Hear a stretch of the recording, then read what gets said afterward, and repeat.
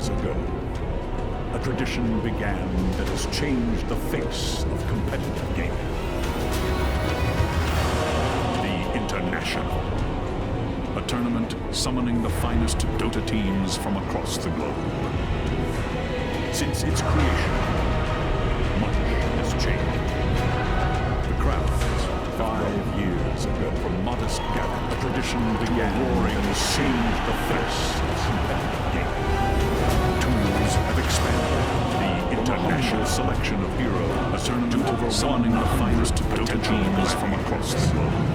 And with the help of the Dota community, each year the stakes have risen. Again and again, becoming the largest prize pool in esports is changing the face of competitive gaming. Tools have expanded. The International Selection of Heroes, a tournament overwhelming the finest Dota teams from across the globe. And with the help of the community, each year the stakes of the best. Again and again, becoming the largest prize warriors and esports is changing the face. And others, ambitious experts, ready to put themselves against revered champions to Dota teams across the globe. And with the aid of the community, each year the stakes of the best. Again, yes, again, becoming the largest prize warriors and esports is changing the face.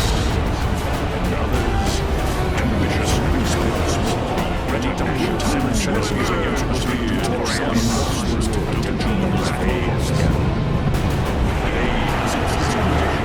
Each year the stakes of the best. Again, yes, again, becoming the largest prize warriors and esports. Ladies and gentlemen, welcome to the International 2015! Day 2 of 6 to find the very best champions in Dota 2 in 2015. The crowds are ready, the cosplay's ready, and the teams are almost ready. We are going to get into it very shortly. We are live from Seattle. Ladies and gentlemen, welcome to the International 2015! To go through everything that's going to happen. Day 2 of 6 to find the very best champions in Dota 2 in 2015. The crowds are ready, the cosplay's ready, and the teams are almost ready. We are going to get into it very shortly. We are live from Seattle. Ladies and gentlemen, welcome to the International 2015! To go through everything that's going to happen. Day 2 of 6 to find the very best champions in Dota 2 in 2015. The crowds are ready, the cosplay's ready, and the teams are almost ready. We are going to get into it very shortly. We are live from Seattle. Ladies and gentlemen, welcome to the International 2015! To go through everything that's going to happen. Day 2 of 6 to find the very best champions in Dota 2 in 2015. The crowds are ready, the cosplay's ready, and the teams are almost ready. We are going to get into it very shortly. We are live from Seattle. Ladies and gentlemen, welcome to the International 2015! To go through everything that's going to happen. Day 2 of 6 to find the very best champions in Dota 2 in 2015. The crowds are ready, the cosplay's ready, and the teams are almost ready. We are going to get into it very shortly. We are live from Seattle. Ladies and gentlemen, welcome to the International 2015! To go through everything that's going to happen. Day 2 of 6 to find the very best champions in Dota 2 in 2015. The crowds are ready, the cosplay's ready, and the teams are almost ready. We are going to get into it very shortly. We are live from Seattle. Ladies and gentlemen, welcome to the International 2015! To go through everything that's going to happen. Day 2 of 6 to find the very best champions in Dota 2 in 2015. The crowds are ready, the cosplay's ready, and the teams are almost ready. We are going to get into it very shortly. We are live from Seattle. Ladies and gentlemen, welcome to the International 2015! To go through everything that's going to happen. Day 2 of 6 to find the very best champions in Dota 2 in 2015. The crowds are ready, the cosplay's ready, The team just coming up just welcome to the International 2015. Everything's day 2 of 6. I want to know, like, the very Very best champion in Dota 2. The crowds are ready. The cosplays ready. The team just coming up just welcome to the International 2015. Everything's day 2 of 6. I want to know, like, the very best champion the stage that you're on. What is that? The crowds are ready. The cosplays ready. The team just coming up just welcome to the International 2015. Everything's day 2 of 6. I want to know, like, the very best champion the stage that you're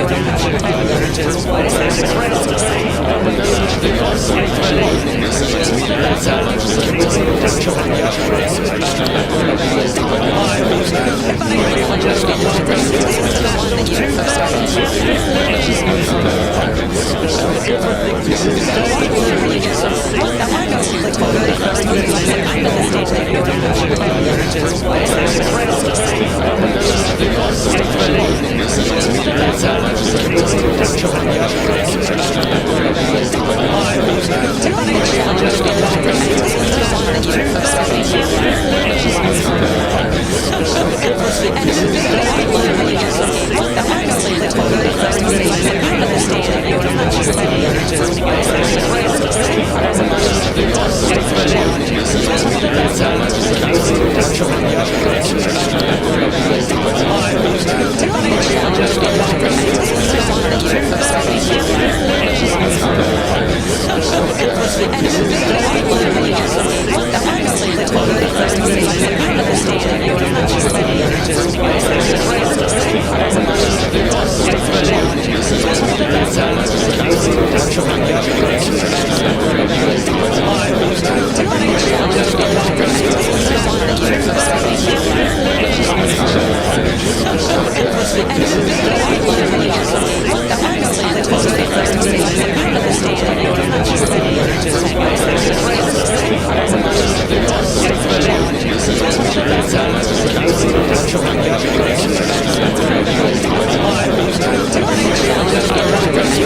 welcome to the International 2015.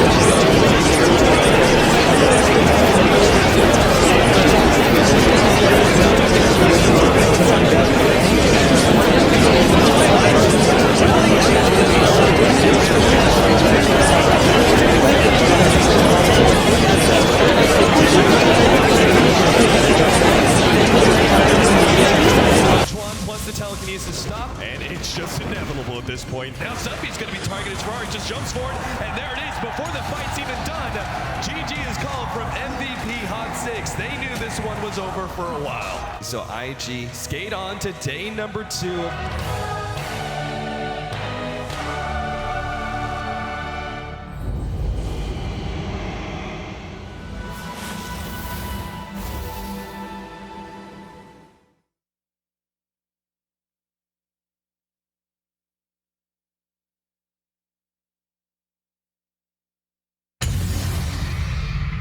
Again, his blinks are just so aggressive. You know, he was very close to getting the kill on the Tuscan. He was probably frustrated that his ultimate didn't give anything.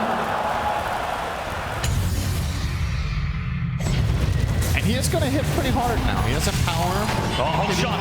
Long way in. Paul stops away straight away, though. Was forced to get a reaction out from Team Empire. The side of Fitz with a blink forward. Man, they drop so quickly.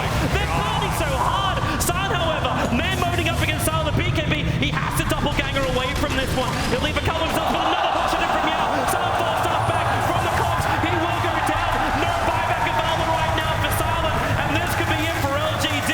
They got Empire licking their wounds in base. They will take the bottom racks, but it's 70 seconds without a Phantom Lancer. C-Deck is that they were a little bit too afraid to go for anything, but Bone 7 is going to try to snipe the courier. It's not in range though. Oh, these are the next level strats that we expect from Cloud9. Oh, it's going to get it. One more shot and down it goes. Bone 7 suicide in the Fallen. He'll spend his gold. Oh, wait a second. He showed himself in middle. This opens up bottom lane for LGD.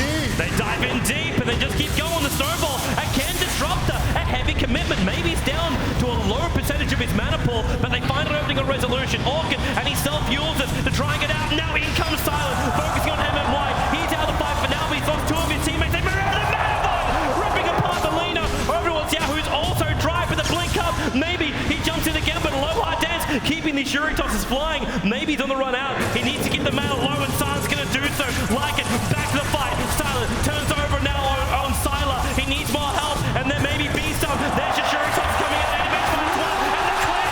It's a double kill. It keeps going. Silent, madly Dota. Empire will get a triple kill, and wiping the entire side of LGD from the face of the earth. It makes it so hard for you to fight against him, but might be a fight here is Early level 1 fight. Luo already pushing back against Jerix. They're going to try and battle over that bounding road. MP actually dropping very low already. They need a couple more right clicks. Fate really gunning for it. Needs a little bit more. The lance comes out, but it's still not enough. He's going to survive with just a sliver of HP. He's got to focus on Luo. Light Strike Array actually lands on him. He keeps the health potion alive. Now he's stuck. He's on the wrong side of the picture on that one. And the team MVP Hot 6 start running him down. Another Light Strike Array landed, and that's going to be first blood going to Jerix. They're going to try and wrap in around behind Team Empire. The Courier's delivering in the gem at the moment, and they actually attack the Courier with the wolves. This might flag the fact that Empire, they're behind him, and maybe the jump off the Abyss of Light. They can drop in the LP, catching out too, with the Sonic Wave, the snowball, protects him long enough. Maybe down, jump himself away. Yogi trying to chase after the kill, and then even glimpsing him back. Silent down for the count. This could be it. Yao's on the run back. You have your buyback coming in from the Lycan, but he's losing his teammates so quickly. Carving him apart. GG! Team Empire will take game number 2 here, up against the clear favorites for this matchup with an ultra kill for Silent. A very close encounter there with the Spirit Breaker. Newbie now, they're looking for a smoke, moving into the jungle. They've got a hook shot available. QM Febby farming up a camp. It might be their last camp for a bit of time, because June coming in, the sun spike onto Febby, looking for QM, but QM with the race is bringing Sanction, let the finger onto QM. Febby, he's going to fall almost at the end. They do find the kill. June stuck in the cogs, he pops it down the death forward, hitting onto June. Oh, bring down the top one. KP looking for me now, moving in. KP finds the Winter's Curse onto QO, holding March and notes back. KP getting low moon. Look at the damage he's doing here with the Desolator. One more hit, not quite enough to bring that KP down. March with the bashes. What a fight move! What a fight there for MVP, taking 3 heroes down the side of Newbie. He's going to do it fairly quickly here with the damage and the crits from KP, but I'm sure Newbie will want to contest. This is very good placement for the healing ward. The least likely cliff to be checked by the Sansheng White moving in with the Arctic Burn. He's got the Winter's Curse available. He's gonna use it straight away now with the jump in here from Moo. The damage to the side blades. Look at the side blades going now with June with a hook shot, trying to disrupt the fight, keeping Nox and Febby out of it. Sansheng and Moo, they're getting on QO's done too much here with the Rig Grim and the Wire Right Click. Sansheng, you can't fly away from that. Oh, Banana with the biggest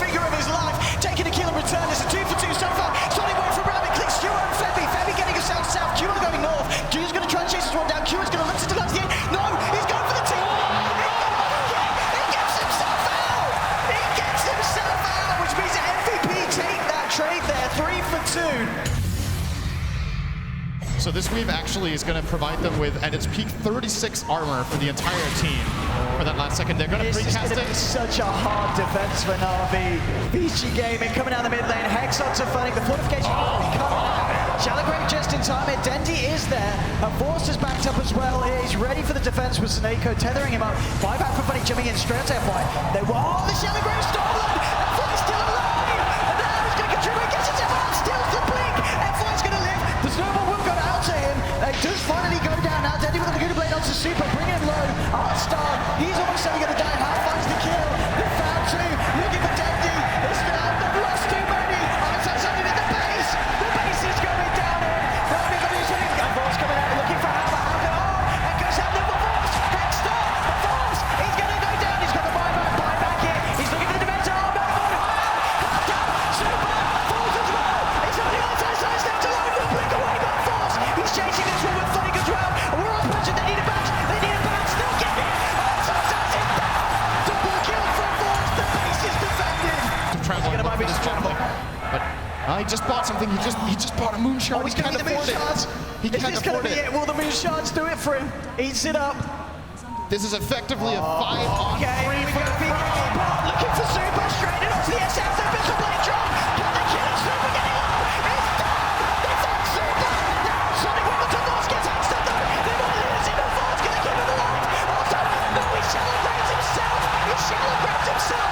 It's over. Vici Gaming take the game. Oh my goodness.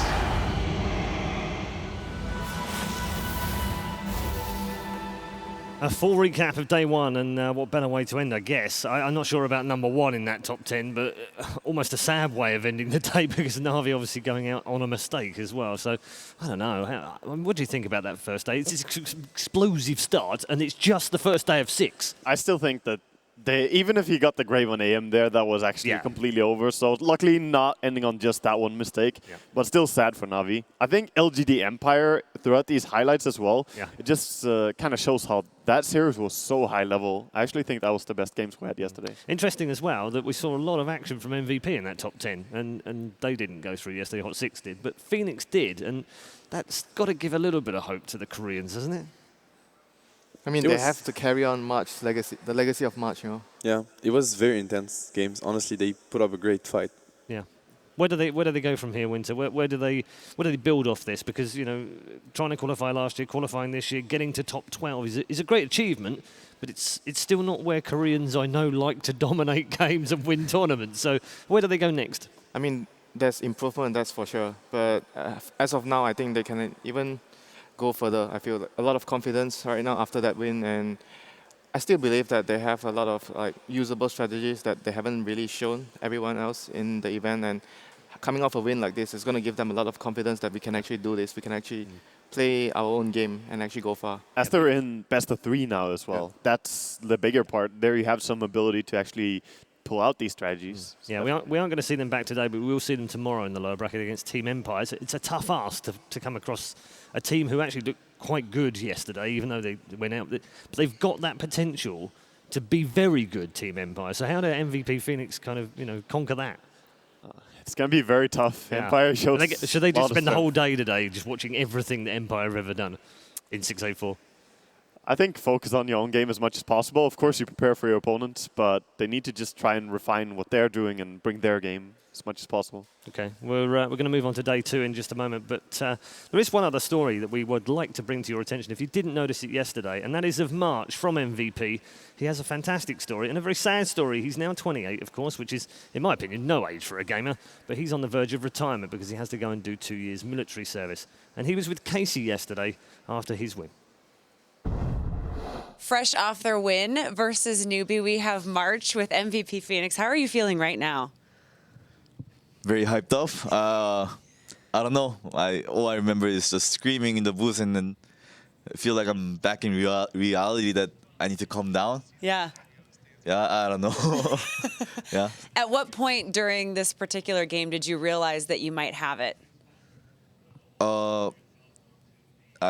The game was very close, but around the Dire Secret shop where Lion missed a stun and got lucky bashes on 3 people, I think that's the point where I felt strong to win the game. How are you feeling as a team? You have fought your way to get here. You won the wild card, and now you just beat newbie. How does it feel to have come this far? I want more. I don't know. I want more. After the taste of victory, I think I want more. I want to go further. How much farther you think you got? As much as I can. Yeah, until I pass out. Until you pass out? Yeah. Well, that would mean you gave it all you got. I think I can give it more. Yeah. Really? Yeah. As captain, what were you doing to lead your team to this victory? To be honest, I think I was just feeding in the game. All I was doing was screaming to hype up the team, bring the team morale that we can win. And then at the end, I saw my items and scores, and it wasn't so impressive. Describe that moment when you saw that.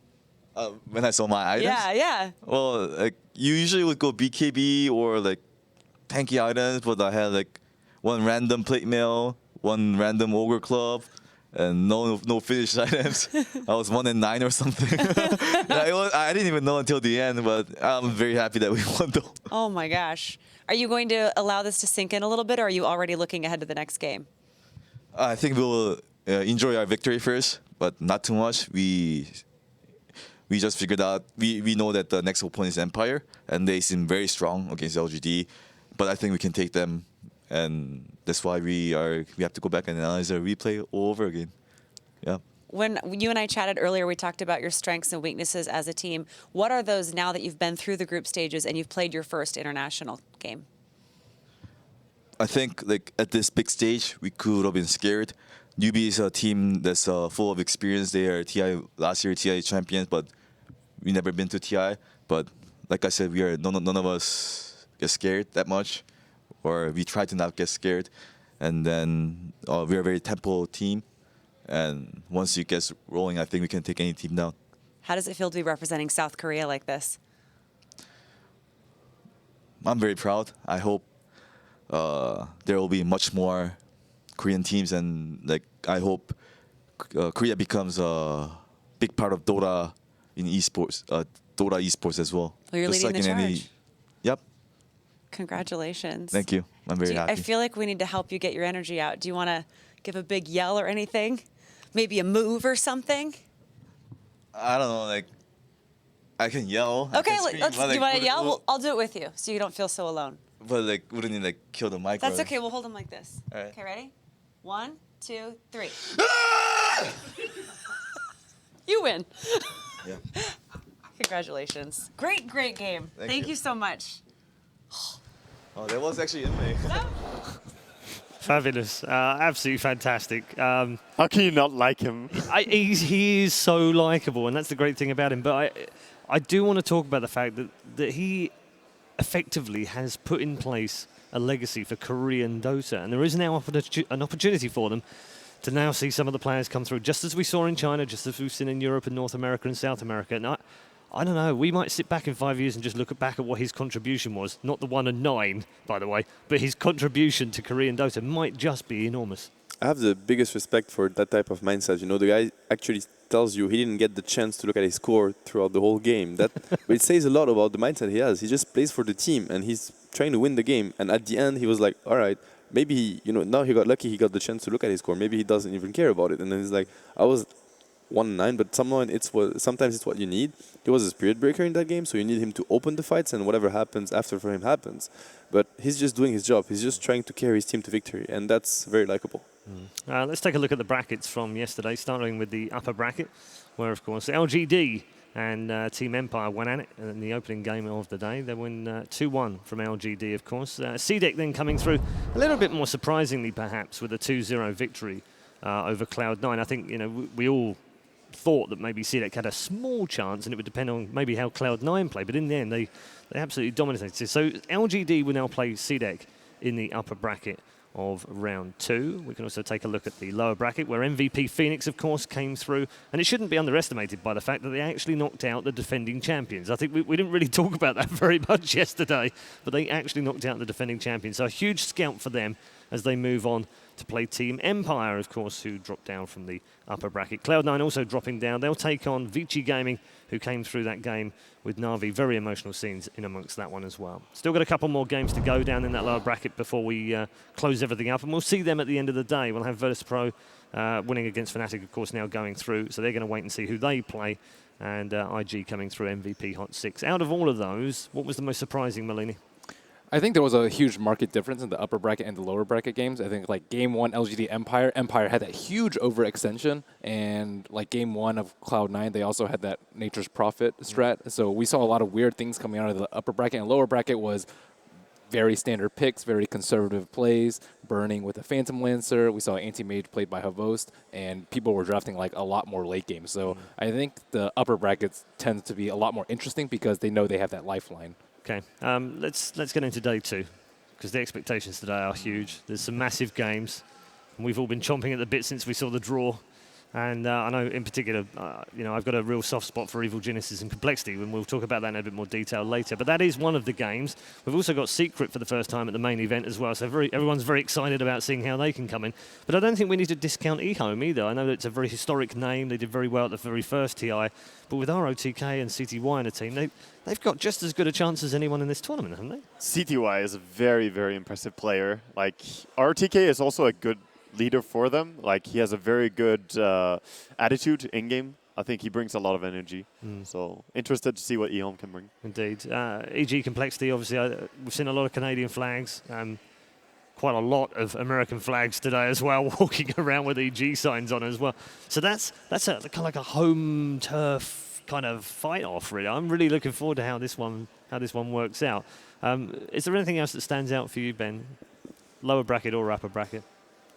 I'm really excited to see two North American teams. I think we talked a lot about the Korean scene with 2 MVP, and last year there were none in the main event. But I think at the same time the North American scene definitely deserves some love. It's home turf. There's a lot of fans here. I'm excited to see so many people here early in the morning with flags and everyone cheering USA. Yeah, I think we might get a few cheers. That's for sure. It's interesting because it seems like the North American scene is getting stronger, because I remember previous TIs. There was EG, and I don't think any teams placed that high. Like now, this time around, we have 2 teams that place really high in the group phases. So, and unfortunately, they clash. They're gonna fight each other already, but it's not. No one's gonna get disqualified from that game. So.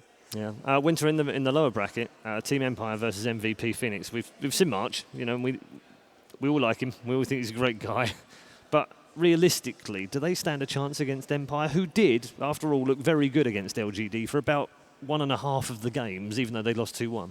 I mean, they could have easily taken the series 2-0, honestly, if they had a better execution in certain fights. But if you talk about MVP as well, they have like this huge morale boost from the win against Newbie. So I think that will play a huge factor. The whole team will be much more confident. And you go into a game like Empire. Empire is a team that runs at you, that they try to take fights against you. They play really aggressive. So MVP as a team has to respond with their own confidence and their own play style to be able to match them. Okay. Seb, yesterday, Cloud9 didn't have the best of days, has to be said, although I think we shouldn't take anything away from CDEC playing really well in that game. They play Vici Gaming, who actually started to look like the old VG a little bit yesterday, or albeit in a best of 1, so very hard to tell. How do you see that matchup? It's going to be really tough to predict, because I don't think VG was so convincing yesterday. I think they did well, but it wasn't enough. Like, it wasn't close to being enough to actually beat Cloud9 if they play their A game. But on the other hand, Cloud9 did really underperform, and we kind of predicted that it could happen. It's Cloud9, it's hit or miss. So it's gonna come down to the mindset of the players. I think we can expect Vici to be a bit more stable and to deliver a bit, at least, like a very stable performance. Whereas Cloud9, it's definitely up to them and up to the approach they have. It's gonna be tough to predict. I'd like to see Cloud9 bounce back. I think from what they show during the group stage, seeing them lose 2-0 and 2-0 again would be really tough. It would be a really tough winner bracket and loser bracket round. They didn't have a particularly outstanding group stage, but they weren't terrible by any. They finished third, so they also had some days like they're kind of hit or miss. Like they had days where they won both their series 2-0, which is amazing. That's 6 points, And when they perform well, they can beat any team. So I think C9 versus Vici can be a close game, I think it can be very dangerous for either of them. And they beat teams with a very specific playstyle. And, you know, I'm here to watch great Dota, and I want to see that playstyle play to the highest level. So that's why I want to see Cloud9 shine. Yeah. All right, I'm glad you've ended on that because we all want to see great Dota. And I know one particular person who's here at the Key Arena also wants to play some good Dota at TI6 because she and I are going to put together a team and dominate next year. Good morning, Casey. How you doing? That was the dumbest thing I ever said yesterday. I'm so sorry. It's fine. We've got it. I've got some good trainers up here. They're going to help us out. I think we got this. Okay. So we'll see you next year for that. Good. We thought we would come inside and give you guys a little bit of a behind-the-scenes look at the bowl. So I first want to show you the stage, which you've seen on the stream, but look how giant it is in person. Yeah! Yes! And then if I can have Myron show the giant screen, this is where I look like a giant. Whoa! Totally awesome. So we have people filing in for the first match, obviously, and I asked this section if they were going to be excited for us. They promised they would, so let's test it out. You guys excited for Dota? All right, predictions. Predictions for the match, and look up at Myron as you say them. I think EG is going to take it. I like Complexity, and I'm not really an EG fan, but I think EG is the stronger team. What about Complexity? Any Complexity fans? There is no booing in Dota. Yes, there is. I know. That was another dumb thing. All right, who's excited to get these matches started? Do we have any big Jeremy Lin fans here? Yes, we do. We had a chance to talk to Jeremy Lin yesterday. Obviously, big NBA superstar, future Dota professional, as you heard it right here first. I want to show you what happened when we went out by the secret shop to kind of walk around and mingle with some Dota fans. What is in your pocket and where did it come from? This is a Necrolite plushie, and I just stole it from some random dude on the street. No, he gave it to me, and he was like, hey, do you want one? I was like, sure. So he gave it to me, stuck him in my pocket. He falls out every once in a while, but it's all good. Is that your new good luck charm? It's my new good luck charm. It's going to give me street cred while I walk around these streets trying to figure out what we're going to do with this video. I have not been to the secret shop. Okay. Yeah, but I hear it's nearby. Yes. No, we're walking you far, far away from it. Okay. Oh, right here, right here. It's right here. All right. I ordered some items, so I got to go pick them up. Or I think my friend went to go pick them up for me. But one of my favorite heroes is Timbersaw. That's pretty sweet. What's wrong with Timbersaw? Well, he's a little crazy. And the reason he's my favorite is that when I first watched him, we watched the game on mute because we were covering it, and he looked terrifying. And then somebody allowed me to listen to what his voice sounded like, and I was like, oh. So is that's what you're looking for? Your ideal boyfriend or husband voice is a Timbersaw voice, pretty much. That's right. Is that how he sounds? That's pretty good. Yeah. I didn't hear it though. You might have to do it one more time. He says something about trees. There he is. He got my stuff from the secret shop. Oh yeah. Can you show us what you got? Yeah. Yeah. There we go. Let's see it. This is a shirt that I really wanted. How long have you had your eye on this shirt? Well, just since this morning. So not too long. Not too long. I feel like since I saw it 2 hours ago. I saw it this morning. Thank you very much. But this is the one I really wanted. Mainly because there's a Pudge, which is always awesome. Axe is a hero that I love playing, as well as Leviathan. I just think it's pretty sick. Now we're talking. Those look see-through. Yeah. Wow. Aren't those see-through? This is intense. This is very intense. I will give you $100 to put those on right now. It's gonna need a lot more than $100 to put those on right now. Yeah. That is a pretty sweet shirt. I forget actually. I got this a long time ago. You know what? You stole that from someone. They should get your shirt. But there's. How are you? We have our friend Jeremy Lin here. It's an honor, sir. Storm? You know it. Ha ha! This is pretty amazing. Thank you, sir. Can you fly? Let me try. I see a wine bottle and a gun. What is it really? We have a t-shirt cannon, something that has been in the works for years, and we finally got around to asking permission to get it. They said yes. Can you have a crack at it when you're done? Why don't you get the first shot? You want it? No. Okay, so how about this? I'll get it ready. And Okay. all you got to do is put one hand here And just then fire. pull the trigger, shoot it straight up. Okay, cool. Sounds good. Let me get All right, you get it ready. That looks way too... I feel like a malfunction will be very hazardous. Yeah. The minute he hands it to us. Yeah. You guys want a t-shirt? That. All you. You've earned it.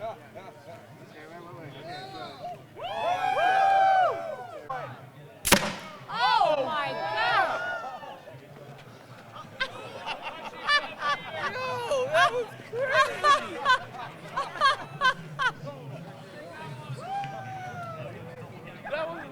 What'd you get? What'd you get? I think it's a lion. Lion toy. I think it is. You have a lion shot out of a cannon by NBA pro Jeremy Lin. I have no words. It's amazing being here. Free plushies. Just got an autograph from Jeremy Lin. Couldn't be better. What could possibly top this week for you? You know, I'm meeting my namesake Casey. My name's Casey as well, so great to meet you. Nice to meet you. Here, take one where I'm stealing his plushie. Okay.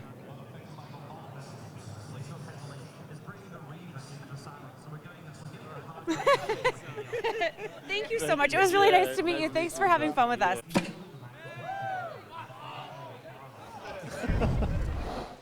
Oh my goodness. The swag gun. That is way too much fun. I want one of those. And those two as well, having far too much fun. We're stuck on the desk and not able to go anywhere. They've chained us, by the way. We actually can't get off our chairs anymore. Brilliant. Great scenes down there. And Jeremy Lin, again, like I said, I've given him props already. He's super old school. He's like Necrolite and Leviathan. Yeah, using even the old words. Well done. Like that a lot. Brilliant, though. And, great to catch up with him on the show yesterday. We are going to look forward to today, of course. And we're waiting for the horn now to signal the start of the day and get into our first game, which will be EG versus Complexity. So we've still got a little bit of time about...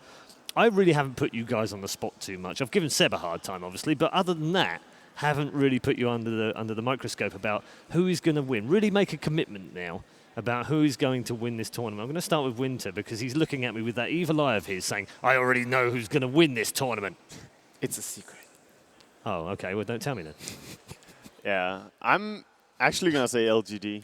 I was thinking EG Secret before coming here, but LGD has looked really strong until they played against Empire, but I also think Empire played really good against them. Despite that, they won. They held really well in the first game, so I think LGD can sign of a take it, champion, isn't it? When you play a team that actually are playing better than you are, and you still manage to somehow eke out a series win. Exactly. Okay, very interesting. It's really tough for me to choose between EG or Secret, but I'd like to see them play today. But one of those two, I think they're gonna beat LGD. Do you want me to give you like an easy way out by saying you can make your choice tomorrow after you've seen them both play today? If you could, it would make it up for yesterday. That would make it up? Yep. Can we be best buddies again? Yeah, we can. Yeah? Okay, let's do that then. All right. You get a pass today, Seb. Great. Malini doesn't know. I like Secret. I was talking to someone on the bus, and they said that they didn't ban out Last Track versus LGD just to see what happened. Okay. And it happened, right? It happened, right? Like you do, you know. I mean, I think that they're still like experimenting a little bit in the group stage because they feel that confident that they're going to end up on top of the group stage anyways. And that says a lot to me about how they feel about this whole thing. And they're not afraid to go outside the box. We've seen a lot of standard play from a lot of the teams. Maybe some of the lower bracket teams try things a little bit. But the upper bracket teams, they're pretty straightforward. And the Secret's the only one that I think will bring something super innovative. Okay. What about EG? Because I have this incredible stat that Nahaz gave me, which is the first 6 games they played in the group stage, they used 25 different heroes. That would suggest that they're not frightened of experimenting either. I like EG a lot too. I think EG is probably the team that can give Secret the biggest run for their money. In the last few times that we've seen the matchup, ESL and I think it was Dota Pit, it's been very, very close matches. And I think EG knows Secret the best out of any team. Yeah, but interesting when we spoke to them before the tournament as well, and they were asked, who do you look at, who you keep an eye on, what sort of strategies are you looking at and picks and what have you, and they were like, no one really, but we'll kind of look at what EG do in the other group, and I think that's almost the ultimate compliment for them, really. Definitely, and EG, what was very special to play still, they're just they're chill. I'm glad that you were the first person to bring up techies, because then It's gonna happen. I don't get any more hate for it. I love playing techies, by the way. Me too. Yeah, I just hate playing against them.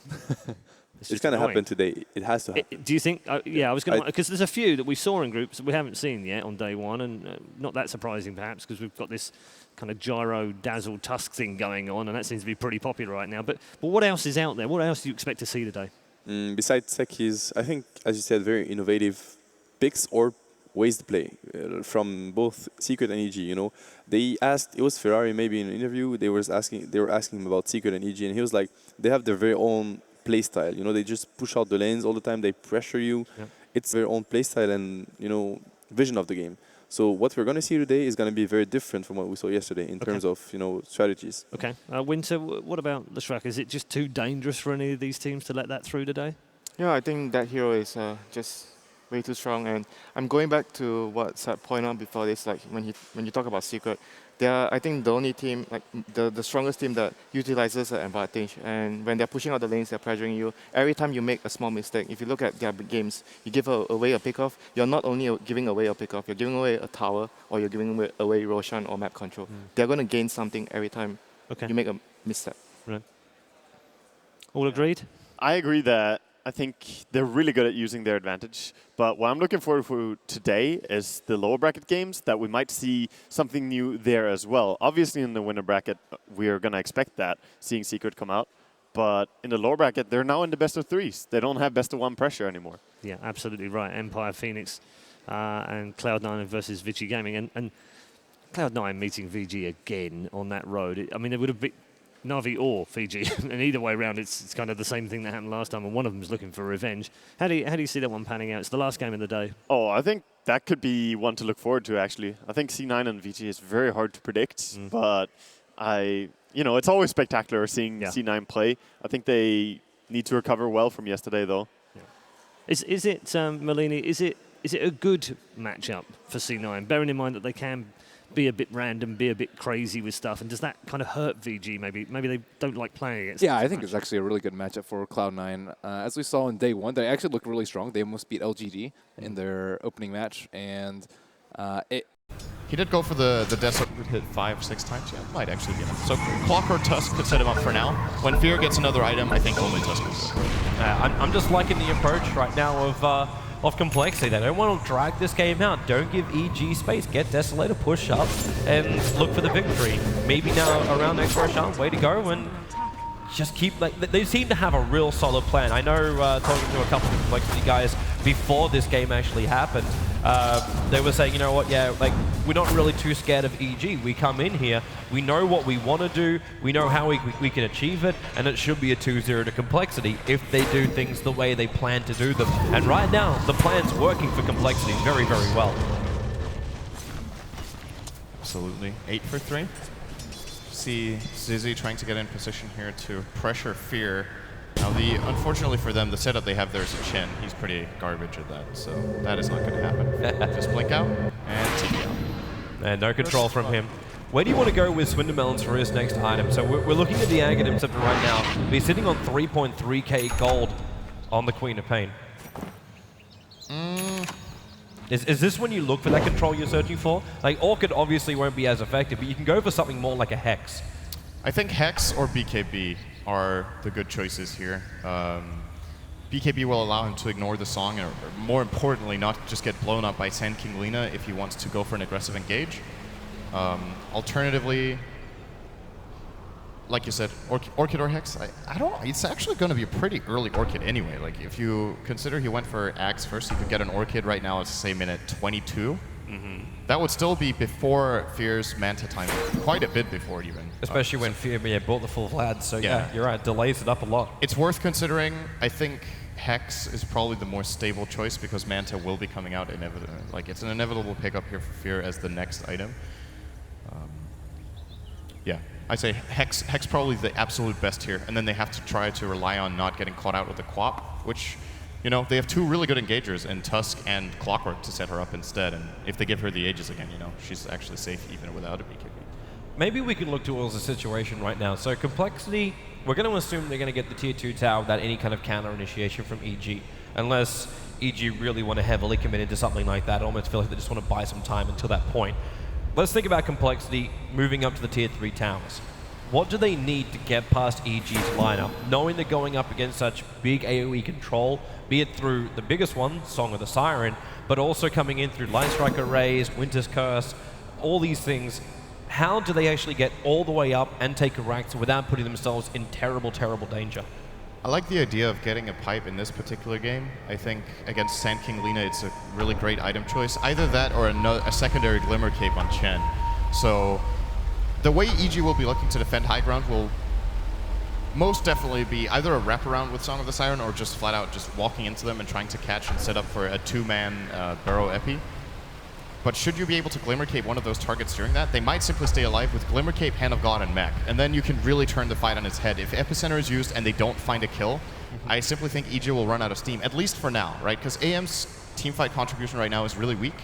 The only thing he can do is get a good Mana Void if Queen of Pain is low on mana, but he can't jump into a Clinks. Like, he's going to get 4-shot if he tries to contribute to the fight until he has Manta. Yep. So there is definitely a timing window right here for Complexity where the fights will be more or less 5-on-4 plus Mana Void.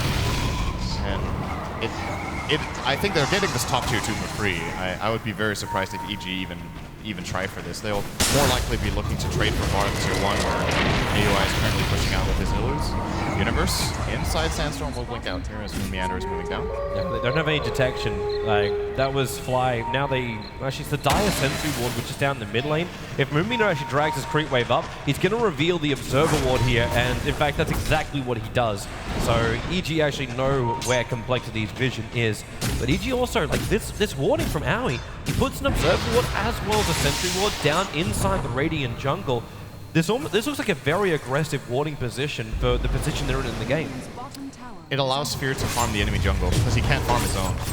So generally this is what you want to do when you're under this much pressure, is you will always see the leading team try to invade the enemy jungle and shut them down entirely. And then the logical play is just, well, okay, if they're committing so hard into our jungle, we can just trade, right? You just take theirs and it becomes an even trade after all. And everything for EG right now, if they can get an even trade in the next 10 minutes, that's what they're looking for. I think it's ambitious trying to win the next 10 minutes. But should Fear get a Manta and another item after that? Nice hook shot down, catching out PPD. The Cog's burning, also had the Arctic burn up. So able to run himself away. Meander right behind him, and PPD, the TP out, the battery assault. If he kept walking, it might have been able to reach. But the TP out in time will be saving the Winter Wyvern. And PPD relied on the fact that it looked like Moon Meander just simply didn't follow him, so he took the chance for the TP. If he would have seen Moon Meander following him there, he wouldn't even have tried the TP. Bottom lane, they play Ring a Ring a Rosie. There goes your dust from Universe. At least reveals him, and then Song of the Siren from Aoi. And will TP out. Universe will also get out. And Anti-Mage's Overstate is welcome. So in fact, he just creep skips a little bit behind the Tier 1 tower of mid, and then moves up to the Ancient Sphere. Moving quite nicely. He's managed to get at least 4 or 5 camps as they put those wards down. This is how EG wants to and needs to play right now. He's trying to maybe backdoor the top tier 1 a bit here. No, he's going to try to cut the wave, but it's going to take a little while before it arrives. He needs to stop the momentum on the top lane. Now that Roshan's respawned, and it's a quick respawn as well for Complexity. So timing is on their side. All this space which we're talking about, which EG need to create to make sure the Anti-Mage can farm up, can get to Mana Style, it's going to start to disappear very, very quickly. He's going to try for it. He's trying. Linked in there, but he's probably going to give up on it right now. But he still forced him out. And this is a game of cat and mouse right now. It's about, can Fear jump from lane to lane without getting caught too much? So far, he's doing a great job. Hasn't even died this game yet. He can keep this up, being elusive. Still, it doesn't really feel like EG are making much of a comeback. Experience-wise, they're pretty close, but the gold is this could be kind it. of stalling out. Blink away by Swindlemelons, but Universe and Samal, they're still right behind it. Blink forward, the Light Strike Array as well is going to connect. Swindlemelons, they need to Laguna him, and the Cold, actually, they just let the Curse go. That's a big kill. PPD will take it. But that Queen of Pain was getting completely out of control, and this actually moves the Anti-Mage into the #1 net worth position. This is where, if you're Complexity, you need to be careful with not slowing down too much. They've played a very, very good super early game, but their strategy just has a weakness when we come to minute 35. Unless if they can secure Zizzy to be able to attack during the entire fight, he can still do a great job against AM. This is a very good step in the right direction. Yep, taking out Roshan. Easily claiming the Roche here, 23 minutes in. That's with the Aegis. Close to BKB as well. I wonder if he's going to go for a crest actually after that, or if he just keeps the medallion here. But BKB, I agree with him. You almost look at Complexity's point of this game right now, and I don't think he wants to plan for another item after this. Like, get the BKB, push up and take a Rax. The only reason you're getting another item is because you're looking to prepare yourself to go in again on EG's base. If they waited any longer, like you said, 35 minutes being a big mark, they kind of have to go sometime soon. Sumail also have to be careful when Fly's moving around that close. He's got Blink Dagger as well as the Glimmer Cape. And we were wondering what Swindle was going to go for. It's going to be an Octarine core. This looks right now. I do not think this would be a Bloodstone. I think it really. It wouldn't make much sense. It's a weird position to buy Bloodstone in, I think. So, Octarine. I don't know. I'm not completely sold on that item on Queen of Pain just yet. I've seen it picked up in a couple of games. I think it can be great sometimes. Of course, lowering the cooldown of his ultimate even further, so it's going to be down to 30 when he does have that, which. I mean, it's great, and the blink cooldown would be very low as well. But generally, Queen of Pain's impact in these team fights is going to be, one big burst, and then you have to kill 1 or 2 key targets. And Octarine Core doesn't really help with that burst, whereas you could be looking at something like perhaps considering a Refresher for a really big burst output, a BKB for more flexibility with how you engage, or even the Hex for added utility. Octarine is a little bit of an odd one out, which gets like exponentially better the more items you have. It also reduces the cooldown of them, but he has no active items apart from Bottle 1 and Treads, so yeah, it's not really that useful right now. It's the no disable line build from him. I suppose at the same time he's got Fly for his disables as well as the Chan, but I'm still waiting for this push to come. Like Complexity, they were moving across the... Yeah, it's really stopped right now. It's very, very stopped. But yeah, I agree. This is a classic EG game, though. They're very good at playing the defensive waiting game where they farm up a heavy one position for fear. They've done this multiple times before. They have great high ground defense. Historically, it's been, the old EG with Mason on it. There were a couple of strategies for EG that revolved around having like the most absurd amount of team fight and a mega hard carry, like a Naga Siren or an Anti-Mage, and they would play like Sand King and Tidehunter and Enigma in the same lineup, something like that. Just, how do you high ground against that, right? Yeah. Times have changed. It's not as good anymore. But there's still, there's still some leftovers here. They really favor their teamfight heroes here for, of course, Universe, and this time around the Windsor Wyvern. All right, so while we have ourselves a moment, we're going to go back and get some thoughts from the analysts. Thank you very much, Toby. Yes, back on the analysis desk, we'll find out, and the investigations will continue on what's happening for the players, and we'll get that fixed. But in the meantime, it gives us a brief opportunity to discuss the first part of the game. And Merlin, let's start with you. How do you assess it so far from a complexity point of view? They must be thrilled. Yeah, the Queen of Pain is doing fantastic. Tusk's ganks roamed out pretty well. They got that first Roche. I mean, everything's shaping up to be a pretty good early game, but at the same time, their lineup's completely geared around early game, and Klinks is one of the best Roche takers, and I feel like they're on a little bit of a timeline, but it's not too straining because of how well their early game. Okay, Winter, you agree with that? And if so, what is that window? I mean, I agree with Ben totally, but the thing is, like, the Queen of Pain has gone for a very unusual item choice. He went for a Soul Booster after the Aghanims, which we were kind of surprised, like, what is the possible reasoning behind building an Octarine core this early on, because we kind of felt the AM would actually be a problem to complexity, and without a solid disable like a Side of Vice, it's very difficult for them to catch Fear out, and they can't really control him from split pushing the whole map. Okay, Wagger, you're nodding. Yeah, we were talking, me and Winter earlier, about how Hex Refresher after Aghanims is an extremely potent build, can even solo kill an Anti-Mage in best case, as you have so much pure damage. But now without Hex, and they don't have Orchid on either Queen or the Klinks, they have pretty bad lockdown actually, apart from the Tusk and Clockwork. Okay. But they're on a timer, but they're doing well, so Complexity is still in the driver's seat this game. Okay. Seb, are you concerned at all for EG? Do you feel like they need to get a move on, or do you feel like it's a waiting game, as Ben explained? I'm not so concerned for them. I think right now they're pretty happy with how the game's going, and I think they're going to take it if it keeps on going like this, and that's why I questioned the Klinks pick. I thought it wasn't aggressive enough. I mean, it is, but not like you can't really end the game with the Klinks, at least not against that lineup, like the lineup that EG has. But what I saw in that game, I'm questioning the Sand King pick for EG. just because the way Sumail plays, he's very aggressive, but he's aggressive when he gets the farm he wants or he thinks he needs to have in order to be aggressive. But in this game, he was just running around early on because he got a tough game, but I mean, it can happen, especially when you're a player like this. People are going to gank you. And then Sanking was just farming the jungle all the time because that's what you want to do as a Sanking. And what Sumail does, usually, he's the one that's going to be farming those big camps in the jungle. He always does it for like 5 minutes minimum. And then he goes and roams around. And he couldn't in that game, so he fell behind completely. And now that Universe got his dagger and he's just creating space for Sumail to farm, you can see he's coming back in the game. Anti-Mage is doing great. It's an anti-Mage, so EG is looking really great now. Okay, not quite the Sumail show that he said he was promising his fans this morning on Twitter, but Not yet. it could be, though. And it still could be over a period of 3 games over the next few hours. Malini, how do you assess Complexity's opening and the way that they've started the game? It's strong, but you said there's a window. If there is a window, where is it? I think it's... I mean, there's a window at some point, but it can be extended by how well they control the Winter Wyvern. I think that's a really key hero in keeping the anti-mage alive. And again, they don't really have that many great AoE tools to deal with them. Nothing like a AoE stun from Sand King. They don't actually have any AoE stuns at all, aside from Snowball, which is very unreliable. So as long as they control Winter Wyvern, I think they'll be okay. Again, the Hex, we'll see how that item pans out. You disagree with Seb? Because he's quite confident that EG are okay right now and they can take this and it shouldn't be a problem for them.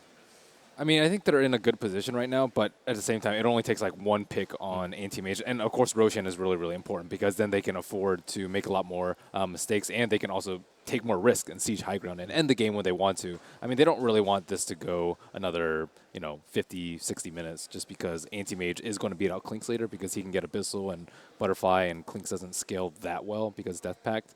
So I think Clink scales fairly strongly, though, because at ESL, I want to go back to that. We said EG ran Clinks as well, and we saw Clinks late game beating down Anti-Mage really hard just because if you go full damage on Clinks and you can get the initiation, that's all that matters. Like, who goes first? He has their support crews a lot better. He has the better, Chen creeps as well. Like, the Chen creeps is far stronger. They have Winter Wyvern, though. It's true, but the problem, they have a lot of control for Clinks. They can protect the target Clinks goes for. They can Winter Wyvern ulti the Clinks. They can just Sand King can always disable. It's the easiest thing to do for a Sand King to just stun the guy that you want. It's a very reliable disable, the Sand King stun. They have Naga. I think it's going to be a tough game for Clinks to carry because he's going to be the main damage dealer. I don't think it's going to be easy for him. He has to get a BKB. AM doesn't. That's already a big deal. The big part that kind of makes me, insecure about Complexity in this game is the fact that they have no Hex and no Orchid. So the fact that Queen of Pain went for the Octarine is really making me worry for them. But other than that, they're in a very good spot from their early game performance. Like, I don't think any one of us expected Swindle on his Queen to win against Sumail mid on his Lina. And he did that without any help at the beginning. Winter, you said yesterday, many of these games now that they're in the bracket come down to mistakes, and mistakes that either individuals make or the team make. Is there anything you've seen so far from either team that would concern you in terms of mistakes? I think I'm just going to go back to the point where so far I think Complexity early game wise with their draft is slightly like risky, like Ben said. The window is closing on them right now, but they're still able to control the farm of EG's team in general by just securing the map and making sure that they continuously get pick off. But it's going to be a problem. Like, how are they going to kill the AM? They need to address the AM at some point in the game. You just can't ignore him the whole game. Okay. You just can't. Right. In the way that their mentalities are right now, we know that Swindles can be emotional, and he plays on that emotion, and he wants to use that as energy. We heard Fly talk in his interview, of course, about they've got this guy and he's helped them with their communication, what have you. What are they going to be talking about right now? Because these are frustrating times, particularly when you're an emotional player and you want to play on the hype. Well, I mean, to an extent, you analyze what you're going to do, your next move, the opponent's next move, and so on. But you really don't want to water that down too much. If you talk too much about overanalyzing during a pause, that can be bad for you. So I think they just need to relax and, stay positive and stay not focused now, but be ready that it could resume anytime. Okay. Seb, what's PPD saying in the EG booth right now? What's he saying to his players, do you think? But they need to keep on playing how they are playing, and that Complexity is going to try, I think, to end the game. It's the game they want to play. You see the Kings went for BKB. He wants to fight, and EG doesn't want to fight. So the only fight they're getting is the fight that it's going to happen when they try to push or get a set of racks. So in that regard, EG, they need to be ready. They have a lot of anti-push. Winter Wyvern is one of the best anti-push. Like, it's actually super hard to push into a Winter Wyvern. And same goes for the Lina. So EG is just gonna, you know, clear the waves until Complexity they will have to initiate on the EG side. They need to prevent the Winter River and the Lina from just spamming them out. But it's really hard to initiate in base against the Naga Sanking because AUI is just gonna stand behind. He's gonna sleep whenever they go in, and then they're gonna counter go with the Sand King. It's gonna be easy initiation for Universe because it's gonna be like 4 or 3 slept target. So it's gonna be really hard for Complexity to break the base just because they don't have that super tanky hero that can just, you know, stand there, eat the nukes with the Chen Meg, the Chen ult, and keeps on killing the tower. Klinks doesn't do that. I think that comes to a point where it's going to be the Clockwork's job to make sure the Naga doesn't do her job. So it's going to be very crucial whether the Clock gets the hook shot on the Naga, whether the Naga is out of position and she comes into hook range. That would be crucial for them. There's going to be a great duel indeed between the Clocker and the Naga if we come to that base push. Around about 10 minutes, there was Complexity. It was a good example of that, where they did pick off Lina and Naga as well. And have they got to keep doing that? Have they got to keep trying to find that, you know, catch a player out of position, just pick one off and retreat and keep doing it and doing it and doing it? Is that maybe that's the key to victory? Yeah, definitely. I mean, they need to get kills so that they can Roshan safely. Because if EG are alive, they can easily contest Roshan. They have Sanking, they have Naga. That's all you really need to know that you can go there. So they need to keep finding kills so that they can take over the enemy map and go for Roshan in order to take high ground. I think the other thing that they need to do in maybe the next 5 minutes is to get a gem, secure the map. Currently, they still don't have.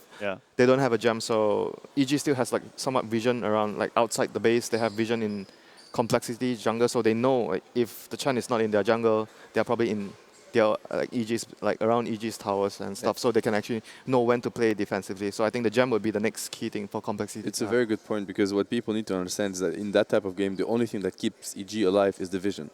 It's the main thing for them, more than anything else. It's just being able to know where Complexity is trying to attack and how to play around them. Yeah. But if they would, I don't think they're going for the pick-off game, Complexity, because if you're Klinks and you have an Aegis and you want to play that way, I think you get a Hex instead of the BKB. Because he can solo kill Intimate with the Hex. Yeah, it's gonna four-shot him. They need the AM and the Lina to feel pressure. Like, they don't feel safe anywhere on the map. And at this point, Lina's like pretty scared about Anti-Mage can do whatever. Once he gets a Hex, it's a completely different game. I mean, once AM clicks on the Queen of Pain now, he probably knows there's a Soul Booster, so he's going to know that the next 10 minutes or so, if nothing major happens, he can do whatever he wants. It's so hard for them to kill him. As long as he has some wards out, he can still do whatever he wants, yes. But if these wards get removed and you don't have any tier 1 or tier 2 tower, that's when it gets really difficult to play the anti-mage. So the way they have to play in that game, you need, as anti-mage, you need Naga behind you or Sand King to be around, because then you can play very aggressively. They're going to waste time into going on you. I think Sand King and anti-mage and Lina, both of them, like the three of them, can pressure lanes. And it's going to be up to Naga and Winter Wyvern to be positioned well enough. So, like, if BPD and AUI, they predict where Complexity is going to gank, they're going to make them waste a lot of time, and they're going to keep on farming, and eventually they're going to be too farmed for Complexity to handle. Swindles in the mid lane versus Sumail is something we were looking forward to. We've already said it's not quite the Sumail show so far, but that gives credit in some way to Swindles as well. Is there anyone else in either team that you've looked at so far and thought, actually, they're playing better than I thought they would? I'd say Fly. I wouldn't say he played better than I thought he would, because I thought he played amazingly well during not the qualifier, sorry, the group stage. He didn't play bad this year, but not as well. He was like literally impressive during the group stage. He stepped up his game completely, and he's one of those players, he's known for his land potential. That guy was in the old Fnatic with No Tail, Hani, etc., and they were known for being that scary team at land because they're just beasts on land, and he was captaining that team, so he knows his lands. He's very calm as well as a person. You can tell when he plays Enigma, he's very patient. He gets a very good ultimate all the time. And in that game, we were mentioning the Swindleman versus Sumail matchup, and it was important. And who actually gave 2 kills to the co-op? It was Fly. His rotations were on point, so he's always performing at the highest level so far. So I'm very interesting, very interesting position for him to be in, isn't it? Because he was in secret. We all know that they've now come into the international as the hot favourites, but he's not in that team.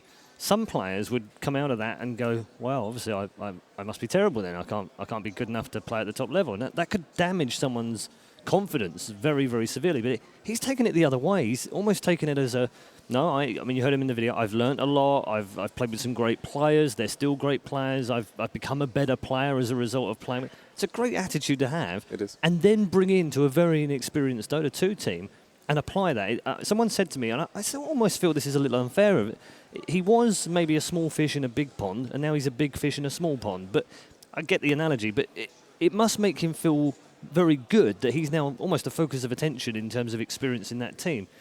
You've played, all of you have played in a number of different teams and done that. Have you had the experience where you've got to a team you thought were really good and you felt, yeah, we can win some things with it, and then you've ended up, leaving that team for whatever reason, then playing with someone? What is that like? What is that transition like? You need to change a bit your play style, because if you play, for example, personally this year, I try to play with French players and try to, get newcomers to become better and share my experience. And it's harder because then you have this mentality where you know they rely on you a lot. So, and when you switch, so I went to play with Alliance, and then obviously they're accomplished players, and I don't have anything to learn them. I'm not, they don't rely on me. They're going to play their game, and we're going to play together as a team. Then you need to work on that attitude. You need to trust your teammates more. It takes a bit of time. It doesn't take too much time, but it can. You need to have that in mind. They're not the same players. I have to adapt to them. Okay. Yeah. I also want to mention that Fly, he's one of the most stable persons that you can probably find. So for him to get, booted off Secret, I don't think that affects him much at all. He's easily recovered. It's not really fair to entirely blame it, because he sort of swapped roles when he was moving into Secret. So he took a more core position where his most natural position, I would say, is being a support player. Yeah. And it kind of takes time when you're transitioning into a different role. He was playing offlane for a while there, and it didn't suit him as well. He also played mid for some time, but support is where he really shines. And to outsiders, it wasn't really clear that he was the problem. We didn't really think that Fly didn't mesh well with the team. No. It was more of an internal thing, and sometimes chemistry just doesn't work out. For example, with Vici and removing Black and bringing in someone else, it seems better on paper, but you never actually know the inner workings until you actually try it. That's true. You can't know how a team functions if you're not inside of it, because, there are so many things to it. Not just how you perform in-game, but also how you communicate. Something that Fly even highlighted himself. This is super important to him and to Complexity. And, I started in a lot for Team Meepon. That's not a team anymore, but Fly was playing with them before he joined Complexity. And he's the type of player where I can tell, if he's experienced, right, amongst the Complexity right now, he's the most experienced Dota player amongst them, but he's going to give them space as well. He's very calm. He's not the guy that's going to try to control his teammates. I know what I'm doing, listen to me. He's going to be very calm. He's going to give them the space they need, but he's also going to be there when they need him. All right, I don't think that's the right move. I think we should do that instead. But they're going to, grow as players and as a team around him, and that's very good. Okay, you'll forgive me for not knowing your personal lives, all that detail, but I just wondered whether any of you have played with siblings or cousins or family members at all. I just wondered whether any of you... No, my family, they shun Dota. And, That's not good. No, they've come to understand it and like it more. All right. I made them watch free-to-play. That was a good... That's a great move. That's a great move. I've watched my dad has been forced to watch that as well. He went, yeah, that seems pretty cool. Okay, I'll take that. My dad knows about the Great Western Shuffle. Really? Yeah. Wow. Okay. Do you want to share that with us now? When BTS came to Malaysia to cast a tournament, so I brought Andrew, Zari, and Gods for dinner, and they sat down, and my dad saw them, and the first question he asked them, "What do you guys think about the Great Western Shuffle?" They were like, "That's brilliant! I love that." Yeah, they were they were just stunned, and they were looking at him. That's so cool. Yeah, that's brilliant. How about you two? Have you played with? I got into Dota because of my brother. Okay. So I guess it's somewhat similar to Jeremy. When I just saw my brother playing, I was like, oh, this is kind of interesting. Then tried it and then fell in love with it. My parents don't like it as much. They're more like, okay, well now they're of the mentality, oh, if it makes you happy, then go on with it. Sure. So.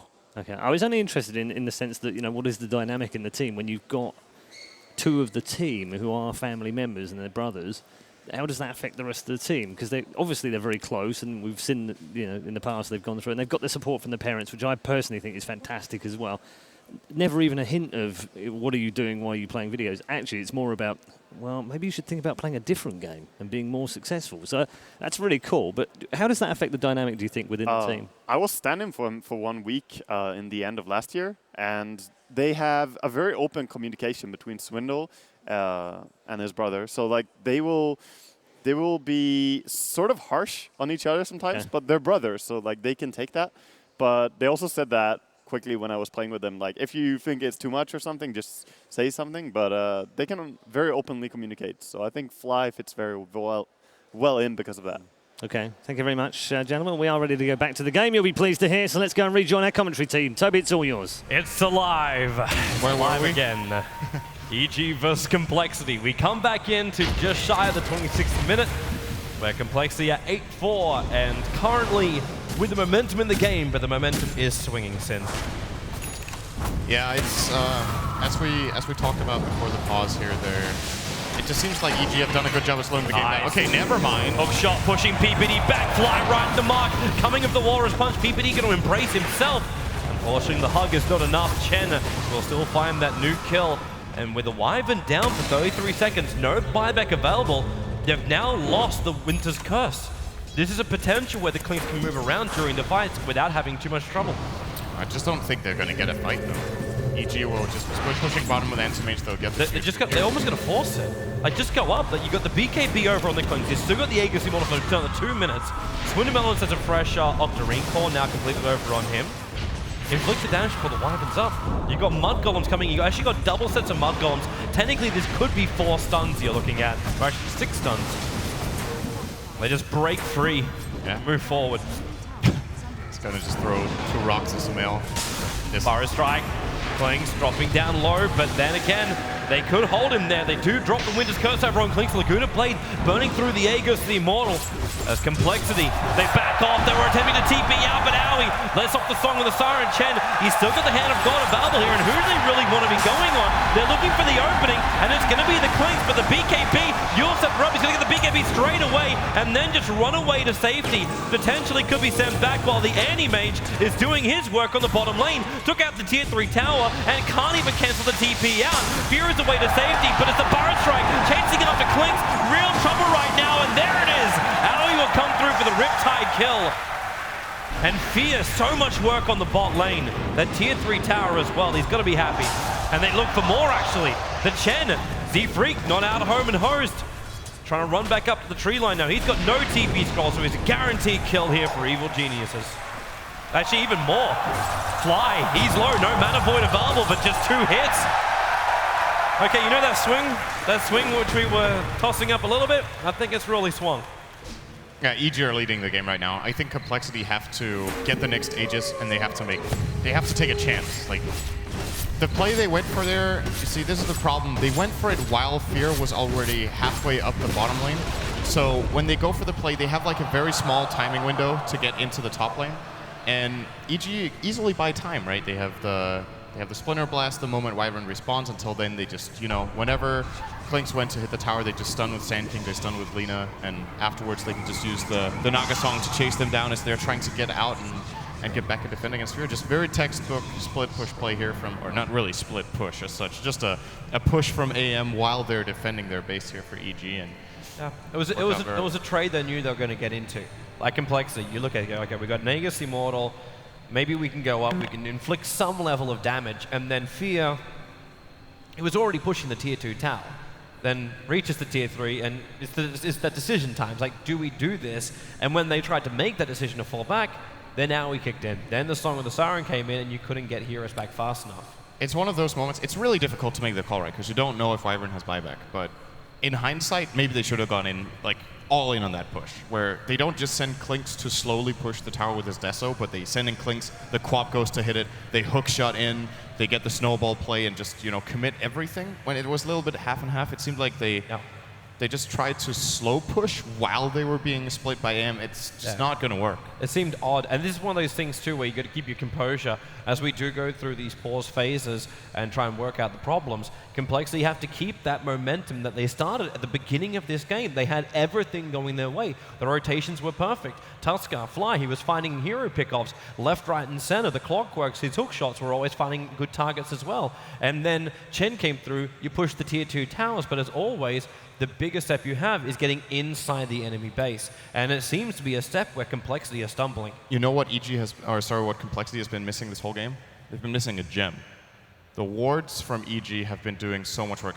Unless they had one and they just lost it from those kills, but I don't think Chen was I haven't seen one purchased. I don't remember seeing a gem, and it's kind of, let's check their store. There's one available at least, so if they bought one, it would have been long ago. I think it's an oversight on their part. When you're dominating the game and you have a lineup that's really good for finding pickoffs with like Clinks, Clock, Tusk, Quap, like all those 4 heroes are really good at ganks. You can't allow the team to find vision. It's also what Mad said. What's keeping EG in the game is vision right now. It's the one thing they needed to counter. Because EG have been playing, like they've been doing a really good job at placing the right wards and playing the right way around them. And Call could have countered it for 900 gold. Yeah, that they could have. Like it was the I remember when we saw that Observer and Sentry ward going down inside the Radiant jungle, and you instantly flag. It's like this is so Anti-Mage has space, so you can see what's there and you can make the calculated risk. And it doesn't feel like since that point, like since those wards went down, that Fear's really been at risk. Like even when he was on the top lane, I remember there was this moment he was farming up, and there were 2 complexity heroes just looking at him, and it was a clockwork. You know you could hook shot in, but there wasn't enough control. You knew you couldn't get the pick off. And does this then come back to also, what are you going to be building up right now on the Queen of Pain or over on the Clinks? You've got BKB Desolator and you've got Aghanim's Octarine. This is a non-disabled lineup. There's no control on the anti-mage. It really does feel like an all-in style push, which when Complexity had the moment to do so, they lose the trade-off. It wasn't even an advantage trade. Like they lost 3 big heroes, actually more than that, and you lost a tier 3 tower for inflicting, I think it was minimal damage. Yeah, okay, they got half. Yeah, they took half of the tier 3 tower on the top lane. It wasn't a big enough of a trade. I just think it's simply a flaw in their strategizing here that they don't have an Orchid on either Clinks or Quap, or at least that she went for Hex. Like, when you're ahead and you're dominating, this is the classic play that we've seen time and time again, and why Clinks actually became a pick against AM if you go back a year and a half. You just went Orchid on Clinks and shut him down when he was roaming around. This time, they just don't have it. Well, these are our thoughts. We'll see if the panelists still agree with them, so it's back over to you, Red. Thank you very much, Toby. Yes, unfortunately, in another pause, it does give us a chance to examine a couple of minutes of play anyway. Anything you saw in that couple of minutes? Because you all agreed and said Complexity need to isolate EG players and pick them off. They got PPD, but then they kind of got isolated themselves and got picked off as well. A bit messy. Oh, their high ground push, they got punished really hard there. They tried to do the send back home and just disjoint because Anti-Mage was split pushing, so they needed to get back.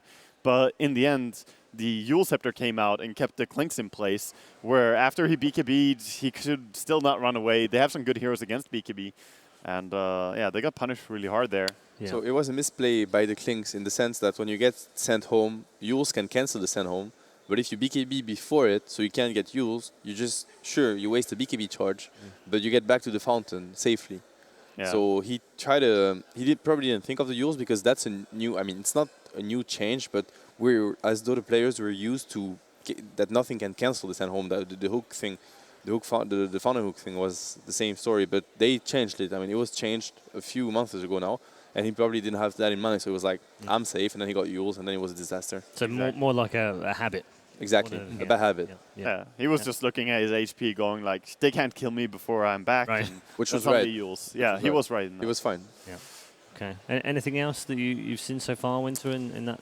I think even Cinderan mentioned again, like the gem, the lacking of the gem is just a really severe problem here. The Vision giving EG the necessary information to make the plays that like Fear has been pushing without fear, because he had the Vision, he knew the supports were on their side of the map, and he was just like, okay, I can just force them to come back to base and make the play that he did. And also, condolences to PPD who suffered the post-pause death. There's always one. There's always a guy who dies after the pause. This time he has positioned himself very nicely. He's in his own jungle, safely tucked away. So I'm sure he's going to be fine. It usually happens to the captains, during the pause, you're like talking to everyone, and you totally forget that you are actually in the middle of somewhere. I was going to ask, do you go back to the game and you go, wait, where was I? And people can know it's a post-pause death because you run into 5 people. It's not even, you're like actually completely out of position. It's because you just lost track of what happened. But what I wanted to mention, that we mentioned that Octarine core, and the fact that Quap has no Hex. So when they were pushing, they didn't show Quap or Clockwork. Both of them were missing, but AM kept on split pushing bottom and went into the base. He would never do that if Quap had a Hex, because then they could chain stun him. But he knows that as long as the Clinks is visible, nothing can chain stun him until Clinks TPs back and kills him. He's going to be fine by that time.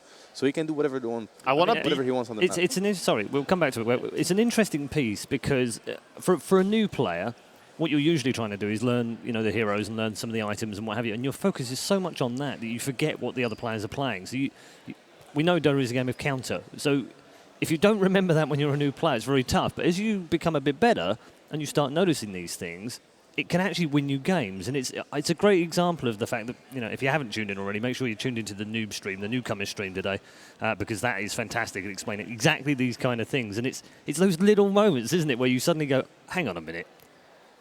They haven't got something that I know will stop me from doing, I can do this now. It's like the light bulb moment. Exactly, and those players are it's not even that they're good. They're perfect at,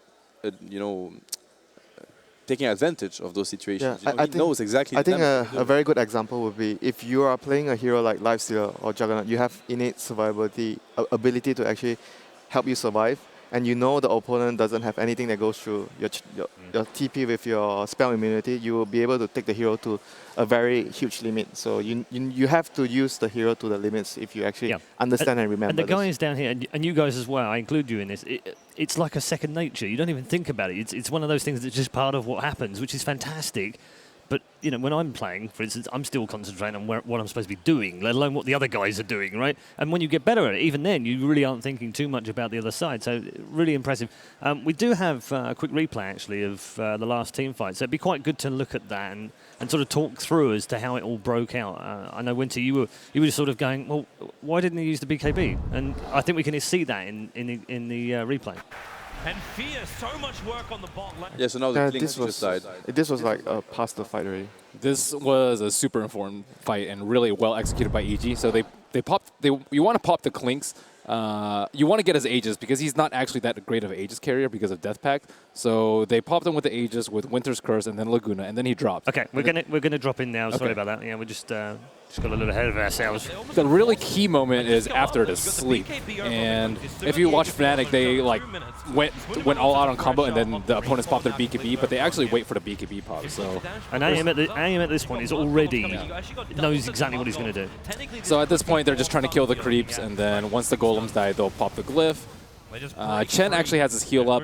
Debatable whether or not he could have healed to. This is also where Anti-Mage is already pushing. Yes. So now they try to just send home and TP back and stop the Anti-Mage. That's where it all goes wrong after this.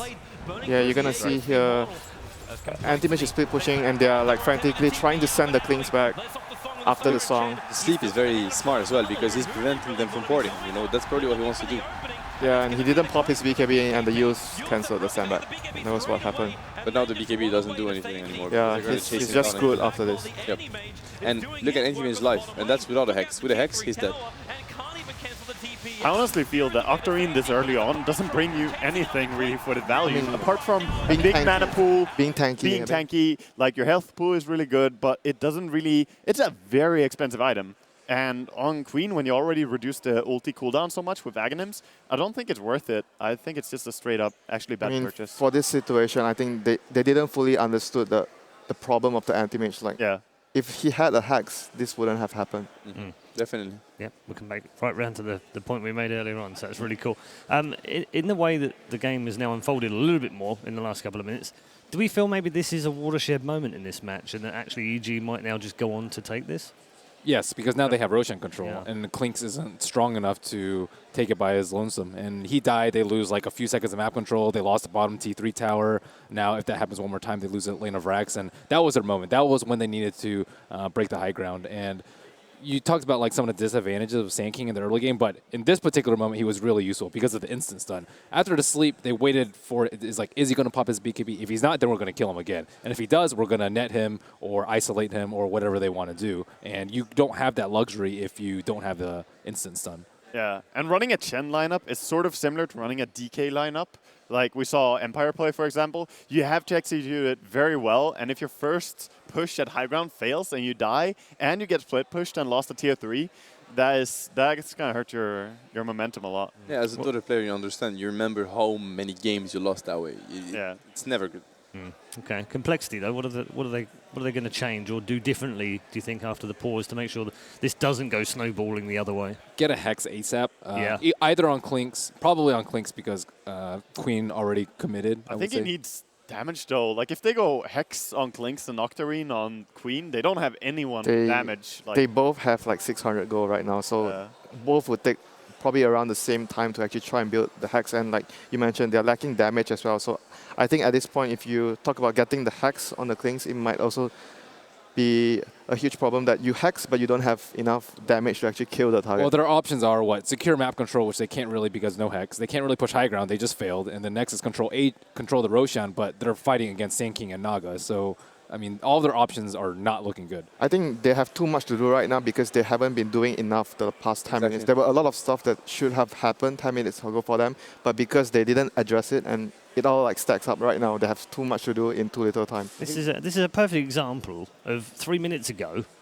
They were doing all right. They could still win this game. 3 minutes later, suddenly one thing changes, and actually, you basically are all saying they should GG out now because there's almost nothing. I mean, else they can it's literally how bad it is. Like they're running an all-in, sort of all-in type of push lineup, and if this happens, it's just so demoralizing and hard to come back from if you have this lineup. It's also a fact that they died top after going for a BKB build on Klinks. When we saw Fear play Klinks, he would go for the full damage build early on, go Daedalus into MKB, into maybe BKB or Butterfly. So that's going to farm a lot faster and push a lot faster. Now, if you lose the team fights, which is what you built the BKB for, you're in a spot where it's really hard to recover. But we need to keep in mind that Complexity they never took the fight. That wasn't a fight. It was just EG catching them off guard. So I think, you know, if I were to captain that game, I think the best approach for Complexity is to try it again. They need to try to end the game because if now it's bad, it's gonna get even worse. They're not gonna be able to do better. I think than they this. probably This is the best they can get. Don't have the luxury to wait for even the hex. They need to go again and force EG to make a mistake. Not it was Complexity doing a mistake. EG is not. They're not like gods. They can also fail once, and if it happens, they're gonna take the game because they have a Chen and a Klinks with Destillators. They can take 2 racks in 30 seconds or in a minute. So they need to go there, force the issue again, and make sure that they play as a team. Here it was a 3 versus 5 and 2 guys trying to kill an enemy mage, 3 versus 4 story. They can't push again though. They have to like get all the Chen creeps. They have to push bottom lane out. They have to deal with AM split pushing. Like there's too many issues. I think they have a lot of issues now. for sure right now. They have a lot of issues that they need to address. Okay, cool. Unfortunately, I am getting news that the reason we're offline right now is due to a DDoS attack, which is a real shame. I do wish these people would find something better to do with their lives, but that's where we are right now. We are going to catch up with Casey, though, who's with some fans once more. Casey. You're representing them. Yep. I have come into contact with Faceless Rex, and there is Monday Night Football theme music coming in. Let's see if we can hear.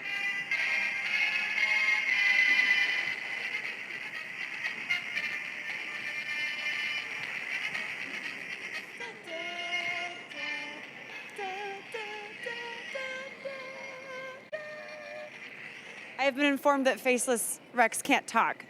So why don't you show me who you're rooting for today? Evil geniuses? Evil geniuses. Can you show us your Faceless Rex dance?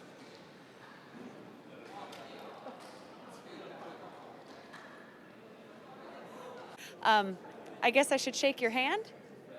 Very nice to meet you. And go dinosaur. Can I just... Are we off the camera? Yeah, we're off camera now. You can talk. You liar! Casey is just can't be trusted out there. Don't ever take your suits off when you're around Casey, because otherwise you're definitely going to be on camera. A lot of fun, a lot of colour actually at the international. Obviously, my first time here, didn't really know what to expect. Was really just focused on the Dota and the teams and the players. But actually, it's more about the fans as well and the colourful cosplay that they're wearing. It's the flags that we've seen draped all over their bodies today as well, and real coming out and supporting all of the players. And it never ceased to amaze me how they stop everyone, all of us. We just can't go anywhere without getting stopped. It's fantastic. And the players obviously enjoy it as well. I was talking to Fly about it. He just can't even believe that there are fans, let alone that there are fans of him who come up and congratulate him. How do you feel about it all? It's always very special because it's about meeting people that share your passion, and that's great. You know, it's not even about them being fans or you being someone they watch play. Sometimes it's just about sharing a passion, you know, and it's just great moments, honestly, and great people. That's the best part about TI, is just seeing everyone so happy. And we're all here for one thing, is because of Dota, and is to watch great Dota. And you know, I might not know, like, you know, all these people that I've never met before, but it's really cool to have that one common bond, and it just makes me really warm and fuzzy inside to know that all of us came here together for this one great game. It's also amazing to meet them in person because, I mean, playing a lot of Dota, you know, social media, etc., you hear a lot from fans and sometimes from people who are less fans as well. But, you know, when you meet someone in person, it just feels all that much greater. And you realize that there's a face to everyone. Okay, talking about photo ops, I've just been told, actually, been handed a nice message which says there is a photo op stage next to us, actually, right in the concourse area at the analysis desk. It's really cool because actually, if you take the photograph right, and I haven't done one yet, but if you take it right, it looks like you're inside the map. So make sure you head up here to take your photographs. And also, there's a photographer up there to take individual photographs and group photos. And Casey will be there at 11, it says, to take some footage and interview a few folks. Now, I reckon it's past 11. Tomorrow. I'm being told it's tomorrow. Good job I can read. So tomorrow at 11, make sure you're here upstairs in the concourse area and get your photographs taken inside the match. It's fantastic. It's lovely. I love little things like that. It's those small touches as well that make it so special. I am actually really enjoying myself here. I know I've not been involved in Dota 2 for very long and I have limited exposure to it, but I've loved the game. I love watching the game. And I'm amazed by how many people I talk to that are not players, actually. They actually just watch the game. And I was sort of thinking, well, maybe I'm in the minority. But it does seem that people genuinely enjoy watching these players play. It's fantastic. I mean, a lot of the people that are just watching the game, they don't really have time anymore to play it as much, but they still enjoy watching and they understand what's going on and they follow the team. So it's a really good thing to have here. Yeah. I can relate fully to it. I mean, You I can? watch Counter-Strike, I watch StarCraft, but makes sense. I don't play any of those games. Sure. I just watch them a lot. Yeah. So I can fully understand people who watch Dota. Yeah. No, I'm bona fide, confessed esports junkie. So whatever's on right now, I will watch. And most of the time, that's it's Dota or it's League or it's Counter-Strike. Or did I just say that? No. No. I didn't hear anything. For me, every time I watch Dota, I want to play. Well, that's like it is for Counter-Strike for me or Quake. I'm like, because you see something and you think maybe you can do it better. That's the problem. Whereas I know I'm rubbish at Dota, so anything I watch is always going to be better than if I was playing. Sometimes you get ideas. Ben's not disagreeing with me here. I think there's something going on. Like, you've seen me play, haven't you? I'm not. Yeah, no, you have, because otherwise you'd be disagreeing with me, surely. Yeah, I mean, sometimes you get ideas as well. You watch like someone else play and you just want to immediately try it and improve on it. Yeah. So And that's the same with any sport. That's why this is so cool. Because, as a kid, back in 1850, I would actually watch football on black and white television and watch players, running around doing things, really cool things. And I think, I can probably go out and do that. And it's no different. That's the modern version of it. It's Dota 2. It's whatever game you want to play. And with football, you had to, go out. It's going to take you a full day. With Dota, you just, you walk 2 meters. You're probably even watching. You just tab, and then play a game of Dota and try to. And the entire day is gone. Yeah, the entire day is gone, but whatever, it's worth it. Yeah, And then you just try to do what you just saw. It's the old adage of, one more. Yeah, it's Just the classic. one more. And you know that game. Just one more. you can't go to bed with a loss. Yeah. Oh, absolutely. that's another, definitely a rule. We've all played that game, and everyone's watching play that game where you're like, I'm done. All right, just one more, and it's the worst game of your life. Yeah, You have and that then to feed career and Winter's right. You then have to play another one because you can't go to bed on a loss. That's not right. It's never worth it. This is how you lose like 300 MMR in a night. You don't do this. You just go to bed when you have to go to bed. I'd be quite happy to start the night with 300 MMR. Right, that's the point. That's good. Oh, you're that bad. I thought it was possible. Well, I thought I would try and give you that one to throw at me, but you didn't come back with it. No, you could have used guy. that one. I'm a good guy. So getting back to this game, where do we think? I mean, are we absolutely sure? Is there anything we can, Complexity fans can maybe grasp onto and hope that they can hold on to this? Do they need to literally just take away from EG and just sit back now and farm, get the items that they need and then start pushing? Or are you really at a loss to figuring out how they can come back? I just think they totally lost control of the game. Whatever happens now, it's not in their hands anymore. Yeah, they were in control. They're not anymore. It's a very good way to put it. First objective is to establish vision again and make sure the enemy does not have vision. Because right now, EG are stronger, which is worrisome only that. Because EG are definitely stronger late game as well. So you need to get vision so that they cannot use the fact that they're stronger. That's It's just any play that they make is really risky. Like trying to sneak a roach is super risky. Trying to set up a trap for anti-mage, that's a long shot. Like if you hook shot and then hope you can find the place that he blinks to with all the other people. All these are just very low percentage plays. Yeah, but I think in their position, they need to take a risk. Yes, I agree. Otherwise, I mean, nothing's going to happen for them. What do you think they learned from this game? It's a best of 3 after all. They can take learnings. They can move on to There's a something reason else. why teams aren't leaning towards Chen right now. It's just because it's so risky. You lose one push, you lose all your creeps, and then you take 5 minutes to gather up your whole team, push up all the lanes, get to your T3, and then by that time, Chen's heyday is already over. I mean, I like that they did go for it, but when the best teams aren't picking it and they used to pick it, there's a reason why they stopped. I feel it's also the issue with playing against anti-mage, because one mistake like this costs so much. You know, they do wrong this game. They played, sure, itemization wasn't the best, but it doesn't necessarily lose. It can lose you a game that's even, but a game that you're crushing, you could get away with it. But here they did one mistake that was, you know, just splitting a bit, trying to deal with the anti-mage split push, not in the best way, and then suddenly we're actually saying that, all right, because you're in complexity fan, you're like, they just lost a couple of heroes. I mean, EG, they got 9 kills before, they got all the towers. How can they lose the game because they did a mistake? Well, that's anti-mage for you. It's really hard to deal with the hero if you're not fully prepared. Okay. Maga, anything to add?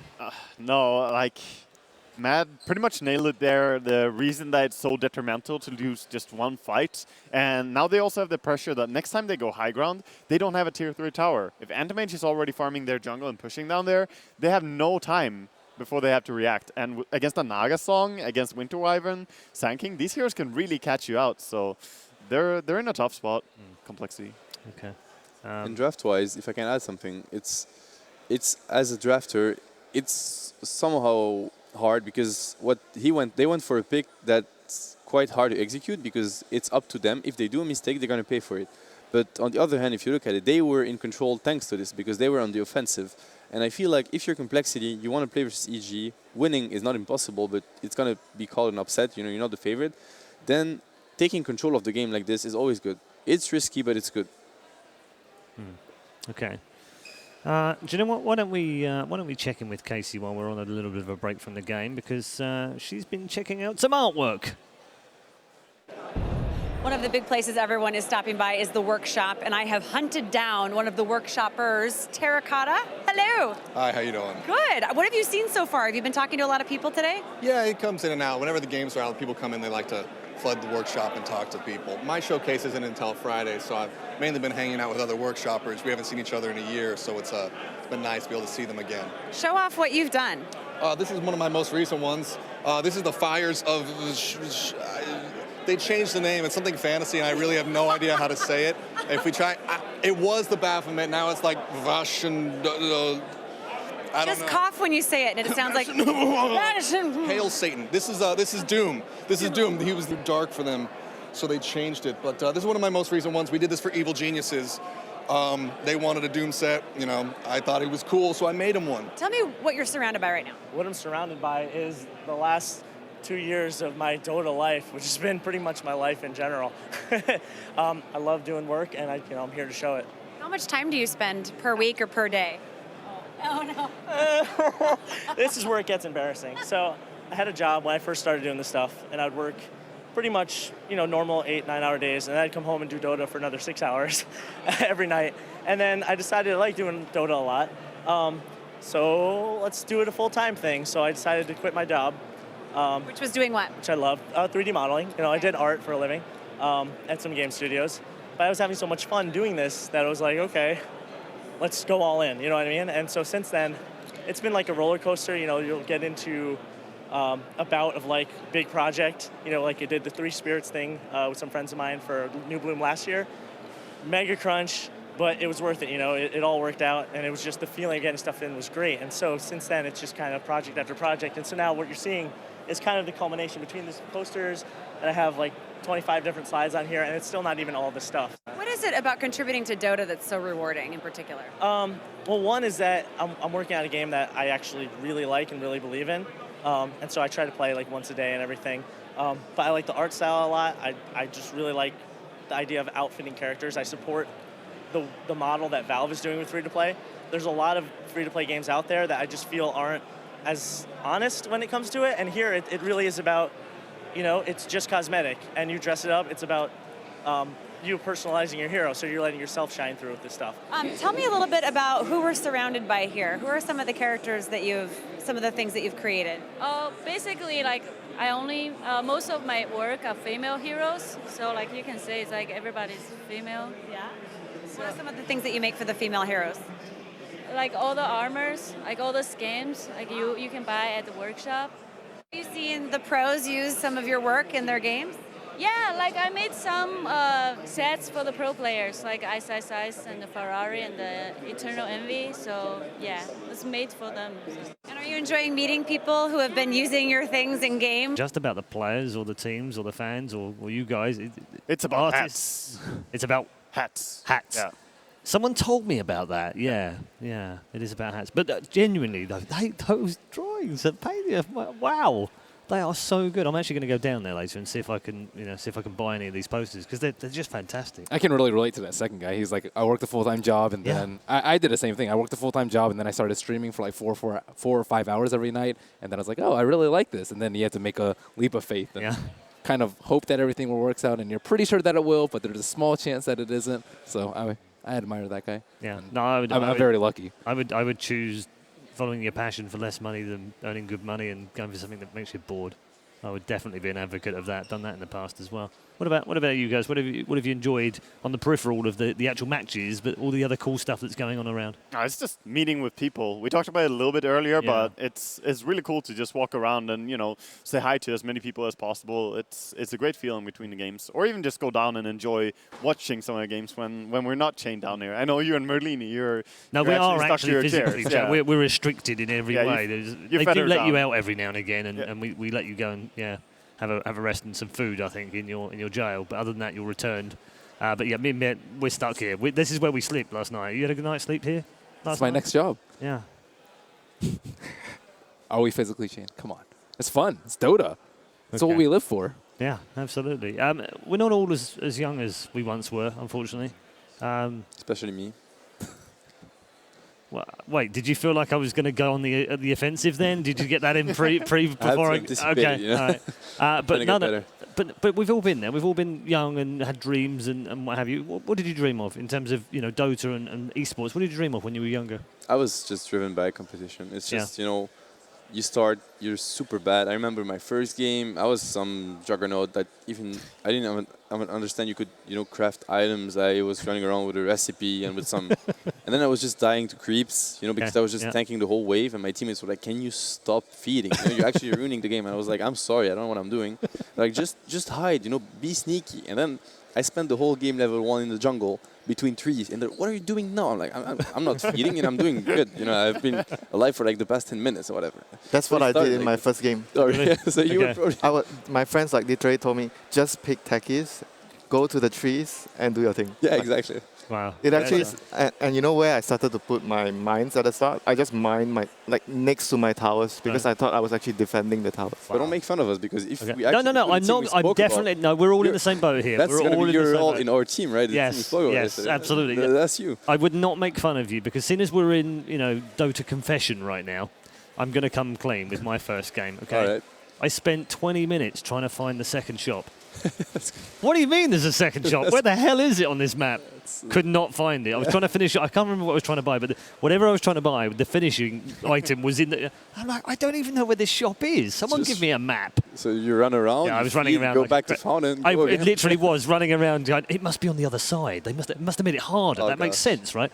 So I go to the other side, and then, of course, I die every time. And I'm just getting really frustrated. Like, why do I keep getting killed? And then like, please stop feeding. The others are like, why is he going to the others? Probably thought it was their shop, in their base, their fountain. The revelation after 3 games of realizing that I had one on my side was genuinely like a halo. I was like, oh, this is brilliant. So we're in Dota confession now. Anything you want to share with us? Yeah, my first games, I think I was anti-mage, and I was like, man, I keep getting harassed back to lane. I was like, I don't want to walk all the way back to Fountain. I thought Perseverance was the best item ever. I was like, I get to stay in lane forever. I get free damage. It only takes up 1 slot, and you get like 3 Perseverance. He was already that guy harassing the support. You know, just go bring me a salve. You know, I'm sitting there. Just Okay. I don't want to walk. Okay, let's end the confession right now before we get into too much trouble. We were all young once, of course, and we all made those mistakes. But there is one gentleman who is very young at this international, and he's just 16, and he stands on the verge of becoming the first player in esports history to go over $500,000. He could even make it a millionaire by the end of the tournament. That man is Sumail, and he has an amazing story coming from the streets of Pakistan.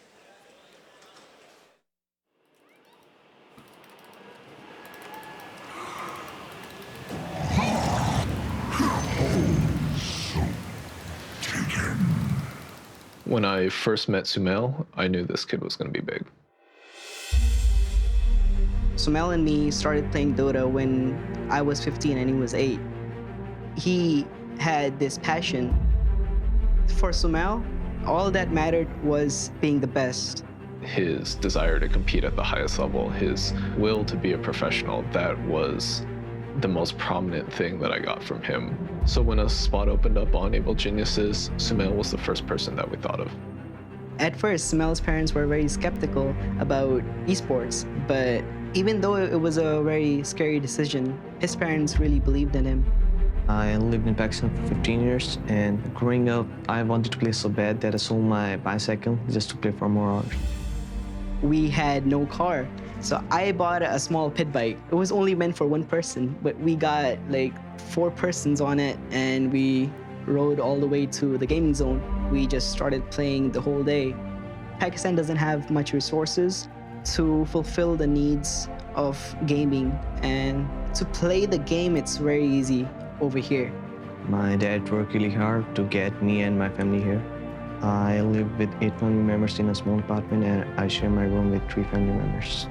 It's really mesmerizing for all of us. And he's been playing so fast, never tired, never get bored. I play about 9 hours a day. It needs a lot of hard work and dedication, and in Dota there's always something new, so you just can't stop. Sumail's entire life revolves around Dota. Aside from school and his family, this is pretty much his life. This is what he's been doing since he's been 6. I think he's established himself quickly as one of the most skilled mid players in the game. But I think what's going to be really important for him as he develops is how he interacts with his teammates. I have a lot of room to improve, and Fair is like the most experienced player. So I've learned a lot from him, and I think he's like one of the main reasons I'm here now. At Summit 3, I thought I was the only reason our team lost because I just played so poorly. Fair helped me learn just to trust your teammates. He told me that the good players learn from their mistake and not get upset. Instead, they practice out, and that's how you become the best. Sumail's definitely a confident player. He came in at 15 years old and somehow managed to win the biggest prize pool outside of the international. And a lot of that had to do with his confidence in himself. If he didn't have that, under all of that pressure, I think most players would have just crumbled. All this fame, all this money, all this glory, it didn't change him. That's the best part of who he is. He's really ambitious. He always been saying to his mom and dad, let me do this, and one day I'll make you all proud of me. And he's doing it. He's on his right path.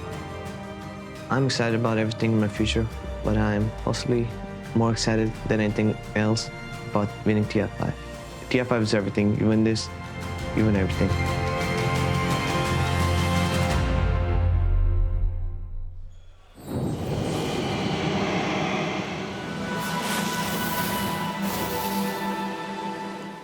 Sumail there from Evil Geniuses. It's a terrific story. It's one of those spine-tingling stories that just raises the goosebumps on your arms every time you listen to it and see it. And I don't know if anyone can relate to that. It's very difficult, obviously, because of the background that he's come from. But has anyone got anything similar that they can kind of relate to? He played Dota for more than half his life. Yeah. There's only a few people in competitive Dota that can say that.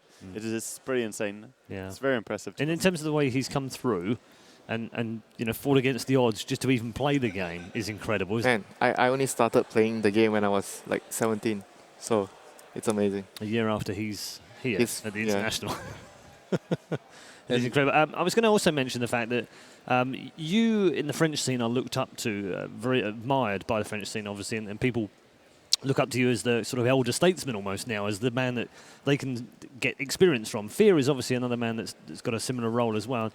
And Sumail having that kind of experience and that kind of mentality in his team has to help tremendously. Only a player like Fear can actually, help Sumail grow as a player, because Charlie, the EG's manager, he brought a really good point, which was it is very important in Dota to find the right balance between self-confidence and being open to criticism, and both clash all the time. You're like, if you're not confident in yourself, which means what you did was good, but, the environment or whatever, you need that confidence to actually be a good player. But on the other hand, yeah, and then when you talk to a player like Fear, or a player that you consider at least as good as you, but more experienced for sure, then you listen to him and you put aside all your ego, all your confidence, and you're like, well, he's better than I am. He knows better. I'm just gonna listen to him, and all of us as Dota players, we arrived where we arrived, and as far as we got, only because we were open to criticism, and that's the only way. It's the only way to improve it, honestly. And everyone that's very not open-minded, very close to remarks, they don't get anywhere. How does he? How do you think he takes all of this in? This media attention, adoration of fans, giant stadium, $18 million on the line, and he's 16 years old. It's very hard for me to comprehend what must go through his mind. But he seems, outwardly anyway, from the small amount I know of him, that actually he's a very confident young man, but also has some humility about him as well. Well, it's hard for me to say because I don't know him personally, at least not really well.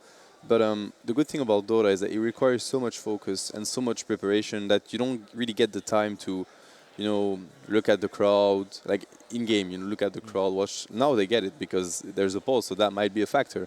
But usually you don't. You just focus. You come, you play your game, you do your best, you win, you lose. End of story. Okay. Anything to add to that, Mulaney? I mean, yeah, for Sumail, I think, or for a lot of Dota players, it's about a matter of respect. You're not going to listen to anyone that you don't have respect for, and this is why we generally view like the hot-headed players or the ones that are just really immature. They don't really grow in a Dota sense because they can never take advice from people. So I think that Sumail respects Fear, and that's why he's such a good role model and such a good leader and a mentor. Yeah, I mean, to a certain extent, attitude is more important than the raw talent that you have. Like having the right attitude is extremely important.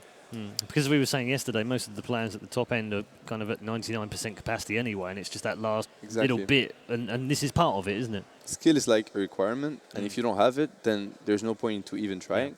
But it's not going to make the difference at all, because all the players here are very good, and sure, it might make the difference in one of two moves, but it's the overall attitude, the communication. Dota is mostly about this, at this level at least.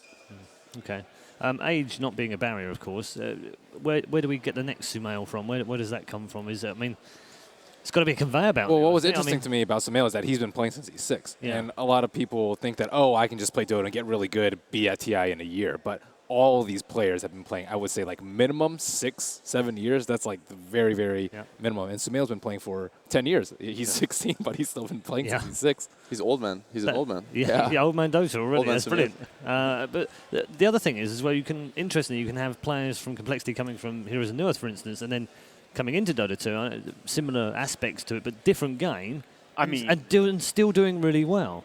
I mean, Heroes of Newerth started as a complete one-to-one copy, and then they added more from Dota. So it's a different game, but it plays out exactly the same. It's just a different environment. So I think if you're really good in Heroes of Newerth, you can easily make the switch. Yeah. It's also it strengthens the point of the importance of skill, regardless to the rest. So those players that come from Haunt, for example, they already mastered communication. They mastered, how to manage a team, how to interact with your teammates, how to handle losses, how to react to wins, all this that you learn by losing and losing again and losing, because winning doesn't teach you so much. Yeah, does that mean that the same applies to other MOBAs, do you think? Yeah, it does. Every time you lose, you get stronger. If you're a competitor, or you just quit. But if you keep on playing, you just get stronger. But I meant in the sense that other MOBAs can be played, that maybe they can come and play Dota 2. Do you feel that there's still that ability for them? Yeah, I think so. Maybe there are some, like they can't play the game because of some mechanical issues. I mean, it might happen, but I don't think it's the the hardest part. I think in a year you can probably get really good skill-wise, and there's room for improvement, obviously. Right. But you have what it takes to compete at a very decent level, I say. I think a lot of it comes down to mentality as well, which is why we see a lot of players from both from CS and from Dota be good at the other game. Like we have S4, who was global elite in CS, and the CS players in NIP played Dota and have like 5.5 KM or something like. Forest in if NIP. you have the mentality, Forest in is very NIP, good. I think is probably the most talented video gamer I've ever known in my life. He seems to be stupidly good at everything he does. It's really annoying, actually. But you're right. Some players just have that ability, don't have that pro mindset, as you will. And they also play almost know anything they how to get better, you know? Yeah. How do you improve in a game? What's the right mindset? What do you look at, you know? It's the most important thing. Yeah, and then Sumail also added on the practice regime. He's quite happy to sit there for 9 hours. He treats that as practice, as a regimen. He has to sit down and do that. It's not always easy. He doesn't always enjoy those hours that he has to learn new heroes or do things that he perhaps doesn't enjoy doing. He just wants to play for fun, but he realizes that actually that's going to help him improve and become a better player. And mentioning to what you said there, like spending 9 hours or something for practice, some people think that, oh, just because I played, 8 hours in a row and 9 hours in a row, I should automatically get good. That's not really true. You need to actually think of it as practice and handle it that way. Criticize yourself. That is like the most important thing. And be open to just finding ways to improve.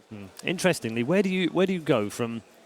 There are a number of players here who have become legends basically in the game this year and previous years, and they've become legends based on things that they've almost changed within the game. Things that no developer could ever understand why they would do what they did, and these guys have figured them out. And they've done that, and they've become signature builds or signature heroes that these particular players have done. How do you transition to that level of meta and actually start creating the game, if you know what I mean? I mean, you have to be confident on yourself as well. Like if I would take Blade Mail, like Prophet, for example, because no one actually does that, like for quite some time, and in pubs, people starting to use it, and like pro players look at the build and they feel like this is actually really good, and it becomes a thing. So I think the first step is to be really confident about your own ability and have a lot of trust on your mindset. Yeah, because some players are very creative. Others are studious, and they will look at things that are going on and actually pick from that and make their builds or choices of heroes and their picks and bans. But others will actually literally completely break the meta and change everything involved in it and make the developers, make the Ice Frog probably go mad actually every time he has to go. Damn it, guys! Stop breaking the game. I've got to go and fix something else, or I've got to change this, or I've got to change that. But that's amazing. That's a whole new level of pro player. But that's why Dota is such a beautiful game, because the possibilities are endless. Like with the heroes, the spell usage, how you skill, how you place your lanes, the strategy you go for. You think things in Dota, for example. Now we see it's very classic to pull or to stack camps. It wasn't classic back in the days. No one would stack ever. No one thought about it. Stuff like this that actually changed the game completely. Then the game it's completely different. You had Clockworks, they would go for Rocket. They would never skill cogs. Yeah. Now they start skilling cogs because one dude, maybe he misclicked. I don't even know. He clicked the cogs and then he blocked the creep. He was like, that's pretty good. And then it became a thing. But it's always like this in Dota. Yeah. And there's also, one phenomenon which is when people start playing a hero a lot, then they start playing it really well and better than we used to play it. So we start understanding, the complete potential of the hero, the full potential of it. I mean, Dota is a game where it's built around things like this. I've played it for roughly 12 years or something. I don't know exactly the date I started. But I remember when denying became a thing. Like, just think about that for a second. No one thought about, I can kill my own creeps. You don't get any gold or experience. Yeah. Like, you used to be able to deny from full HP. Because no one ever thought about that. Then suddenly the developer back then, I believe it was Guinsu who was making the game back then, he just like, we need to make something against this because it's obviously overpowered. So it would make it so you get hexed when you tried to deny your creep when it was full HP. Yeah. So that was like a temporary solution. This also worked for teammates because you could attack your teammate, not just when they were poisoned. So Dota has like come a long way, and all of it is kind of through the type of innovations that you have. That's why you can BKB and kill your own team. Exactly. You could BKB. I did that as Lycan. BKB, kill your teammates because you couldn't get hexed when you were magic immune, of course. That sometimes might be Okay, useful. mind equals blown now. It might be useful. I can think of situations where I wish I could kill my teammate. Only if we're playing as a 5 here, though, and I would be the one you were killing. Pretty sure that's Probably. That would I'm go sorry, down. I misclicked, Paul. Yeah, no. I would actually probably agree with you as well. No, please get rid of me from this game because I'm actually dragging us down. It's interesting. I think we should probably get together at some point and play a game just for fun. My pleasure. And maybe record it. We'll see. We're going to take a quick break on the analysis desk for now and head over to Casey, who's down on the concourse. Hello. We were just trying to decide how we wanted to pose for when the camera came. Did you decide? Yeah, just, gotta keep going. Just like Gangnam Style, just everything. Let's do it. I want to see it. Go ahead. Full Gangnam Style. Go. Oh, yeah. Oh, yeah. Why is nobody helping me right now? Somebody get in there and help him. Yeah, Come guys, on. come on, just get under me. Okay, I said Gangnam Style, not twerking, but that's good. Is this your twerk or your hula hoop? Look, this is the champion twerker. You can't just say I'm sorry, say that again? This is the champion twerker. You can't just go around saying stuff like that. I deny that. Humble. Do She's you know humble. this guy? No. You don't. Sir. I can't believe you would say that to me. We came into this arena today, together. That's not true. I'm lying. You're a liar. Yeah, that happens. Why don't you show us your cosplay? Let's see. Turn around. Yes. My no muscles. Oh yeah, that's muscles. Yes, that's good. Can I try wielding your axe and you can use my microphone? Come on. Here we go. Do you know how to use that? A microphone? Yeah. Well, I know you're talking to it. No, that's good. That's good. Okay, now how do I hold these? Any way you want. I don't know. However you want to slice people up. What about like an airport worker, like this? You could do that. Like that? Yeah. If you had to cut up a type of salami, what type of salami would you cut up? A Dota salami? Good answer. Yeah. I have no idea what we're doing. Me But neither. this is great. You look fantastic. Hey, where did you all go? No, you're coming back. Come on back. Tell me about what you think of the tournament so far from the gameplay that you've seen. Let's talk mostly of yesterday. Any big surprises for you? I thought the Navi game was great. They played a lot better than I thought they would, and it was way closer of a game than I thought it was going to be, so I really, really enjoyed it. And the IO plays were legendary. I loved them. What are you looking forward to most today? Watching Team Secret play would be amazing, and I really like the support that EG is getting. It really adds more hype to the game. So definitely the 2 upper bracket best of 3s. They're going to be good. I have a feeling the whole week is going to continue the way it was yesterday, which is really good games. Yeah, I hope so. Honestly, it's been amazing here so far. Are you trying to do an escalator back there or a boat or what is that? Okay, nice. There we go. You don't know what's in store, but you know what you're here for. I was gonna say something mean, but that was amazing. Thank you. Yeah. Thank you so much. You kind of look like George Michael too. Really? Yeah. I get that a lot. Do you know who that is? No, he's a singer. I am so old. What was that? Isn't he the Raptor trainer guy? The Raptor trainer. Oh, Raptors are real. They are. Yeah, If they you are. believe hard enough, they're like fairies, right? No, they used to be real. Can you sing us something Dota themed? Do your best axe impression. Okay. Just spin, right? Want to do a freestyle rap? Are we doing this? No. Come on. No, come on. Only sing, no freestyle rap. No freestyle rap. All right, well then sing us something. What do you want? You gotta sing on. Come here. Here we go. Come on. We are never, ever, ever going to lane together. Thank you, Pyrian Flag. That was pretty good. That was good. A little Taylor Swift. A little Taylor Swift. Could we get some applause for the people who are entertaining you just now? Thank you very much. All right, so things are getting crazy out here. I'm going to send it back to the desk where things, I believe, except for the fact that none of you are wearing pants, are a little bit calmer. Really? Really now? Wow. No? We don't have any pants on over here, no. That's why you only see the top half of us. Thank you, Casey, very much. Very entertaining as ever down there on the concourse. And also all of the fans as well getting involved. Never, ever, ever lane together. Love it. That was a great one. Yeah, it was really good. I can actually tell among us who is not ever going to lane together. Right, I'll get my jacket now. Yeah, I'll get stuck with Seb, no doubt. I'll have to carry Seb through a lane. You're going to be the carry on the lane. Yeah. I'm going to have to support you. I thought you were going to be nice to Seb. What happened? Oh, yeah, no, sorry, no. Today was nice day, right? So you're Tomorrow's supporting back me? to... Yeah, I'll be your support, yeah. It's an odd day. Yeah, it's an odd day? Yeah. We're fine then, we're good today. Okay. Yeah. I gave you a pass on predictions as well. Thank you. So we're all good. So far, You've been 100% on point, right? Yeah, absolutely. Every You've game been I brilliant. predicted. Yeah, happened. so far today, everything you've predicted has come true and has been 100% correct. You've been fantastic today, Seb. Thank you. Thank you very much. Is it too much, or do you want me to back off a bit? Honestly, it feels pretty good. Okay, all right, good. It's enough. Generally, the fans here are awesome. Yeah. They've got so many different talents as well. I mean, you know, I actually thought Casey was getting interviewed herself on the concourse. When we went down there, I mean, you know, she had the axes and she's going to... And then there's questions coming back from the audience. This is brilliant. I love this. This is fantastic. Let's just recap the brackets as well, where we are today, because we do have a lot of matches to get through. We are just waiting for EG Complexity to get back underway.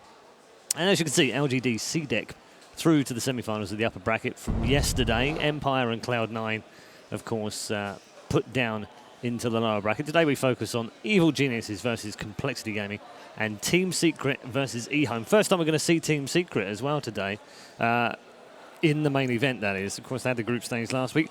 Let's talk a little bit about that match and do a little bit of an advanced preview, as it were, between those two as we go through the lower bracket as well on screen right now. As, yesterday, Empire dropping down. They'll play MVP Phoenix. Cloud9 dropping down to play Vici Gaming, who knocked out former winners Na'Vi and Virtus Pro. And Invictus Gaming are the last two teams to go into the bottom half of the bracket. They'll, of course, wait for the two matches to finish today in the upper bracket before we figure out who they're playing. But we will look forward to the Secret versus eHome game. First time we get a chance to see Secret in the arena and playing in the main event. There's been so much hype. I don't think it would matter whether you knew what Dota 2 was. You'd probably know that Team Secret are pretty good at the game because there's been so much written about them over the last 3 months. I think he said his girlfriend actually started cheering for Team Secret. And really? And she has no idea what Dota. And I was like, are you coming? That's brilliant. You want to, you know, because she was there like the whole day yesterday, and she was like, I'm going to come watch Team Secret, of course. I'm like, what do you mean, of course? So the hype is real around Team Secret. Yeah, it is, absolutely. Yeah, it's been very widespread. I know, you know, friends in other games have all been talking about Secret this, Secret that, Secret. What is it that makes them such a fantastic team? I know individually they're fantastic, but what is it that makes them such a successful team? Who wants to take on that one? They're legends. I mean, I know I've said it yesterday, but they are actually, like, you have Poppy, you have S4, you have RTZ, you have Zai, you have Kuroki, like, is there one player you can't really, you know, is there one player you can forget to mention? Like all of them. But I'm really looking forward to see. I think if I had to pick two favorites for winning two TIs, it would be Poppy and S4, both of them. So and they're in the same team, which makes it easier for me to predict. Yes. So does make it much easier. Yeah. Well, we've talked about the whole trying to do a double and win another championship, obviously at the international. So. That, I think, is a strong possibility this year with the players that we've got left and the teams that they're in as well. So, other than that, Arteezy, you know, what can you say about the man? He's outspoken. He does say what he thinks. Yep. But at the same time, he might just be the brightest star in the game as well. I think the way he plays the carry speaks for itself. He's like one of the best at the current meta. He's very efficient. He participates a lot. He pressures a lot. And he knows his limits most of the time. So he's been making so many plays that normally you wouldn't see it from a carry because he's just that confident and he knows his limitations very well. In a sporting angle, there aren't many large icons that can kind of compete with the likes of, you know, thinking down the years, Michael Jordan, for instance, any of the big basketball stars, Kobe Bryant would spring to mind as well as being one of those legendary players. We're starting to form those seeds within Dota 2 now of those kind of players. Someone, I can't remember where the quote comes from, but someone told me that within 3 years, Arteezy will be worth more than $40 million. And I'm inclined to agree with them. I really am, because he could actually be the superstar of Dota 2. Any disagreement? He was considered as one of the best, if not the best, mid laner. And now he's playing carry. He's probably one of the best carry in the tournament. I mean, what can you ask for that guy? He is insanely good, and he's more mature right now. I've seen an interview recently from him, and because back in the days he was a bit, you know, willing to fight. You know, he was very like this, a bit too fast at taking decisions. But now he matured a lot more. He's very calm when it comes to the games, and it makes him even more scary to play against. Well, you can see Evil Geniuses are returning to their booth, which is good news for us, good news for you at home, good news for you here at the Key Arena. And their opponents will be joining them very shortly from Complexity Gaming as well. Chance for them to have had their break and get back into there. Obviously, we're not had an update just yet on the issues, but hopefully we will fairly soon. Those guys are going to get themselves settled in there. We'll continue to talk about them. And Secret as well. Interesting, of course, that RTZ's got that link with his old teammates. We heard PPD talking about that earlier on. I get the sense that he obviously wasn't very happy, because it's sort of like, it feels like you've been betrayed when you lose a couple of teammates, especially when you've put so much faith in each other in that 5. But sometimes it's better for you. Sometimes it works out better. They would never have found Sumail, for instance, and brought him into the team. So maybe things are okay now.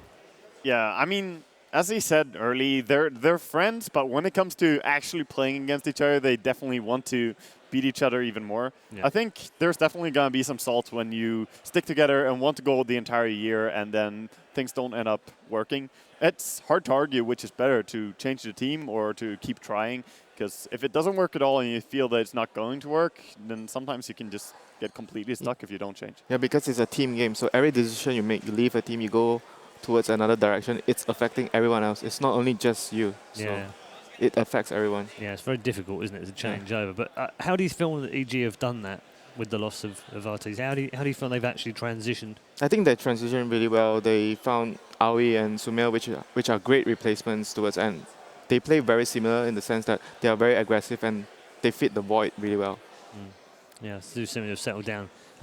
Tournament result-wise as well, I mean, couldn't have asked for any more from the new boys in EG, could you? No, not really. I mean, they're really, really strong players. Every individual on EG and Secret, we're talking about 2 extreme top teams. The 2 teams that people from the West would mention as favorites going into TI.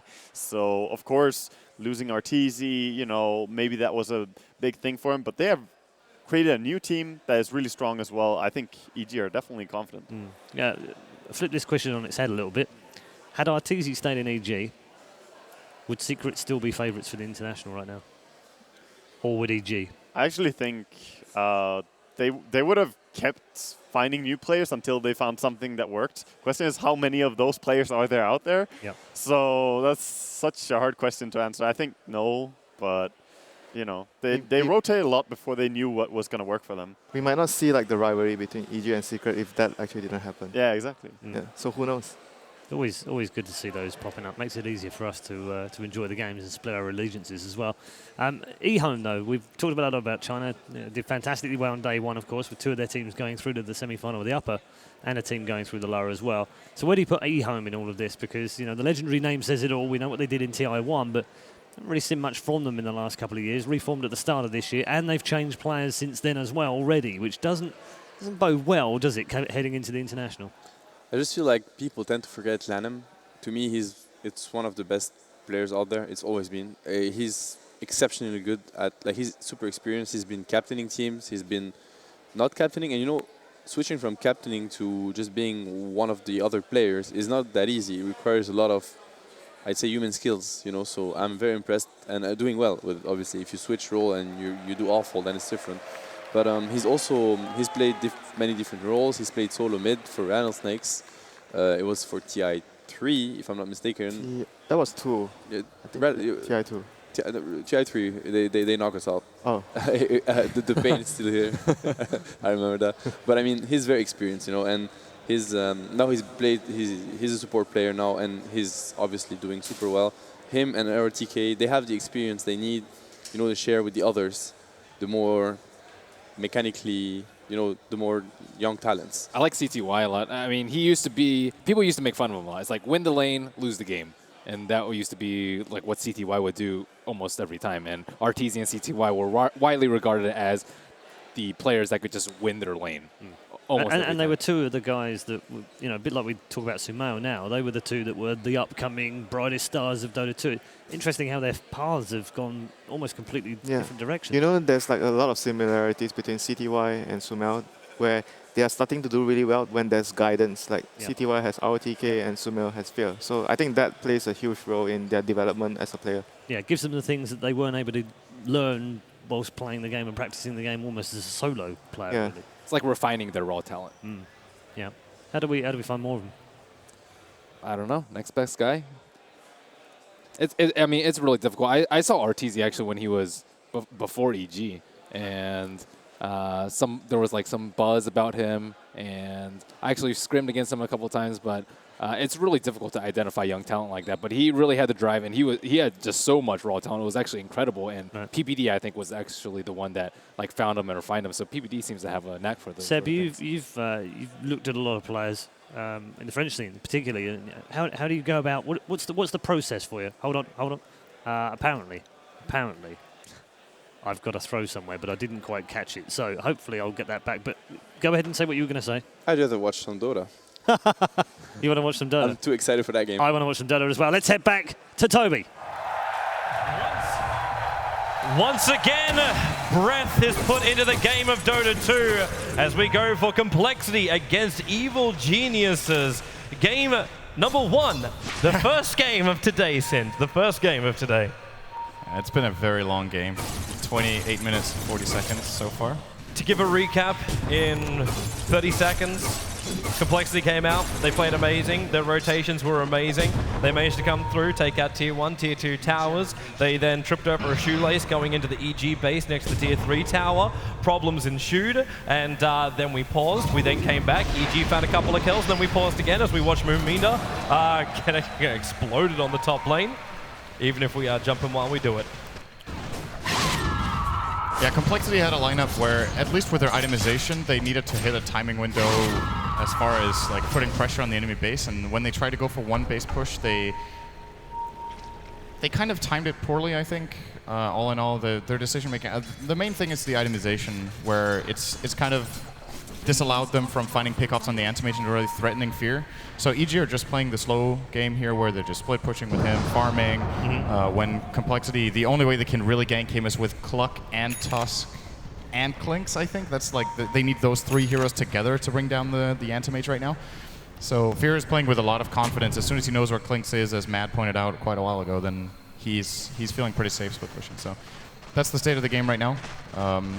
All in all, though, I would say, you know, it might look like an even game just from the graphs, but just if you look at the way the game is flowing and who's ultimately better primed for late game, I think EG are feeling pretty comfortable with their position in the game right now. They're going to be feeling fantastic about this, and especially when Fear is able to get away with wasting so much time at Complexity. For the last minute to minute and a half, they smoked up inside their jungle, walked around the Dire Ancients, walked down the bottom lane, chasing after a ghostly Fear, who then blinks into the trees, TPs himself away to safety, and Complexity, it feels like they're running out of time when these things happen, as EG prolongs this game more and more, and Fear gets bigger and bigger. I don't know where they're meant to go from here. Yeah, I'm curious what Complexity's read is on the game. It was discussed quite a bit by the panel, the Octarine core pickup by Queen of Pain that I was also uncertain about. It kind of says to me that they're reading the game differently than what most of us are, at least, you know, me as well as the panel. I would say generally in this kind of situation you want to try to itemize against the anti-mage rather than just itemize for, you know, these lower cooldowns and just teamfight potential. It seems like they're actually itemizing for the push up. Like yes, that's what I was thinking. What's Swindelmelon's on this cloak? He's got a casual cloak on him. Is it meant to go into more? I think that's a good question. They might feel like they need a pipe to high ground. But now, let's look at the fight. As it's going to be Clinks attacking into Sumail. 4 hits, going to be 5 to get the kill. But the epicenter from Universe, right into Complexity, but the hand of God as well as the mech, repairing so much the damage. Now Fear join the fight. They will be able to curse up on the Clinks. They control him perfectly. Universe coming back in for another burrow strike, but he's looking for more. Misses on the burrow, but Fear still looking for his kills as Song of the Siren will stop this, actually allowing the send back. That was Moomienda who got back to base, but Z-Freak and Swindelmelons will not be so lucky. The Mana Void just ripping apart their life. A triple kill for Fear as Evil Geniuses After pause number, I don't know however many, they were able to find a couple of kills. They kick back and they get a hell of a lot in this team fight. They're going to force at least one buyback as well. There's no way Complexity hold this with a Clockwork and a Tusk against the pushing speed that this Anti-Mage brings out right now. So I'm guessing they'll buy back the Quap. I was guessing Clinks, but looks like they'll prioritize saving Clinks' money for now and try to get him into another carry item so he can actually fight Fear, as he's currently being crested up by AOI. It is a problem that Complexity needs to address. Sonic Wave hits Universe, but Fear's going to work. He actually got a couple of bashes out there too. The snowball through from Fly, just buying some space apart from Swintermelons. Not where he wants to be. He's point blank with Sumail, who Laguna blades him down. Also Tusker on the silencer. Now Clockwork will buy back. Hookshot is available, doesn't have a clean line. Swintermelons was in front of him as they Glimmer Cape. They need some exit kills to make this worth it, but really, can they even chase it? EG's already out. Complexity, so many buybacks, so much money down the drain. So what happened all in all here? They bought back Clock, Quap, they killed... Who did they kill in the fight in the middle? I think they found like one kill, or maybe two. They got Sumail. No, they didn't. That's right, because he just turned around and killed him. Did they get anything? I'm trying to remember. I think they might have killed PPD, but that would be all. No, he was alive as well. Yeah, he was sitting on the back. Like after they got the curse off on the Clinks, the fight was over. Oh yeah, Clinks got the first kill. He did kill Sumail, but Sumail had a lot of Bloodstone charges. Hence he came back instantly. And now we make sense. Now we also like unpause our brains. Jumping after Sumail. Shadow Strike is dropping him low. The Sonic Wave will be committed, hitting both PPD as well as Sumail. But again, another good line strike array. But this won't stop the Clinks from getting both attacks. But PPD holds himself close and is able to survive the hook shot, also off target.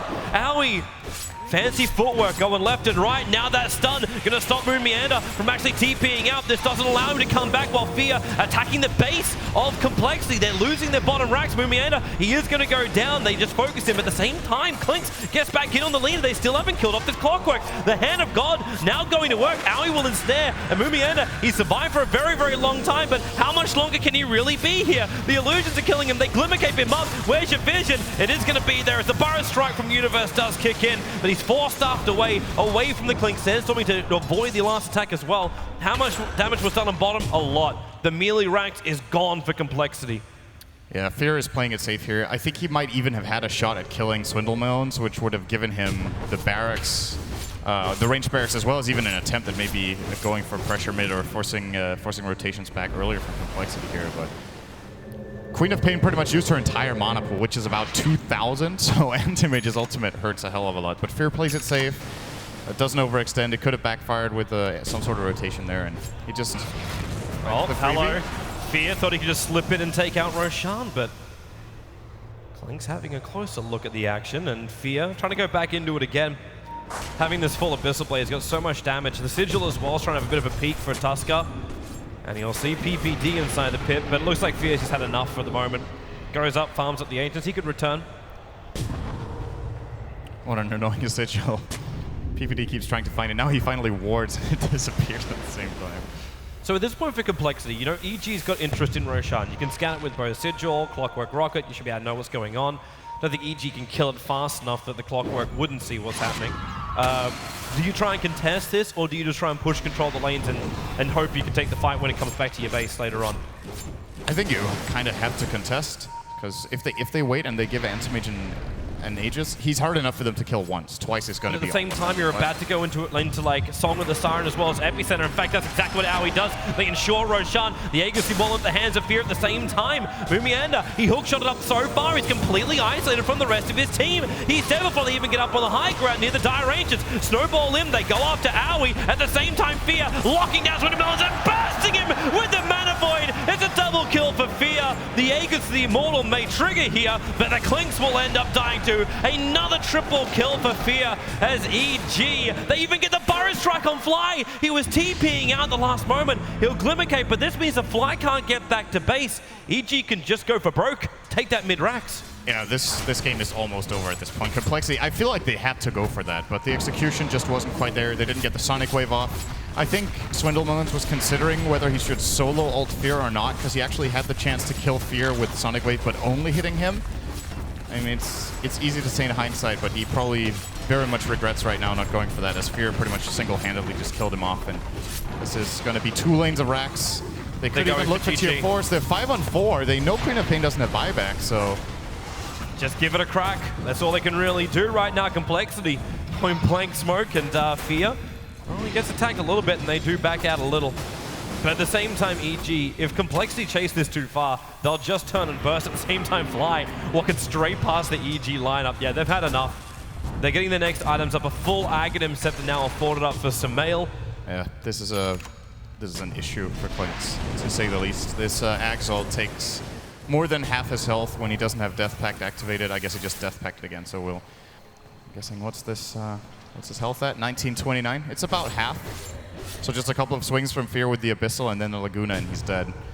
And the counterplay potential for Complexity is very limited. They can snowball, that's it, because the Glimmer Cape doesn't counter Sumail either anymore now, which is another really important aspect of this pickup situation. Now, the item that we feel like Complexity should have had a long time ago is on Universe. Going to be on the Sand King instead, who, by the way, is ridiculously farmed in this game for the time. He has a Blink, Veil, 4-staff, Hex, Tranquils, minute 38.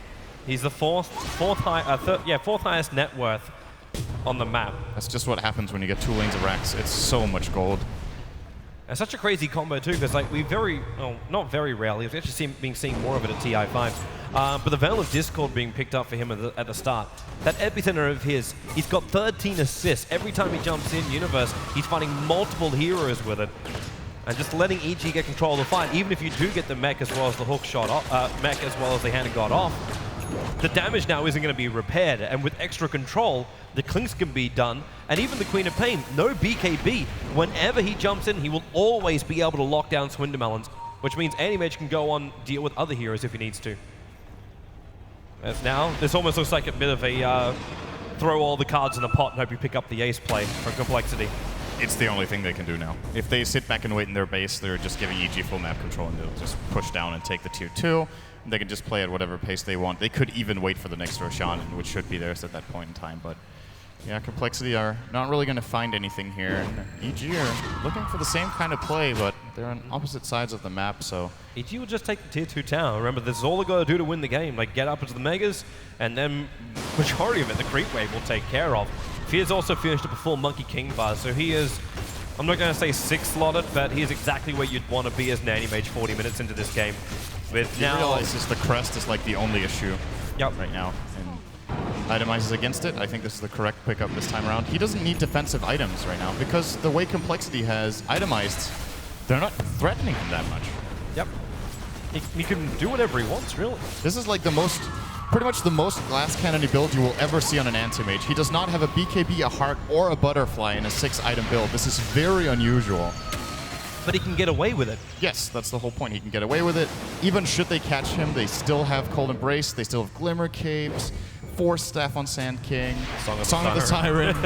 I mean, it's the biggest control of all up against one of the cores doesn't even have a BKB. The double power strike from Universe Sentry was down, so they saw him, but then the curse is over on the Queen of Pain. You'll set through to a double life trigger, and Fear comes in. Swindermelons, it took 2 hits to kill him off, and this will be EG ravaging Complexity. Even with a Sonic Wave, Fear just jumps in deeper. 3 hits to kill off Seafreak. More Burrow Strike supports from Universe. TB's making sure that Fear just cannot be touched. He moves back up to play objective-based gaming to finish off the racks, while Moomina might be moving back here. Sumail not affected by these cogs. Swindermelons back to the front lines, but again, Universe, a double Burrow Strike, and well, they just keep going to work. Where is AM? He is gone for a bit of a wander. He'll come back to the front lines, and this is when the game practically ends. Fly is currently hexed up, stunned, burrowed, and killed off.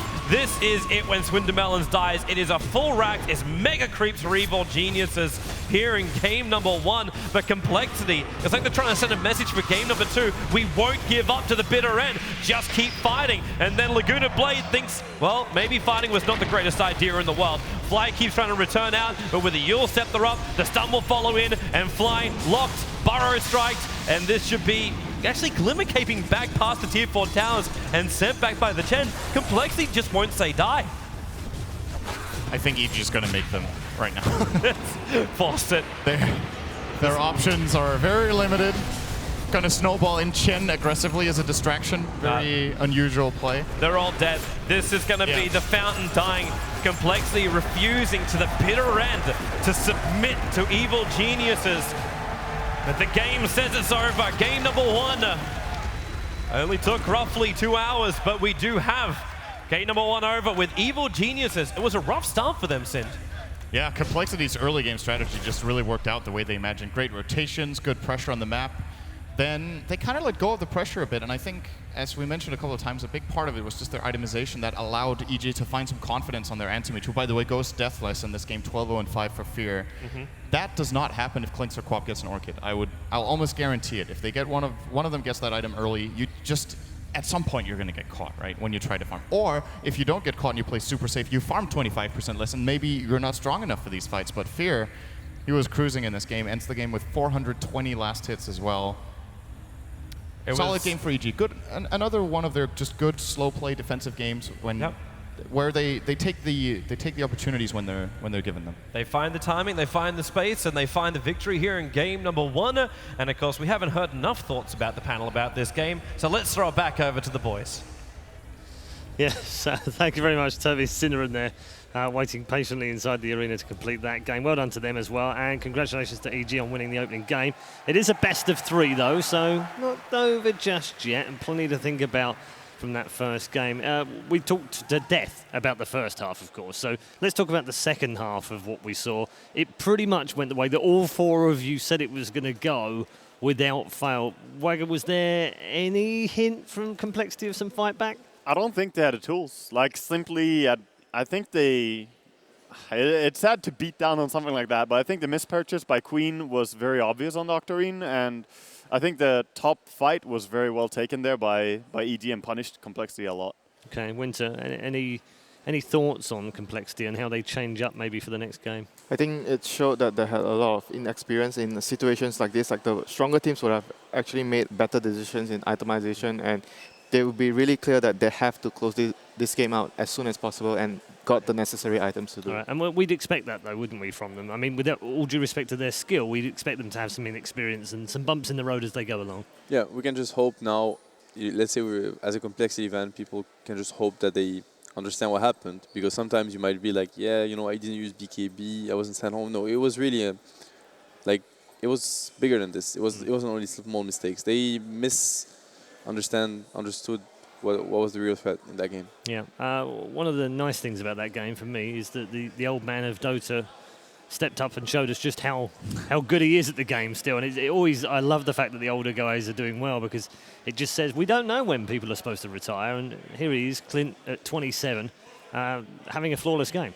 Yeah, I mean, that's the scary part about EG. Their late game decision making is near flawless, and winning past 30 minutes is a very difficult task. And I mean, EG, or Complexity rather, had a huge lead, and yeah, they need to be able to close the game out. I think they should go for a similar strategy and just execute a little bit better, 10% better.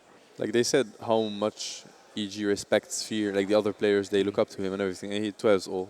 First game when it matters, 12-0, clean game. Yeah, just shows that sometimes the Master and the Padawan haven't quite crossed over yet, perhaps. Nope. And Samao's still got a little bit more to learn from his Master, perhaps. Yeah, I got your back. You know, you're the Padawan. I expect you to perform. If you don't, I'll just do it for you. Okay, and then you carry me. Yeah, exactly. Brilliant. I love that.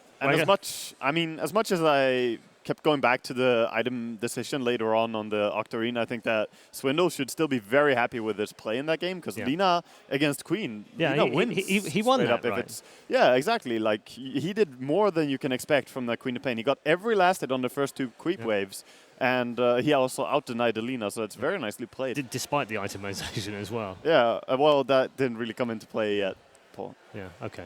All right. I'm still learning. Yeah. I'm still picking it up. Definitely. Still, you know. We'll get there. Well, yeah, absolutely. By the end of 6 days, I'll be at least be able to fire an arrow from Mirana accurately. I think so. Maybe. We'll see. We have Sing somewhere here. He can teach you. Can he? He can arrow. I heard he's quite good at arrowing. He has a secret technique to it.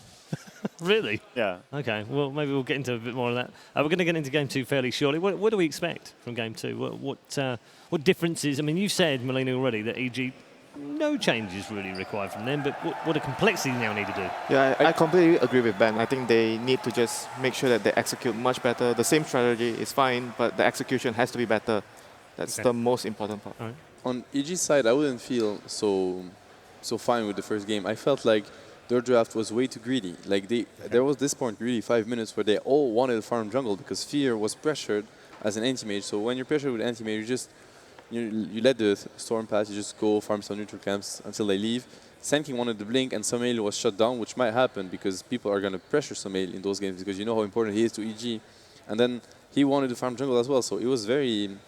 They weren't in a good position early on, and they kind of drafted themselves in that position, so I would reconsider that. I mean, it was greedy, but they had to execute at one point, right? If they pushed without BKBs, they dominate them with Naga, Sleep, Epicenter, and Lina. They have so much wave clear, and because they're so confident that they can rely on that one ability, I think that's why they can afford to draft such a greedy lineup, because they know they can't break high ground without BKBs, and when it's BKB time, it's like 25-30 minutes in, which is pretty much EG's time to shine. So like their window to win is so small. I think banning Naga versus EG is a must.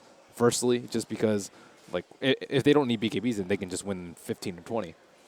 Yeah, I would definitely agree. Also, we haven't seen that from the Naga, but he already showed everyone that he could transition into a core and be very relevant and be very effective as a Naga, as a farming flips pushing Naga. So yeah, Naga is definitely a must ban, I'd say, versus EG. It's quite scary to face it.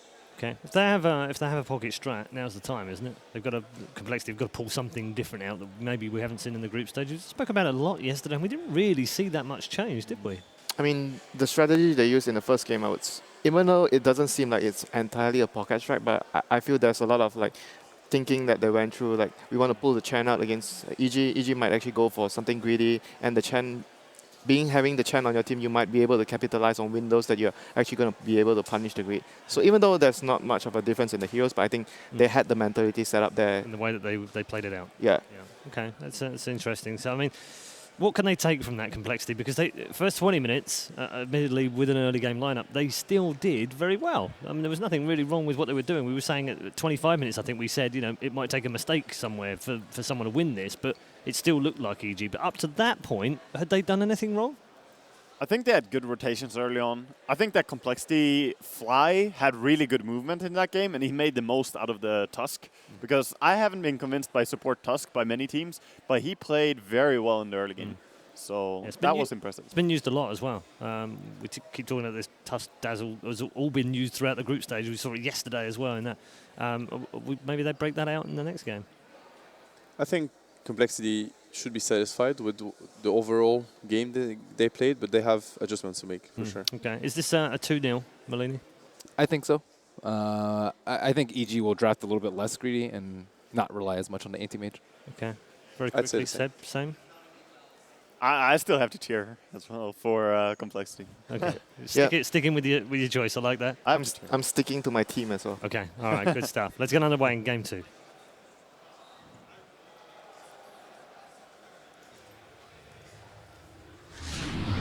Evil Geniuses versus Complexity Gaming. Draft for game 2 is underway. And EG, of course, looking at a 2-0 lead if they can secure this one. And not only that, they would move into the semi-finals where they are guaranteed $1.2 million. The draft is underway. Nagasaran is first pick.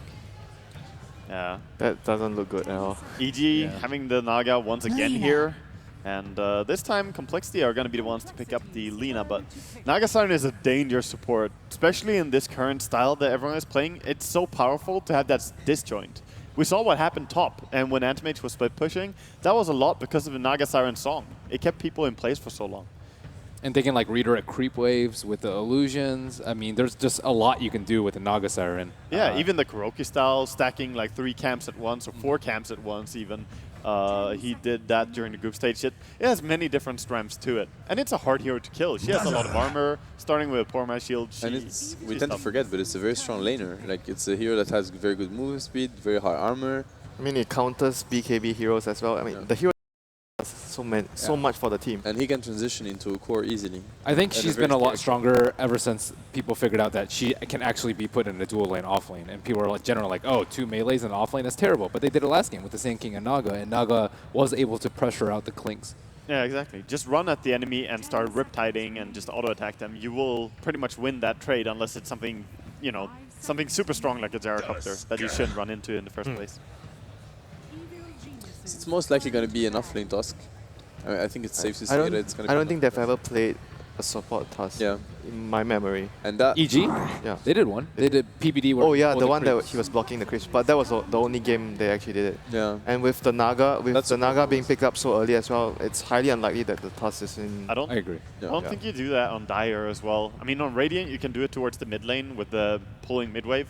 But on Dire, maybe you can get the medium pull on the top lane, but that still doesn't change much. They ended up losing that game, and I think the Evil Geniuses, they've played enough to the point where they kind of rely on PPD being that super defensive support, where if someone goes too aggressive, you always have that safe plan. But when he played Tusk, they really couldn't play the same way, and it wasn't exactly the same EG that we're used to. Yeah, we always think we hear the name PPD, it's like, oh, Dazzle, Treant, Abaddon, you know, these type of heroes, that's the PPD style. So we'll see. I'm pretty convinced that this is going to be an offlane Tusk as well. We're seeing the same bands, more or less, like the Techies band, the Brewmother band, it was banned as well in the first game. So. Or it's Bounty Hunter. Exactly, yeah, that's a very good question actually. The Bounty Hunter has been ignored. I don't think it's going to be picked by EG because they have already the AOI hero. I don't think PPD is really the Bounty Hunter player. But yeah, maybe for complexity rather. I don't think EG is going to get it. It works really well with Lina, so having Lina and Bounty Hunter could work as it makes the mid lane a little bit easier, just having Bounty Hunter sneak around. And when you do have the ulti, you can so easily find kills with the Bounty Hunter slowing people down, easy stun. So we'll see. It's definitely on the table for them as they have their ban and pick. So it is funny because EG has been first picked twice, so I assume one of the teams is favoring sides for yeah, pick. So I guess Complexity are favoring Radiant and EG first pick. That would be the explanation for it. So there might also be a reason for that. Yeah, they also gave them Naga Siren twice in a row, EG. So playing Dire side is something they're fine with, I suppose. And there's a lot of respect towards Sumail. That's how I feel. Like Lina, so they banned Leshrac, they banned Quap, and they grabbed Lina very fast. So that's a lot of Sumail heroes. Obviously, there's still Storm, Zeus. Like he plays many different heroes. Even Brewmaster, but we haven't seen him play so much lately. And when I watched him play before he got on EG, he actually played the Lina versus Storm matchup a lot as Storm, and he would crush that matchup. So he would win the matchup versus Lina. Yeah, he would. Oh, that's very interesting. This was, I think, actually before the nerf too. That's it was pretty surprising, but. So this is something that we were talking about before, that it might actually be much better if they're running the same strategy again. Like Dragon Knight would actually fit their lineup much better, and the ease of execution is also, compared to the Clinks, is much better. Yeah, I think it's very good that they went back to something like this, especially because it was also what they lacked last game, and it's also something they're very successful with. So I'm very glad Complexity picks up the Dragon Knight. They used to run a lot of Enigma with it. And it could be a Lina core, it could be a DK mid, Lina Dazzle safe lane, Enigma jungle, which is not a very weak safe lane, like you can get away with it. And Fly is an extremely good Enigma player, it's one of his favorite heroes to play. Zed Freak as well, like so they have two different players that love to play Enigma, so if any team should pick it, it's Complexity. But they haven't run it a lot at all, I mean no team does. But we'll see, they could definitely pull it out for one game. It's super tough for Naga though. Like it is. You can't BKB ulti because you can just net you, and if you don't get BKB, you can just stay out and sleep. Their first game of the group stage, they had DK Enigma. It was DK Enigma Dazzle. It's how they started. Like you know, it was probably one of their go-to strategies, and then they did quite well. That was so maybe they're saving it. That's pretty cool. And now they're facing a tough situation, and it might come back again. So it could be one of their go-to strats, one of the strats they're the most confident with. EG had a lot of wave clear last game with the Lina and the Sand King, and this game it's, I'd say, severely lacking with the Tusk pickup. Yeah, I mean, Tusk offers something, though. The Ice Shards are not terrible, and Naga Siren can still send her illusions and Riptide, but if it's a support Naga, that's not impressive at all. But this time they have a Dragon Knight, which is like much stronger. I think they like much stronger wave clear than last game. And the Dazzle heal, like, it's gonna be Do you think enough they're gonna go counter. Coddle maybe even into this lineup? I think depending Coddle on would be a what very they good pick. pick. Yeah. Like EG might go for Storm Crystal Coddle Maiden. or Yeah, but, CM, which is Coddle's usually the AOE hero though. yeah. That's Yeah, well, what would PPD play in that case, indeed? The CM makes a lot more sense. It's also good at like the Crystal Nova is not a bad spell at clearing waves. I think Naga Maiden, it's always been a support duo that works really well. Team fight wise as well, like if you're up against, it's going to be like maybe a similar situation where Complexity tries to push in too early and you have the song into the Maiden ultimate, which could, one fight is all it takes. Yeah, You just definitely. change the game. I think EG are very happy to go into Dragon Knight with a Storm pick though, because like this could secure a good mid lane for Sumail. Laning against a melee hero as Storm is so easy. So yes, there's a strong push from Complexity, but they need to really be able to group up as 5 and go. So one way to solve that is to start ganking before that happens. Yeah, like the only issue is like if the Storm gets into the situation where the enemy is grouping up, like he wouldn't be able to do much against that. So that would be the issue there. But I could see it working if he actually gets a very good start. Has a CM, he has the CM aura, so the lane would be really good for him. I have to say, I really like both drafts so far. Wow. I think Armor, both they are very like solid. stacking all the armor. Yeah. Literally. Dazzle, Dragon Knight, and Sven.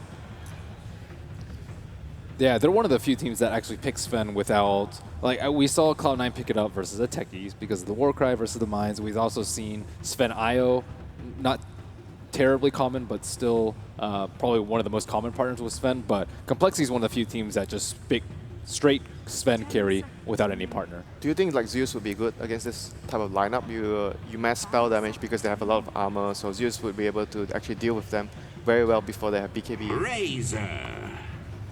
I think Zeus could have worked really well. It's still an option for them. I like the Razor pick. I think it's also quite solid because they do lack damage in a way. Like if you can control the Sven, I think they lack a bit of damage. It's that a good way of dealing with the Sven. Like the Razor, I feel a lot of it is like the matchup between Sven and Razor is very favorable for if you're going to run the Sven as a carry. So Razor would have a very good matchup in that sense. Definitely. Yeah, I mean, that's very fine, but if it just goes late right now, having DK and Sven and a Dazzle decide that, I think Complexity have a very comfortable late game scenario ahead of them. And I'm surprised that EG did not go for the harder carry approach, but instead went for the... It might be because they're like looking for a Tinker mid. I think Tinker has a lot of synergy with Naga. It's really good late game, and it's good at stalling their pushes. I think it's a little bit better than Zeus, although I do like the Zeus pick versus the mass armor. It just doesn't scale as well late, and I think that EG always drafts like, sufficient late game. Just look at their lineup right now. They need someone that the Sumail hero they are looking for has to have very heavy carry potential, and Tinker definitely fits that category. Yeah, sounds like a great pick. Yeah. I don't think Storm is the hero with their current matchup anymore. Like, it's going to be hard to kill. So many tanky heroes and the Grave. You can't kill anyone, I think, as a Storm. So if you can't kill, you want a hero that can drag out fights like Tinker. When you're facing Lina with Jules, DK, it's going to be a tough Storm game. It's very not easy to play. A BKB is really needed. So do they have any other options apart from Tinker, Zeus? Yeah, Zeus and Tinker are like the go-to, but thinking. They ban out the Bloodseeker, so worried about that. That could have been a strong hero, actually. The AoE is making it hard for Dazzle to get a good Grave off with the silence coming out. But Sumail doesn't play any of these if they were to pick Bloodseeker. That's true. Well, maybe they expect him to play Razor in that case, just putting a Razor mid. I'm not sure. It doesn't seem like a Sumail hero, though. So how about Complexity? So they're definitely looking for their offlane hero. Sven, Lina most likely the support here with Dazzle, and the last one will be their offlaner. I really feel like they need AoE control. I don't know. I thought Centaur would be a great pick, but it was bad. Yep, Centaur will be great for their lineup. Magnus could work. Axe Magnus sounds really good with Sven. Something like this. Magnus, an Axe. They really need control. That's what they like to me. That's exciting. Yeah, it's gonna be good, but I could... Not sure what's the reasoning though. Yeah, I don't really quite understand the Timber Swap pick, I have to say, but especially because he's gonna have to face a very, very tough lane. Like Naga Maiden Razor, you're gonna die every time you and the issue with Timbersaw is if you don't get anything out of the lane, you can't jungle, and there's no way of coming back. Yeah, So it's he's very one of those difficult. heroes. He needs to be on a lane and get XP. They should dual lane like 100% in this game. Just looking at Dazzle and Timbersaw are most likely going to go together and just a Lina Sven lane. And then How about the aggro try? Sven, Lina, Dazzle, and let Timbersaw get a 1v1 matchup. That would actually work towards that would be nice for him as well. But it's a tough lane to challenge though, because Maiden, Naga, Razor is not. Yeah. You know, they can just spam you out. I mean, they have a lot of stun and nuke, so it could probably work in their favor if they get their spells right. I mean, they can chain lock and kill someone. It would be exciting. We haven't seen a try versus try very Yeah, in the game I think at all, actually. I think when you pick Timbersaw, a lot of his strength is if you get a suitable 1v1 matchup and he's against Tusk. Yeah, that's a his good strength matchup. hero. That would be a dream. Yeah. Ember Spirit. That is interesting. Brought out a good fighting hero early on and works a lot better into the late game than, you know, for say the Storm Spirit would. And he's pretty strong early on as well when he has max level in Flame Lord, so this could work. Interesting. Interesting lineups indeed. We are ready for game number 2. EG stand on the cusp of the semi-finals of the upper bracket and a top 6 finish at TI5. Let's find out whether they can confirm it or Complexity can come back and square the match. Let's go back to the commentators. Thank you very much. Yes, it's time to get underway to see if Complexity can force this to a third game or if EG would find themselves sitting very comfortably in their semi-final position.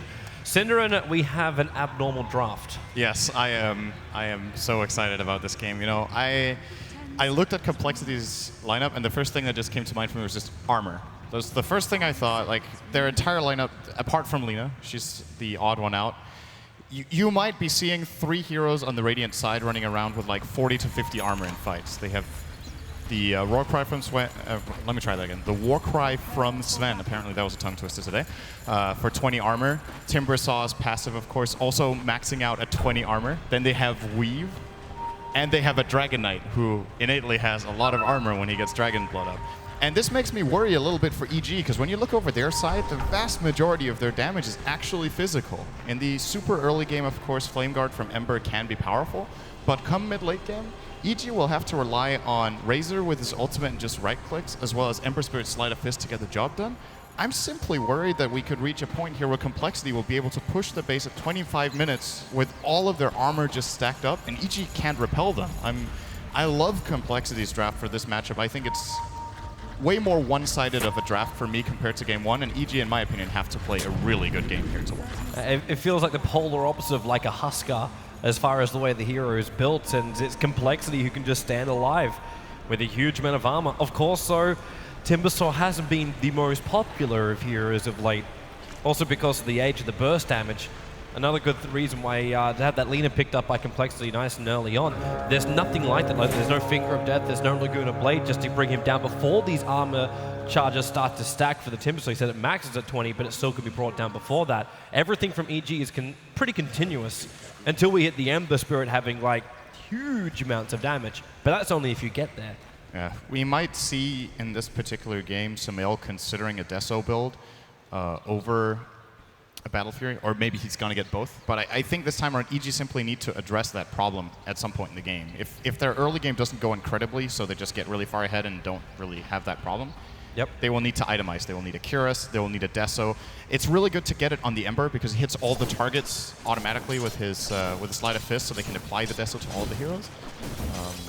Alternatively, could consider it, of course, on Universe Tusk. It's not that uncommon of an item on that hero. Owie, real trouble on bottom lane. The Light Strike Array from Flying was able to connect. They need more damage to kill him, however. That's a Stout Shield. But then again with another second Light Strike Array! Complexity open up the account. They claim first blood, and this is not the way EG wanted to start this. Because the Observer Wards that were down from Complexity, they saw where EG was shifting their lanes. They saw, okay, the Tuskar's moving back up the top because he was trying to dodge the Timbersaw, and already Complexity have preemptively noticed that EG are going to switch this. They've actually brought the Timber down to the bot lane. Universe just can't catch a break. This is a I feel like this happens pretty rarely, but it's a very logical play. Moon Meander got pressured in the top lane, and instead of TPing back to base or TPing to his his offlane tier 1 tower, as we usually see offlaners do when they're threatened, he just immediately TP'd bottom. They knew they wanted the lane swap immediately, so he kind of gets, like, he solves 2 problems at once. He escapes a gank and gets himself into a better lane with 1 play. And now this top lane for EG, I'm not so sure about this for Complexity, actually. I think Razor Naga has a lot of potential to kill a Sven Lina lane. Sure, they've got a decent amount of spell burst, but if they don't get the full combo off and put Fear really low very quickly, the Naga and Razor can just run them down with Static Link and, of course, the Ensnare. That's why it's interesting to watch how they're just prepping themselves on the lane. So Fly starts with the Light Strike Array, then you go into something like the Stormbolt, so you're able to get that second stun off. Instead of just having the Sven throw out the Stormbolt and go from there, Sumail might be in a little bit of trouble here in mid lane. Pushing back the Flame Guard and having a PMS does help. There's been a lot of trade-off in that mid lane.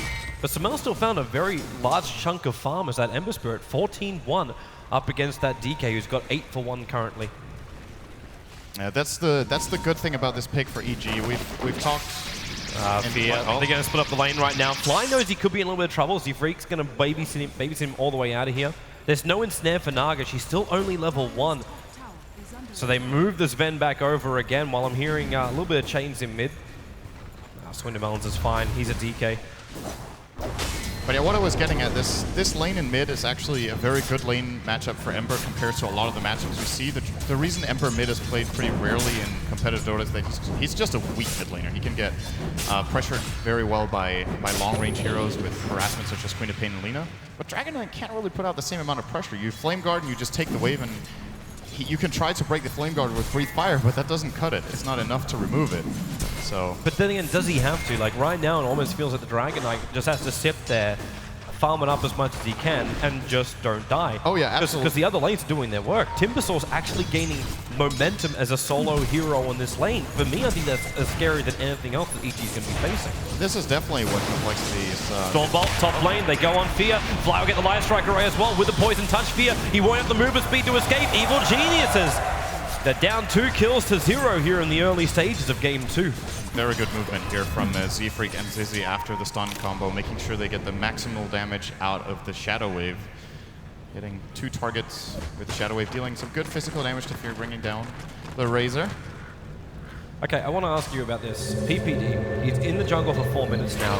Found 3.5 levels with 2 points up in the aura. Does PPD come out and actually be a presence on this top lane? He's only got Frostbite right now. When does the Crystal Maiden become effective? And I'm asking this as well because I'm just thinking when it happens, PPD is going to end up feeding himself. He's going to need to find the best way for himself to have an impact while getting farmed. I think this is the kind of game where it's really important the Crystal Maiden gets farmed. Middle lane. It's kind of weird because you usually don't pick CM like He's that. in real trouble. Yeah. Dragon Tail stun. He gets the Flame Guard up, however, so he's able to tank through a lot of this and actually turn on to Fly. The burn's doing his work, and Swindelmelons putting his body in front of him. Level 3 Flame Guard blocks 350 magic damage, so it's both spells from Fly as well as a Dragon's, or a Breathe Fire pretty much. They need to get through that in the first place, and then, well, they haven't really damaged him. But yeah, what I was going to get at is that I think the CM in this game has to get farmed to get a good ultimate off, because as mentioned, they will need to get some sort of magic damage in order to pierce all the armor. So PPD's involvement in this top lane should be, he should try for ganks when there's a really high probability of success, but he shouldn't come in just to harass. It's not going to be worthy of his time. He has to find a way to build toward a Glimmer Cape, for example, or something that will enable him to use the Freezing Field later on in the game. But full-time jungling is not good either. It's actually really slow on Crystal Maiden. It's deceptively slow. You're like, wow, I can keep This has been opening right now, but he missed the chains, and that means Swindelmelons can turn around, goes to the Dragon Tail stun over on the Tusker, Fly with his follow-up stun, but not enough life to really stay that close to the Ember Spirit. But this is the first rotation now from the Tusker. And Universe unable to find the opening while on bottom lane, Warcry. Sven just trying to outrun Fear. He still 28 points of damage, but the creep wave also went so far behind the tower that Fear was forced to back up. He had no more support there. So far, so good in the early game for Complexity, in my opinion. Sven is not finding that much, but neither is Razor. Like, the nature of this lane with how they're pressuring each other, a lot of CS will just be lost. And the effective trade-off is Ember is getting a really good mid lane for the Timbersaw getting a really good safe lane. And I think this is a very, very good Timber game. This hero shreds Ember as well. It's something we haven't talked about. By having 3 abilities that can potentially deal pure damage, of course Whirling Death depends on a tree, but the 2 others are guaranteed pure. They pierce the Flame Guard. So Moon Meander can very quickly make work of Sumail if he gets out of this. Searing Chain's going again here. Sumail, he's got Spirits to commit if he wants to go after Swindle, but coming underneath the tier 1 tower is not something he wants to do this early on. Let's actually just do a Timber Shake, because we haven't had a Timber really in a while. What's the item build that Moon Meander is looking to do in this game against EG's heroes as well? I think if you get this much free farm, you're probably looking for Arcane Boots into Bloodstone. It's an item build that's so effective on Timbersaw because he gets so much armor from the reactive armor. Swindermelons is dead. The Spirit Snowball, he's only got 1 point up with the Dragon Blood. The double TPs are on the way, and it's actually Moon Meander coming in. He finds Universe, but needs more damage. He's not going to find it. Dazzler has a Shallow Grave himself. Sumail, Spirit's up, and he's actually, is that even on the high ground? I don't think that actually is. Oh, it is. It's just on the edge. He'll go up while Aoi 2000 looking for some other revenge. His TP out. Will it be in time? No, it will not. Moon Meander will find the kill. It was still, however, Sven also dying on the top lane during this engagement. So EG find the better trade-off. Yeah, this is very important. They don't only get 2 for 1, but they also force a rotation from Timber off that bot lane. So a little bit of farm gets lost. Moon Meander, however, did get 1 kill there, so I guess that kind of evens out in the end. But I'm actually surprised he didn't try to go for the Ember Spirit a bit earlier. When he TP'd in, his target of choice was the Tusk, who had like full health and should easily be able to escape, whereas if he hits a Timber Chain there and catches Sumail off guard, he might have actually been able to blow him up. But probably just respecting the ability of his opponent. But, expect a fast Fire Remnant into Jaunt, or what's it called? Activate Fire Remnant. That's actually a pretty boring name when you think about it. Fire Remnant and Activate Fire Remnant. Well, as Blizz says, inventive names. What was it, the Dragon Knight? This blue dragon. Doesn't even have wide eyes. But complexity. They were trying to move around, and like Timbersaw was thinking about going up the top lane. There was a little bit of indecision, so he stuck around in mid, fakes the chain against Sumail. But this let the DK have a little bit more space on bottom lane. Went to Dragon Form Swindermelons, and he dropped that tower down by a grand total of 52 life. So maybe not as effective as I was initially thinking it was. But he's at least able to find his farm down here. It's quite safely. So catching up on the CS. I say catching up, we're still sitting at 3k net worth, which is only 300 behind that of the Timber.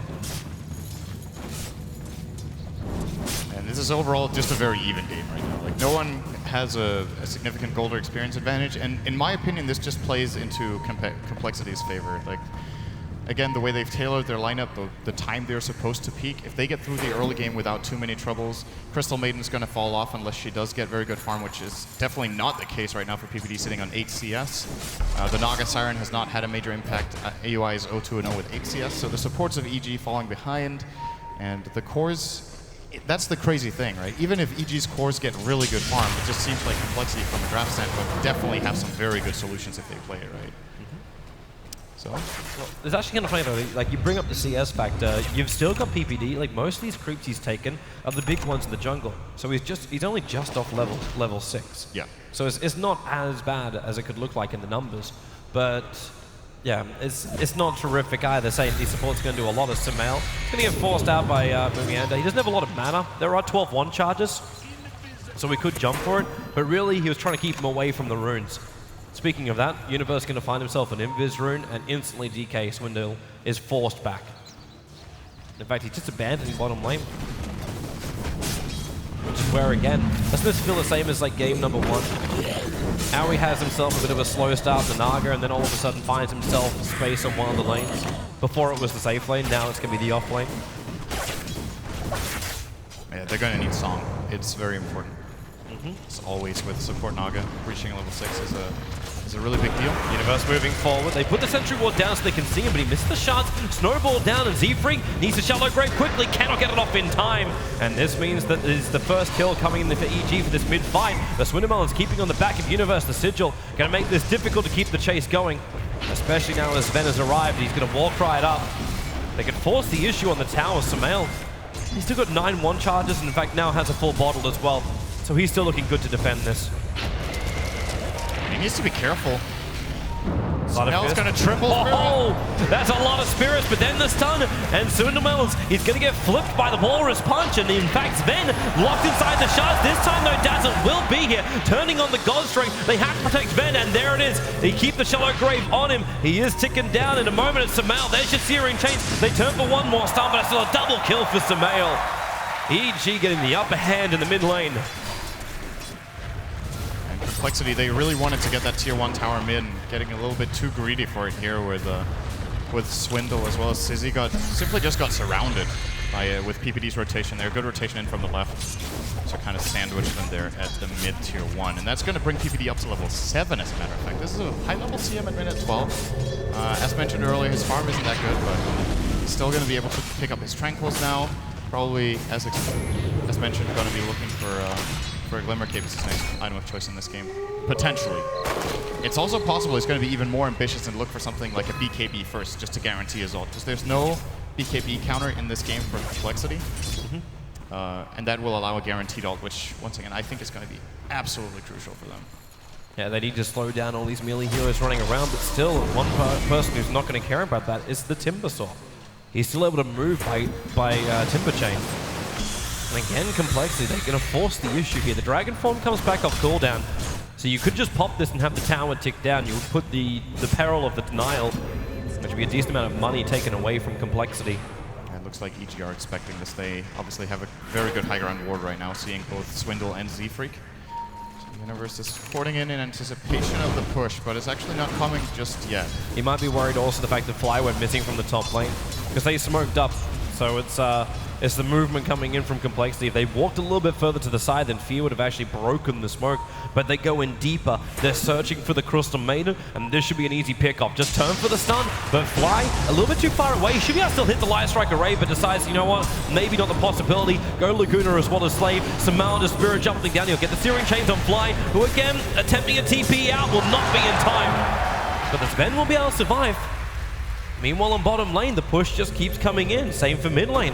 Dragon Form kicks in, and Evil Geniuses, they managed to walk all the way down. In fact, they're just going to go for the snowball. Searing Chains, where's it going to come from? Samal, not enough mana for it, even with the 3-1 charges. A very early Shallow Grave from the Dazzle, and there's not much more he can do here apart from a quick heal. Timbersaw will arrive, and Samal, no mana with the Whirling Death, but the Tusker, the shards are able to connect. He finds a kill on the DK, and now the Timbersaw's dropping as well, and EG, they brought in all their friends and had a party on Complexity's corpses.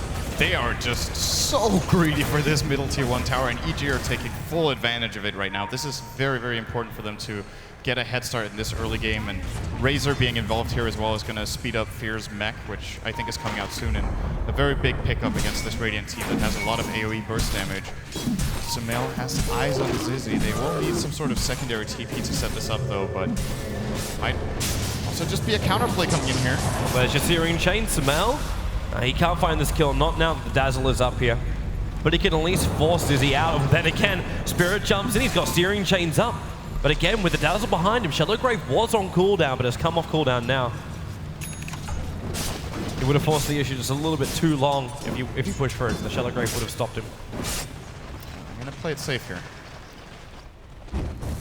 Sumail will now be just getting farm on the top lane. Looks like he's going to build for a fast Battle Fury here. He's not going for any drum build-up, which I think Sumail's item build on Ember is generally different from the norm. We see most Ember Spirit players, I think it's like 50-50 between phase and treads, but a lot of Ember Spirit players favor getting the drums as a build-up item to get especially both for the mana efficiency, but also for a bit of tankiness. In this game, they do have a CM, so it doesn't really need the mana that much. Stormbolt. Oh, almost brought that one over to Universe. They actually managed to get the shards off again. Universe, perfect positioning with the Tusker. Sharding back through, but Sven kept alive for the moment by the Shallow Grave. Not a healthy man.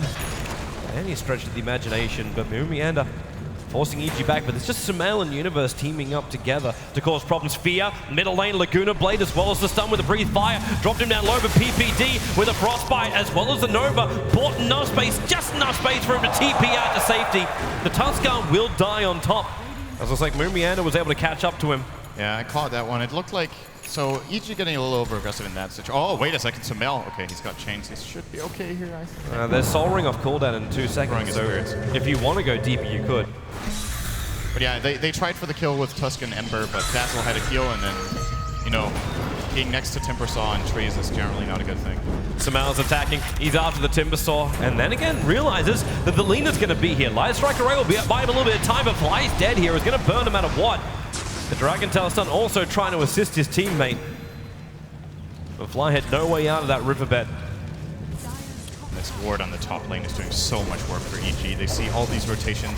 They know exactly who's coming in and when. And They might be able to hold the tower because the Dragon Form just expired now for Swindle. They do have a glyph as well. They come in from behind. Smoke on EG Universe. And Sumail. Who's he go for? Who's the bigger target? And he just makes a run straight for the Dazzle. He wants him to waste the Shallow Grave over on the Dazzle. In fact, he won't even get it off. Down for the count. Aoi now with the Song of the Siren, keeping Sven away from him. This will waste a lot of the time of that God Strength. But now Timbersaw also coming back to fight, putting down the Chakram. So there's a one way to get out, but PPD just lets it go from inside the tree line. Sven, they can't walk away fast enough. The shards lock him in. There's two down, and Sumail's looking for more. Chasing after Moon Meander. Aoi ensnares back off cooldown now. He can stop Swindle Melons on the run, but can they get close to the plasma field damage as well? Frostbite into a snowball. Swindle Melons, that DK turned around, but Universe down for the count. 130 life still on that DK, but a slider fist from Sumail will ensure the kill as he's looking to even go deeper than this, but maybe hold the reins and pull back on this EG attack. He has one chance. Moon Meander jumping into the tree lines. Searing Chase, that's a dead Timbersaw. Knows just how far he can push the limits. And Complexity didn't think he could. That's why he stuck around. Yeah, Sumail is getting so much in this game. It's just the snowball effect from the beginning he had in that mid lane. And very adept at playing this hero. This is going to be an 18-minute Battle Fury on Ember Spirit in the mid position with Treads and Aquila. I think this might be the highest GPM we've seen in this tournament. I hit it 18 for an Ember, so definitely scary here for Complexity, who seem to be losing Swindle Melons. Yeah, they're going to lose more. Sumail comes up. Z-Free can't get close enough to it. Swindle Melons controlled by the Walrus Punch. Still trying to stun out of here. Z-Free has to use the Shallow Grave on himself. Sumail just hanging around so he can slide a fist him down. Able to do so at the same time as Swindle will drop. EG momentum galore as now Spirit Jump in again. He's got Slider Fist Searing Chains, gets the timing for it. Sumail actually stops to buy while he's looking down. The snowball comes in from Universe with a perfect sharp positioning. But Timbersaw looking for some revenge. Sumail doesn't have any spirits remaining at the moment, so he can't help out that way. But PPD, the Frostbite's going to be there. Sumail again with the Spirit Jump down. Slider Fist Searing Chain. He's going to get the kill on Sven. Moomy enters here, but Sumail again, no spirits, but 14 one-shots to the shards. The perfect positioning again from Universe. EG, it's a splendid display of Dota coming from them. They are taking so much advantage of how good their lineup is just at kiting, re-engaging, because they don't want to go for that full-on 5-on-5 where they get comboed by Breathe Fire, Sven Stun, all of Timbersaw's spells. They're simply just using Sumail to just buy time and kite around, and by the way, to steal a couple of Ancients just for the heck of it. It's to the glory of PPD. Quickly getting out of hand, and Complexity, the game plan was working fine for 10 minutes, and then all of a sudden, EG just entered hard mode. They started getting kills. It really, like, the push for mid lane is going to be something which we'll be coming back to for a while.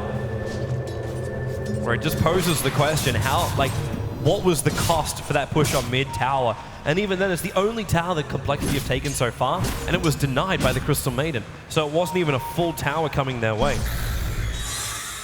And this Timbersaw, like maybe that's where we should be looking. The Timber is the left field pick. So can he do something against this EG lineup? Can anyone do anything against Sumail? When he's 10-0-4, so much momentum. He misses the, actually hit the Slider Fist, but didn't get the Searing Chain. He's gonna Spirit Jump up. There's your Slider Fist Searing Chain on this Sven. Dropping him down, there's still that Dragon Tail stun into Dragon Form as well, but PPD not in range with a Frostbite. Sumail just keeps going, Slider Fist Searing Chain kills off the Sven and locks down the DK. Shallow Grave will keep him up for now, but PPD, Real Crystal Maidens channel the whole way, but DK will not be there to watch the end of the show as he TPs back to base. Where are you going, Fear? Is having a look around? He's looking for the stacks. He's got the Eye of the Storm turn on and 140 points of damage stolen, so he's got confidence. Yeah. Complexity again. The entire map right now. They just keep getting picked off by Sumail. He's going to dodge the stun. He's still going to get hit by the Laguna Blade, but support arrives and snowballing in. This is just getting completely out of control for Complexity. Swindlemelon's locked inside a coffin of ice. Again, they find two more, and they just blink forward again. Spirits Jump, Slider Fist Searing Chain, back off cooldown, again on two. I feel like it's a broken record right now. He broken for Complexity, that is. By the way, as well. Just, you know, just a little bit of a bonus. He's playing pretty well this game. Just, yeah. Solid Ember performance so far. Maybe he missed a CS early game or something. Then he did that. Yeah, you scrutinized that missing of CS, Syndren. Severe critic. This is an absolute showing of what this hero can do when it gets momentum, and that's why, you know, but Complexity in this game. Yeah, so if Complexity look back on this game and they're like, where did it go wrong? They just have to look at how much they let Sumail do in this early game. They gave him an easy lane. They didn't really, the bit of pressure they tried to put in mid lane didn't work. Again, it's just really taking over the map right now. It's crazy though, because most of the time, like the older issue with the Ember Spirit was he just took too long to get online. Yeah. Like you'd be thinking 22 minutes, I'll get my Battle Fury, and then maybe I have my Chrysalis by 26, 27, and then slowly you'll come online to the point where you do a lot of damage. We're 22 minutes in it, and he's managed to get 12 kills and 5 assists out of the 20 kills that EG have gotten. He wasn't involved in 3 of them. Every other one was Sumail either initiating, which he could do even more now as he picked up a Blink Dagger. In fact, just having a nice more fun. Then again, Sumail, this could be it. This would be a huge kill. Dragon Knight claiming almost 1,200 gold for that kill. Sumail will have buyback, and they'll probably lose their tier 2 tower as well unless they fight this. They could really catch them off guard with a TP song right now, or just a walk-in song here from Aoi. He's getting a really good angle from above. And if they want to try for it, they might just concede the tower. There it is. It's going to sing after they lose the tower. This is very awkward. It's just going to be like, oops, and... It kind of looks like indecision, but if they blink and then just Walrus Punch the Timber Saw, okay, not going to happen. He's got 17 one charges and a regeneration rune. EG, they need to be careful. I mean, they're really far ahead on gold, but once again, as I mentioned, in my opinion, just looking at the drafts in isolation, Complexity can beat them in a team fight, even at a gold deficit, I think. It's all about the initiation and about Moon Meander being able to hit stuff with his spells. Definitely tanky enough once Swindle gets 1 or 2 more core items on his Dragon Arrow. Well, just 1 more, actually. He's very, very poor right now, sitting on only the Blink Dagger 24 minutes in and a Bracer. So he needs some sort of health. Armor is definitely not the issue here. If they just get a lot of health on all their heroes, it's going to be tricky for EG here. But this is a good item for AUI. Being able to apply the -10 armor with Solar Crest is definitely going to help out and probably give them a Roshan here. Yep, it's the perfect timing for it. It's kind of interesting though, like we do see the Blink Dagger on the DK. Kind of flags to me the fact that Complexity just don't feel like they got any level of initiation, and DK has to do that for him before he builds into these tanky items. So they try and come out and at least do something against this EG lineup whenever they possibly can. Right now, Roshan is dead. The movement's coming over from Moon Meander. Universe also right in front of him, so in comes Yashakram on the pit line, and if he cancel it out, he was meant to Timber Chain back off cooldown. It's like, you know, he could have actually waited a little bit longer on that one, but Bloodstone Denial will be what happens. Yeah, you're right. He actually could have waited because all the stuns were on cooldown, but he's not going to. His Timber Chain would have also come back off cooldown as well. He could have tried to chain back up the hill again. It's actually, well, he was probably that. Like the escape paths he had there were not really that useful. But you're right. He could have at least tried for it a little bit longer. Especially considering that tier 1 tower is currently sitting within deny range. That's 61 life on the tower. Like, all you need to do is have Sven walk up there and hit it twice. And in fact, the TPs are already coming in from EG. At the same time, it almost feels like bait. Sumail's the first one. Yep, blink, stun, breathe fire. Now the God String. They need to kill him, and they do it. Aoi, again, very late on that Siren ultimate. And the tower, but this is Fear is here, though. Cost them. Fear is here. Sumail's going to go for the Searing Chains. He gets Dragon Tail stunned. The Snowball will buy a little bit more space here. The breathe fire, Universe dropping low. They need to keep him up, but it's just not possible for Complexity. The Shallow Grave allowing Sven to continue to fight, but being frostbitten and sigiled and slowed. He just can't reach the target to hit it. Oh, lucky to get out. I think PPD was really close to a frostbite there. Sumail also had Sleight of Fist on cooldown, so he couldn't get in range for the Searing Chains. This is really, really good. It's a very good call in this game. 100% agree with it against this particular team. I think Desolator on Emperor is not as... I mean, in a way it should be better than it used to be because it's cheaper now. But at the same time, the way you build up Ember and the way you plan out the game, you generally want the really hard-hitting crits over just solid, stable damage. But in this game, they simply just need all the minus armor they can get. EG are reading the draft here perfectly, getting both the Crest and the Deso as early as possible. And EG, you didn't really expect anything less from them, even though it did look very, very hairy during the first 10 minutes of Game 1. But they've come back, they're showing they've got the brains in the game, and Fear, and he's got his own BKB now up and running. But another 12. Complexity can't let this happen. Like, the Sven's not getting anything. Like, the last item he picked up, I think, was basically 15 minutes ago, and it wasn't even a Mask of Madness, it was a casual Morbid Mask. He's trying to get into a Blink Dagger so they can keep up with the rest of the team, while on bottom lane, that Snowball's going to keep chasing up Mumianda. He doesn't have mana. The TP out in Universe. Actually caught on the other side of the tree line. Still will get there for the Walrus Punch. Has to chain away and do this the hard way. The shards will lock him in, but again the Timber Chain onto the other side. Universe with a Blink Dagger of his own. Body blocking up the Timber Saw. Another chain away, but Snowball as well as shards back off cooldown. But they're in range of the tier 2 tower, while Swindamelons is actually dying to Sumail. Spirit jumped in, Side of Fist in 1 second time. That might almost be enough. Jumping around to the Warcry will arrive in for Sven. The Stormbolt as well, but once again, Blink Dagger disjoining every stun the Complexity try and throw out. He is. You know what kind of game it is when Ember is soloing your Dragon Knight. That is not good. It's a rough game. It's a rough game. But this tier 2 tower also, days will be numbered. Because even the push down for EG is getting stronger, removing 7 armor from these buildings whenever Sumail connects. And you can imagine Fear might be thinking of Axe as his next item in this game as well. Has the BKB as well as mech and drums, so very utility. Unless they try and counter the full armor and goes into something like an Assault Cuirass. Yeah, that's what I mentioned. They need an AC as well. The question is what hero gets it. It could be Fear. They could technically get it on Sumail. I think that would be a bad choice. Tusker is not the worst either, but he's very far away. So yeah, I would agree. I think AC is better than Aghanim this game for the Razor. Although that obviously also applies minus armor, but it's way less reliable and it's not for all the heroes at once. Sumail is going to go for the damage. It's Crystallis now. Well, there's 28 minutes. I said it was meant to pick up Crystallis, but with a Desolator to boot too. And there's that Blink Dagger over on Sven. So Complexity, they really have to try and find some openings. There is an Observer that's watching Fear farming right now. And Mumianda will arrive, but it's a little bit too late. The rest of EG grouping up together. They might try and retake their jungle away from the Complexity players. At the same time, I'm seeing Sumail jump down to a Spirit. He's just heading down south. He runs into the Radiant jungle to find more farm. And Complexity, they're being worked across one side of the map to the other. They want to find initiations, but they can't find EG. They're just struggling to find openings right now. It's what they need. I think fighting is what Complexity have to resort to because their Sven is as far behind as he is. This hero does not play well from this kind of deficit. He has 74 CS at minute 30 because they chose to safely in the Timber. In comparison, the Razor on the other side, 200 CS on Fear. And AUI, we haven't talked so much about him so far, I think, but he is slowly just climbing up. 106 CS on him, Solar Crest 1800. He could start looking at a Radiance if he wanted to take it really late. Oh, they found someone. Swindamelons. Yeah, Snowball's coming in, and again, Sumail right there at the right time, and it will be the Ember Spirit to take the kill on the DK.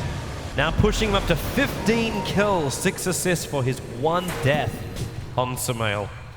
This is a very good play. Ah, there's a ward. Okay. This could have been a very good play for EG, but the ward saves Fly here. I think Fly was expecting they would start pushing down mid. Sumail was still showing in the mid lane there, but they made a very quick rotation with both CM and the Tusk. Still looking for Fly here, by the way, but he is a goner. See how confident EG are when they start stacking the Radiant Ancients for Sumail to farm. There's just nowhere on this map that's safe for Complexity to move unless they're together as 5. And even then I would question it. Because the closer they group up together, the more powerful Sumail becomes. They start their defensive warding. So they can see when EG try and force, like, if they're just trying to attack from the side when they attack into the tier 2 tower, then Complexity will get some vision on that. But how do you counter-initiate this Ember Spirit?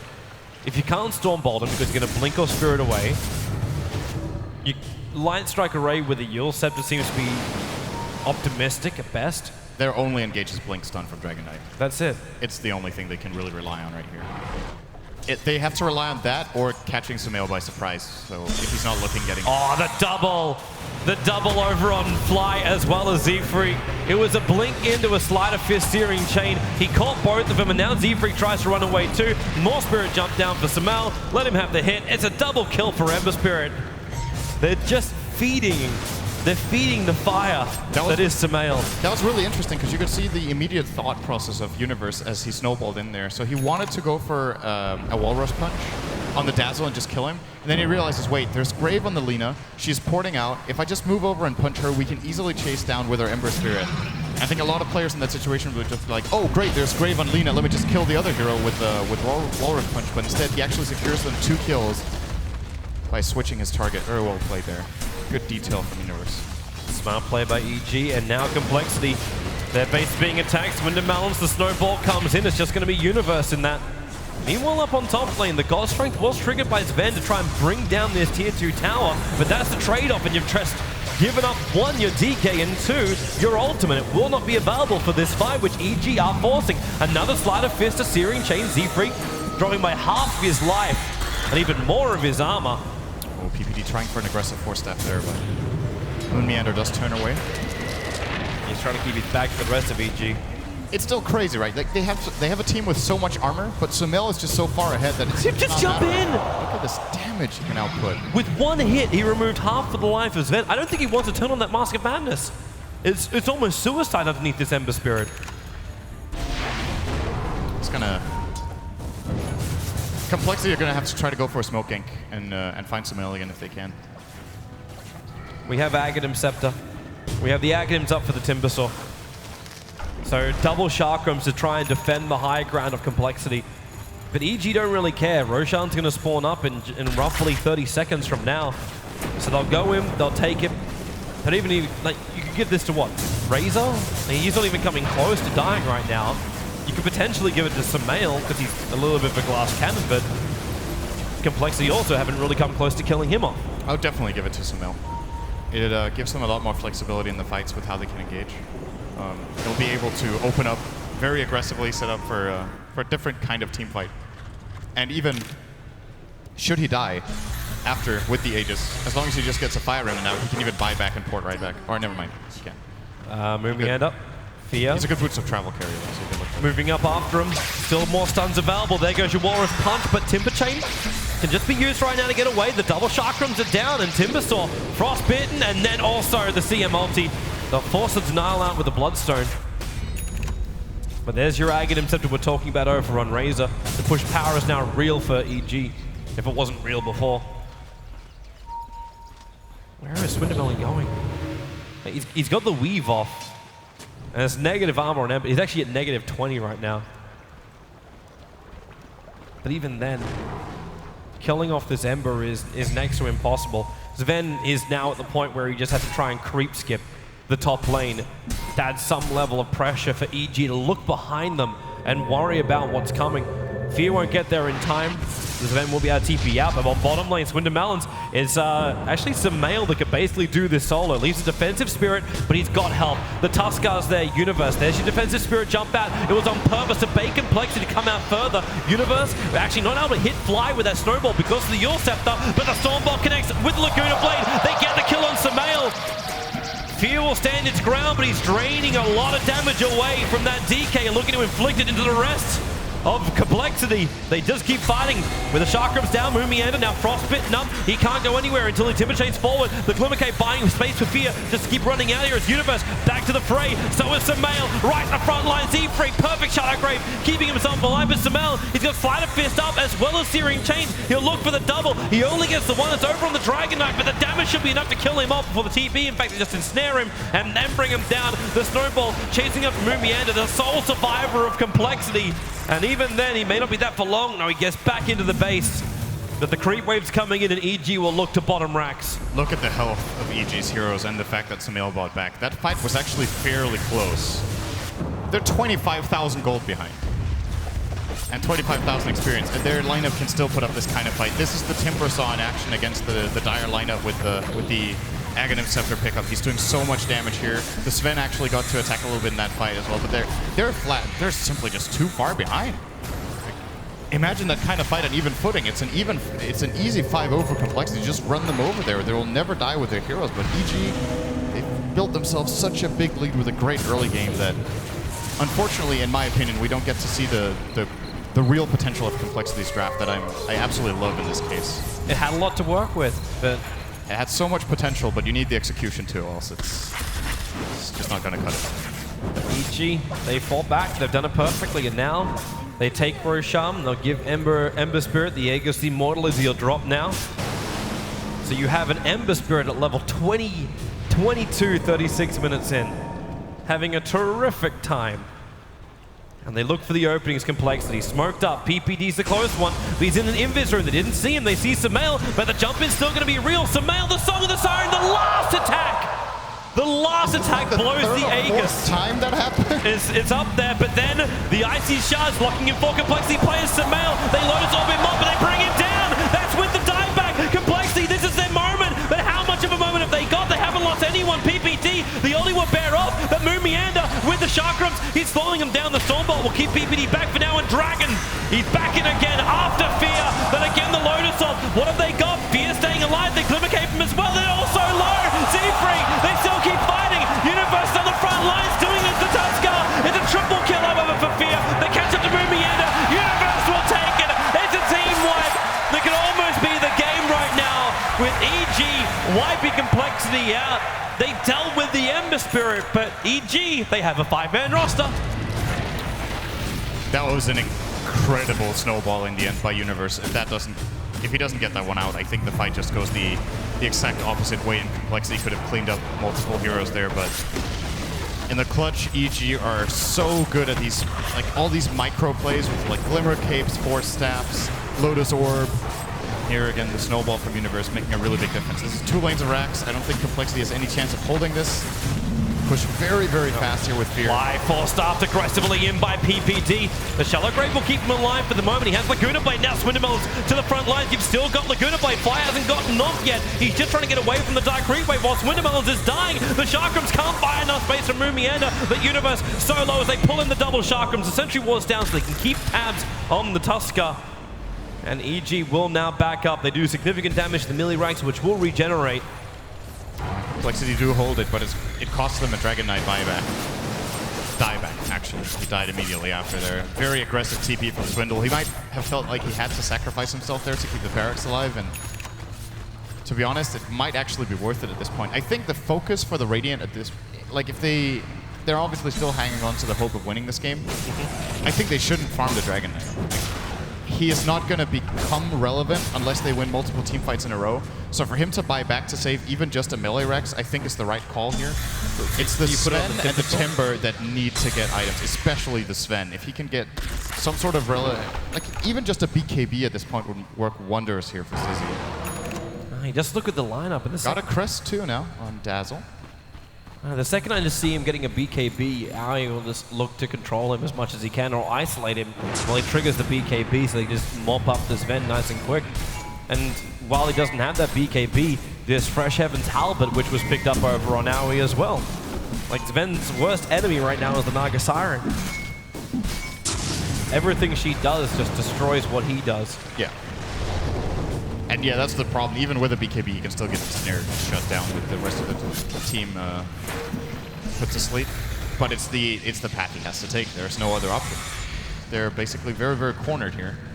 And EG are looking to push them off the edge. Yep, they're coming in. Sumail the first one. Sleight of Fist Syrian Chain again being used over on that Timbersaw. With no reactive armor charges being built up. It hurts like hell. And Fear with the ulti on, there's another Sleight of Fist Syrian Chain over on Mumianda. And the blink forward, Swindamalans catches out Fear. That sentry wasn't longer there, and Aoi just stops the fight. And in fact, they got Sven and DK right on top of each other. Fear triggering up that BKB. Swindamalans dying so quickly. I don't even see how that Sven instantly popped, but Swindamalans, the Shallow Grave keeps him alive. But Sumail runs backwards. It's a double kill for him. Fly may even just burn from this. And with the shards coming in, yep, they'll be ready to take it. Complexity being farmed up inside their base. I don't know if they're going to have the same mindset about game one where they just fight to the bitter end, but EG are so powerful right now. They'll kill off every single player of Complexity. The fact that Z-Freak is inside of his fountain isn't even a saving grace. They will take the mid racks, they've taken bottom racks, and they will look to take the full series here, EG, and push themselves into the semi-finals of the International 5. Sumail wants blood, and Z-Freak is almost going to give it to him. EG, what an incredible game from them this was, actually. There are just so many small plays that add up over the course of this game. It wasn't like just one single big team fight you could say won it. It was all of these 3-on-3s, skirmishes, small fights. They simply outclassed Complexity on pretty much every single move in this game. They really did. Very well played. It was a superb performance of Dota. You could look back at it for a while. I know a lot of EG fans will, and Complexity will have to study it as well, as they will now drop into the lower bracket of TI5, while EG await to see their opponents and they can greet the local crowd. They've given them one hell of a show. Evil Geniuses moving into that semi-final to face up against either Secret or eHome later on today. For now, though, we'll throw it back over to the analyst desk to get the thought on the series. Thank you very much to Toby. And Cinderin down there on the floor in the key arena. Complexity will now fall down to that lower bracket. Have put up a reasonable fight in the first game, but the second game, gentlemen, as Toby rightly pointed out, was a supreme display of skill from Evil Geniuses. Alan, you're back on the desk, and great to have you back here. What did you make of that? I mean, too much Sumail. Plain and simple. I thought Complexity's lanes early on were decent, but just the composition of those lanes forced them to virtually leave Swindle on an island mid against Sumail, and he just got so far ahead from the very beginning in CS that he just dominated the mid game. I mean, 22 kills, second most so far at this TI. Only Aggressive on his gyrocopter has topped that mark. Just too much of the young gun for EG. Okay, Melina, you said earlier on, he made the tweet this morning that said, hope you're ready. It was the Sumail show. And that really was the Sumail show, second game in. Those kind of losses are really demoralizing if you're Complexity because you just got outplayed. It wasn't, I mean, banning the Naga is dubious, not banning the Naga rather, but at the same time, I mean, Sumail just outplayed them at so many turns, and he's really good with the flashy heroes like Ember Spirit. Okay, we've got a couple of clips from the game just to bring it up. But Toby made the point in the commentary that this is one of those games where all of the teams will go back and watch it, and I think it's almost worth anyone going back to watch it because of how well they played. This is from 16 minutes and 30 into the game, and it was a triple kill in the top for EG. So talk us through this one, Seb. Well, it's a move that EG smokes around to catch them when they're pushing the tower. Sumail's open, but it's really hard to deal with the Ember at this stage because he has so much backup and so much disabled behind him. And the sleep has been key, as we said, during all those fights. The sleep, they can decide whenever they're in trouble, he just sleeps, they reposition, and they reopen. And Ember is one of those heroes that benefits a lot from repositioning. And then he goes back in again, the ulti from Crystal Maiden, very well used when they don't have it disabled to cancel it. Great ulti by PPD. And they chase them down forever. That's the strength of Ember. You can never, escape an Ember Spirit. So he's gonna keep on using his spells. They can't go back. They have to turn and fight. It's the only way they have to actually deal with him. But that's not even an option because if they turn, they die. So yeah, great play by Sumail, and his positioning in those fights has been on point. Okay. And he never stops. Even Timbersaw can run away from him. Thank you very much. And in the sense of the first one was a little bit of a struggle. I don't want to say too much of a struggle. Complexity had the early game, obviously, but how does that rank up there for EG now? How much confidence will they get from that in moving through to the semi-final? They've kind of got the monkey off their back now. They've got that out of the way, and they can now just focus on trying to get to the final. I don't think EG is. I think they came into that match quite prepared, and I'd like to think they're the type of team that just step by step. So they had to beat Complexity, done, and now they're gonna look to for the next match as if nothing happened. The next match is gonna be a new one, a complete new one. They're not gonna be like, we beat Complexity, we can go on. Okay, going to get the thoughts of Melini and Winter in just a moment, but Fear, fresh from his victory, is with Casey in the players' room. Hello! Yes, I have Fear, as you mentioned. Congratulations, first off. 2 very decisive wins. How did it feel in the pods there for you? It felt really good. We had a rough game 1. We were kind of nervous there, but after we took that one fight, the rest of that game and the game after felt really good for us. What have you learned coming out of group stage that you maybe had to implement facing the big stage when you came in for the international? We're still learning, actually. It's just mainly a lot of teams like changing hero picks up and they like using your hero picks. So we're just figuring out how we want to pick in which order that'll work best for us so we can get what we want for the most part. PPD is known as being one of the best drafters. How do you think the draft went for you guys for both games? Oh, very well. We spend a lot of time thinking about the draft and talking about it, but he in particular spends the most time just analyzing each draft and like which heroes were the best at fitting which players, and then we just sit down and talk about how we want to place, our lanes, our overall strategy, and then we just come out with strategies, and most of them, they come out pretty well for us because we put the time and effort in. Well, it showed. You guys look great out there. Thank you. How does it feel being back on the big stage, having not been here for a few years? I mean, I know that a lot of your fans are really excited to see you back. How did it feel for you? It's really nice. I love playing at TI. Unfortunately, I haven't played the last 2 years, so being able to play again is just super nice for me. It's obviously TI's everyone's dreams. It's mine as well. So being back here is just great. You were featured in Free to Play, the documentary that Valve did, and because of that, and also because of the way that you play, you have a lot of fans who aren't just super into the Dota 2 community, but people who are discovering Dota because of you. How does it feel to represent the community in that way? It feels great to be like one of the North American faces, I suppose we could say. So it's like really nice to see people come up to me and they're like really passionate about the game, and I get to talk to them back because I'm also really passionate. So I love having conversations like at the fan signings and stuff like that. It's really fun.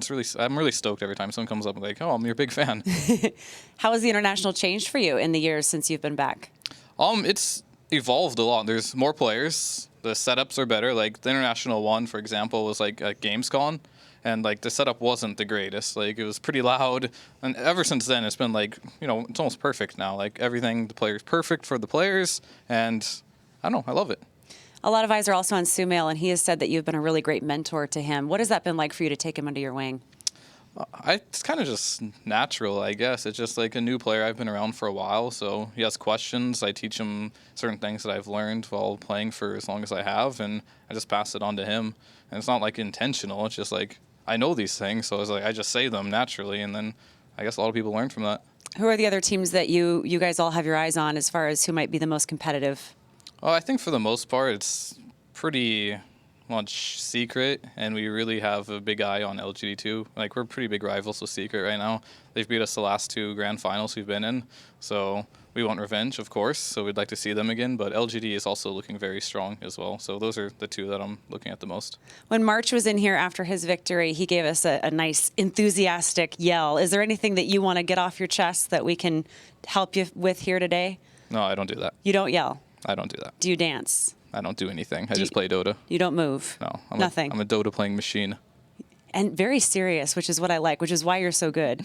Do you do anything to blow off steam after a win like that? Do you go off and, I don't know, treat yourself to some chocolate or anything? Normally we'll go out to dinner, and then we'll just sit back and maybe watch the replays, a nice Fiend session. That's about it. I love it. Well, best of luck to you guys. I know we're going to be seeing more from you in a little bit, and we look forward to all of it. Thank you very much. Thank you so much. Back to you guys.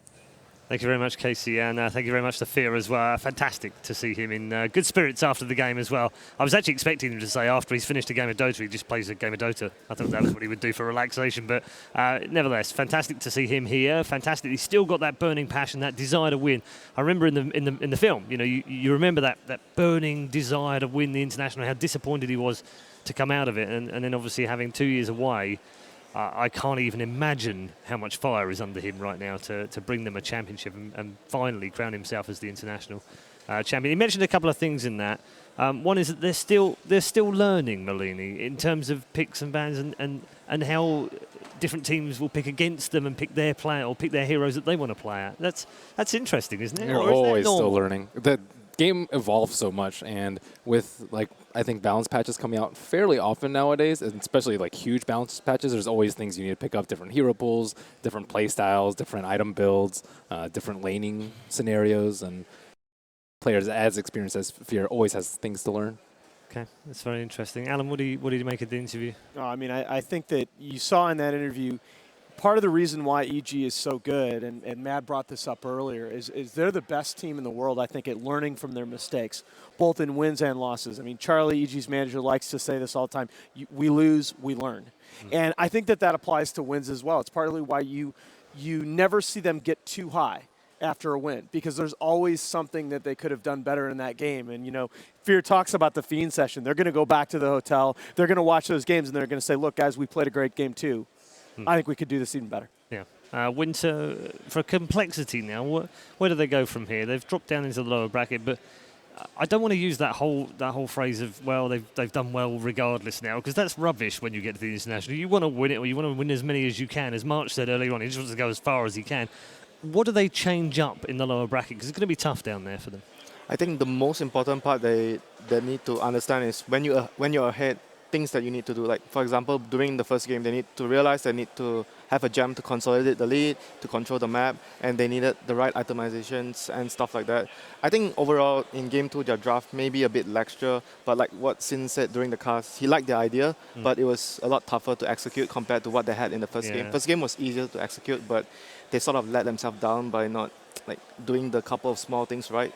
So, I mean, for them, I feel you just go back, you watch the replay, you understand what you go wrong, and you just make sure it doesn't happen again. Inexperience, perhaps, playing its role in that? Yeah, definitely. Inexperience definitely has some part of it, but then again, they have Fly on the team, so he's the one that's supposed to be bringing the experience to them. Yeah, indeed. Seb, what are your final thoughts on that game for EG? I mean, I kind of expected EG to dominate Complexity, and no offense to Complexity, but I think EG is the strongest team. So I don't think Complexity should feel too down about it. I mean, having a bad game, which was the second game a bit, happens. And also, you know, you play with players like Sumail, and that's why sometimes he's a bit hit or miss. He can snowball really, really fast. So, you know, he triple kills once, then the second time he's even stronger. He's not worse, so he's going to be as good as he was before the Battle Fury or whatever. And then it just gets harder and harder, and you keep fighting because you're out of options. You know, it was a tough game for them. Game 1, they did great. So let's just, you know, when you play in a tournament like this, there's no reason to beat yourself up all the time. Just look at what you're doing good, look at your mistakes, but don't be depressed. Just keep on moving. Okay, well, that's exactly what we're going to do now, because we're going to move on to our second game of the day. It was a nice segue. I like that, Seb. Thanks very much for that one. It is Team Secret involved against eHome. We'll start with Secret as well. They have been the ultimate favourite for very many months, not just recently, but for months now, and they're on a great roll of victorious championships as well. So who can stop them, if anything else, I suppose is the proper question we need to ask. But as we head into their first game at the International, you heard Fear say he's slightly nervous in that first game. Are we going to get any nerves from the superstars?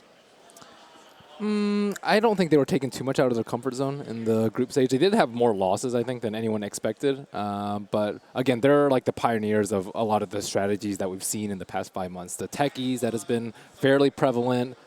They started like the Chen, Shadow Fiend, plus Queen of Pain that we saw a lot at DAC. So I think the other team's going to be nervous, like, oh, crap, what is Secret going to do today? what secret strategy are they going to come up with, I suppose? From the other side of things, Winter, they've got an all-star lineup. Sometimes when you put those lineups together, they don't always work, do they? Yeah, I mean, they function very well as a team, I think. And on everyone's mind right now, it's not who is going to beat Secret, it's how are you going to beat Secret. That's the biggest question. Right. How are you going to dismantle this unit of people? All right. From a statistical point of view, Alan, how do they do that? When you say, I want to go back to what Winter just said. Okay. When you say all-star team, okay, there are 107 players that have played 100 or more Dota 2 matches. The top 4 winning percentages in that group of players are all on Team Secret. You probably saw the glasses. My goodness. They aren't just cool, they're cooler than cool. Just puppy things. Right now, just hashtag just puppy things, yeah. The players will introduce themselves to each other. They do know each other, of course. And they'll head towards their booths. Looking forward to this one. We haven't seen Secret so far at the main event in our first 2 days. This is their first opportunity on the grand stage. And also eHomes as well. We'll talk about them in a little bit. But first, let's go through the lineups for Team Secret.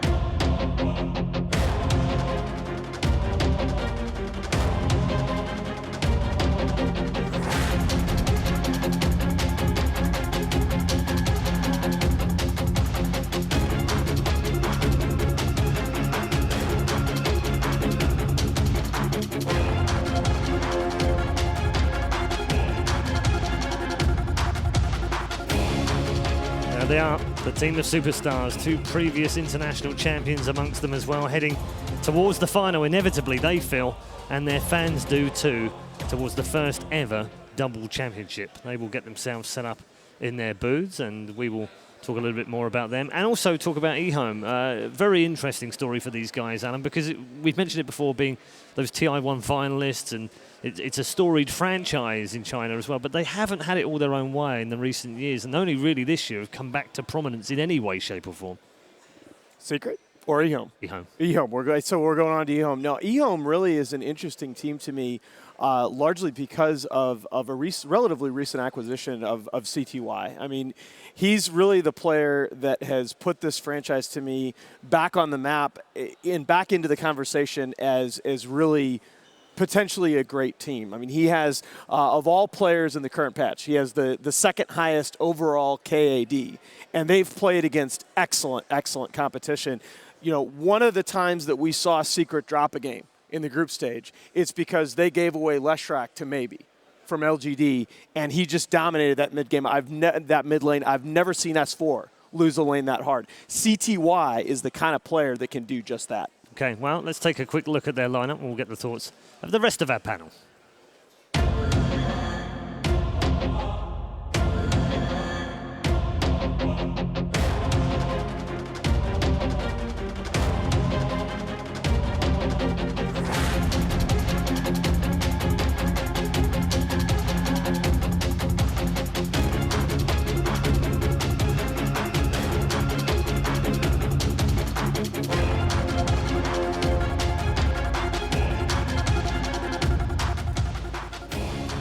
Well, if you measure popularity by the cheers from the hall, I think ROTK got plenty of those that time round. It is a very, very intelligent team indeed, but they're going to have to pull all the stops out to try and take down Team Secret. They did have, however, Malini, a fantastic group stage.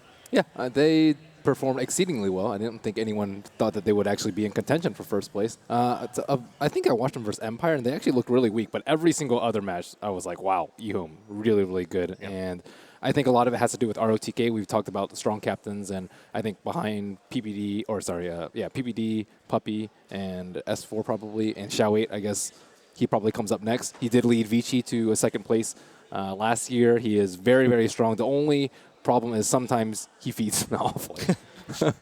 That's about it. That's his only weakness. All right, Winter, where do you put them at the moment, eHome? Because we always talked about them being maybe 4th or 5th best Chinese team, and that's still great because the teams above them are fantastic, but that's not TI winning kind of form. Have they moved in anywhere, do you think, this year? I think they've made like huge improvements just based on what Alan said. The biggest thing that happened to them is having CTY, like taking over the mid role for them. That was, for me, the biggest thing that happened in the last 2 months for them. They previously had issues with their mid laner not being able to take advantages and carry them, but CTY showed he's one of the best mechanical players, and drafting-wise and team play-wise, they've been improving as the tournament is going on, and Lam, obviously, a very experienced support in their position as well.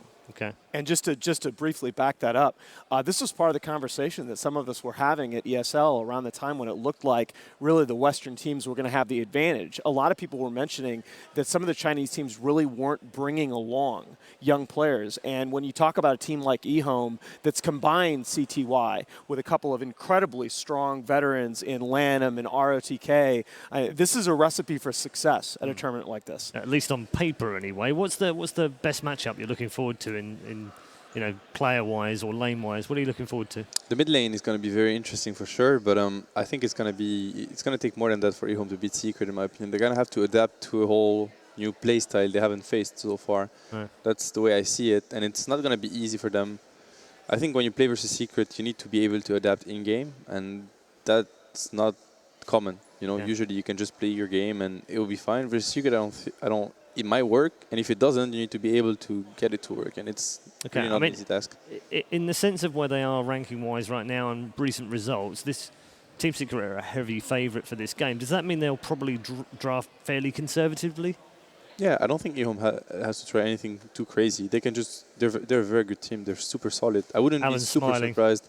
I wouldn't be very surprised if eHome beats Secret or take a map or even win the best of 3. It's going to be tough, but it's definitely doable. Why are you smiling?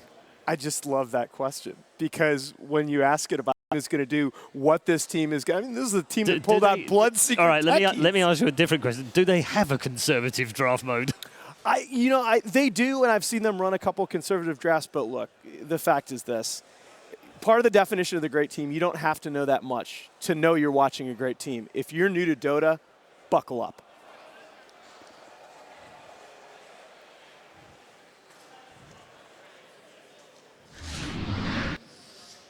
Team Secret versus eHome. Buckle up indeed and enjoy the ride because it's draft time in game. Respect ban versus eHome. It's a strong hero, but it is a hero eHome has been running a lot and they've been very successful with it. They run it against like any lineup. It's just their mech carrier, their frontliner, their tank. They sometimes run an off lane or safe lane, but yeah, Secret and EG I think are the only ones that really do this like strange second ban that no other team would do. Do you think they are forcing the ban on the gyro as well? Because like you know the Chinese teams, they like to pick Razor against the gyro. That'd probably be the reason that maybe Secret wants to open with a gyro and avoid getting counterpicked by the Razor. I don't really think they're terribly worried about the gyrocopter. Gyrocopter, again, his win rate has decreased as the tournament has progressed, and he has seen his weaknesses. Obviously, we've seen some like dominating performance by like Aggressive and other teams, but I don't think it's priority number one. I think, as usual, they want their hands on Naga. That is like number one priority, I think, for Secret. Yeah, I mean, I think that what we've seen in this team is that a lot of better teams especially have won games consistently by controlling tempo. And once again, Naga is just such a great tempo controller. It's going to be a Radiant Shadow Fiend for Secret here. Yeah, and when you talk about Shadow Fiend, Arteezy's, look, Mushi's Shadow Fiend is iconic, but Arteezy's stats on Shadow Fiend are just far and away better than anybody else's. He has the most wins on the hero, highest GPM on the hero. He's just an unbelievable farming SF. Efficiency is what he does best, and Radiant Shadow Fiend is all about efficiency. So eHome, let's see what they want to bring to the table. There's no Queen of Pain to actually dominate the Shadow Fiend in lane. There's still TA. Like, I feel the biggest weapon, if they can put CTY into a very good matchup versus the Shadow Fiend, and let CTY just dictate the game from there. So here's your opportunity for your favorite Gyrocopter Dazzle combo. Do you go with that here? I mean, it's possible. Like, against Shadow Fiend, you want to have, like, the weave to actually counteract some of the minus armor. It could work very well, and obviously the stats just tell us the story about how successful this duo is in the tournament. They can't really completely expect Secret to run a mid SF because they also run safe lane SF quite a lot when they have to. Arteezy just goes and takes a safe lane with SF, so they shouldn't fully counter it. But you know, there's something about SF that teams sometimes they don't. I feel like they misread SF in the sense that shutting him down on the lane is okay, it's fine, but it's not really the big issue. When you play versus SF, if you don't want him to be a factor, you need to time when he goes and clears those stacks. This is when you need to go and do something about it. You need to ward in advance. You're going to see the supports smoke themselves, place a ward there. And if you contest the stacks when he does them, at least for the experience, you can just go there and leech experience or steal them. This is how you shut down SF really in the early phases of the game. Yeah, and you mentioned this as well. It might be a safe lane SF. I think it actually probably will be. Secret switch up their cores more often than any other team. This has become a trend for almost all the good teams. But Secret's almost 50-50, whether they'll run Arteezy or S4 mid. And people forget, you know, before he sort of swapped roles a bit on this current squad, S4 is an excellent SF in his own right. Yeah, he is as well. He's dominating mid player, so is Arteezy. It's really hard. The two of them really can swap roles and positions very easily. So we've seen that opening yesterday, the SF Dazzle, and I don't think we've seen any SF that didn't go for mech first. I mean, it happened, but it was almost all those SFs went for mech first, and it was the group, like, we haven't seen the SF Shadowblade Midas, you know, that type of SF that just goes alone, clears waves, split pushes. It's a team fighting SF that we've seen at this TI so far. The only unusual pick out of these four is the Winter Wyvern in the first phase. And it's also pretty unusual against a Shadow Fiend because Shadow Fiend has a ton of magic damage. If you Cold Embrace, that's a free double raise. What I like about Winter Wyvern versus SF is the fact that you can always stop the channeling.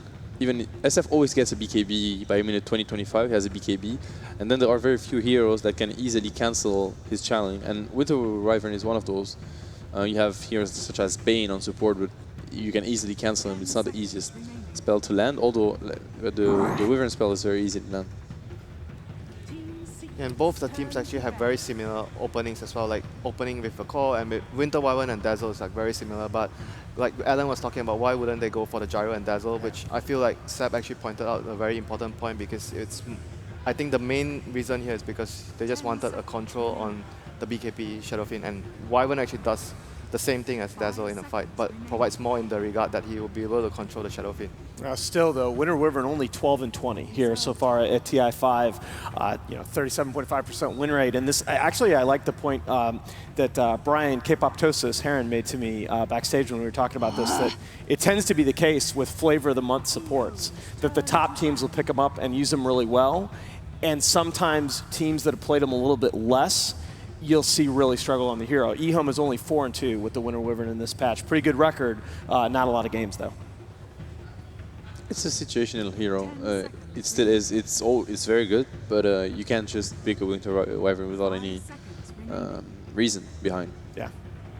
I mean, if it's going to be if it's going to be a first phase pick, Winter Wyvern, I almost always like to see that against like a tiny Wisp, but against this kind of an open, I'm not so sure. It can do, to me, I see the BKB canceling. I also see the anti-push, because when you have SF Dazzle, you need to understand that they can suddenly turn into a heavy pushing lineup. And the it's one of the best heroes to deal with the push. Like the cooldown on the second spell is actually ridiculous. And eHome is going very early orientated right now with the Bounty and Winter Wyvern. They have a lot of like gank potentials on the Shadow Fiend. Like both these heroes can actually gank the Shadow Fiend if he happens to be on the mid lane. Which, going back to the point where you guys were saying that probably this game Shadow Fiend is not going to go mid because he's very vulnerable in the middle lane. Especially on Radiant, he's going to farm the jungle very fast. So he could definitely be a safe lane SF, and that's something that's good also. Like, Secret likes to do this as well, the safe lane SF, because Kuroki gets a lot of space in XP, because SF is one of those heroes that's just going to go farm the jungle. It's not going to slow his farm, which is important for him. And then it's going to give space to Kuroki, and he's one of those players. If you give him space, you know, he always rewards you. At the same time, I've seen a lot of teams try and do like a Winter Wyvern or a Bounty Hunter roam mid on a Shadow Fiend, and they just park Dazzle there the whole time. It's pretty much a dual lane in mid, and with the Dazzle there, it's you don't have to wait for the TP, which is generally what most teams fall in a trap of. Oh, it's like, oh, you know, you'll be okay for 3 seconds, and then they're already dead. But with Dazzle just plain sitting there at the tower, and while stacking up for him, he's really not losing out on that much. Yeah, and that's what I was going to mention, that you don't lose nearly as much with a Shadow Fiend when you run that kind of semi-dual mid, because Dazzle can be stacking in the jungle at the same time that he's watching the SF's back, and the SF clears those stacks so quickly that the XP loss is minimal. I think eHome can go for, like, from the way I see it right now, like Winter Wyvern, Bounty Hunter, both pretty aggressive. I don't know whether or not they want to do like Bounty Hunter offlane, but they picked Undying a lot in this group stage. Have we seen a 3-position Bounty Hunter though? It's almost all 4s now. I think there was like one game maybe, like from Phobos, I'd say. Like I can't remember who was it. I think you're right. Yeah, there was definitely one game I remember. Bane Dazzle is a pretty scary support duo to get, in the sense that there's not much synergy between the both of them. Like, but it might not be a support. They run it offlane. Yeah. All right, then if it's not a support, it would make a bit more sense. But I think it's a bit scary to pick. If it is the support duo, I don't like it so much. I think it's very so-so. Yeah, but especially if they lane together. They've done this though against a gyro. They'll run Zai offlane Bane and just have that gyro perma enfeebled, and it's just awful. That's very good. For sure, it's going to shut down the gyro, and it's also one of, you know, when you play versus gyro or SF, you know you're going to have to deal with the BKB hero 20 minutes in, and sometimes you don't have an answer to BKB, so they just take tower after tower, they Roche, and you just watch them because you have no answer. But then if you get, you know that getting a BKB counter versus gyro is always needed.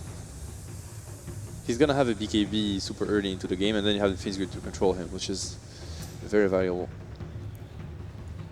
With the Bane pickup, I'm thinking Kuroki has to be on like a very strong support that can carry into the late game, because Bane is like more of like another support. So you want your 4 position. I'm thinking like maybe a Visage would be a good addition to their lineup. Like they have a lot of minus armor, and I mean against Wyvern, you still have like Soul Assumption to deal damage through the Embrace, and I mean certainly fits their lineup. Maybe it would be a probable pickup here for Secret. Definitely, I could see it work. Would be a great pickup for them. So Storm Spirit. Okay, they just have the Storm. Wow. It'll be the Storm plus Bounty Hunter. They'll be looking for a lot of pickoffs left and right. But then again, Bane is also a good hero to deal with. The Storm, you can lock him down for long periods of time so your teammate can actually finish the Storm off. I really like the way RTK is drafting right now. I think it's a very solid draft, and he's taking advantage of everything Secret gives him, every information he's been given. So the information now is that they don't really have the best lockdown. You know, you can't really rely on the Bane lockdown because it's a challenging spell versus a Winter Wyvern, a Shuriken Toss.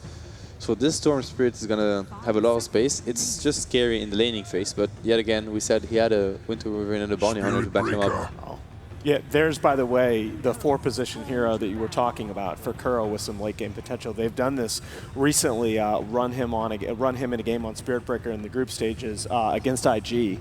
And again, it's a hero that, you know, it's not your traditional 4-role transitioning into a core, but it still has enough potential, I think, that he'll be well used.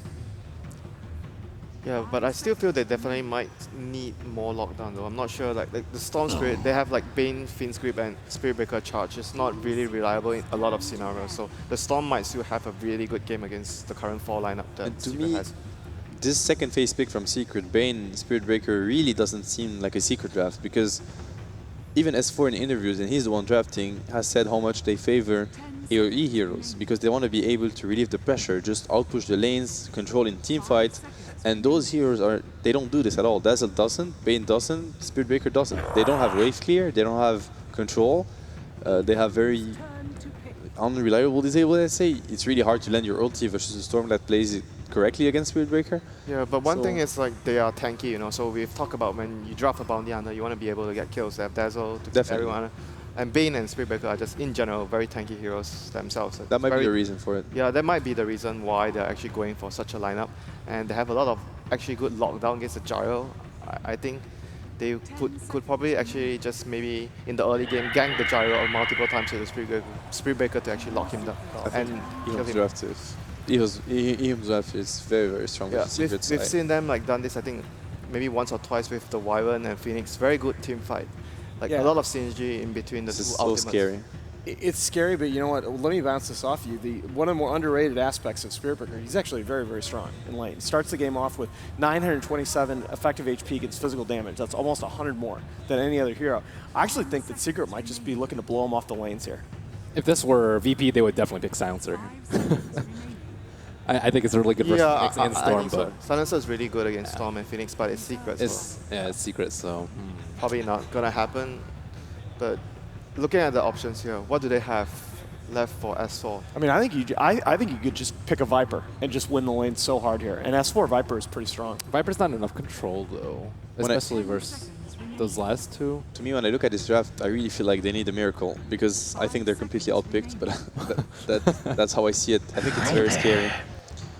They need to win the lanes really hard, because they have only single targets, and the others, they have so much control. Yeah, they have like 4 single target, I think. Yeah, and SF is not really... He doesn't control the team fight, he just does damage. Okay, thank you very much, gentlemen. We are almost ready for our first game in this second series of the day. Quarterfinal of the upper bracket. Let's find out whether Team Secret's favourite status is exactly what it is. We'll join our commentary team of Blitz and Philadelphia's very own Eagle, LD. Thank you, Paul. Ladies and gentlemen, welcome. We're live here in Key Arena, and I might not make it out of here alive at this rate, but of course, the Seahawks fans are being kept away for the moment. I'm LD. I am joined here by Blitz. Blitz is a 7K former Zephyr Storm player. What are your thoughts on the Storm pick this game? Dang. I play other heroes. I just want to get that out there, but... Come on. Do you really? Yo, there's a lot. My mom's here. Come on. She's already under the impression that I only play that hero because she doesn't understand Dota. I'm so sorry. And so this isn't helping me out, but... I've humiliated you.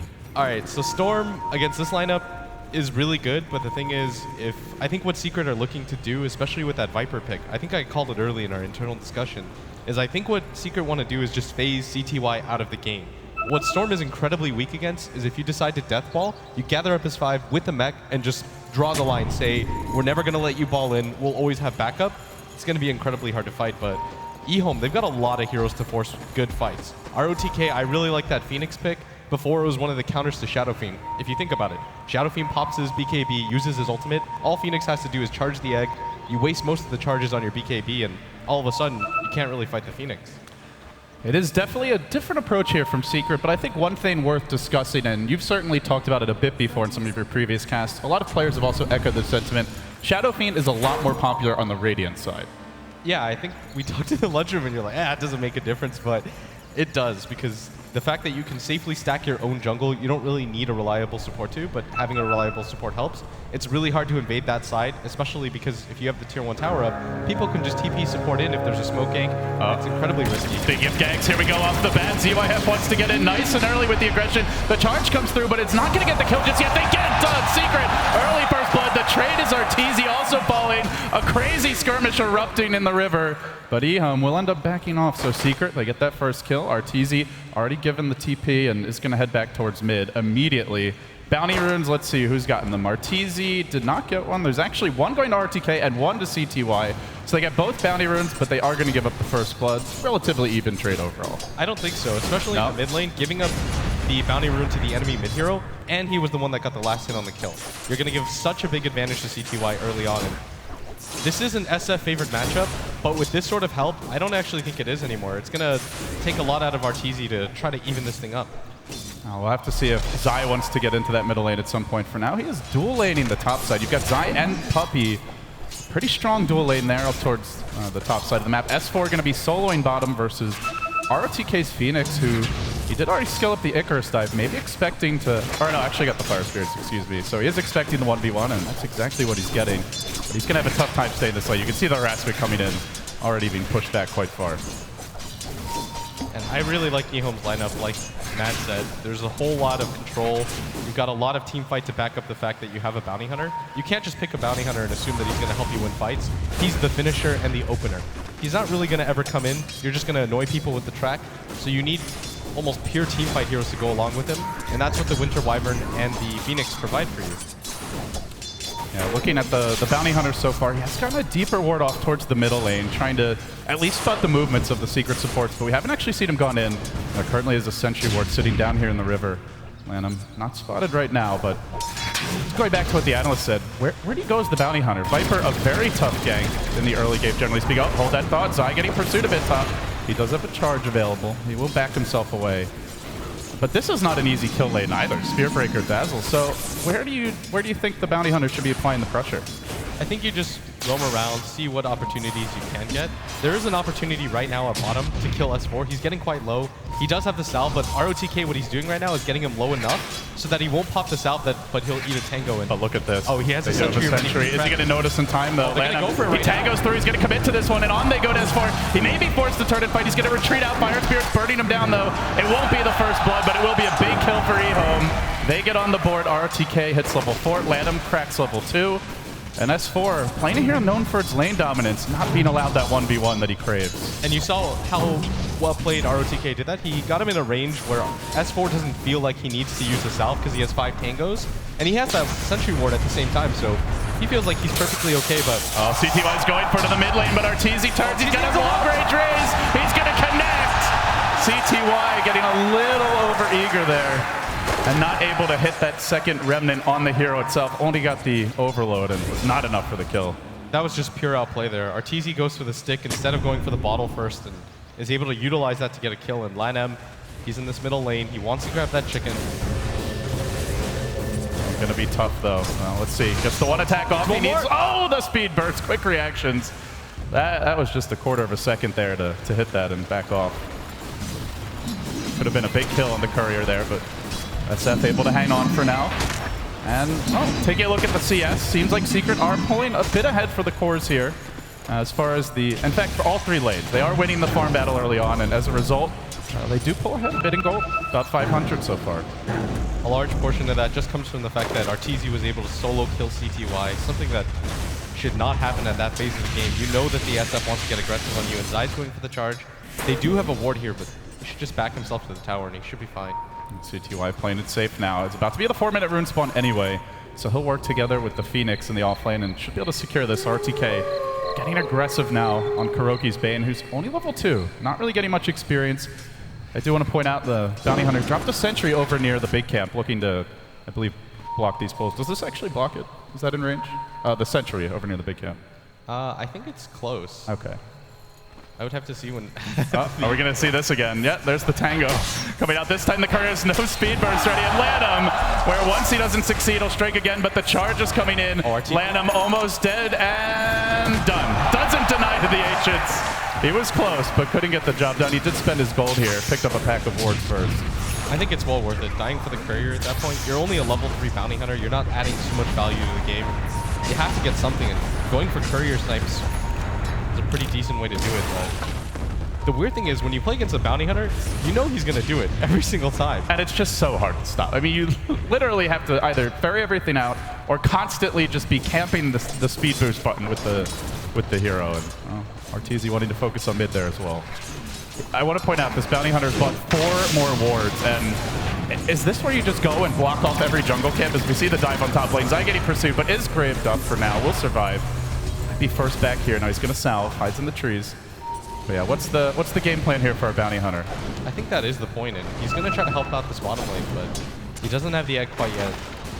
And S4 does have his ultimate, and I don't think they want to commit to this. There is a dust on Kuroki, so I don't think that the bounty hunter should be here. Maybe he's just looking to soak XP because he knows they don't have sentries, but they're definitely going to go on this. He's got the dive available. Out comes another strike along with the brain set. The last auto tech not quite enough. Will it take him down? ROTK barely surviving, and this gives Lanham free reign to walk into the jungle. A couple of pings came out. Did he actually shadow walk there? I don't think so, but they seem to expect him near this bottom rune. And I'm looking to grab it, getting eyes on Kuroki. A lot of pings. They want to control these, but CTY will get the bounty rune as Arteezy gets the real prize here, the double damage. Yeah, and right now he's doing such a good job. Oh, now they've actually seen him. I'm playing with fire. He still has 4 wards available, and I think this might be one of the counters to the Shadow Fiend where, you know, he won't show himself on the map, but if you just ward his entire jungle, you could just get rid of his... There's a charge. It's a long way to go for Zai, but he is rushing in towards bot, man. Thinks better of it. In fact, the real aggression is going to go the other way. With the dive in from RTK, he's hit level 6. He can deploy the egg here. Wants to hold it as long as possible, getting out the fire spirits, bringing him down. Haven't committed just yet. Will Secret be able to snipe him before he gets it off? In comes ZYF as well. The call down's an airball. Kuroki just skirts away from it. The charge through 1 to 2 hits on Lanham. Can they focus him now? They've got a brain set. They get the kill. Now the egg, though. Secret fighting into it, but focusing with 3 arrows. Kapow! It won't actually go off. Held it for a long time there. The backup rises up to CTY. Jump in number 1, gets Kuro. Will he go for more? He's pretty low on the mana. And in fact, pump fake on the charges. Zai will just back off towards the base. But Arteezy, he's getting a free time here in the mid lane now. Yeah, and this is perfectly fine if you're Secret because Puppy's going to soak XP at top. Arteezy's going to really hammer this mid tower. He's got full treads, an Aquila finish on the courier. He has a DD rune right now, and it's just going to work. It's just what happens with Shadow Fiend. If you don't constantly pressure him, the second you step back, he cleared out what I believe was a double stack, and he just keeps on farming the jungle from here. The camps haven't really been warded. They just placed 1 deep ward for vision. But they're not slowing down Arteezy's economy whatsoever. And in fact, also topping the CS charts is S4, the 2 cores for Secret. Off to a hot start here in game number 1. Yeah, and this is the strength of the Shadow Fiend. Because he can clear the waves so quickly, it means that if you're a Storm player and you decide to leave the gank, which I think CTY had to, it means that there's a free creep wave at your tower every single time. If you notice, Arteezy, 1 raise, 2 raise, right-click the tower. That means CTY always has to rotate or somebody has to be there to respond, and it gives his team a lot of information. Because if nobody shows up, then he knows A, a gank's happening, or B, CTY's in his own jungle, and either way, it's just free space for him. Speaking of free space, Puppy's found a lot here top. He's hit level 6 at 8 minutes in on a Dazzle. The dual lane helping out quite a bit. He's actually out-leveling Zai, who was the man enlisted to give some support to these other lanes. He's waiting for a charge opportunity now. No points in the Nether Strike just yet. And they have finally planted down a sentry near the big camp, but in some ways it feels the damage already done. There's the charge onto DDC. He was instantly ready with the Cold Embrace. That's not going to happen. Let's force the Gyro TP out. He'll back off, and now bottom lane going to be freed up a bit for S4 as Lanham. There's a bit of leeching here off of Arteezy in the Radiant Woods, but there's the call down top side. Try to charge out. There's the Grave as well. Kept alive for now. Can they get him with the last Fire Spirit? No heal. Oh, he barely survives defensive sleep. Still the Splinter Blast prevents the escape. Oh, they really tried. They pulled out everything in the medical kit there, but it wasn't enough to keep him alive. You are seeing how difficult it is to kill Secret heroes, though. You have to deal with the charge, the natural tankiness of almost all the heroes. I think Matt pointed it out yesterday where Bane's just one of those naturally tanky supports. You've got a shallow grave and nothing cuts through it. You've got a Spirit Breaker, for some reason, was given 1,000 HP as a base and 7 armor to boot without any armor items. So you've just got a lineup that's incredibly hard to kill. Sooner or later, you're going to see a mech on S4, and Arteezy's doing... Actually, he's going to be the one grabbing the mech, and so you've got a team that can pretty much just 5-man wherever they want, and the Storm Spirit hasn't had the best game. So for me, what's a little bit concerning is what's CTY's place in this game? Your guess is as good as mine right now. It feels like he's going to need a lot of time then. There aren't many stacks, but they are looking to just gank. Endlessly aggressive, but look who's waiting inside. He rotates in, 2-hero charge. Follow-up stun. CTY barely escaping. Now they drop the egg, but again, 3 heroes there to try and focus it down. They have to stop it. No, they can't. CTY denied. He jumps in to just prevent the egg from being killed off, and in doing so, he also hits the deck. Arteezy with the buckler. Now going to push in this mid lane. He will kill it off. Secret just starting to really pull ahead here in terms of the net worth. Now up to about a 4K gold lead, a 3K experience lead, and unlike Cedek, who you and I cast yesterday, there aren't big jungle stacks to fall back on here for eHome. No ancient stacks for the Gyrocopter, no big stacks in their own woods, and it's just going to make it hard to fight this battle of money with Secret, who are already so far ahead. Yeah, what you're seeing right now was the power of the Shadow Phoenix, because he just clears out the waves, and when CTY goes for the gank at the bottom lane, he can just push in the mid lane, and no other hero can stand up against him. And there's the charge once again. Zai already galloping towards the top side of the map. DDC is level 7 here, but if nothing else, he gets some quick transportation towards the north. And he is scouted here by a Dire Observer Ward. He's still going for this. I don't think he commits any further. Well, Zai trying to test me, but he will back off. So they get control of the top tower. Doesn't actually have to go in. This will be tower number 2 for Secret, and taken freely. And now the mech comes online. The Viper of S4 has gone back for a Bracer, so he's just getting cheap tank items. Would be surprised even maybe a Drums comes out for him. It looks like they want to push.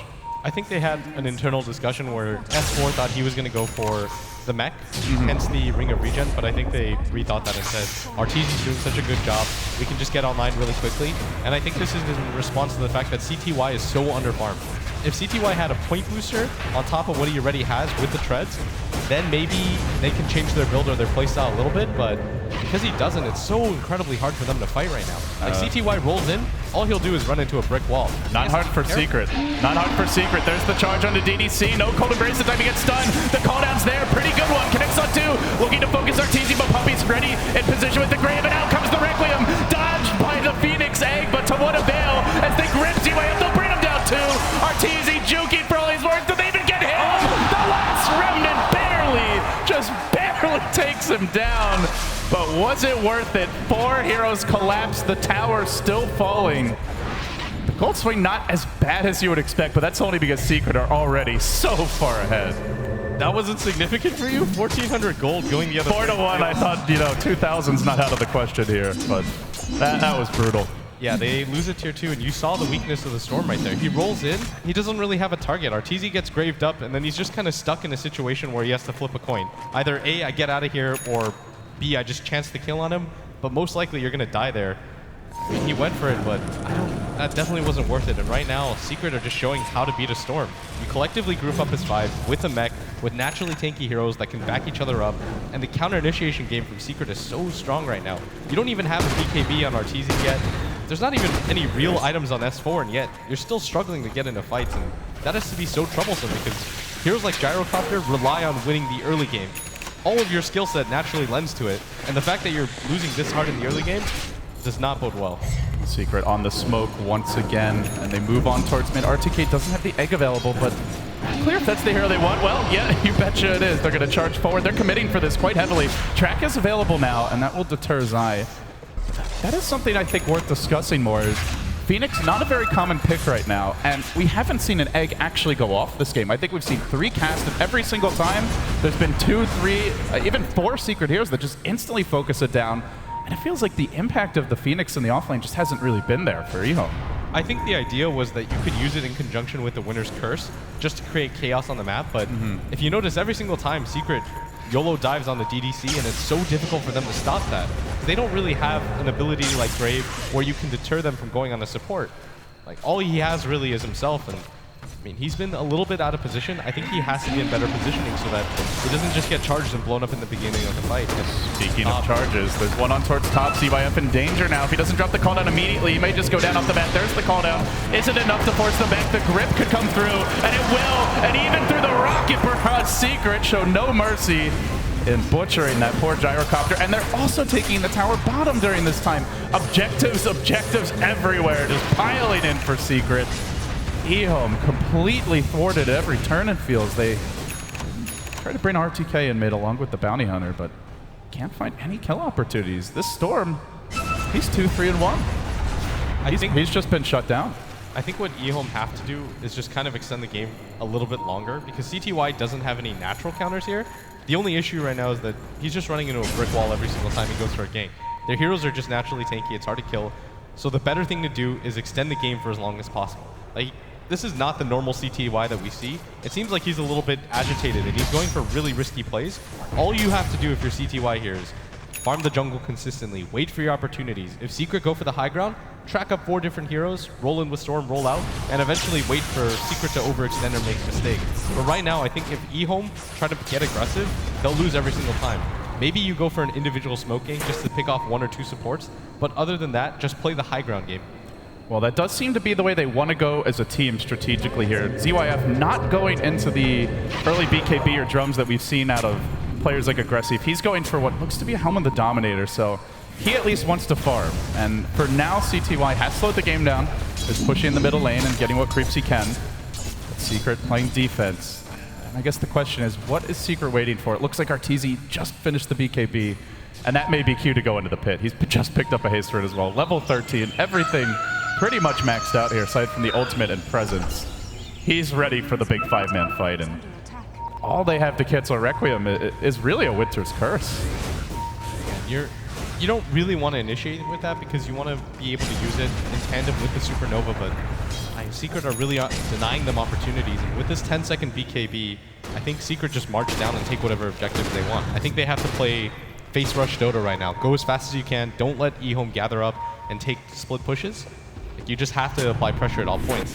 That kind of force eHome into awkward situations. And they do have to be careful because this is a Bounty Hunter game, and as much as it feels like Secret has been in total control almost from the very start, maybe not when the rune spawned, but shortly thereafter, Track Gold can swing just about any game around right now, and the gold lead it's not that overwhelming. One bad fight and this is close to 0, so Secret wisely playing it safe, getting their core items up. They're going to get a little insurance here. S4 picking up the Midas, and they will smoke. They have thoroughly dewarded their side of the map. In fact, only really just that one Dire Observer ward remaining, and it's not in the right place to spot this, which is the move into the Roche pit. They have a medallion available, and they go directly there. Ping coming out towards the top side of the map from Secret. They want, looks like Zai to show himself and maybe try to bait somebody onto this top tower. As the counter D-ward comes from CTY. It's a freebie for Secret. Not even contested whatsoever. eHome getting the lanes pushed out, but that's about it. And now Arteezy, well, this is a Shadow Fiend in his prime. 3K ahead of any hero in the game. We've seen this so many times as of late with Team Secret, and we see it again now. A nearly unkillable core hero that does the most damage on the map to boot. It's going to be incredibly hard for eHome to take any fights, so this is what they have to do. Apply pressure where they can. You notice that CTY goes mid, he forces some heroes to show themselves, and then they show themselves top. I mean, just look at this. He's diving past tier 2s by himself. This man has no fear. No, he doesn't. Did you understand that? That was a terrible He's joke. so sad. Hey, they're both doing pretty well, so I guess they'll survive somehow. And now they jump out of the mid lane onto RTK. The mech comes out. They force it out nice and early. Arteezy still has the Aegis. He gets slept during the Winter's Curse, and there's nobody there to hit him. That's a big team fight already down the drain, and eHome may just have to sack this tower for free. Oh, uh-oh. The hunter is becoming the hunted rather quickly as the charge goes on to Lanham. I believe there is detection on Zai. No way out. Lanham is going to take this one in the mouth, punched, then smacked by the Lantern, and he will go down to the Nether Strike. Secret taking a tower while collecting kills. It's been the story of this game. And eHome can't panic like that. The fact that they were willing to use the Winter's Curse on an SF that was diving their tier 3, like with an Aegis and a BKB. But he's not going to commit for that. Yeah. I felt like that was just an overreaction, and that means any single time they use any one of those spells, they can't get into fights anymore, and their Bounty Hunter simply just can't dive. They need the level 2 track up, and he's only level 8 right now.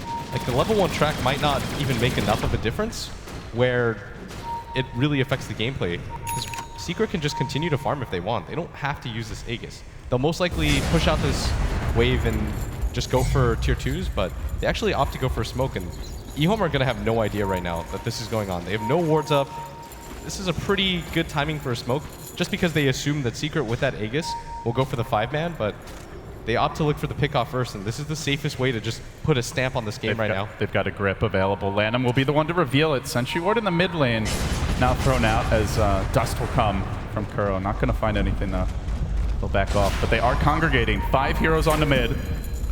As Puppey moves up towards the north ramp. They're going to settle on mid, and in they go. Arteezy in front. He just rushes in, says, come at me. You really can't stop this level of aggression. At least that's the plan. There's no Storm in sight. He's just split pushing, trying to stall the game, slow it down a little bit. They will spam Arteezy to some extent, but not enough to force him out of the base just yet. And meanwhile, while this is happening, also in the bottom lane, there's a bit of a push coming out here. Everything they can do just to discourage Secret from pushing in, but now the charge, ZYF, he's got about 5 seconds here to TP out before that charge will be in closing distance, and he will get out. So they do manage to escape. CTY, Bloodstone nearly complete now. It's a bit on the late side at 20 minutes, but you said he needed to slow the game down, focus on farming, and that is what he's done. He hasn't died since we discussed that, and he is keeping within striking distance here of Secret. And this is exactly the game plan that I think eHome should have shot for when the early ganks weren't working. Just go back to your farm. You know that you have the track. You've got enough to wave clear with the Splinter Blast, and any team is going to be deterred when you get 5-man track. You just can't afford to lose that fight because it would just give eHome all the momentum in the world, and that's what eHome have to play for right now, momentum. They've got a Bloodstone on their Storm Spirit. He gets around 14 charges. There's no natural counter to his hero on Team Secret, and he can pretty much just do whatever he wants. And so it's actually a little bit on Secret to play perfectly from here on out, because you don't want to feed away track kills, and you especially don't want to feed away bounty hunter tracks. And you mentioned momentum, and you could see with this deviation from Arteezy's build that Secret understand this is what the game is about right now, is trying to keep the lanes shoved in. He's opted to go back for Boots of Travel, and we really don't see this early very often on a Shadow Fiend, but with this he can split push better, still join the fights, and he can basically counter that play that we just saw out of eHome only moments ago. Very interesting change up here, and I think it really speaks to what Matt said on the panel, that normally Secret prioritizes a little more wave clear and spam from their supports, but well, Arteezy is going to be the one-man pushing army at this rate. And CTY, he's so afraid right now, but he has to just continue to push in as far as he can. They're pinging at top, but it looks like they want to ignore this and check if there's a stack. They're looking for the Ancients. Secret just not even letting eHome have a single penny, let alone 2 to rub together. They won't find anything here, and that may put them low on smokes for the foreseeable future. They just used 2 in quick succession, but it's eHome's turn to pick one up. I mean, where does eHome really go right now? Who's even the target at this point? You don't really want to take a fight here.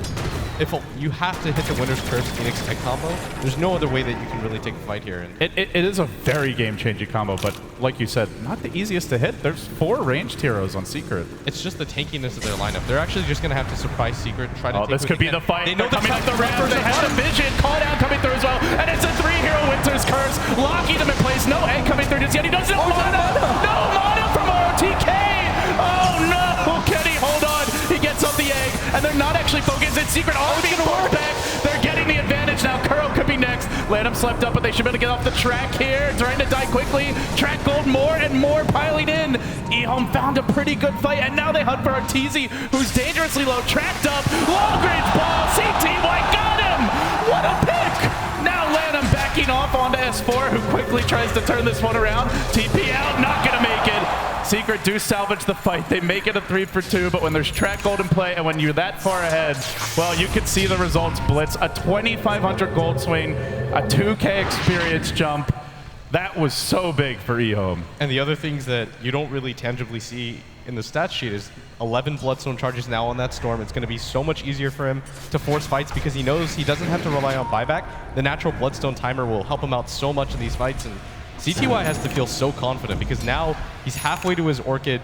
You've got a level 9 Bounty Hunter. That's not ideal, but you've got a level 11 Phoenix. You've got the Winter Wyvern with the level 2 Winter's Curse, and you finally saw that combination pay off. Arteezy goes for the BKB ultimate. They Winter's Curse him, and then at the same time they drop the egg just 2 seconds later.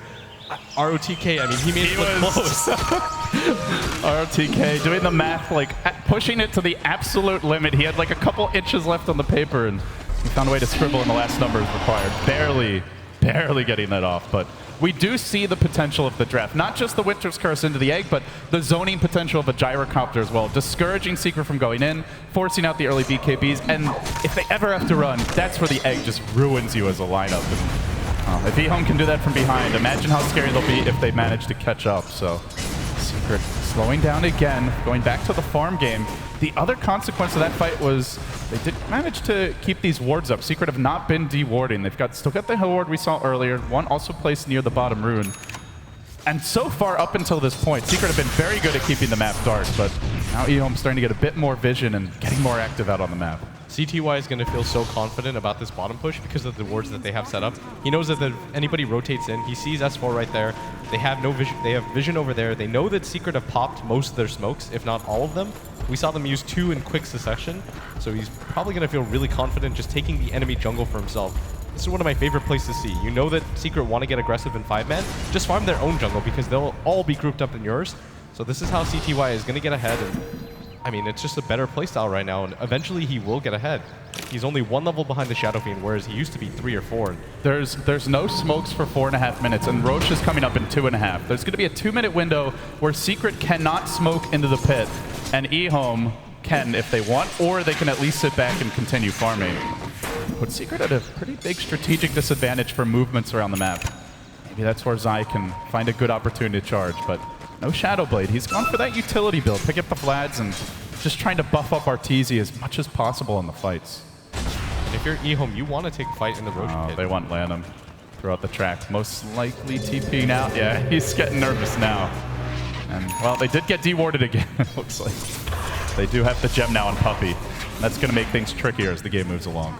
The one downside for eHome's lineup is they don't have a medallion, they don't have natural damage dealers, so doing Roche on themselves isn't really a possibility. It's not like they can 5-man smoke in there and do it really quickly. It would take a good 30-40 seconds for them to even get it to killing distance, but Secret, I mean, they don't have that issue. They've got a Viper that can naturally tank it, you've got a medallion on Puppey, and you've got a Shadow Fiend who has that presence of the Dark Lord, so it's a lot easier for them to do it. At the same time, I don't think eHome want to give it up for free. Like, that's their bread and butter, being able to fight in those tight and close spaces. It's so good for Phoenix as well. There's so many good places to put the egg where they're very likely, or the Supernova where they won't have vision. But CTY just continues to farm out his own jungle now because he realizes that eHome or Secret have actually all rotated down there, and the downside is that Secret have to just bunch up together right now to protect each other. His score may only be 4-3, but they found Lanham. You have to pay for it eventually. The life of a bounty hunter. It's like, hi guys, mercy please. No mercy. You do have to take those risks. Get the wards out and also just be off the map so Secret play a little safe. But CTY, you pointed out he was dying a bit too much, trying too hard to fight. It's now been like 15 minutes maybe, or at least 10 to 12, where he simply has not died, and he's still 4K behind Arteezy, but it feels like one good team fight with a couple track kills, and that's more or less gone. ZYF similarly keeping his own farm up. Secret just not pushing the tempo as much as it felt like they wanted to. They took the Aegis, they got the Boots of Travel. These felt like items ideally designed just to shove all the lanes out and then go for at least pressure on the tier 2 Arax. But now the jump on mid onto Arteezy. He's got the BKB. He will pop the Requiem now, and they're forced to turn tail and run. RTK may pay for this with his life, but the call down zones him, slows him down, and backs him off. Puppey there to ensure Arteezy doesn't fall. And they do have the tier 1, so actually killing him tough, but forcing out a BKB charge still pretty nice here for eHome. It's down to 8 seconds. That's only the second BKB usage of the game. Yeah, and this is, we've been talking about eHome a lot, but I think Secret are playing this about as well as they can. They're keeping the lanes pushed in. They're picking off heroes that are showing themselves. They're not allowing Lanham to just get map control presence. They've dewarded him like, I don't know, 8 times this game. I don't even think they're using, oh, they actually bought their own gem now. Yeah, they have their own gem. eHome also picked their own up, but there was a long window there where neither team had a gem. Yeah, they were just playing the guessing game, and they were doing a good job about it, but I mean, Secret are just playing patient, especially after that fight in the jungle. Secret realized they are vulnerable. Like, their lineup isn't unkillable by any stretch. Just walking in. Oh, they have the medallion now. They have the medallion, and they may just know that Secret's on smokes based on how many they used earlier in the game, but this ward spots them. Uh-oh. Well, does it matter? Does Secret actually get here in time? They're starting to bring S4, and they have vision on him, so they know that the rotation's coming. Wildkin Tornado looking to be the MVP. Used to be a big thing in these fights. S4 will be scouted by it, and so Secret really beginning to group up. The BKB of Arteezy is ready. Roche gets pretty dangerously low here, not dead quite yet. And now the jump forward from CTY onto Puppey, almost instantly bursts him down, but he does get slept up by Kuro. Saved for now, mechs up, stays alive. The charge forward, there's the curse, isolating S4 and bringing him down through BKB. Arteezy with his own BKB, but not doing that much damage during this time. Will they be able to hang on and turn this fight? There's no egg mana once again. ZYF getting put under. Arteezy again moving forward. The BKB of ZYF about to wear off. Track is there, but they've really used all the resources throughout the Phoenix Egg.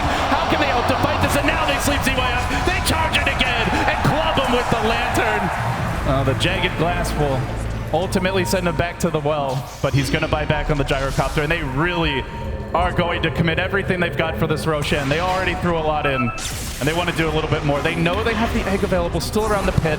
The BKBs from Secret are down, and eHome may end up taking the Roche for free here. Even with the buyback, still a gold win for them. And now they get the prized Aegis onto CTY, who did not die in that fight, and is up to 12 Bloodstone charges, suddenly level 17. Yeah, this is a ticking time bomb right now for Secret, because every single time they kind of take an even fight, but they don't feel that Storm Spirit, they have to be so worried. So that Bloodstone counter is getting quite high. He's got 1,200 gold on top of that, and Lanem is finally getting near that level 2 track, but in Secret, the main problem there, I think, was that they showed themselves on the map. They knew that Kuro was pretty far away using this ward. They actually mass pinged him. They're like, go on S4 right now. We don't have to do the Roshan. Just take the 4v5 fight. Then we'll do the Roche. We have the dire side advantage, and this is the real strength of being on the dire side and doing Roshan. You can buy back and get there incredibly fast.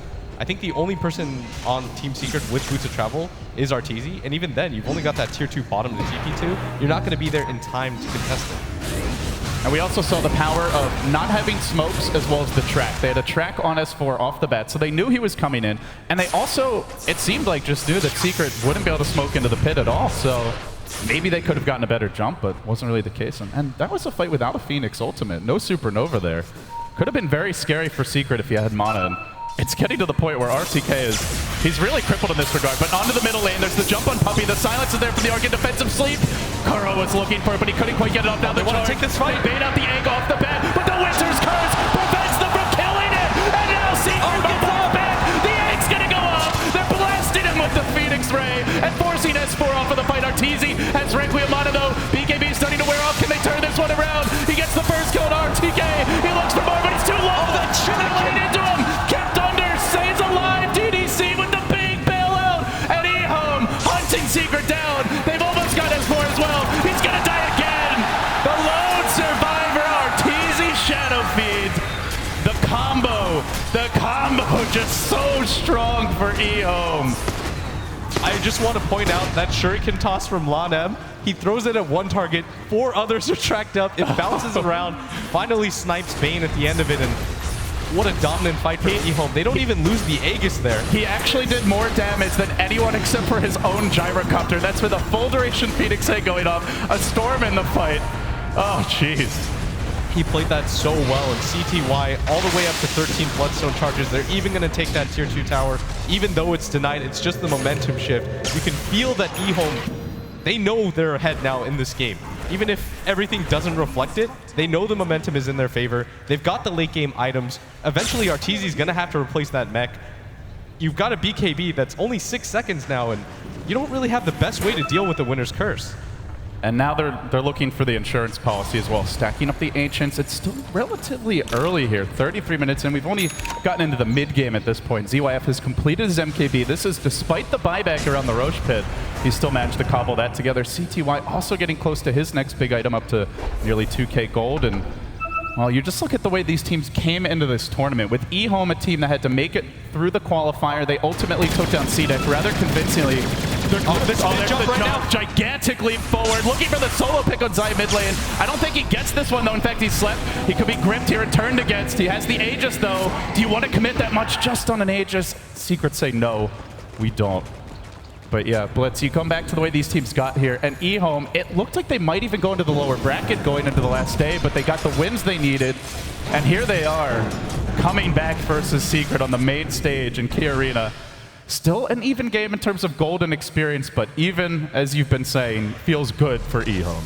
Yeah, 2,500 is the mark that they're behind right now, but again, You want to be in this type of situation where the mech doesn't really add too much to Secret's lineup anymore, and the supports that they have are not nearly as effective as the ones that eHome. And you can see the farm starting to kick in on these supports. You look at DDC, who's now, in terms of net worth, topping the support farm charge and starting to close in on Zai's offlane Spirit Breaker. He's got a Glimmer Cape, a Solar Crest. This Storm, this Gyrocopter are going to get so much harder to kill, and we saw last fight, as always, the power of a Winter Wyvern to just cold embrace a teammate in the fight. They couldn't scratch him. Yeah, but Arteezy, he's still got a monster amount of farm right now. We shouldn't discount that, even though he Home of the Dominator. This is going to be a 6-slot SF if this game goes on 10-15 minutes. Once he has a Satanic, he's going to be incredibly hard to take down. He does deny that tier 2 tower at top, realizing it's incredibly low. Walks by, just gives it the one tap. So if you're Secret right now, you look at the way the last fight went, like what is the key to disrupting the eHome team fight? You have to charge on in, hit multiple targets, and not allow that Winter's Curse Phoenix egg combo to go off. I talked about it early on. I said, it's not working right now, but eventually, if they hit that combination, it's going to be incredibly powerful against the BKBs of Secret, and you're seeing it time and time again. Their heroes are stacked up. S4 is wasting his BKB timer on it, so is Arteezy, and they have to spread a little bit better and not get hit by so many spells. Also, somebody has to keep track of CTY. It's not even about killing him in the beginning of the fight, but it's about being aware of where he is, who he's going for, and just keeping that. I don't know, it's really weird to say. He's now got a Lincoln Sphere is the problem. Like, they can't charge him, at least not first. They can't reliably grip him. You talk about keeping him under control, but this Storm it's getting very difficult to even hit once. Oh, they're going to have to do their best here. They do have a BKB on Zai. Now he's going for the courier snipe, and CTY will claim it, taking away. That's a full AC. Full AC. Oh, goodness. S4 actually, I believe, still has buyback even through that. That could have been a huge game changer, though, because eHome, their only real physical damage dealers are that Storm and that Gyrocopter, and that would have really limited the damage that CTY could do, but being able to go for it, and CTY knows that Arteezy's there. I think he knows he's alone, too.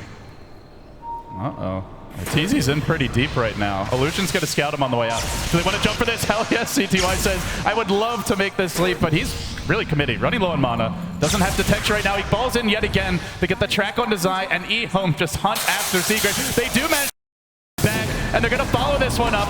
In comes the track, out goes the homie missile, and Secret get forced all the way back towards the well. Arteezy should be able to make it out here, but he's going to have to hoof it. Just the posture, the sheer posture from Secret, so defensive right now. Yeah, that was a Storm that ran in with most of his mana and doesn't even care. They're just playing with reckless abandon. They realize the type of position they're in. They want to continue to push their advantage and just not let Secret get back into this game. And Secret, they do still have the heroes to do it, but their supports are going to have to play perfectly. It's going to rely a lot on how Puppey decides to use his Grave, how he decides to use that Weave. The Glimmer Cape on him is still really clutch to be able to save him. The gem is only on the Winter Wyvern, so he has to be really careful about how he casts it. But if they can blow up the Winter Wyvern before he gets his Winter's Curse off, which is what they were doing in the earlier fights, then I still see a really good chance for them in these fights, but that Winter's Curse is so brutal to them. It's almost level 3 as well. He's getting so much experience on the Wyvern now. About to hit level 16, and he gets a blink. So now he can be even more mobile in the fights, and not a hero you normally are going to even be able to find for a charge, let alone be able to prioritize it. And Secret, it was something that was discussed by the analysts quite a bit in the early stages of the draft. Was normally they prioritize not only AoE for wave clear, but also just a little more team fight. And they have quite a bit of team fight from Arteezy, but as far as lockdown and control, it's just got to be crisp execution from them. I mean, that's what you sacrifice in the lineup. When they decided to go for that 5-man style where they were going to shut out CTY early, it worked incredibly well just because they knew that eHome couldn't approach them. But as the fights went later and later, once CTY picks up his Bloodstone, you get your level 6 on both of your supports, it becomes incredibly hard for them to take that fight. And I just want to give a shout out to ROTK. That egg in the jungle where he was just pushing it to the absolute limit. We thought he was going to be unable to get off that egg, but it was just such a game changer. And now you're consistently seeing him get it off. You were talking about how he couldn't in the beginning of the game. Now it's just... and he just goes in deep. CTY punishing Puppey, gets slept up. Will it dodge the damage? No. Loses the gem. Curl. No, they haven't grabbed it yet. He's going to go. He's going to get for a second one. CTY with double gems. Literally balling out of control in this game. Styling on Secret, and that is big. The map control advantage that Secret have been just scrapping for all game, it's going to be removed with this pickup. I'm impressed. I mean, he's just been a monster on this map ever since he's got his item set. The fact that he was able to dive in with 2 heroes backing up that Dazzle, they weren't interested in fighting either. They were just trying to get their Dazzle out of there. That's how they realized. They even want the TP scroll. That's a bold mission for the courier. I mean, it looks like he didn't quite get vision on it. They're going to send it back in the end. And eHome. I haven't seen Secret get out of the map in a while. They've been kind of cobbled into their own base here. Oh, the second courier snipe! Again! Lanham striking deep, and this one also with a huge payload. 2,400 gold on that courier. That Secret just can't catch a break, and well, they're looking for more kills. CTY again in with the leap, and because he's got the Lincoln Sphere, they can't even focus him now with a Soul Burn in him. They get him with the Shuriken, and now looking for Zai as well. They're swinging in from the south with RTK. There's not a whole lot of stuns left. They're going to nether strike him on the way out. Zai says, "Get me out of here," and they will dodge the call down. Finally, CTY runs out of mana, and the chase halts, but the damage is done. And you see the way the game has turned and what it's become. It's become Secret unable to deal with the rampaging CTY, jumping them from halfway across the map, usually solo, with no fear, and the supports just, they can't be on their own. Yeah. They can't even be next to their teammates half the time. The problem is if you decide to split up and farm the map, yes, you're farming a lot faster, but it's liable to just CTY flies in halfway across the map. I've seen that story before, but if you decide to group up, then he'll just split push, take your jungle, and then you can't gank him. That's what Lotnam was for. He was just the guy who took the brunt of the ganks, but he doesn't really care because it's a level 9. Now look at this. Are you serious, CTY? Again, he leaps on Zai, and he commits once more with an Aegis. They'll commit a Winter's Curse just to secure this kill. The Grave comes out from Puppey, but Zai doesn't even try to TP. Looks for the charge out. Can he make it? A blink, a leap. You can't run from heaven. All the lightning gods on display here. CTY doing his best Zeus impression will get the kill. It's so hard to stop him now with 15 Bloodstone charges. It's like 50 mana a second almost. Once he picks up, I think he should go for a Hex next, or even something like the Shiva's gun. I would really like the Shivas. There's not a whole lot of attack speed items on the side of Secret. Yeah, I guess you have a Butterfly and an AC, but it would help a lot just for the rest of his team. And the AoE effect of the slow as you jump in is so strong in combination with the Storm Roll Breath. And Secret, look at their positioning. They have to 5-man together at all times. You very rarely see this from Secret, even if they're losing the game, but it's just the nature of the Storm in this game. They don't have much lockdown for him, and well, it certainly doesn't help that one of their heroes are dead, but now it's going to be DDC's turn to look for a bit of D-warding. A CTY leaves him hanging. Should be able to get that gem vision. DDC's getting a little irritated here. Come on, buddy. Let's clean up this ward. We'll do so. Just missing the regen rune that had spawned top, but doesn't have the bottle any longer. And CTY, he's just going to look to jump one of these supports in the back. He doesn't really care. He just wants to make the fight 4v5 as fast as possible. And it just makes it so easy for RTK. He can just sit back and wait for a good time to egg. He doesn't have to force it anymore. CTY does that job for him now. The Lincoln's pick feels like it's been a really nice item this game, and it's not often you see a lineup that literally is nothing except single target lockdown, but this is it. As the graph just plummets against Secret. We're now looking at almost a 20,000 gold swing over the past 10-15 minutes. The jump in on RTZ to start off. They have a Winter's Curse waiting for the opportunity, but DDC patiently holds it, realizing that wouldn't have been a multiple hero curse. They can do this again soon. The Ball Lightning always at the ready. The Vortex coined out in 5, and no real danger so far. The Weave thrown out just to try and deter Eom a little bit at least. The tracks keep on piling in. 3 heroes now tracked. Once you get the first, like, good luck stuffing the next through. The good news, though, for Secret is that eHome have a pretty terrible pushing lineup. 4-step in. They're going to start the fight that way. Lanham looking for the plays to begin it, but it's S4, and he's a little tanky. RTK says, let's go, let's go. Zai is going to be the first man. At the same moment, CTY jumps Kerr on the backside. He looks to blow up the main off the bat, but the men from RTZ keeps him alive. RTK wins kept alive as well. These defensive support plays making a difference, and now the egg! The egg! Boulder Ridge going to kill it off, and they do barely, just barely. RTZ will pop like a pinata. He's down for 90. He's a buyback again. The sleeps and the saves from DDC make it a storm, and they're diving forward. CTY, life number 2. It's a 5-man wipe. eHome. It's been a miraculous comeback for them. Very well played, and they're not done just yet. They track S4. RTZ and S4 fighting against the world, but any moment now they could get jumped in. And the eHome chants erupt. We might be in Key Arena, but you wouldn't know it from how hyped this crowd is. S4, the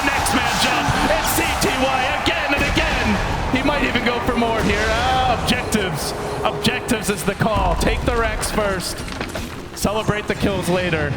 And that was, well, a 10,000 gold swing, and it might just be the game here. Secret, 3 down for 20, and eHome aren't afraid at all. Continuing to muscle in, press up on the Rex, threatening to go into an Arteezy at any moment. He's being forced back just by some Wyvern harass while they take down 2 lanes of Rex. Secret in grave danger of dropping their first game here on the main stage against a team that came in as an underdog for most.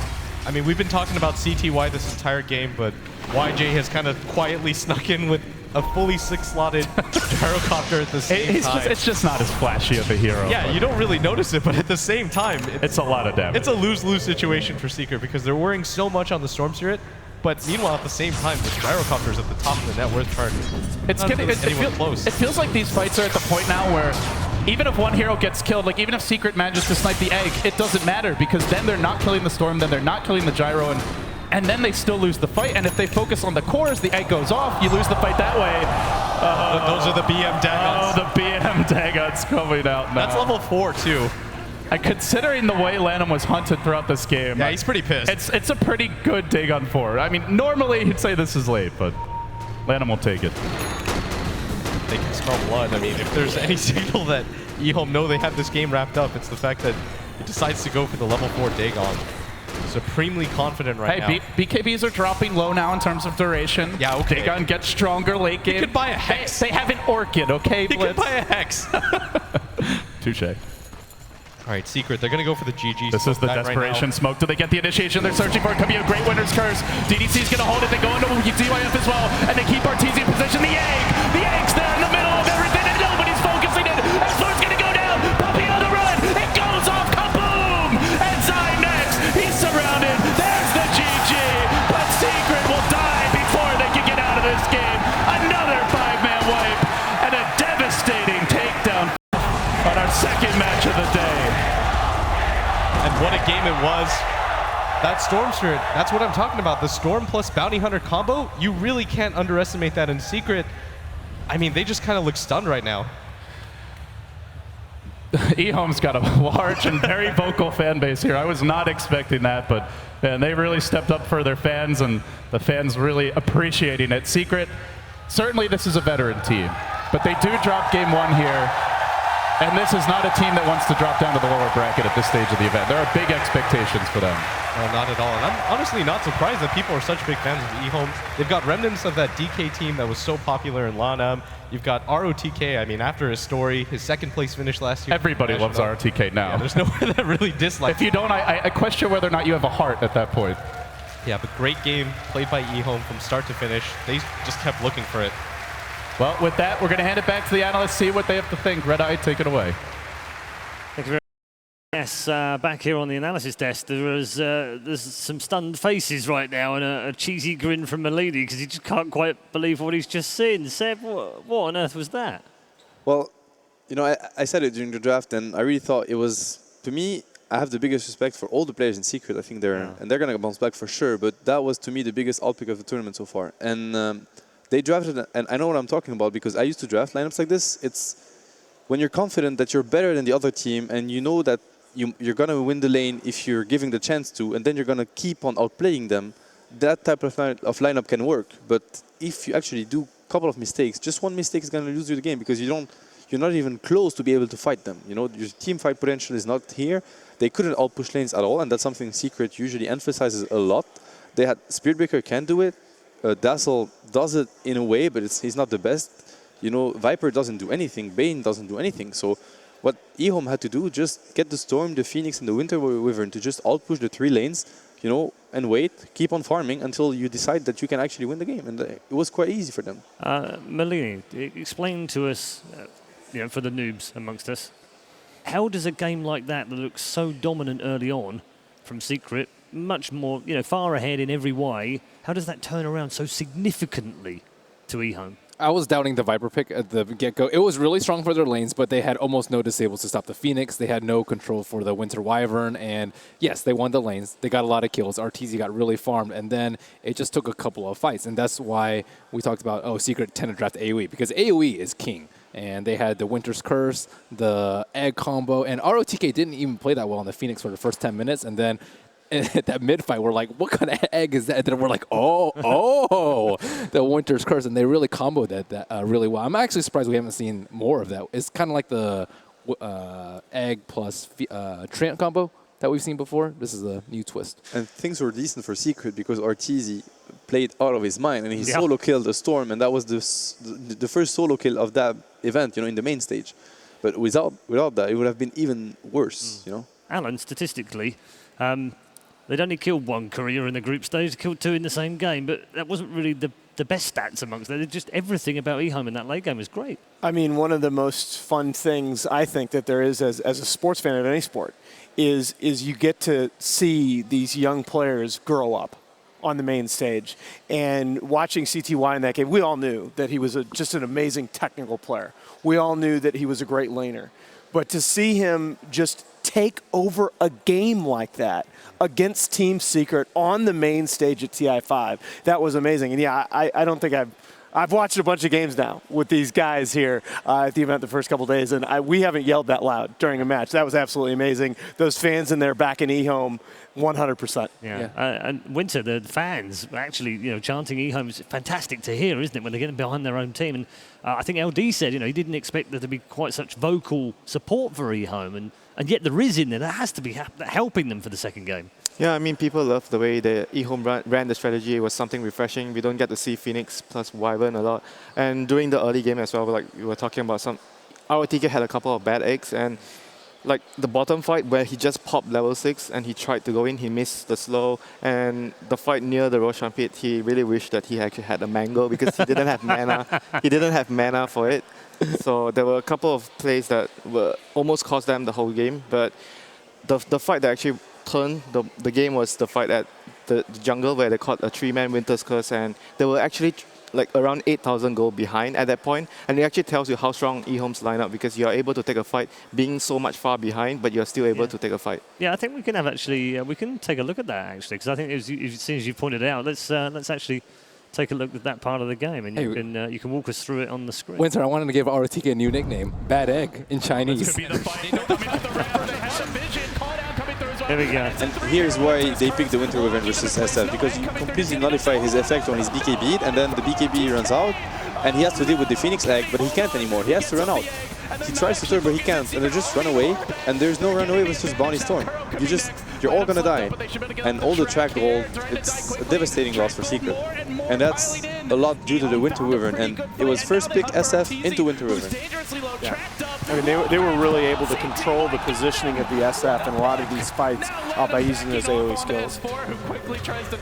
I mean, they only needed to lose one big fight, and that was like a lot of track kills too. And they had really clean play. They had the BKB on SF, and then just that one thing, and then the mid fight, and then it just kept on going and going. And also, they snuck that Roshan. Secret was like right around. I actually thought eHome were going to take it for free, but that was like giving CTY an Aegis right there. And all this, I mean, Kuro made some spectacular nightmare saves as well. Yeah. I mean, there were some great plays by Secret, but just wasn't enough. Secret played incredible, but it was just about the draft and strategies more than... If you get to say this team played incredible, but yet again, the game just went so far behind after a certain point, you know how far, like the draft didn't really work for Exactly. As a team, when you want to blame the draft, it's when you're like, we played really well and we did one thing wrong and suddenly the game was super hard. Then you need to look at the draft. Something must be wrong with it. But they also analyze it themselves, because you never see a Shadow Fiend get Boots of Travel that early. And he got it because he had to. Because he was the only one that could outpush lanes. So he had to be everywhere at the same time. And the best way to get close to that is to actually buy the bots. Yeah, we were even discussing about how many Shadow Fiends in that situation would have actually gotten a Boots of Travel, which is like probably Arteezy would be the only one like realizing that this situation is not good for us. We need someone to be split pushing a lot. Like they understand the game way better. Yeah, he's not only mechanically good, he's very smart, and his understanding of, because we're sitting here, we're watching, so it's very easy for us to sometimes spot a threat or something. When you're playing live, means he's it's next level. No, I mean, I think I agree with a lot of what you guys are saying. That I mean, Secret played phenomenally just to give themselves a chance in this game, and they had some great decision making. I will guarantee you guys one thing. I would bet a large sum of money. Secret aren't getting outdrafted two games in a row. eHome are going to need to play at this level and higher to knock them down to the losers bracket. Does Puppy look at this and think, A little bit of humility here. Maybe we went a bit greedy in that first draft. Let's do something different. I think it was a good approach from the games that we saw from eHome. It's like, okay, win the lanes, and then given Secret's like tendency to take control Roche and push high ground, I think it was a fine draft for the way they played. Okay. And in terms of Secret, Seb was saying earlier on that he felt that it's the sort of draft that you make when you're confident that you're going to win the game. But that didn't win out now, so does that change things for the second game? Yes, I think going in the first game, though, it was fine. Going in the second game, yeah, they have to change it up. It's just one-dimensional, mainly. Their lineup just now was very one-dimensional. Usually you don't see that so much from Secret. Like, they will draft a lineup with a plan B and a plan C this time. They're not going to draft themselves into a corner because they don't need to. The two teams met back at Mars TV. It was a 2-0 on that occasion from Secret. Was there anything we can take from that we can use now, again, that Secret can use against them?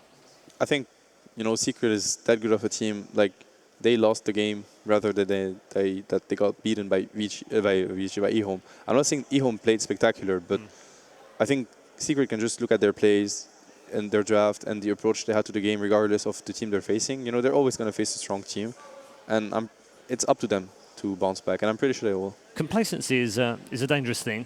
We know that. We've seen teams in the past go down that probably should have won. LGD springs to mind in the past. Would you think there might have been a little bit of that, Alan, in that last game? I don't know. Before the draft, I'm talking about, more than actually in the game itself. I mean, I thought Secret wagered more than they needed to on winning their lanes and winning their lanes hard. I mean, they really needed every bit of that 7.5K gold advantage that they had when we watched our first replay there. And you could just see, right after the fight, the first thing Ben says is, let me see that graph. Because you could just see that trend immediately reverse. And really, Secret just never was in the lead thereafter, even though on paper they had the gold advantage. It just felt like the game completely slipped away. But like I say, this is a team, like we said for EG, they have an incredible degree of flexibility. They learn from their mistakes. Expect something totally different in game two. Okay, Winter, you're now newly appointed the team captain for eHome. They're going to switch one player out and put you in, and you're going to do the draft. What do you pick? Where do you go? How do you draft against Secret? I think I will just keep the same mentality, going very heavy team fight focus and just going for like somewhat good lanes as well. You don't want to lose the lanes too hard and just focus on having very heavy team fight. That's where you shine as a team, because eHome are very good at taking team fights, and if you win a team fight against Secret and you have somewhat decent lanes, you're in very good shape in the Okay, game. Melini, likewise, we're going to put you in the team secret room and take Puppy out and put him on here. What do you do? I think one thing that they share in similar with EG is that they tend to draft a lot of late game, and I'm very surprised that they only went with the SF and the Viper that didn't scale too well. So just draft a lineup that scales well. They're good players all game. They don't really have a weakness in their timing, except the first few minutes, I would say. Sometimes they draft too greedy of lanes, which was the complete opposite of last game. It's quite an incredible achievement already when you think about eHome. I think LD mentioned in the commentary that they were only just on the last day got out of that bottom four. Had to win a couple of games to get out of that and get in the top four. They've done that. They're now in the upper bracket. They get the worst possible draw in the entire quarterfinal against the hot favourites, and they've won the opening game. What really struck me about that performance is that you looked at AeroTK when he got out of they were going for the break between the two games, and he was super calm, super, chilled. He's a very emotional player. You could, usually when he causes an upset, he's going to show it. He's going to show how happy he is about the performance. Here he was not, I won't say he was unhappy, obviously, but, he was very calm. So that's scary for Secret. It means eHome came into that best of three convinced they could win. So they keep the focus. They're not surprised they won. They won. They're going to, they're looking to win the second game. Yeah. Do you think that Secret, when they were in the pod afterwards, looked a little bit shell-shocked? It seems so. I mean, it's hard to tell from up here because we're not so close to them, but it did seem like it was a bit of a, wow, what just happened? Yeah, they probably saw it coming, playing that game, they probably felt what was wrong, when he gets the boots of Travis. They can tell something's wrong, so they saw it coming, but it's always, all right, it actually happened. We just lost the first map in the main event, although we're considered favored to take it all. So. Yeah, okay, and we're into the final minute before the draft begins. Any final thoughts from you gentlemen about maybe eHome take this 2-0? I was thinking, what if Kuro had hit that egg one more time? Oh, yeah. Oh, yeah. That was really crucial. They could have actually won that fight if they were able to destroy the egg. It was just really unfortunate. Yeah, and I think that's one thing that we need to say that, we've praised eHome's plays, and we've praised Secret too. That was still a very close game. Secret were outdrafted in the sense that if that game got to 25 minutes without them having a gigantic advantage, they were in big trouble. But both teams made really great plays, and it was still a very close game. They still had a fairly big advantage, I'd say. Yeah, they did. Very quickly, 2-0 or 1-1? 1-1. 2-1 Secret. My man. I think 2-1.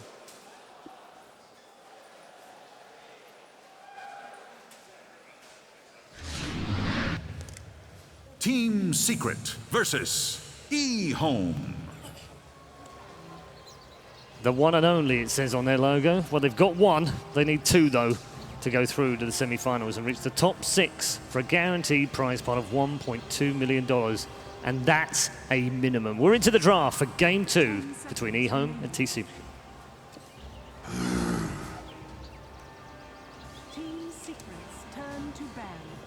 Secret is like they're removing the corp once more. I believe they did this as well in the last game. Secret or Radiant and first pick? Both the games, right? The last game they were first pick as well. Interesting. They opened with the Shadow Fiend. That's that's very unusual. It actually. is, yeah. Yep. But I think between 2/3 and 75% of the games in this patch have been played. So that means eHome prefers Dire because they. Yeah. So now the Wind to River ban is very smart, obviously, because they're going to force eHome either to remove the Shadow Fiend and give them something else, so the Gyro or whatever they want to grab, or take the Shadow Fiend themselves. I mean, no, it's not going to happen. They're going to first pick SF and they won't have Wind to River, and it was eHome's main answer to it, apparently. I wouldn't surprise they first pick SF again. Yeah. So it was a good play from S4, with the ban pick, mind game. eHome probably have something up their sleeves, if they let it through and they decided to ban the Naga, or maybe they just got caught off guard, which could also happen. Could be like Gyro plus Dazzle this time out. No. Oh wow. Okay. Team fight again, so they are very team fight centric focus once more with their heroes. That is interesting. It's very early Darkseer. Yeah, certainly one of the signature heroes of ROTK throughout his career, but not a hero that we see too terribly much of. I really like that Secret went for the same first pick. I think it shows a lot of confidence, and that's definitely what they need. If you're a Secret fan, it's gotta feel good. 10 seconds remaining. So do you think that they will follow up with the same support, Dazzle once more? Yeah. I think it's a good pick. I think another option open to them is like if they don't want a team fight versus eHome, they can also just go back to their Wisp strats and just kind of split around the map. I think a big problem that they had last game was not being able to push out lanes and not scaling well. And with Tiny and Wisp, or Wisp +1, I think you eliminate both of those problems with one hero. Wow. Okay. That was quick. Okay, so this is one of the more unusual drafts that you're going to see out of Secret. This will almost certainly be an Arteezy Anti-Mage, and then S4 taking over on the Shadow Fiend. So if Secret wins that game, that means we're going to see later in this tournament some first pick Anti-Mage, which happened already at TI, but it's not the funniest thing ever because you get an Anti-Mage in every game. But I mean, it's very risky from them to pick Anti-Mage that early because now eHome can set up as much as they want. The only weakness eHome has in their draft is that, if you want to go aggressively Anti-Mage and pressure him, then you have a Darkseer safe lane, which isn't necessarily the best use you can do of Darkseer. Especially on the Dire side. Safe lane is pretty good. It's better than Radiant safe lane for sure. Yeah, definitely. You're gonna farm the camps as well, but I don't feel like Darkseer is one of those heroes that's really good at safe laning. No. Now, if you're picking Darkseer, to me, you want him solo against a dual laner trialing. Yeah, you want him to pressure a bit. It's hard to say. Bad Anti-Mage pick probably surprised eHome. You must be surprised by this. It's very, very uncommon. 5 seconds remaining. I still think they have to do something to pressure the AM. Like you talk about Darkseer, but Darkseer alone can't really stop the AM. AM is actually very decent in the lane against a Darkseer. He can always get the spell shield early, and he can just blink and harass you with the mana break. So I think Anti-Mage is very fine with just one Darkseer alone in the lane. He should be able to free farm regardless, unless you bring more heroes in. Even later on in the game, Darkseer is a very good mana void target. Yeah. No, and I mean, Arteezy has played Anti-Mage, it looks like, 6 times this year, 7 times this year, and I mean he's over 750 GPM average on the hero, just absolutely crazy. And we haven't said it, but those are 2 Ortiz heroes, and they first picked 2 of those, so it's going to be an S for SF, I would assume. I don't think S4 is going to play anti-mage. So what kind of pressure lanes are we looking at with Tusk out? Undying, I think. Undying could be a good option here for them if they want to run dual lanes with the Darkseer. Do you think they can just dodge it and then have a safe lane carry that's as strong as, if not stronger? Do you think Gyro plus 1 mid is good enough? Depends though on the whole lineup and what type of support heroes they have. And right now, eHome has very strong lanes. They have Rubik plus Gyro. Their lanes are very strong, so if they do like Darkseer plus 1, any strong strength hero to disrupt the anti-mage's farm, the anti-mage can't really go anywhere else. Yeah, I like the Rubik pick to deny it from Secret. That's definitely a Kuro hero. The Dazzle pick certainly expected. You'll see Puppy taking over that role. Again, Secret's draft is, like, I mean, I'd say more balanced, but it still lacks a lot of disable for now. So their last picks are going to be very important. I don't think drafting something like a Spirit Breaker or Viper again will do them any good. I think it will. It's very scary. They need to have very balanced. I think Ember picks. could also be good, like Yeah, because they don't have any like this. stuns, and there's Iron Shell plus Ember. That's usually something the Chinese team's favorite to go. It's pretty scary in the middle game if you don't have lockdowns against that. So what do we think here for Secret's offlaner? I'd lean toward an Earthshaker, although Zai doesn't play that hero too terribly much. There's still a Brood in the pool. there's still Brood. Ooh, wow. Yeah. But there's Darkseer on eHome side, which sort of discourages the Brood mana pick most of the time. Especially also if you pick Brood AM, although it can be good later on in the game, you're kind of forcing your opponent to go aggressive and you have an AM. You're basically, you know, hurting your AM. I mean, they do have the combination of the Dazzle plus the Brood, which Templar is very Assassin. strong. So they might be still thinking about setting up for the Brood, but eHome definitely has answers for the Brood.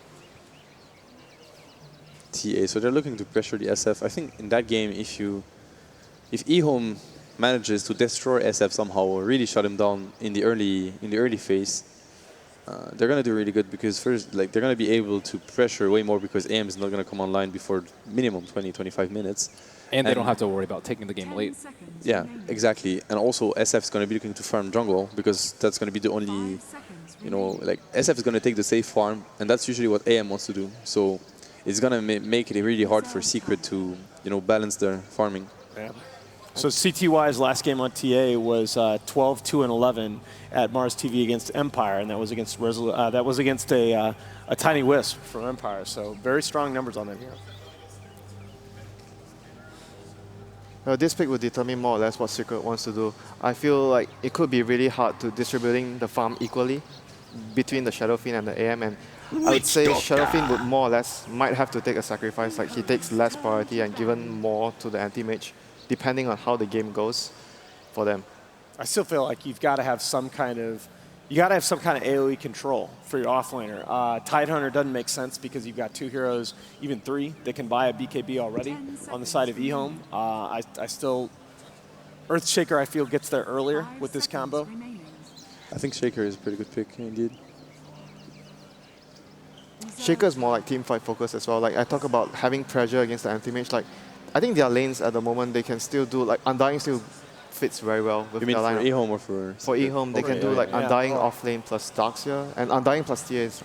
I personally like the combo a lot, the traps plus the tombstone. And now they got rid of the Brood, which is good. So if they actually, like you mentioned, want to go for dual lane, off lane, which they could, but that lane is not the weakest though. Like AM, Dazzle, Witch Doctor is still a strong lane. Yeah, definitely. Still now a they good can lane. get away with the dual lane safe lane that's going to control whatever Zai plays.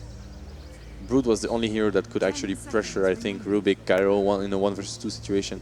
Yeah, definitely. Not even pressure. She can even win the lane by herself. Undying is actually terrifying to me right now by eHome. Is Spirit Breaker still good here for Zai, as in the last game?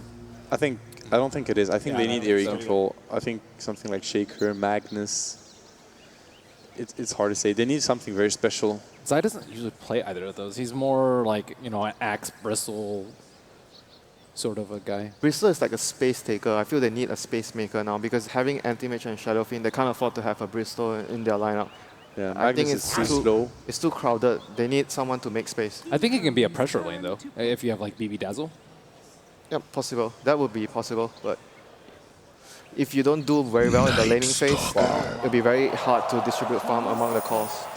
That is very interesting. Night Stalker is It'll still be something similar to the Undying plus Darkseer, or like you have a strength core, a strength support that roams around, and having the silence is very strong against anti-mage. You know, those three heroes together, like Templar, Night Stalker, and Darkseer, the chasing potential, They it's just run at you. insane.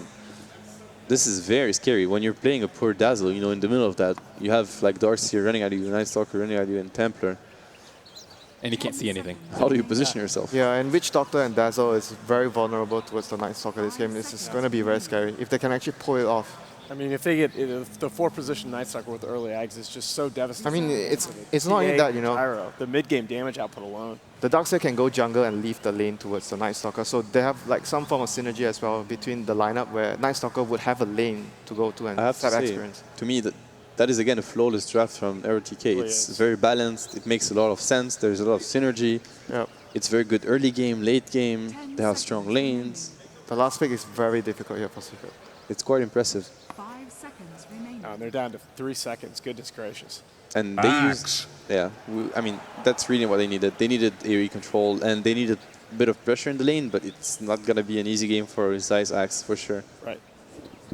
Okay, thank you very much. And we are heading into our second game of our second series of the day. The last quarterfinal of the upper bracket. Is it about to come to a premature end for Team Secret? We're about to find out. Let's go back to the commentary team. Ladies and gentlemen, welcome back. We're live here at Key Arena. I'm LD. I'm joined to my right by Blitz. Blitz, a lot we want to talk about here as the draft concludes. eHome, very balanced, very versatile, leading 1-0 against Secret. I do want to follow up on what the analyst talked about, which was that eHome prefers the Dire. That is true, but they not only prefer the Dire, they prefer it over first pick. They actually had selection in this game, and they still go Dire. Yeah, on the flip side, we saw Secret. They had the option last game. Instead of first pick, they opted to go for the Radiant side, so both teams get what they want.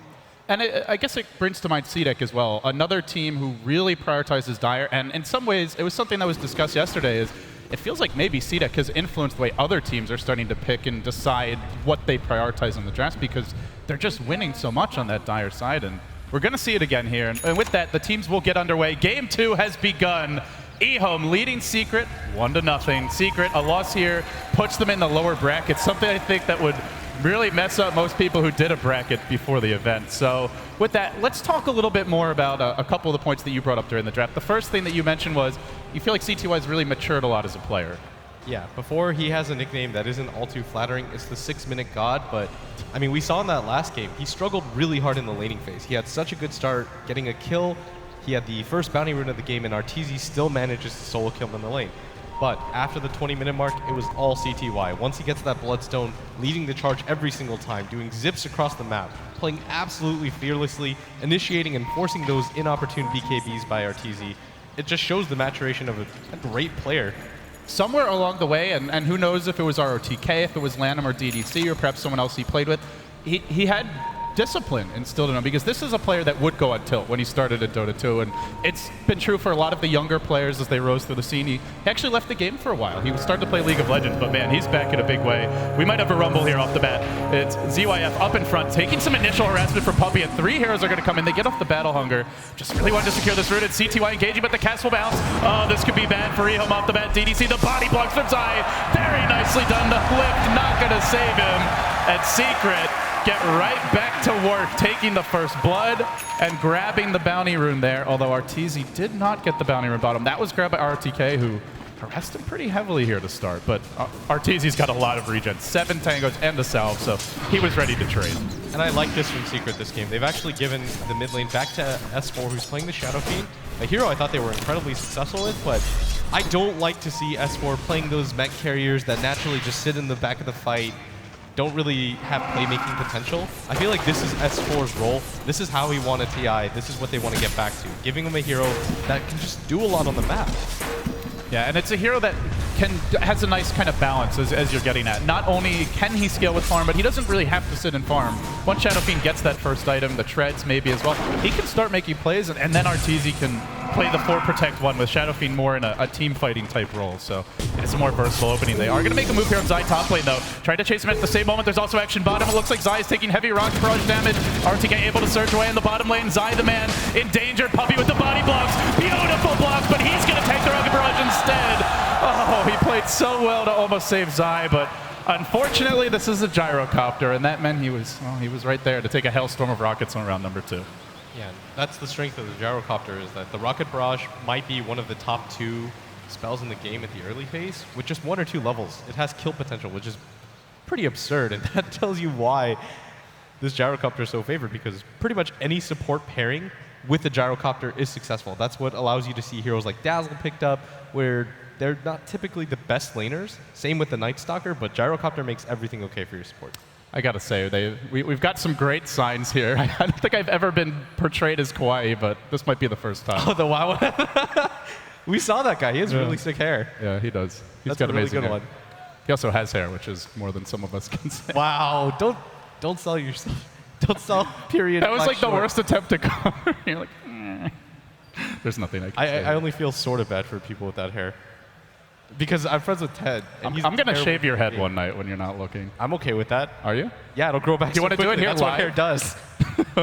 Well, we're back underway. It seems that'll have to wait for another day as Lanham takes a lot of tower shots on the way out. He's probably just going to have to go heal. They do get the kill. It forces his Fountain back, though, and Zai should be able to stick around in this lane, so he should get a little more space for experience. Look at the mid lane now. Now, this used to be an incredibly TA-favored matchup. There were some nerfs to the hero. There were some bugs fixed. CTY winning the lane so far slightly. He's 8-3, but it feels like nowadays the Shadow Fiends tend to do a lot better in this 1v1. It is still a TA favorite matchup just because it's incredibly hard for the SF to get kill potential on her. And that's what you always want to look at as a mid laner. How can I kill him versus how can he kill me? It's really hard for the SF to get a solo kill, but with 2 traps, CTY could feasibly get a kill. That's what you have to concern yourself with. And at the same time, SF's weakness is that you can't really CS in the early game, but S4 is doing a really good job of keeping up. S4 will get the rune bottom, courtesy of Kuroki's rotation, but it was RTK putting a lot of pressure there. Has hit level 2, no stacking just yet for the Darkseer, nor for the Shadow Fiend, but you got to imagine between those 2 plus the Anti-Mage, even the TA, I mean, there's 4 heroes in this game that can definitely benefit from jungle stacks across the map, so wouldn't be surprised to see the support start working on that soon. Arteezy with an aggressive blink in bottom. A matchup, I remember Black used to play this matchup a lot, and he felt like it's a matchup that Anti-Mage should really be able to dominate if he can get aggressive from level 1. Just walk up to him, mana burn, you trade your HP regen, but you get rid of all of the Darkseer's mana. But this time they didn't have a support here when the lane started. So RTK's already hit level 3, he's almost got his Soul Ring, having more space than what you normally would get. As you said, that he did exactly what you wanted. He blinks forward aggressively on him, already getting 2 levels of the mana break just to get aggressive. And Arteezy doing a good job of not needing any real supports, but in Secret, they're kind of showing their hand there. They're saying to themselves, okay, if we're backed into a corner, game 2, you know, if we lose this, then we get dropped to the lower bracket. We're going to pick Arteezy, the Anti-Mage. How much space do you see Secret getting in their jungle right now? They have a Shadow Fiend and an Axe who both really want to use that space, but there's a TA in this game. You can put traps in the camps. You can also ward block them. They have a Night Stalker who's a pretty aggressive roamer. Do you think eHome's going to be able to get into the jungle and shut them down? Do you see them getting aggressive here in like the next 5 minutes? I think during the second nighttime, it's going to be really crucial for them to get aggressive on the map everywhere. They just have to apply pressure. I actually felt like Secret, you know, they got their game plan off in the last game. They were able to apply pressure. They got aggressive in the jungle. It just took that one terrible fight where they have track, you've got a Storm with the Bloodstone, but those things don't exist this game. And I feel like eHome kind of read their strategy correctly this game as well, and they're saying, okay, we have to apply pressure. We can't just let Secret get comfortable, take our own jungle, and then slowly just kind of throttle us to death. We have to get aggressive. We have to pick a lineup that's just going to run at them, and I feel like that's what they have here. One thing also worth mentioning is they did not have a very good Roche lineup last game. They ultimately got the Medallion, and they took Roche, but it wasn't like a lineup built for that. But this game, they have the Templar Assassin, something that CDEC has also done quite a bit, where Shiki will play it. And I mean, CDEC, I think, more than eHome, really value the early Roche, whereas eHome will kind of take it as a part of the flow of the game when they feel like they have the space for it. But definitely something Secret have to keep in mind. And until they get the Blink Dagger and the Axe, not really going to be as good at creating pressure around the map. They are pretty farm dependent here until they get the Shadow Fiend mech and the Axe Blink. Yeah, the Templar Assassin, there was a time period where we saw her picked all the time when she first came out. She was even like first pick material. Yeah, she was just a lane dominator with almost no equal, but as time went on, you kind of saw her relevance drop off, but I think the biggest change to her was just the fact that the Deso, the cost of it is so low, you can go for the immediate Roshan after you grab it. Just you and one other hero can pretty much do it, and once you're able to get a 15-minute Roshan as a result of that, she can just snowball, and her natural weakness is she can't really initiate for you. Once you have an Aegis, you can't really stop her from going in.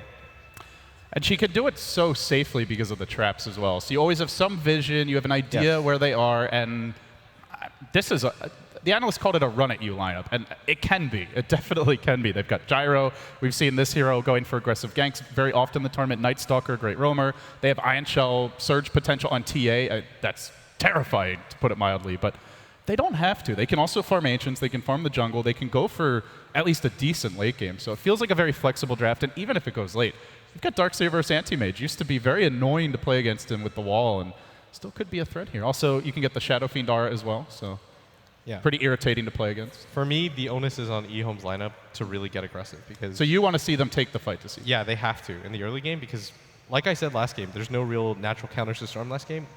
Like, yeah, you've got the Bane's Fiend's Grip, but that's in an ideal world. Yeah. But this game, the same exists for Arteezy's Anti-Mage. Lift is a terrible ability once the Anti-Mage has a Manta style. Same with that Silence from the Night Stalker. There's almost no hero on eHome that's going to build disables. Maybe in the ultra late game, you'll see a Darkseer get a Hex.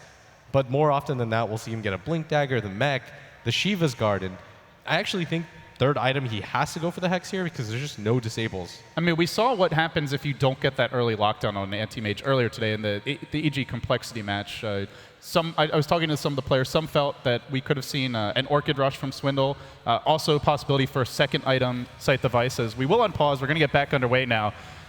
Teams just needed a moment there.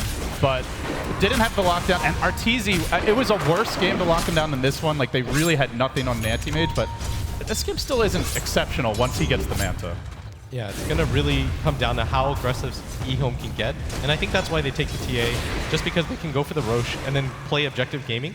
And I think that's how they have to play, because once that Anti-Mage gets maybe 3 items, there's no real peer for him in this game. And the Gyrocopter does an okay job of keeping up, but the split push game especially is going to be so hard for them to deal with. Well, through the early laning stage, it looks like eHome, their 2 main cores getting slightly more farm here, but at least as far as the Gyrocopter goes. But overall, the next wave of heroes on Secret doing a much better job of CSing, and as a result, they've already pulled ahead by 500 gold, closing in on 1,000 experience as we see Kuro walk down into the river, confidently going to place an Observer Ward on the high ground. That's a great ward to have. It's the first nighttime, and it's land him on the move. Puppy Tank going deep within the trees. He's created a little nest, but it's a trap, Puppy! Oh, he's just cornered himself in the end. eHome with the big tower dive. They'll get some experience, and now the pressure going out immediately. You can see Arteezy starting to constantly hit creeps. Wants to counter push this bottom lane a little bit. No, Darkseer is likely not here because of that lane ward, and in fact, he's not. RTK off in the woods, trying to play the jungle game. So for now, the tower pressure early going the way of eHome, and well, TP actually getting canceled. Secret really not going to be able to defend this tower at this point. Yeah, but at the same time, this Gyrocopter isn't keeping up with Anti-Mage and farm. The Anti-Mage is miles ahead of anybody if you want to look at it that way. 34 CS in just 5 minutes. It's 7 CS a minute. He's almost flawless here, and he's up against the Darkseer. You have to let it under your tower even at times, which can be very difficult. So, as you point out, Arteezy having a great start to this game. And that's going to bode bad news for eHome as they want to try to get aggressive as fast as they can. CTY is about to pick up that level 6, which he does. He's going to try to look for opportunities on S4, but S4 is just playing the patient game. He's forcing out the lane as fast as he can and making it really difficult. What CTY wants in an ideal world, you want a decent creep advantage, so the S, there's nothing that can just break your refract. If you right-click the SF in the middle of a creep wave, you're just going to get right-clicked back. Here's the smoke, and let's see where they head. Kuroki moving towards mid. RTK, I think, getting nervous. They don't have vision on the enemy supports right now. In fact, the wards that they have, you don't really see the lanes, and there's nobody laning top. Only S4 currently visible on the map.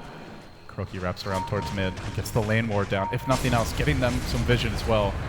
RTK looking for the ancient stacks. Kuro may run into him, but he's alone for now. He needs backup if he wants to get this kill. The ping's coming out. They're going to try to close the gap. RTK even surges forward, and it's right into a cask. Oh, the aggression. It might be too much. The cast not bouncing back. Can he get the neutral tonight? RTK, he wants it, but S4 says no.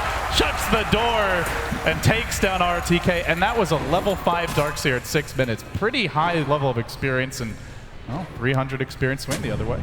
Yeah, and it just makes it even easier for S4 to lane against the Templar Assassin mid. He's not even doing a bad job.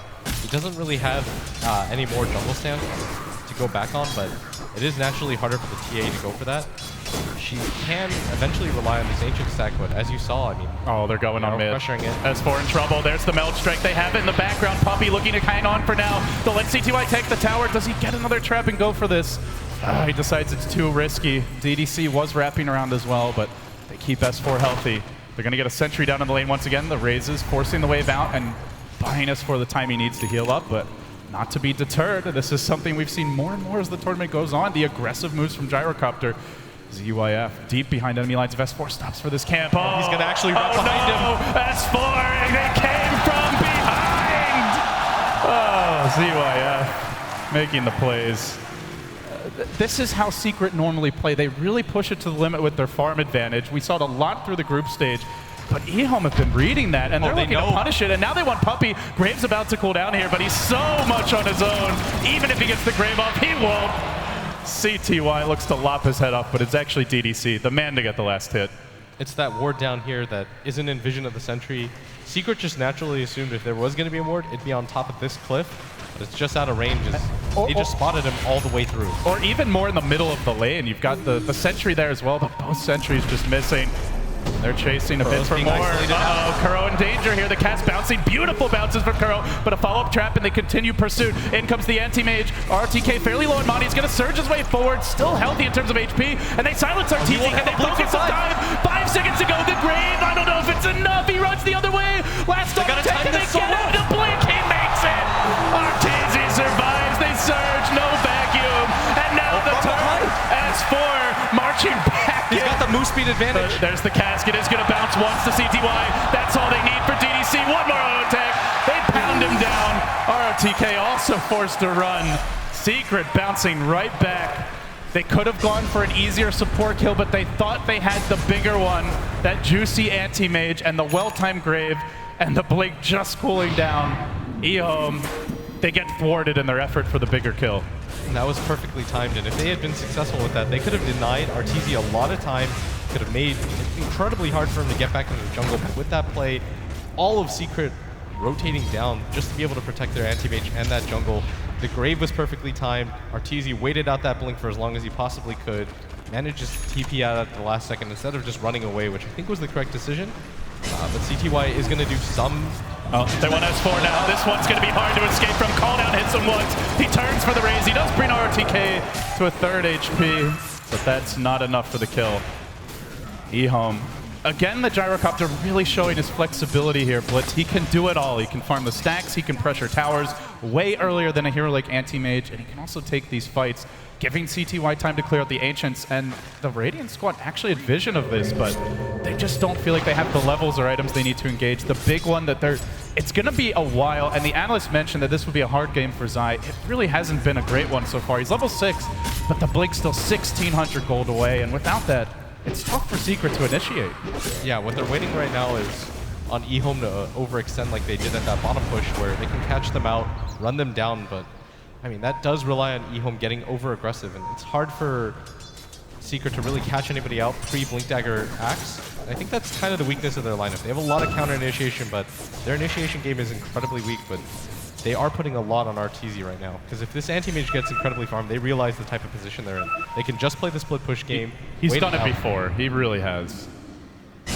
We've seen a lot of impressive anti-mage games out of RTZ, and I would say it's probably the hero he played the most coming into TI as well in pub, so definitely something he's been practicing and expecting to use quite a bit here. Yeah, he ran into me in like 30 pub games or something like that. Something absurd when I was on my Smurf. Well, every single game was anti-mage. That is what you get for being a dirty Storm picker. What a great hero counter. Press one button, kill Storm. Lol. Great stuff, RT. Wow. No salt here. Yeah, you're so salty. It's coming out of your pores, my friend. We just flame each other now whenever we pick heroes. Yeah. Well, you're hero pickers, so you both... You gotta be a random player nowadays to get respect. Yeah. And even then, if you random a good hero, you lose them. Exactly. You have to random bad heroes. I just happen to random Storm a lot, but yeah, well, eHome right now trying to put pressure on this mid tower. CTY here by himself. Pearl's gonna go for the casket. It's not gonna bounce at all though, and with that, any chance of a kill is gone.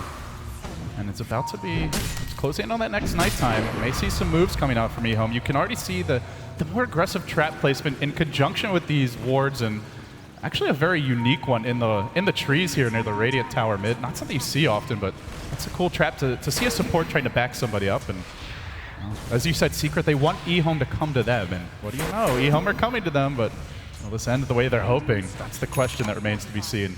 Yeah, and one of their crucial disables, maybe their only real disable, DBC, is at this top lane right now. And it's not easy. He wants his level 6. He really does. There's the trap coming in mid that denies there. S4 with a good start to the fight. TP's going to come, but Calldown was ready for this. Arteezy runs away. It only connects on Kuro, and now they pound it inside with the Rocket Barrage. Almost half his health gone. Lanham surrounded, though, in between two. Not that tanky anymore. Even Arteezy going to get involved, but this leaves S4 to the Wolves. There's the Grave. Well placed. A cast that bounces beautifully. The wall zoning some of Secret back, but Arteezy rushes in. He tanks the Rocket Barrage. He's got to blink away, and blinks to the south. That leaves Zai to be left for dead, and he'll be collected in the end by CTY. But oh, they found Kuro. He's way in deep. He does have a teleport scroll. Lift is ready, and they've also stolen the castle. They've got 2 ways to stop the TP. They'll start with the lift, and that's all they need. eHome, it just feels like they're the stronger fighting lineup right now. A pretty decent engagement from Secret, but just didn't have the firepower. Yeah, this is not where Secret's game is strong right now. They have to just get Arteezy that Battle Fury so he can decide to split push, but right now, eHome, they're perfectly content with taking that trade. Even with losing that Night Stalker in the early game, they're perfectly okay with that because it means that Secret are more willing to engage and commit to a fight, which is what they want. They have 0 disables. They've got the Rubik lift, that's about it. So they have to have Secret, you know, Secret has to be a willing dance partner for eHome to get anything done. It's been a battle of vision really in both games, but this game, it feels like Secret is falling behind in the vision department here. They've only got 1 ward on the map, still every Dire Tower alive. The traps and deep wards continue to pile up, and you just toggle the Fog of War for eHome, they see almost the entire Radiant Woods, and their own wood's a bit less vision there, but they've got the towers up, so they've got control, and now they'll grab another tower. They also get their own mech, this to match what S4 has. So when it comes to team fight, eHome are ready to rumble. They're moving on towards mid. Arteezy looking for split push, but he's not the Shadow Fiend type of hero that can quickly bring down a tower. He's going to blink into the enemy woods and just wants to keep the farm up. He knows the Battle Fury is the key. Slow the game down and buy time, but guess what? There's vision. It's on Puppey, and swarming in his eHome. They may even run into Arteezy here. He blinks out. Oh no, Arteezy, this could be a devastating retreat. Oh, just gets out of range of the cooldown. Can he make it out? Puppey, he'll be the man left behind for now. S4 not even going to try to help him. Death by the Fade Bolt. They still hold the level 4 paralyzing cast. Will they find Kuro? The TP out. Homemaker. No vision on him, but the pressure mounts bottom. Arteezy. Oh, 43 HP. Now Kuro. Even when they survive, it's only barely. He wants this Battle Fury, but the pressure on the map is there for eHome. Yeah, they've got wards in their own jungle. That sentry to follow up too. It's pretty surprising that they decided to place it there, but clearly it pays off because they know if they're pressuring Arteezy's jungle, he's just going to rotate to theirs. So they're placing wards on both sides of the jungle just to make sure that the Battle Fury is slowed down as much as possible. And even if he gets to the Battle Fury, they want to be able to pressure him and just force him out of whatever section of the map he feels comfortable in. They're going to start to get aggressive real soon because CTY just 200 gold off of that Desolator, and once he grabs that, then Anti-Mage dies in those exchanges. He dies when probably 1 left hit. It's going to put even more pressure on Arteezy to be careful. Calldown will come top lane, and they go onto S4. Even through the mech, he may drop here. Requiem is baited out, and they beat a retreat with the Requiem down now. Oh, opportunity may beckon for eHome to move in even deeper. But you wanted to see pressure. They had a lineup that could rush in and put a lot of pressure on the map blitz, and we are seeing it through vision, through hero movements, through smokes, and again they're moving forward. Onto Kuro, back into the creeps. Cask is going to stop this. Maybe Zai can turn it around. He's looking for the call. He's almost got his blink. Can't quite find the opening. We'll see Arteezy also forced back. Battle Fury calling his name, and he is going to get it along with the blink, but he's still got to farm that next item before he really comes online. In fact, they expect him to be at this camp, and Lanham is right about it. Arteezy silence, quick TP out. What a reaction, but not enough! CTY slams the door with the Deso. And we see the Anti-Mage, not the most combat-worthy hero this early on. He's just not getting the space he's accustomed to. Now the blink forward, Zai trying to throw DDC back, throws out the Battle Hunger, he retreats, but good luck, my friend. Calldown's there, maybe? Should tick down to this. No, the people! Don't tell me he lives! Don't tell me he lives! No mercy, he's dead. but that's just a Rubik. It's not too big of a deal, and Secret, they do respond and finally get something off the map, and Arteezy, he's still a little bit further away from the Battle Fury than he wants to be, and eHome showing themselves on the map just so CTEY can go for the solo Roshan, finds a really fortuitous DD rune at the same time, and this is going to be such a huge experience lead and farm lead for him. And that's almost the blink as well, yeah, if he wants it. And once he gets that blink, it's going to be a guessing game for Arteezy, because if he misplaces his blink, CTY is going to run you down and pretty much two-shot you. And he still doesn't have the Battle Fury, and I mean, the risk is, the issue is if you hold the blink, you start to lower your farming speed by a substantial amount. But at top, Zai's ready for this. They're looking for the jump in. They've got the blink call. It's on to ZYF to go. The death ward to follow, but instantly canceled by RTK.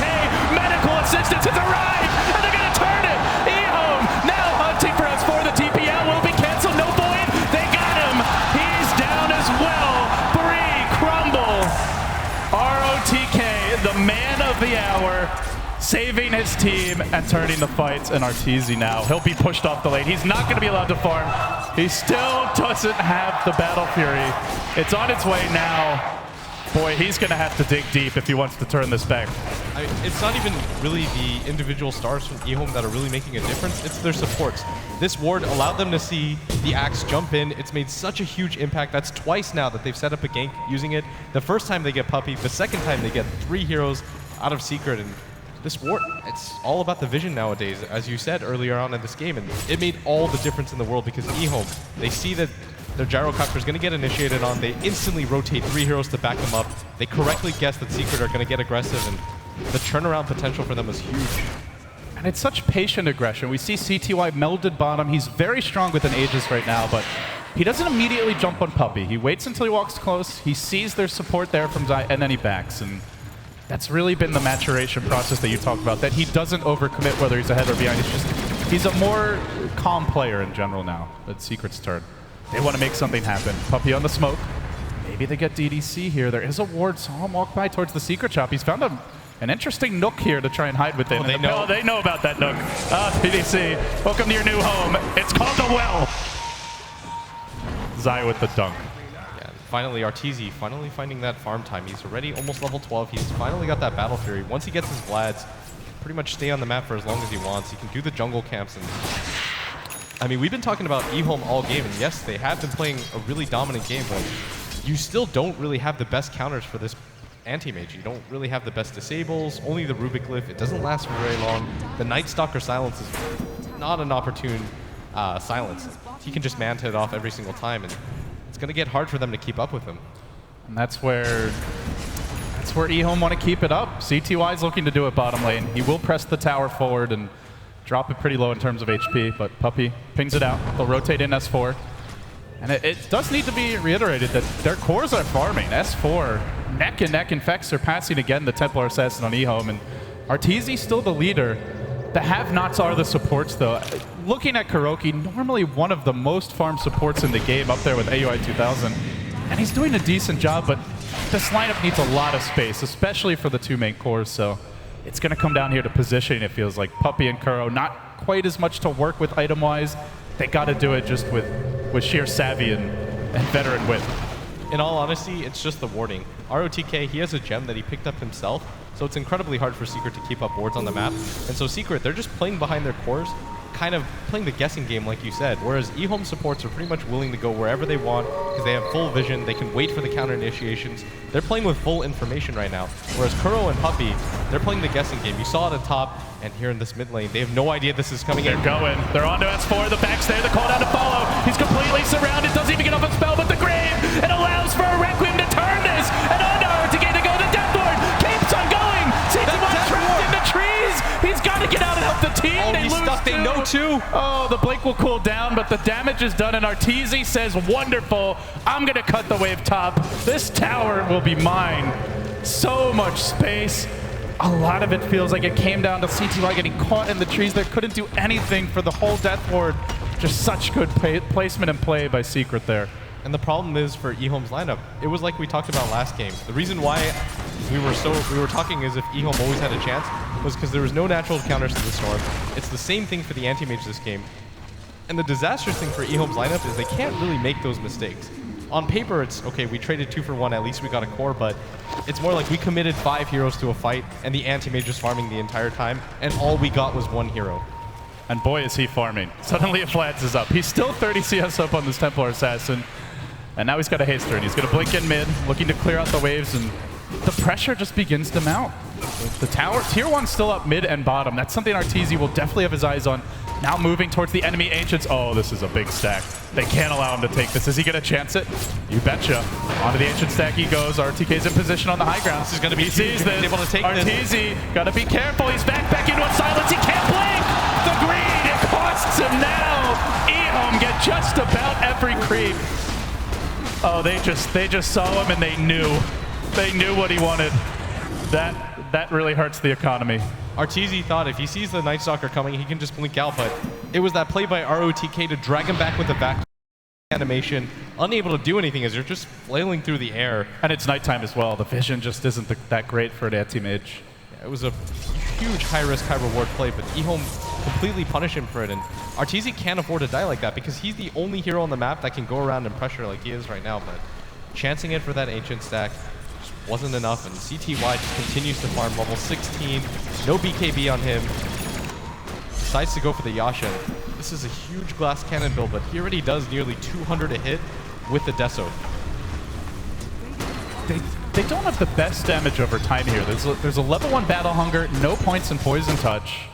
So there is potential for TA to get a little more aggressive in the item field, it feels like. Secret. They're going to need to rely on the team fight. They got to take them down together. They can't try to fight the TA 101. Nobody's strong enough.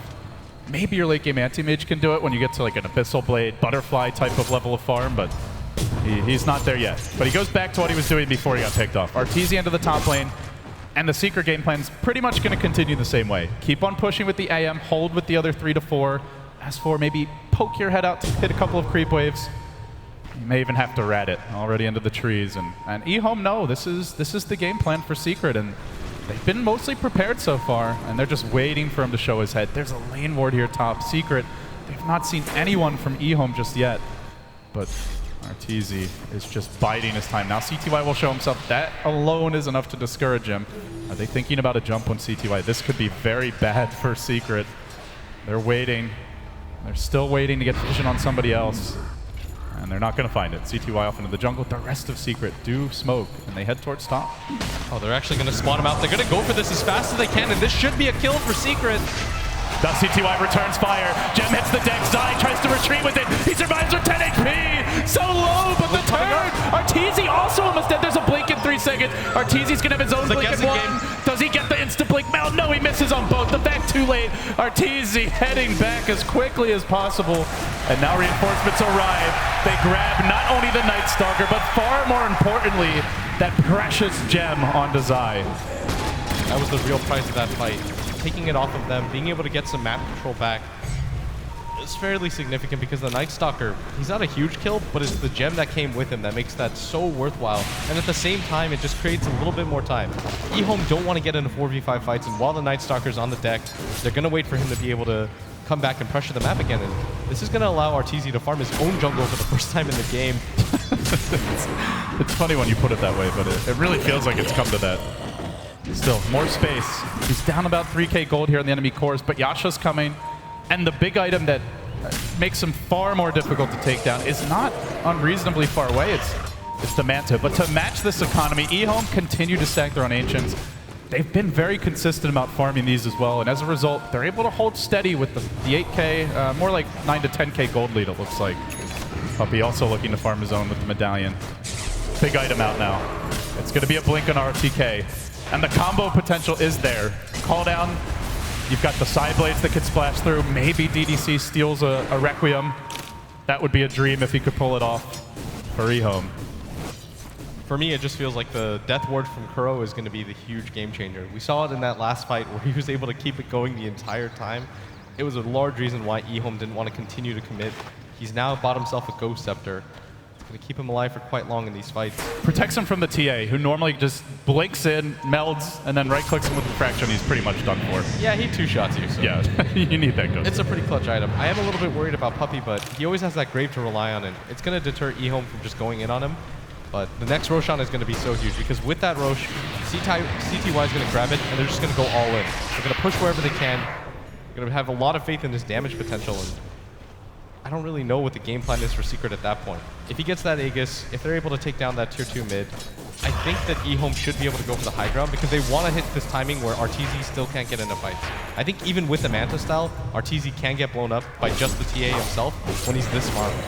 We saw it from EG earlier today. They had Fear on the split push. There was the amazing song from AUI that canceled 2 TPs. They held, and it was enough for EG to ultimately take the game. That one big fight. Now, for Secret, the big way to cancel TPs is a blink call from Zai. So that could be where they make their stand. Is not even the actual head-on fight, but just the split push of the anti-mage.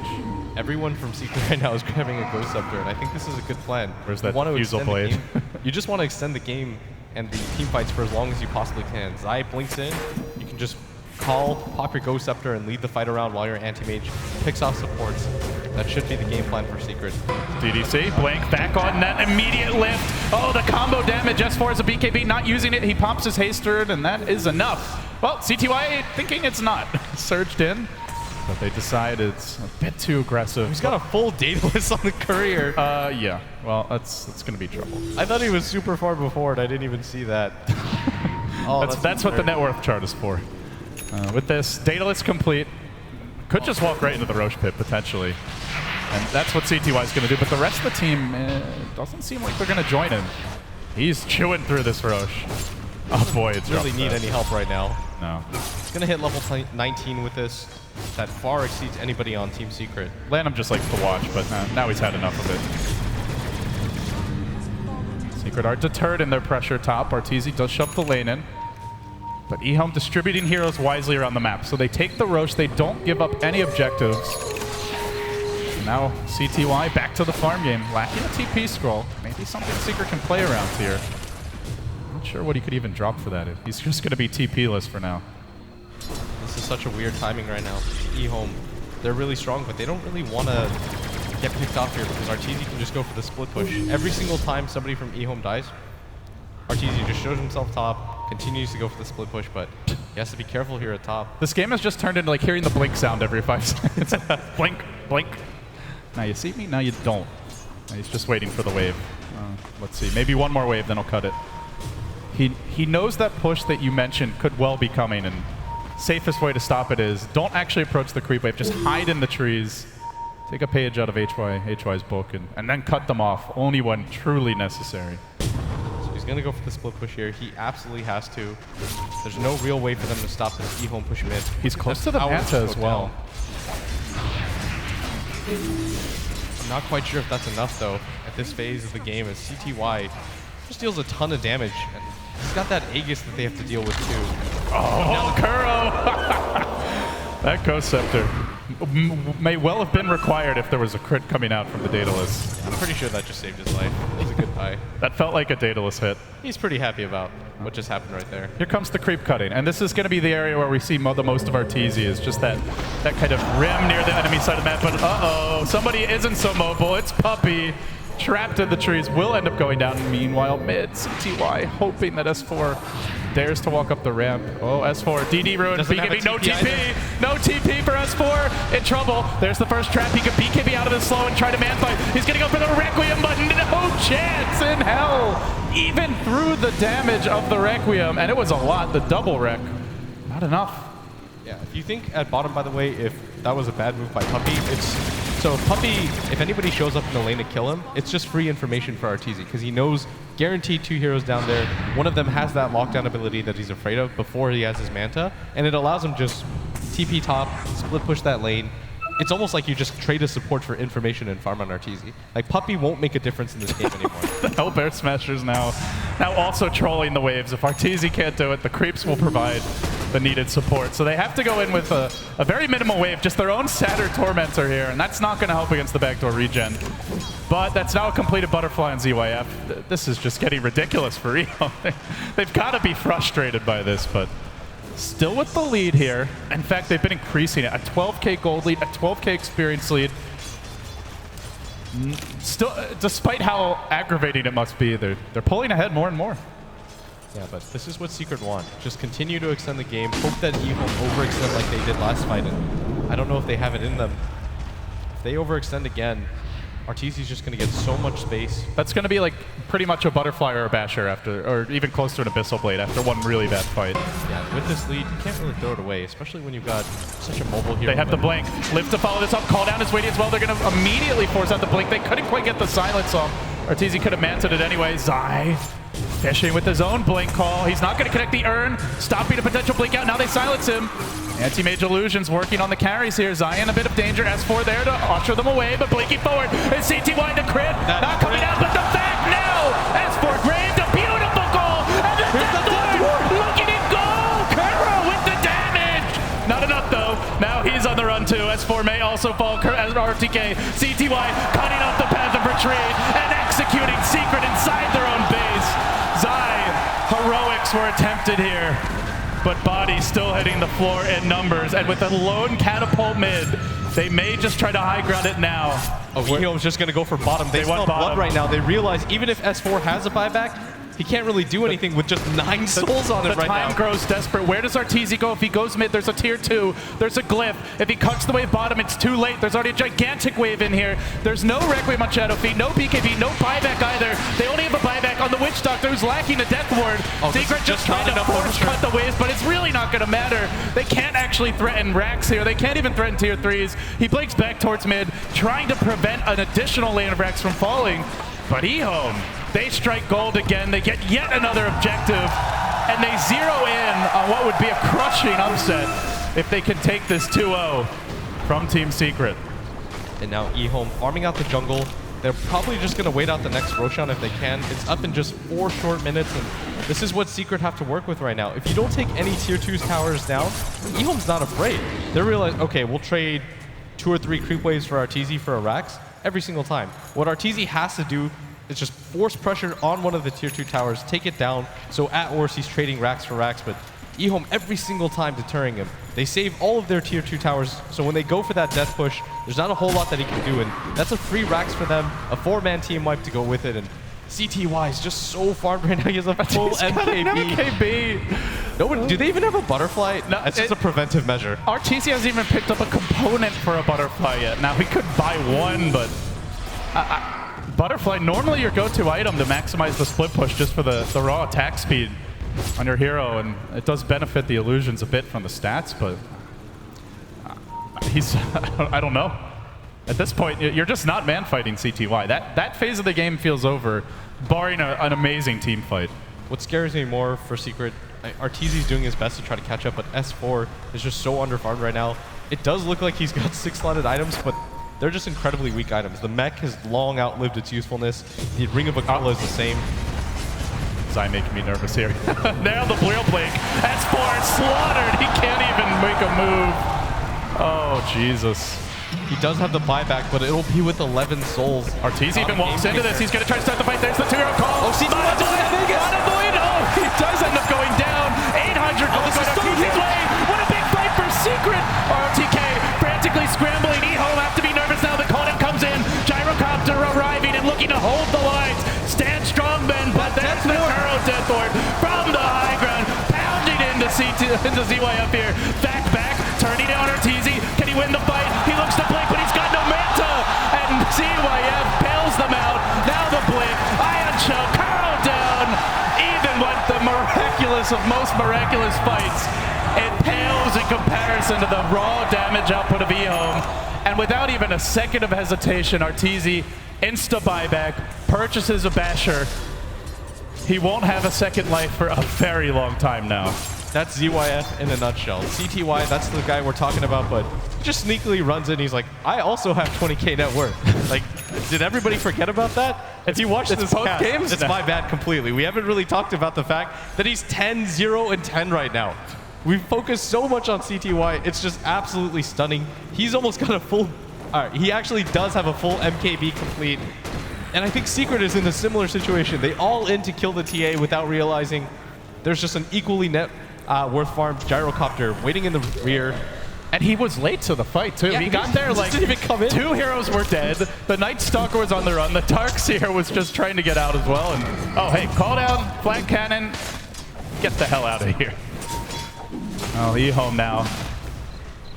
Won't have the Aegis for a little bit of time, but it's about to respawn, it looks like. Just a minute or so. And there's no anti-mage buyback blitz. This means they could push with Aegis, with 2 Ultra Farm cores, and a Darkseer that outstrips the Axe and even the Shadow Fiend of S4. So basically 3 farm cores on like 1.5. And Secret are just going to have to play picture-perfect Dota to have any chance of holding this. Yeah, and S4 doing his best to try to catch up, but what real items is he going to go for? He could go for the butterfly, but you've got 2 heroes already countering it before it even comes out. A Satanic could help, but then he'd be left with 0 damage. I don't really see what item he's going to get to really change this game. He would need a minimum of 2, maybe an AC plus the Satanic, then he would have the damage to back it up, but... Or at least to be a threat to the supports, if nothing else, in these fights. Oh, and Arteezy, he's going to get caught out here. He has the Manta, though. Oh, he's thrown to the low ground. That's pretty fortunate. Now the turn. Arteezy, 1 auto tech blinking out, but it's Zai who's left behind. Zai in a bit of trouble. Can he make his way out? There's the Ghost Scepter desperately hanging on, but going back in! Arteezy! He charged in again! It'll pay with his life, and with no Arteezy, this is going to be nigh impossible for Secret. Massacred under the blazing guns of ZYF and CTY's endless crits. There's another! E-Home! E-Home! E-Home have done it. They 2-0 Secret, and they move forward here in the winner bracket. A shocker for Secret and fans around the world. But what a solid showing it was. I mean, E-Home took care of business. Neither of those games even looked particularly close. In the first game, Secret had the advantage, but E-Home staying strong. And in that second game, I mean, I thought Secret was going to bounce back to turn in a dominant game 2, but E-Home, from start to finish, the laning phase on, they had an objective in mind, clear-cut victory. ROTK doesn't even look that hype. He's like, I'm here to do business. This one best of 3 doesn't matter, because he's got his eyes set on the bigger prize. Yeah, meanwhile, Arteezy busting out the gold shades. He's also staying cool here, but Secret down to the lower bracket now. Not where people thought they would be after day number 2. Oh, what a showing from E-Home. That was just thrilling to watch. I just thought they played such a flawless game in game number 2. Didn't really leave any room.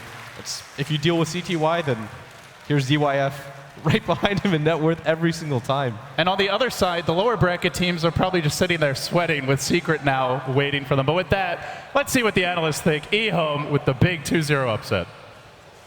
A monumental result from the upper bracket, one that no one on planet Earth expected, except perhaps for the 5 guys inside the pod.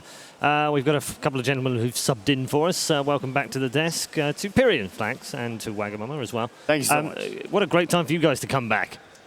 Yeah, I'm glad I caught that. That was a hell of a series.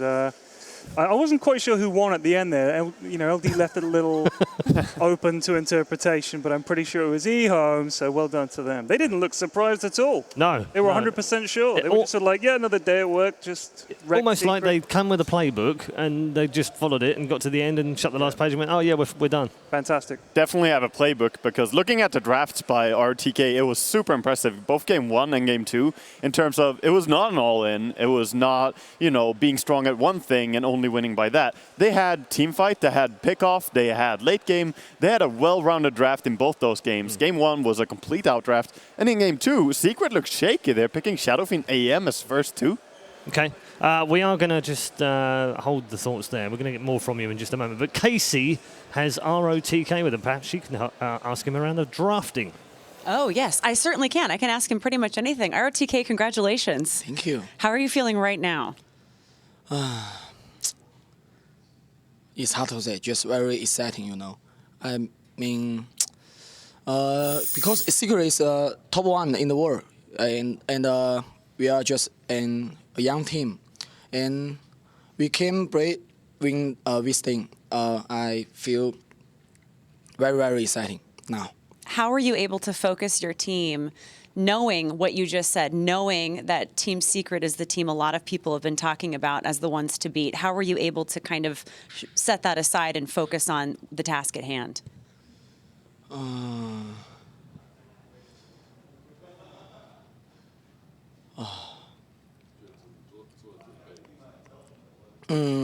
We just train every day, and we get back and 10 o'clock morning and just watch every replay with Secret until the tonight 3 o'clock.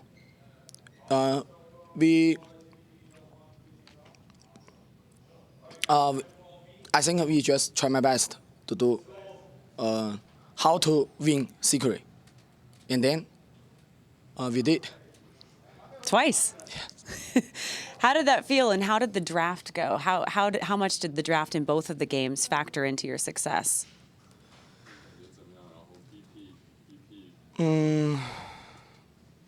I think today, 就说我想说我们的战术比较成功今天。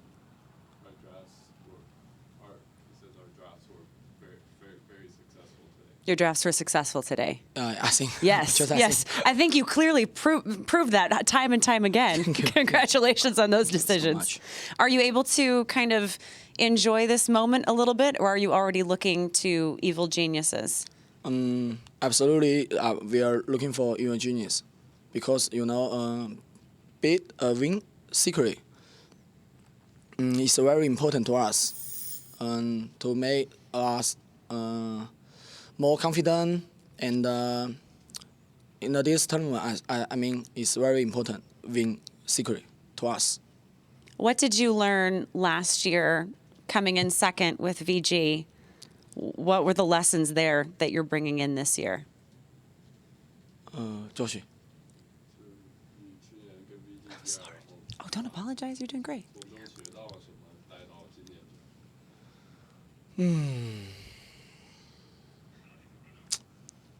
就是我觉得发挥这个东西，就是大家都有发挥不好的时候，然后最关键的就是我觉得战术一定要到位。我认为去年在决赛中我的战术上，很失败，我其实很沮丧，然后我也很自责。不过目前为止，我感觉我战术安排的都还不错，所以我挺开心的在这一点。Josh, come on over. I'm sorry. Don't apologize. You're doing great. You're doing great. Josh is here. He's going to help translate so we can. So he said, last year in the finals, my tactics and strategy were very bad. It was a failure, and at the time I felt really down about it. But so far this year, I've taken that lesson, and my tactics and strategy, the choices here have been good so far. You're really hard on yourself, aren't you? 你对自己挺自责的，是吧？Yeah. Really? Last year, I mean. Yeah, but this year you're doing great. I think so. Thank you so much for talking to us. And Josh, good to have you back. Thank you for helping out. And we'll be looking forward to the match with Evil Geniuses. Good luck. Thank you. All right, we'll send it back to you guys. Thank you very much, Casey. Thanks to our OTK and to Josh as well. Thank you very much for the translations in there. He's obviously very happy, and he rightly should be happy. He almost seemed a little bit surprised in some way as well, but also he was struck by his calmness. I mean, he said he was excited, but he didn't really show that. I've seen him much more excited than that. Fantastic. Yeah, he's a true personality as well. He has been loud in some lands over in Asia, and truly amazing to hear his thoughts here. And thanks to Josh for helping out there as well. Yeah, absolutely. A heroic effort there from Casey and Josh and ROTK, I think, definitely. We got the job done, team. Yeah, we did. We got there. Let's check in with the bracket right now because we have a completed upper bracket in the quarterfinals. All 4 games have been completed. Our final team joining the semi-final of the upper bracket will now be eHome, not Team Secret, as many predicted. In fact, I think the predictions are well over 90% for that one. So we've got LGD versus CDEC and EG versus eHome.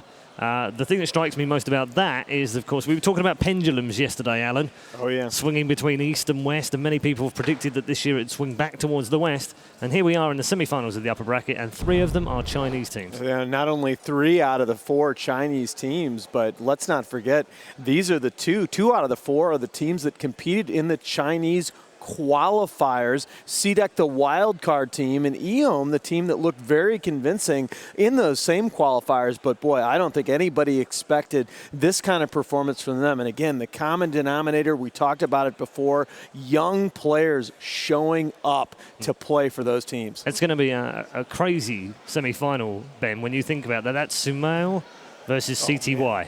Yeah, I'm not sure whether EG is like relieved that they don't have to play Secret or disappointed because they don't have a chance to beat Secret. Because they might not even meet in this tournament. No, maybe not. And it's an awful long road back as well, Ted, isn't it, for Team Secret now, that lower bracket. And I think, would it be fair to say that the teams down there are now looking at that going, oh, no. Well, I mean, on the basis of that performance, I don't think it's safe to judge Secret on that game. eHome absolutely destroyed them. I'm sure Secret will go away and look at that and say, okay, what went wrong here? I mean, there's no way they're just going to say, oh, well, we give up. I mean, they came here to win the tournament. They were many people's favorites. I personally thought it was going to be an LGD Secret final. I still think LGD are probably going to get there, but eHome have shown that they're more than capable of performing at this level, and they could go all the way. It could be LGD in the final, it could be CDEC, but I'd be amazed if it wasn't one of those two. Okay. eHome, in terms of group stages, weren't that impressive. Certainly didn't. Nothing suggested that performance was on its way in the quarterfinals. So what's been the difference, do you think, between last week and this week for them? I think just more time to adapt to the one opponent ahead of themselves. Because right now they just focused really well and got into, as he said, they tried to focus on how to beat Secret. And they made a strategy that was just beautiful in both these games, didn't show any real weakness. It was just amazing to watch. Yeah, that seems to me to be kind of the second part of the formula again. These players with veteran experience. I mean, you give ROTK and LANM a couple days to think about a team, they're going to impress. But boy, oh boy, I mean, this is the first LAN series that Secret has lost since April. Yes. They lost April 23rd. That's right. Against Team Malaysia. And I mean, come on. I think all of us, nobody expected that Secret was just going to show up at TI5 to pick up their trophy, okay? But to see them go out this early in the tournament, it's amazing. Yeah. Really amazing result. We are going to move on now to the lower bracket now. It is Empire versus MVP Phoenix. And these two teams are on their way out into the arena right now. The shades have become popular today. I don't know if it's got so bright there, down there suddenly. The light maybe is a bit strong. I don't know. Let's keep an eye on these handshakes. You know, let's see some sporting handshakes, unlike last night. So hopefully we'll see Rabbit. Yeah, they'll be fine. They'll be fine. Look at that. Let's watch. Keep an eye. Okay, I think we're good on handshakes. We're all good. Whew. No danger. The danger has passed. To be fair, I believe that was after the series. Yes. Rabbit was looking a little bit like he wanted to get away from there.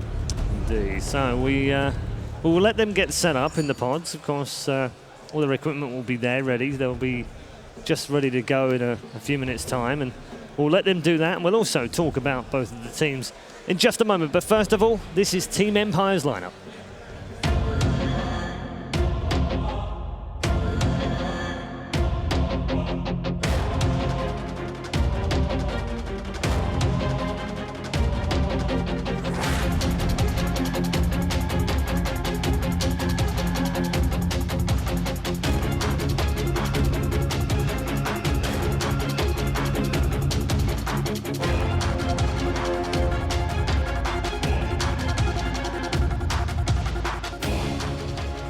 Now they are then the team that everyone says in the past should have won something, but a different lineup on the way for Team Empire this year. And they've also had a reasonably good year, but so far have flattered to deceive. They did go out, of course, in the Group B stages and fell to the bottom half of the bracket thanks to a playoff, and of course got into the top half and then lost yesterday. So they've made it the hard way round. We'll see whether they can continue through the international today, because they are in the last chance saloon. Of course, these teams now playing in best of threes, and the loser disappears from the competition. So they are in the last time that they can have anything to do with the international. When they go further, they've got to win today. Their opponents today are MVP Phoenix, and they line up like this.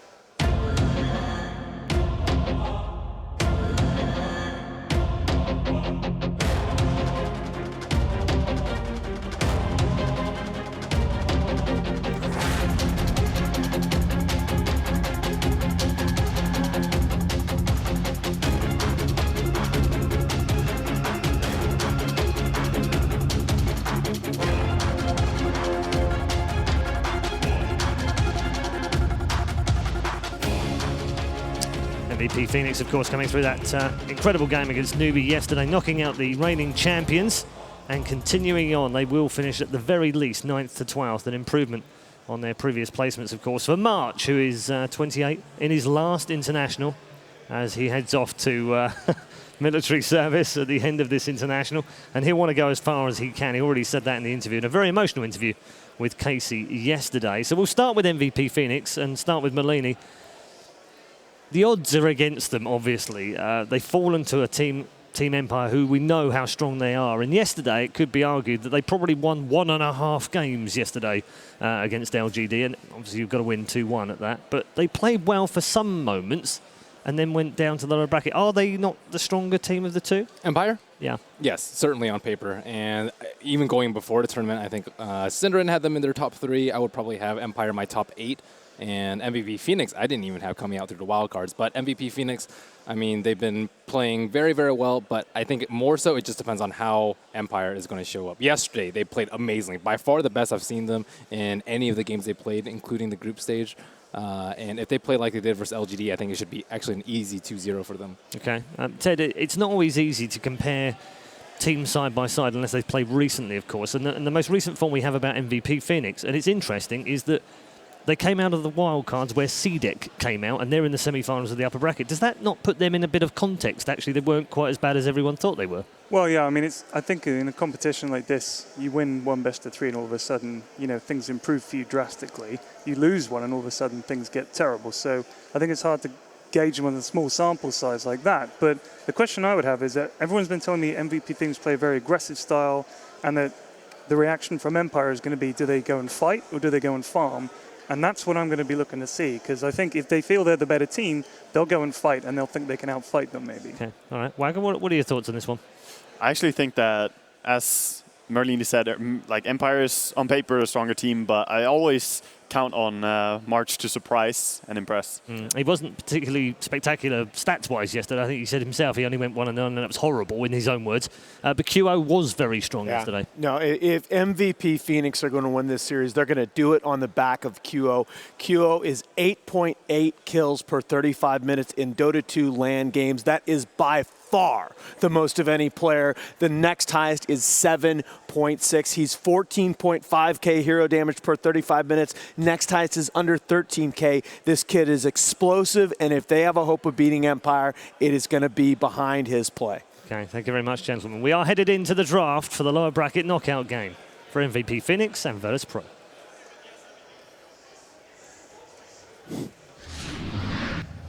Team Empire versus MVP Phoenix. Team Empire, of course. My bad. Okay. Silence. A complete silence. That was the death of my career right there. Alan, yeah. You make stats so exciting, dude. He does, amazing. doesn't he? I was on the edge of my seat. I was like, wow, what numbers. That's amazing. Yeah, so here we go. MVP Phoenix versus Team Empire. Team Empire come into this as the favourites to win, but we've already seen today that favourites, it doesn't really matter at the International. Yeah. There are no favourites anymore. I mean, eHome taking down Secret 2-0, you'd have to probably give me like 1 to 20 odds on that, I would say. Like Really? 1 to 10. I think you'd have to give way higher odds than that. I mean, it's crazy that eHome actually upset that. I'm still like a little, wow. It's just amazing how that happened. TI is always so unpredictable and crazy. Let me be very clear. If you gave me 1 to 20 odds on any team in this tournament beating another, I would bet any amount you want to name. 2-0. These are real. 2-0 is tough, but these are really, really good teams. I think eHome was definitely a huge, huge underdog, but I mean they outplayed him in that second game so thoroughly. Yeah, outplay and just, they looked like a team. eHome definitely came together. Everything they did was, well executed. The pickoffs, CTY did not just shine as an individual, but he also worked really well together with his teammates. And you know what that makes me think about? I want to go back to something that Purian brought up, and that's that, Team Empire so far in this tournament have really only had one mode. They've gone at you, and they've gone at you hard. And, of course, that's kind of the CIS Dota stereotype. And that's a big question that I have going into this as well. MVP Phoenix play very well as 5. They're going to take the fight to you early. Are Empire going to be able to sort of diversify their play a little bit? I think at some point in this series, they're going to need to play more than one style. Yeah, I think they will need to play more than one style, but they're also going to be happy to meet any type of aggression because LGD came out swinging as well in the second game against Empire. And Empire, like there was a massive bloodbath going on the bottom lane. If MVP go into the similar type of approach, you're going to have extremely good coordination and individual talent to outplay Empire in their, home turf, which is chaos. How much of that decision do you think is going to depend on how the first game goes? Like, let's say for the first game, they decide to fight and they lose. Do they then say, well, we've got to try something else because we don't want to do that again? I mean, it's hard to play a fighting game and not win and then come back and do the same thing again and think, well, maybe it'll work this time. I think a lot of teams are kind of scared of trying the same thing too many times in a row and it failing. There must be a tendency at some point to say, all right, we'll try plan B. I mean, sometimes it's just tweaking a little bit. For example, we saw Secret go with the anti-mage, which is pure late game, but you can always mix it up with like a Magnus anti-mage, which is, heavy team fight and heavy late game. And, it's always just a balance of things in Dota. Yeah, I think that's definitely the case. Like first game, more importantly than draft, I think it sets the tempo of your mentality. It's not really about, I don't want to play the same style. It's more that, now we have the pressure to win 2 games in a row. Being able to take it step by step is an important skill as well there. So I think that's the biggest thing, just getting the momentum of your opponent. Yeah, I really think Empire are a better team when Resolution is on a hero with serious late game potential. They run a very, very strong Tiny Wisp. I mean, Silent is such a steady performer. To me, one of the more surprising things that we've seen is Silent made a couple major misplays yesterday in Game 1 against LGD. Oh, yeah. Oh, I mean, Look at come this on. guy. How can you argue with that? Nuts is looking so confident and happy today. Even when they walked out on stage, he's just here to play. I think there's the happiness of being into the best of 3, actually, just not dying in the first round. And, of course, knocking out Newbie was a great performance already. And, I mean, I will admit it. I actually had to go and give these guys a hug in the suite afterward because, I got to know them a little bit in Columbus, and this is just a great team with a great attitude. Yeah, that can be said about both the Korean teams. They're really amazing players and personalities. I don't think my tweet to the Korean government worked. And I think March is still going to have to go and join the military. But maybe you gotta try. If they win this best of 3, we'll try again. Yeah. The campaign lives on. Let's do it. And set March free. And get behind it this time because there wasn't nearly enough retweets. Well, we need thousands. Yeah. Basically. Millions. Millions. Yeah, no problem. So in terms of bans for this game, you're looking to ban the heavy fighters. I think like if your first pick, you don't want to ban Bounty Hunter, but Empire did it anyways, although I would have thought that would have been a really good first pick. Queen of Pain, Undying, and obviously Leshrac. Gyro, maybe you can slip through a little bit, but BH would be just a pleasure to get. Yeah, it would have been nice to have the advantage of having Bounty Hunter to keep track of the enemy and just, get more out of the team fights. But Queen of Pain is so solid. I think it's more about having strong laners as well than just having strong team fights. Because flexibility. Yeah, exactly. Having strong lanes, you go into the fights very easily. Yeah, I mean, we just saw, right, this was our big point of contention in that last Secret Draft, was picking the SF and the AM so early. It really locks your lanes in. The Queen of Pain, Empire runs her in all 3 positions, and boy, oh boy, this is a combo. I feel like a lot of people have just forgotten about the Bristleback Wisp. This is a tremendously scary combo. And it's a favorite of MVP. They have played this so many times before, so going back and saying, hey, Bristleback and IO first pick, let's do it. It's pretty hard to counter. There are some heroes that are very good against Bristleback, and we have seen like Witch Doctor who's good against the Wisp and so on, but it is always scary going up against these 2 together. I think you need a support that deals with it, like Disruptor or Winter Wyvern or Naga Siren. I would probably say Shadow Demon too. Shadow Demon's decent, but you don't need to pick it in the first phase. There you go. Any pick, anytime I see the Wisp. The Bristol IO, I've seen that picked a lot, especially if they think it's going to be a weak safe lane. Like if they're running a jungler or something, it's absolutely disgusting. There's no real way to stop it. But I mean, they're just throwing it out there. Like, try and stop this. I mean, how bad is the Wyvern for that combo? Do you think that's going to just destroy it or not? It's bad when he gets levels. Like, Winter Wyvern can definitely do a lot when he has level 6, but really early on, it's tough to contest this. And the laning power of Wisp and Bristleback is definitely terrifying. They can go off lane or mid, like they can do different lanes with it too. But they have the right heroes to just blow up the Wisp right now. Yeah. Like, Queen of Pain and Winter are perfect. Overall, Winter Wyvern 24 and 11 head-to-head against IO in 6.84. Wow. It's really one of the hard counters in the game right now. I hate Winter Wyvern. I'm just going to put that out there. Not my jam. I'm glad, Ted, you're with me there. That's amazing. I think most core players hate Winter Wyvern as well. It's a frustrating hero. I would like to see Timbersaw picked up a little bit more versus this. We saw Timbersaw picked up, but it wasn't the best game for it. I think Vici also picked it up once, but that was versus a Huskar. I think versus IO, Bristleback, it can just decimate these two.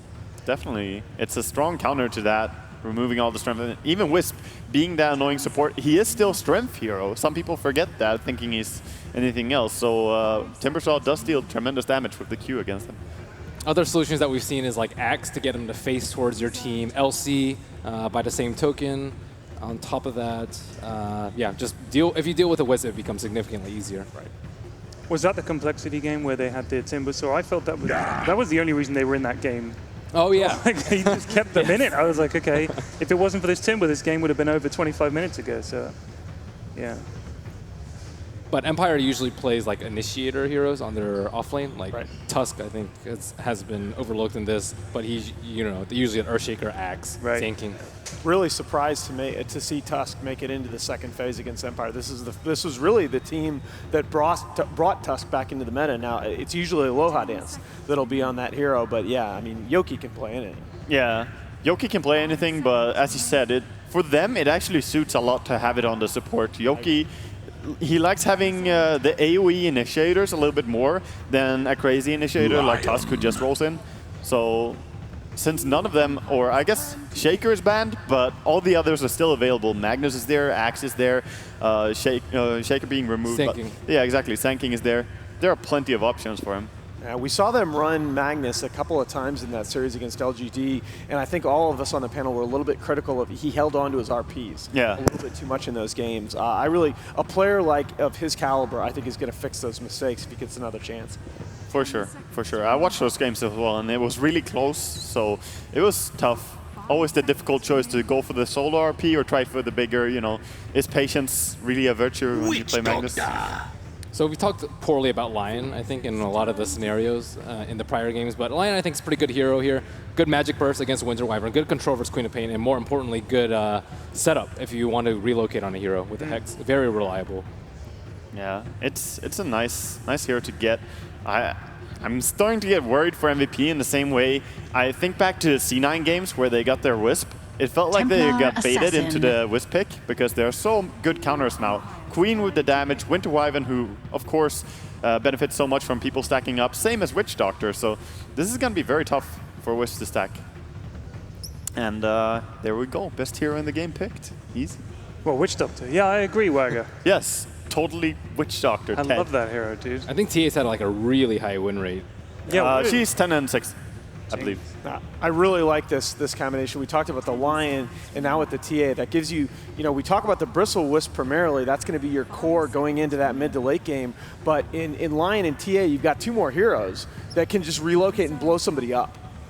Yeah, we saw that in, I can't remember which game it was, the TA just crit down the entire enemy team. It was absolutely disgusting. Yeah, RTZ had a very, very nice TA game. And another team that has played it extremely well is CDEC with Shiki, who has performed really well on that hero as well. So some teams to look out for, but going to be interesting to see MVP run it here as well. Empire really likes damage right now. They have good control, I think, with Witch Doctor and Winter Wyvern, but no way to kill a Bristleback, no way to knock refraction charges off the Templar Assassin easily, I guess, aside from Winter's Curse. And yeah, I don't really know how they're going to get past this Bristleback front line at the moment. I mean, they did pick 2 supports already, though. They're going to add a carry and an offlaner, so you can always look for that to stack in some damage. I would still be happy to see the Timbersaw that we mentioned in this game, because there's only Lion for disables. The rest of them really can't deal with a Timbersaw. And it's most likely going to be a dual lane in the safe lane because of the Wisp. Yeah. Could you just get something for Empires, just any hero that builds a Silver Edge that kind of fits, trying to get rid of that passive of Bristleback? Would that be a reasonable counter here or not? Yeah, it is a very good thing to have the Silver Edge. It just takes quite a while before you can farm it. But if you can get that, that makes Queen of Pain's job a lot easier as she can just go in. Okay. And, okay, maybe not through the Razor, but still a very good counter as you can steal the damage. And, of course, your ulti is super good. Yeah, I mean, more than likely, the silent safe lane hero here on the Razor probably looking for that matchup, as you said, through the Bristleback. I mean, that's just one, Bristleback's a hero that needs to be in a fight, need to be in the mix over time. And of course, if he gets that link on him, it forces him to either back or really try to fight with very reduced damage output. So at the end of this fight, it could just be Razor and Bristleback toe-to-toe. Everybody else is dead. It definitely could be. And likewise, Razor is also a pretty good hero to steal damage from Templar Assassins. So they have started to build in some damage into their lineup, Merlini. But do you think what do you think they lack as a last pick here for Yoku? I still think they lack a little bit of damage. Razor is generally built as a super frontline tank with like Max, Shivas, and AC for like plus 40 armor. And I think that's really good versus MVP Phoenix's lineup because they don't actually have that much magic damage right now. So I think he is really good to draw attention away from his other teammates and to keep the Bristleback at bay. I like the pick. But yeah, I think they like damage. Yeah. Well, they still have one more hero to ban out as well before that. MVP Phoenix looking pretty complete in their setup right now. Do you have enough control here, I'm wondering, to put Yoki on the Queen of Pain off lane and draft a primary damage dealer mid? It is a possibility. I always like to see when Resolution plays the Queen of Pain himself, but they could always go into that option. Oh, Brute was still available. That is curious that I didn't notice she actually was all the way in the 5th ban. Huh. Could have been a great pick, actually, for MVP during the second phase. But yeah, sorry, to go back to your question, I think that would make it for a little bit safer lanes, but having Razor, they could also just also just dominate 2 lanes with that. Wow, that damage, though. Yeah. I mean, it's just the burst damage output. Literally, obviously the Bristle Wisp we talked about, but these are 3 heroes that can just relocate and instantly blow somebody up. Yeah, and the Cold Embrace is not going to save you that much anymore. Sure, it saves you from TA and Bristleback to a point, but now Lion and Lina in the mix, they will happily take your, hold position spell so that Lina can just nuke. Yeah, and it's worth noting that it's actually been the most common Queen of Pain player for Empire has actually been Silent recently. They've mostly run it safe lane. Yeah, safe lane Queen has been very popular during all of TI5, actually. During the group stage, it was popularized. So is this Lina safe lane or is it going to be Lina off? This is kind of what I expected to happen. That you needed a damage dealer mid, a mobility hero, and I think Storm fits the bill rather nicely.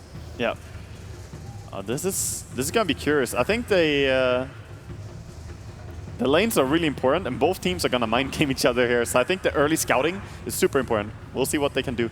Okay, thank you very much, gentlemen. Yes, mind games galore. Let's see how it all shakes out in our first game. In the lower bracket with Odie Pixel and Synderen. Hello, ladies and gentlemen, and welcome to the first best of 3 here in the lower bracket. Team Empire up against the side of MVP Phoenix in a best of 3, and it's going to be quite a best of 3 as well. Phoenix, they've proven a lot over the games that we've seen them recently in TI. And Empire, of course, a massive name with a massive following. Yeah, I do agree. I think the general consensus among the panel was that Empire go in as favorites. They had a pretty good series against LGD yesterday where they actually had a shot at winning that series, let's be honest. They could have won the first game, and they actually did win the second game. So LGD looking like one of the strongest teams in the tournament right now. But MVP, like you said, they did overcome Newbie yesterday, and they're in high spirits, which should not be underestimated. If you're feeling good about your team, if you're feeling confident, that can always give you that little bit of extra boost that you need to go in and win a match as underdogs. So I'm just happy to see IO Bristle. Absolutely. I agree 100%. I feel like this combo just doesn't get picked enough. Teams started figuring it out a little bit more and counterplaying it more, but MVP has had good success with this. It's the reason they're here, actually. I feel like as far as the wild card went, the IO Bristleback saved them, I think, 2 games in a row. At least once did they win an absolute key match with this, to my memory. So they're good at this. Yes, it's absolutely. one of March's best. The thing is, though, we've got to remember they were talking a bit about the fact that Empire, they've picked a lot of things that are very good against the others. So they've got the Witch Doctor, they've got the Wyvern, and of course they've got the Razor, which is very nice against a Bristle who likes to stick around in the front of the fights and run around. That's going to be an easy damage steal with the static link for Razor, essentially. And in addition to that, they last picked the Storm, who is one of the best heroes against IO. You can always find the IO. Storm can, most of the time, simply just solo IO if there's no direct counterplay out of the stuns of MVP. And the only real counter they have that's reliable is Lion. So Nuts has to play a really good game here for Resolution to not take off and just rolled them over. We're going to see both teams respectively grabbing themselves the rune. Io should have the straight up gold here thanks to that to the bottle. So we're going to have the bottle, of course, straight out for Io. So it's going to be a very nice start for Febby. And it's going to be interesting to see where Febby kind of hangs around at the beginning. Are you imagining we're going to see him just helping out Kyo in the mid lane before going up to join forces with the Bristle? Or where does Febby kind of position himself in the early game? I think he might have to go top immediately to get something out of this off lane for the Bristle. If Bristle falls behind, well, maybe not. At least for now, they're going to hang around mid. I guess this is the idea for Empire by moving in Aloha Dance here, is to force the Io to stay. This is not what MVP want to happen because they need a top. March is actually already in a lot of trouble here. Just look at Sound laying into him. He's almost going to bring him down here. He will survive. Oh, one more last hit onto him and would have brought him down. Yeah, indeed, March. Going to be able to salve himself back up, but as you said, this is not going to be the nicest lane here for the Bristleback. Mid lane, TA is going to be given that head start by Febby here with the bottle, trying to help him out CS Resolution here on the Storm, but at the same time, Resolution's got the backup there of that Wyvern. And then kind of left is this bottom lane where you're running this safe lane Lina, who's of course being played by KP, and trying to farm up against Yoku on the Quap, which essentially is another lane that I kind of feel is going to be quite hard for MVP to play against. Yeah. No matter how well they play this bottom lane, they probably can't keep Yoku entirely away. And for him to go in and get an early level 6 has huge implications on the Io's ability to be a hero in this game. Queen of Pain is a hero we didn't even mention. Is also very good against the Io. So Empire has put a lot of emphasis, like you said, onto counterpicking that element of MVP's draft. And all in all, just looking over the picks, I feel like what Empire has done really well is they've countered the physical parts of MVP's draft very well. The Bristle and TA are going to have a very hard time against the Winter's Curse as well as the Cold Embrace. But then again, they have a core Lina to try to compensate for that. Getting a lot of farm on Lina is exceptionally good against White. Mid lane at the moment, QO 11 for 6 against the 6 for 0 of Resolution. QO having an absolute great time here on the TA. Really shutting down the Storm Spirit. Top lane, they're chasing down March and Silent. He's got a very, very good static link off here. 70 damage, 84 damage done on Febby. Could be in trouble. If he gets in range and Silent's right click to Will Aloha, that's with the slow. They'll be able to find themselves first blood, and now they're going to look for more. The damage from Silent is just too much, and it's going to be a second kill there up at the top of the river here for the side of Empire. What a start there for the Dire. Yeah, Febby had good intentions, but essentially just ended up getting himself killed in addition to March. I think if he doesn't tether, they'll lose March, and he wanted to try to bail out his buddy, and the help a friend syndrome that gets you both killed.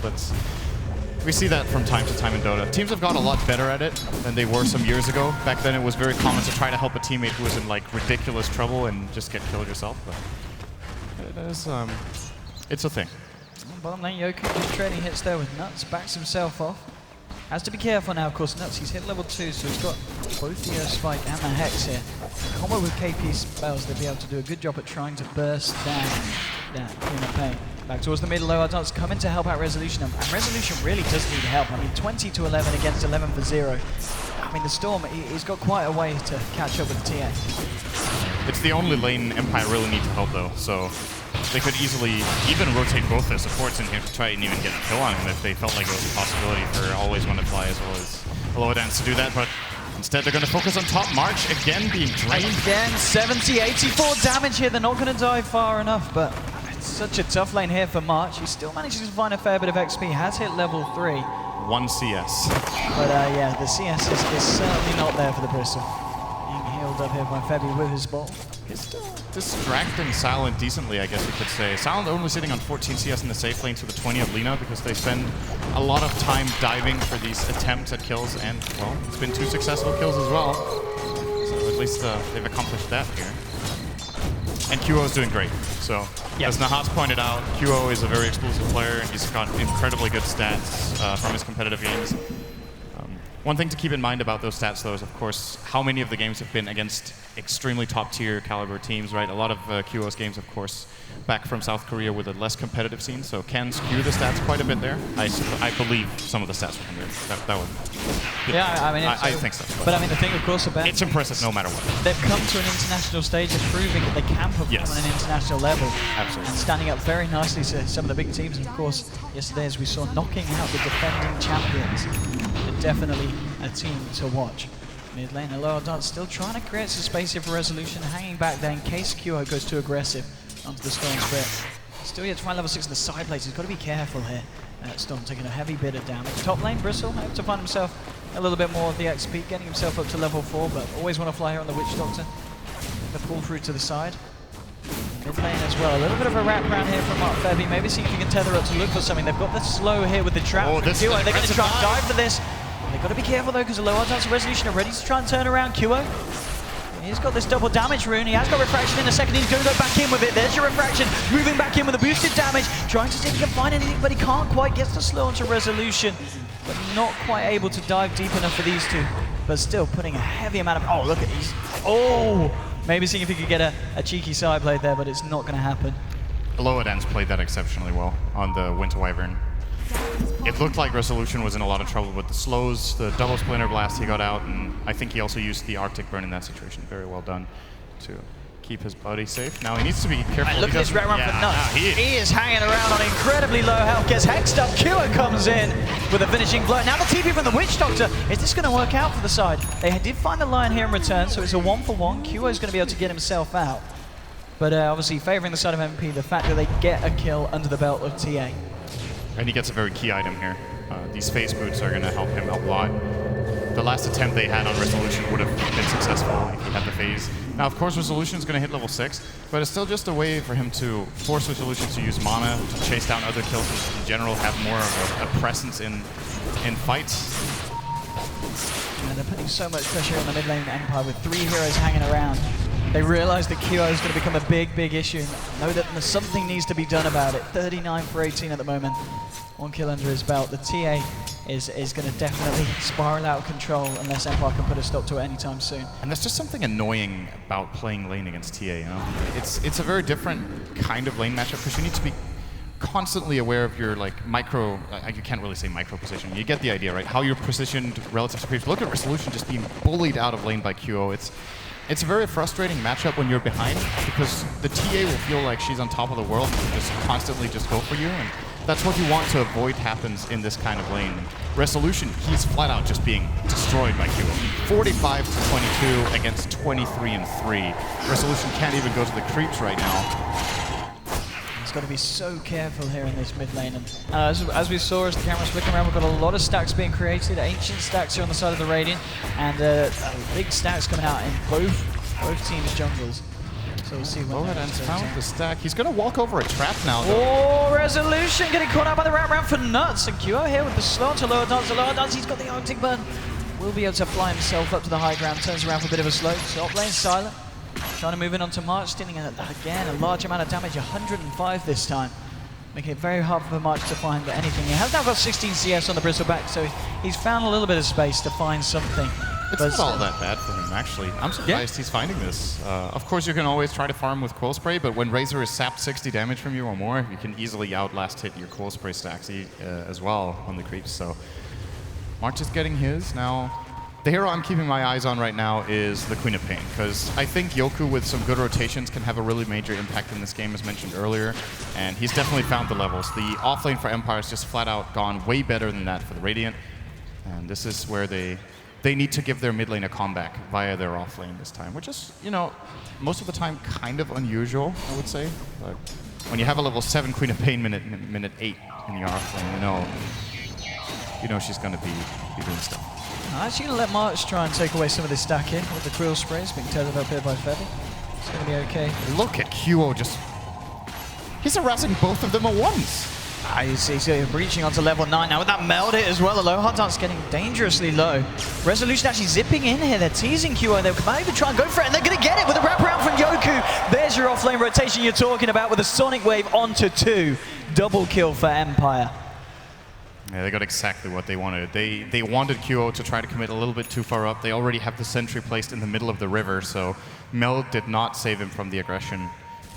He ends up paying here, and there's kind of no trade-off. Maybe a little bit. KP is doing some pretty good damage on the bottom tower with his Lina. Going for treads into Yules, as it would look right now. And I'm very curious about which direction they take this Lina in. I think a lot of the times when we see Linas being played in the safe lane, I feel like teams forget about the ability to make this hero into an actual right-clicker late game with Fiery Soul, which is absolutely ridiculous for attack speed. But in this game, they already have it covered. So I think he needs to go for a utility caster build. I would like to see the Yules being Yules into maybe straight Ags, perhaps a Blink along the way, and then maybe a refresher. Talking about really Lina. hard burst. They're smoking in on her 3 of them. They've got the Winter's Curse available if they need it. They're just going to zip straight forward onto KP here. Yoku comes in as well. Makes short work there of the Lina here on the bottom lane and putting Yoku now on a killing spree on this quad. This is certainly looking good for Empire in that sense. QO trying to use the space here to get some pressure onto the mid. Still sitting at the top of the net worth here on the TA. Coming up to 1900 gold. Has yet to build into his first item. Getting the slow here onto Always Wanna Fly, but he's just going to drop the death ward, and with the bounces, actually bouncing towards QO. Silent coming in as well. Does get stood up with QO. Only just living here through that one. Does get the refraction out to avoid the Maledict damage. Mid lane, Nuts is going to fall though. And now Silent, he's looking for more. Stealing the damage of QO. QO, can he quite find it? The bounces, the cask, and now the plasma field. QO's down. The resolution coming in. They'll find Febby as well. Double kill for Silent. Empire coming out on top every time here. 11 minutes in, 9 for 2.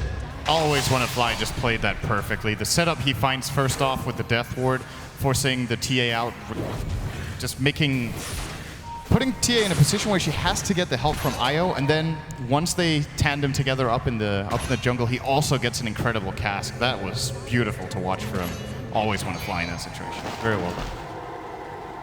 Seeing at the top lane, Febby tearing up with March. Still yet to hit level 6 here on the IO, halfway through 5.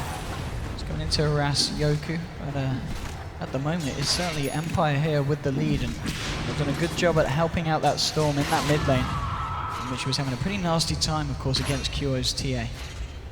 But we'll see what they're able to do. Obviously, the fact that Bristleback cleared up that Ancient stack here for the team, it's put him in a pretty good place now. Level 8 on top of the treads, coming up to... But in fact, he's just purchased, what's he going for? So he's picking up the chainmail here, so we'll see how he decides to progress with his build. But, I mean, what's the play now for MVP? Do they need to just be a little bit more careful in their engagements? Are we going to see them go very aggressive as soon as the relocate comes online and look for pickoffs? I think they want March to get his mech and then look for fights. It's really crucial whenever you have a Wisp on your team that you get that mech. It's just so much heal for March himself. QO will, around the same time, probably also have a Desolator. So those two abilities or items can be combined up nicely as Aloha Dance is super dead. Gets caught. Good Radiant Observer Ward finding him out there. Hex from Nuts and follow up from KP. There's a turn. Find KP indeed with Resolution zipping in. They'll take the Lina kill. Empire finding something in return. QO contemplating where it's going. He's actually going to go for Always Wanna Fly here, and Witch Doctor on his own isn't going to be able to do anything. Double kill here for QO. Now Resolution, Silent, and Yoku moving in. They do have a Sonic Wave available here on the quad. He's going to go up to the high ground here, get the slow onto Nuts. Resolution moving forward now to the high ground, trying to do what they can to control him. We'll get the slow onto Nuts. Nuts is going to go down. QO will be able to get himself away there with the Haste Rune. But again, Empire finding both the Lina and the Lion. Just losing the Witch Doctor there. Top lane Silence coming back into farm, which is going to scare March right back. Nuts panicking a little bit there with the Earth Spike. On the other hand, if it lands on Resolution, maybe they can kill him with Earth Spike, Finger, and a Meld attack. But at the same time, if he had held on to that and played it a little more defensively, maybe Empire overextend, then take the Earth Spike and make him play. QO is actually not going Deso first. He went for the Blink. So probably looking to put on the aggression onto Wyvern really early on with this. Just jump in, force Cold Embrace, and take it from there. Or maybe even better, finding Witch Doctor when he's not together with the Wyvern. We saw him 3-shotting him in the river. Yes. So should be very, very easy for him to bring down Keeper. Try and go in potentially here. Silent does have the mech complete, so Empire in a very good place to fight. They want to go past the tower. He has got backup as well, but at the same time, MVP, they're moving in smoked. And of course, with that blink from QO, should be able to try and catch Empire off guard, but Silent's going to be relatively tanky.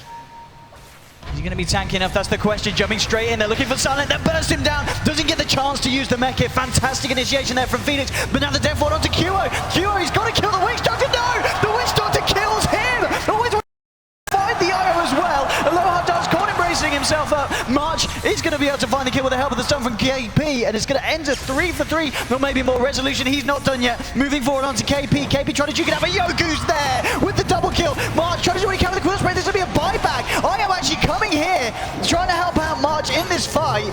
Can he turn this one around? Resolution still got mana to zip away. There was, oh, he got it, he got it. Io got the Queen of Pain. He got it, he got a mega kill streak. The buyback from Febby there with the Spirits doing it for the team. What an IO buyback. He got like no gold out of it though because he just bought back. But yeah, killing the worth it every time though, sure. It's a 714 gold game, but that is not the case. He got almost nothing out of that, but still, I guess it's worth it to get that Queen of Pain kill. But he would have loved to get the full gold for that, of course. Would have given him, I'm not sure what he's actually aiming for in this case. Probably gonna see him getting a Glimmer Cape as his first. I don't know if you could call Glimmer Cape a major item, but for an IO it is, I guess. All right, he'll take the tower instead. Well, mid lane Q in a lot of trouble here, going a little bit too aggressive, too close to the tower, and Empire to capitalize on that and get the deny as well. QO just overstepping the mark there in the mid lane. 8 to 16 now at the moment. Top lane, we are seeing the side of Phoenix hang around here. That's trying to get some warding down. So he's going to be fine for the time being. He's got the Quap up there, but hasn't got the Sonic Wave yet available. Not looking to jump back in. Bottom lane. Maybe moving in here. Always want to fly. He's around here with Silent on the Razor. March on his own. And also Resolution coming down the river here as well. So, of course, March, you've got to be careful on this Bristleback. And they're going to go from here. He's all alone. Always want to fly. Will move in and now. Resolution zipping forward. March standing alone for too long with a death ward as well from Always Want to Fly. Bristleback just going to evaporate. No backup there from the side of MVP. When March plays Bristleback, he's not used to dying this fast at minute 16. The other games we've seen from MVP, his Bristle hasn't been counterpicked that hard. So you can easily get into a false feeling of safety. There is going to be the static link available. Oh, with the backup from the stun from KP. Febby there with a relocate, very nicely securing the side of Phoenix that kill. Resolution with an Invis rune. Is he going to try and fight this? He's got the backup of Yoku. Yoku's got a Sonic Wave available. QO and KP sticking around, and Resolution's going to go straight for KP. Look at the leader, but the KP will get the stun. Now the terror from Febby. KP's going to lift the Laguna Blade. He turns it around, takes down the Storm. Now with the stun from down the Light Striker Ray. KP finding himself another with the team there. And fantastic performance from Phoenix there in their own jungle. It costs Empire so much that Yoku hesitates for a moment there. He actually has the opportunity to get a 2-hero Sonic Wave, one of them on the Wisp. And the other one, I think, could have maybe been the Lina in that situation. I'm not sure if that was the target he could hit, but waits a little bit too long, and Resolution. Does Yoku go for something risky here? That's the question. He's got to Always Want to Fly around as well. This is not going to work. There's no way. They're just going to let him take it. So we'll see QO here pick himself up the Aegis. This is the best thing that could happen for MVP. One mistake from Empire. 3 kills, Roche. And closing in on the next core item for Templar Assassin, less than, how much is that remaining? 1,600 gold remaining for the Desolator, if that is the choice for QO. I think it has to be. I don't think you can go BKB first here. He needs to output the damage. So the Bristle isn't doing too much of it for now. He's coming on the mid lane, gets some pressure on Silent. Now with the static link moving in onto QO. Not going to dive too deep for this one. Has got the backup here of Yoku. And Always Want to Fly. Lower dance moving in now on the Wyvern. They've got the Winter's Curse available here if they want to try and make a jump. At the same time, MVP, they've got backup hiding in the wings. They're just going to try and hold their position for the time being. It's actually the full 5-man now of Empire, converging around the mid lane. Have we seen a Winter's Curse yet this game? I don't think we've seen, not in a big kind of team fight winning one yet coming out from. Have we seen one at all? I can't remember. It's weird because he's almost level 9, and usually at this point the curse has been used once or twice because it's such a good Bottom lane, they want to try and go for Yoku. Blink into the tree line is incredibly low. If March can find the Quill Spray, oh, it's just not in range. Yoku's going to be alright. March turns attention towards the lower dance with the Cold Embrace, buying himself time. Yoku with the Sonic Wave trying to get Febby. Now a Resolution going in to finish it off, but Febby, he's trying to shield him, but it's not going to be enough. He will go down. March unable to save him there with the mech, but QO's the one trying to clean up here. Diving deep, looking for Always Want to Fly. In the tree line, will he find it? The urn, it was enough heals, but now the trap, giving the vision, the cast, holding QO back. The Witch Doctor's going to escape for the time. One more hit will finish him off. QO finally finding the kill. Now Yoku, what's he going to be able to do here? He's going to hold the TA in place here with the Yules. He's got to blink away. Can't stick around this QO TA, who now to the back of that fight, coming up to the amount of gold needed for that second Mithril Hammer. And this TA is getting out of control soon. We just saw the first Winter's Curse of the game, and it was he used it way too late. Io and Bristleback just got away from each other, so it dealt 0 damage, just held Io in place, and Bristle was zoning them out anyway, so kind of a 0 impact one there. And pretty unfortunate here for Empire as MVP again capitalized a little bit on the situation. I think they got a 3-for-2 exchange all in all there. I do believe maybe it was a 2-for-1. That's a completed 3-for-2, I think. Completed that 19.5 minutes in Deso Blink. This is how fast it can suddenly go when you take a couple of bad fights and the enemy team gets Roche. QO is starting to get really big. With this Deso, I think he can two-shot the Witch Doctor, who does not have a Ghost Scepter, isn't even remotely close. Same goes for the Wyvern, who has to have really quick reactions on the Cold Embrace. And even if he does, as we talked about, there's both a Lina and a Lion with those very scary lasers. The Resolution just continuing to try and find some farm here in the jungle, trying to finish off his Bloodstone. As the point boost to 1700 gold on top of that in the Soul Ring. We're still going to remember the Silence farm here, of course, on this Razor. Looking very good. He's only 400 behind the TA. They're actually going to smoke up here now, the side of Empire. Can they get a jump onto Phoenix? Moving towards the Ancients. Febi's actually going to dispel the smoke on Silent, and Resolution just going to go straight in for the IO, but they're going to be able to keep him alive here. Holding them back, and they might even turn this one around. MVP. Death Ward has been dropped, but it's KP from the look around the Laguna Blade onto Silent. Silent's dealing a lot of damage. The Death Ward from Always Want to Fly. It's not quite enough. Bristleback still finally goes down here, but he got himself a double kill before falling. 4 heroes dropping on the side of Empire, and that was a smoke gone wrong. MVP are in such a good position on the high ground. It's like the best place right now for Lion to fight.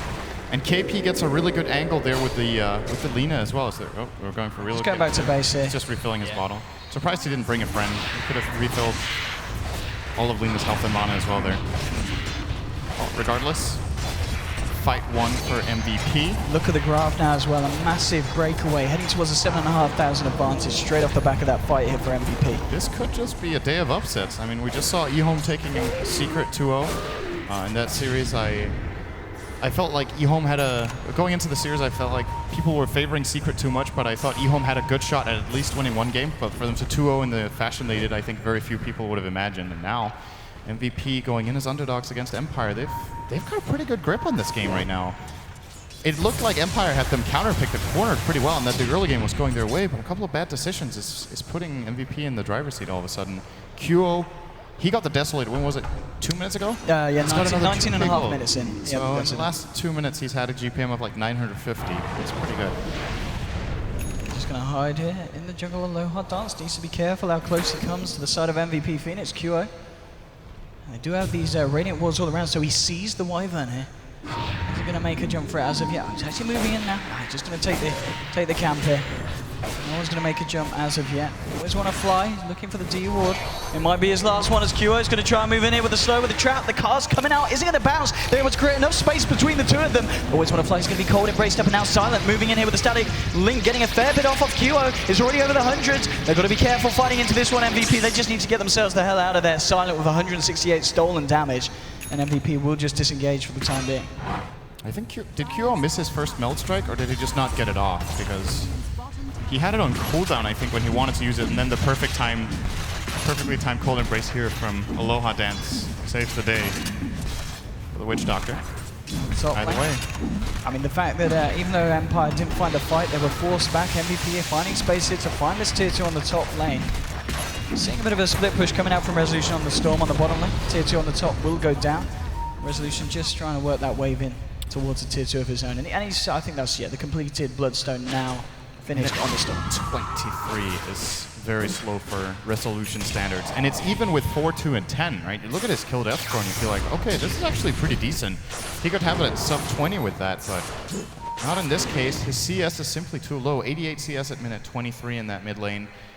Generally on Stone Spirit at this point in time, you want to at least have cracked the 100 and preferably a little bit more, but MVP has forced them to fight a lot, and in addition to that, he just had he had a poor laning stage. It didn't go the way he wanted. Oh, and March down the Bristleback. He's got a completed Crimson Guard on top of the mech 23 minutes in. And speaking of bad laning stages, March had a really hard time in the early game as well, and now he's pretty much up to par with what you want to have at 24 minutes with an off-lane Bristle.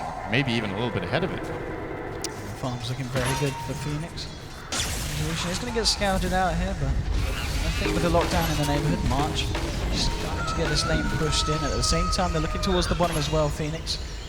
Getting that lane pushed in as well, see if they can find this final tier 2 from the side of Empire. This time, I mean, it's going to be fairly hard for Empire to try and jump in on this one, especially March with those items that he's got here to benefit the team in a team fight situation. They have to find a good Winter Curse. It's been the key ability that's been lacking in this game so far for them. They haven't really been able to find the angles, but now with a Glimmer Cave, it's a lot more possible for Aloha Dance either to sneak in and do it, or at least to get a Cold Embrace into into Glimmer Cape onto a friendly target that gets opened up.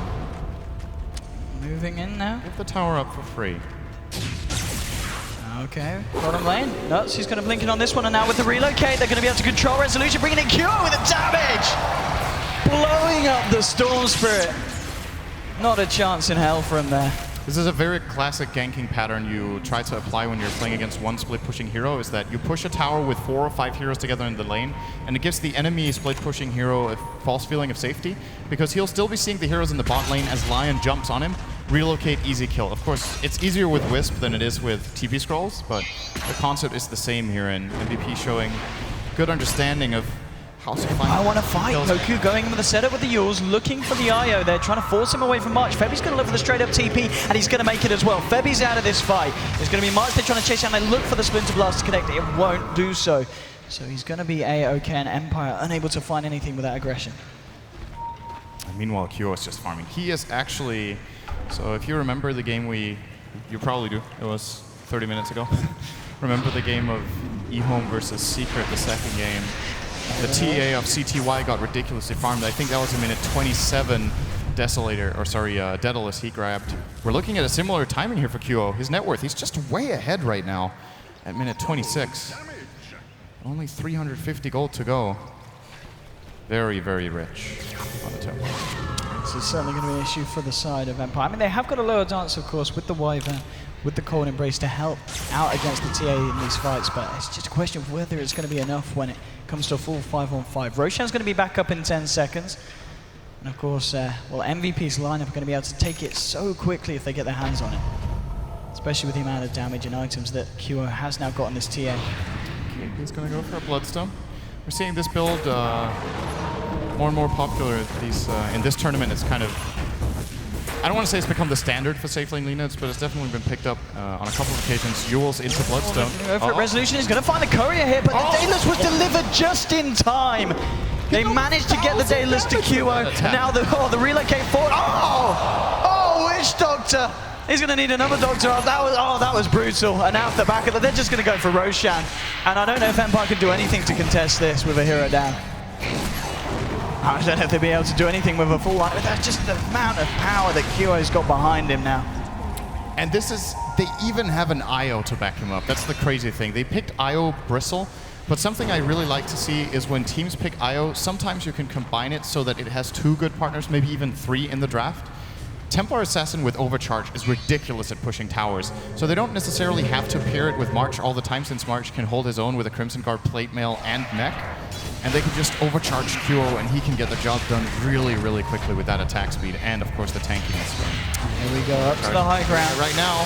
What can Empire do to stop this one? The tier 3. Incredibly fast here. Silent moving forward, we've always want to fly.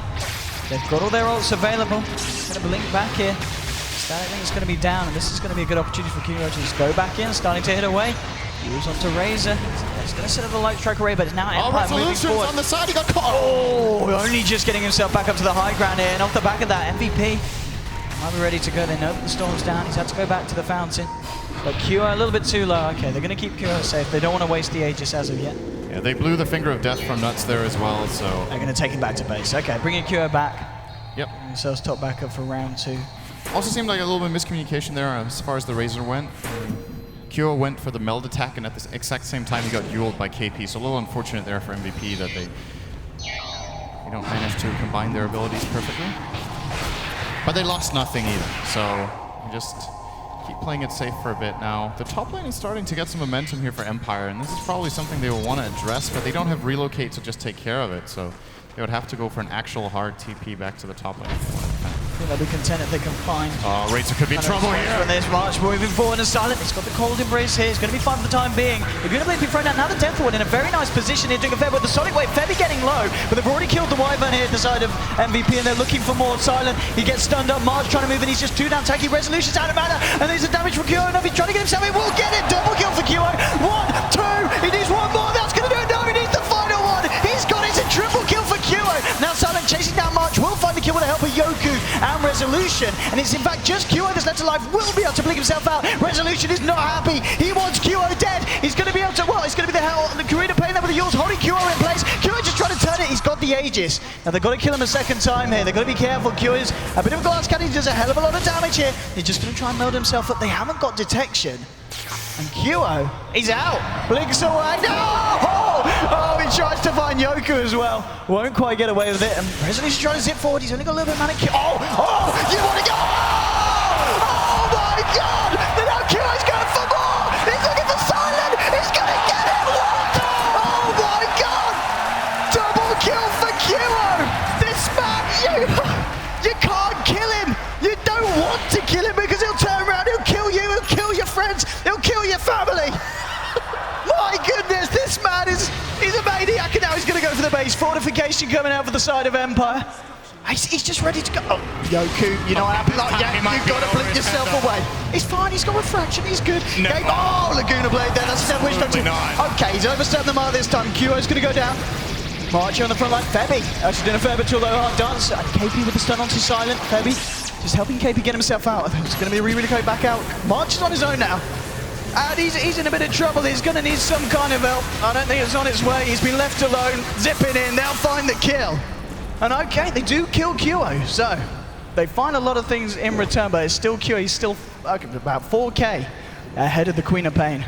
It's very easy after getting a double kill like that to just feel like there is nothing that can stop you at all in the game, but there is a limit. Going to knock on the enemy tier 3 tower with essentially, I think that was a 2-on-4 situation against plenty of damage over time effects to remove refraction is not the play in that situation for QO, so.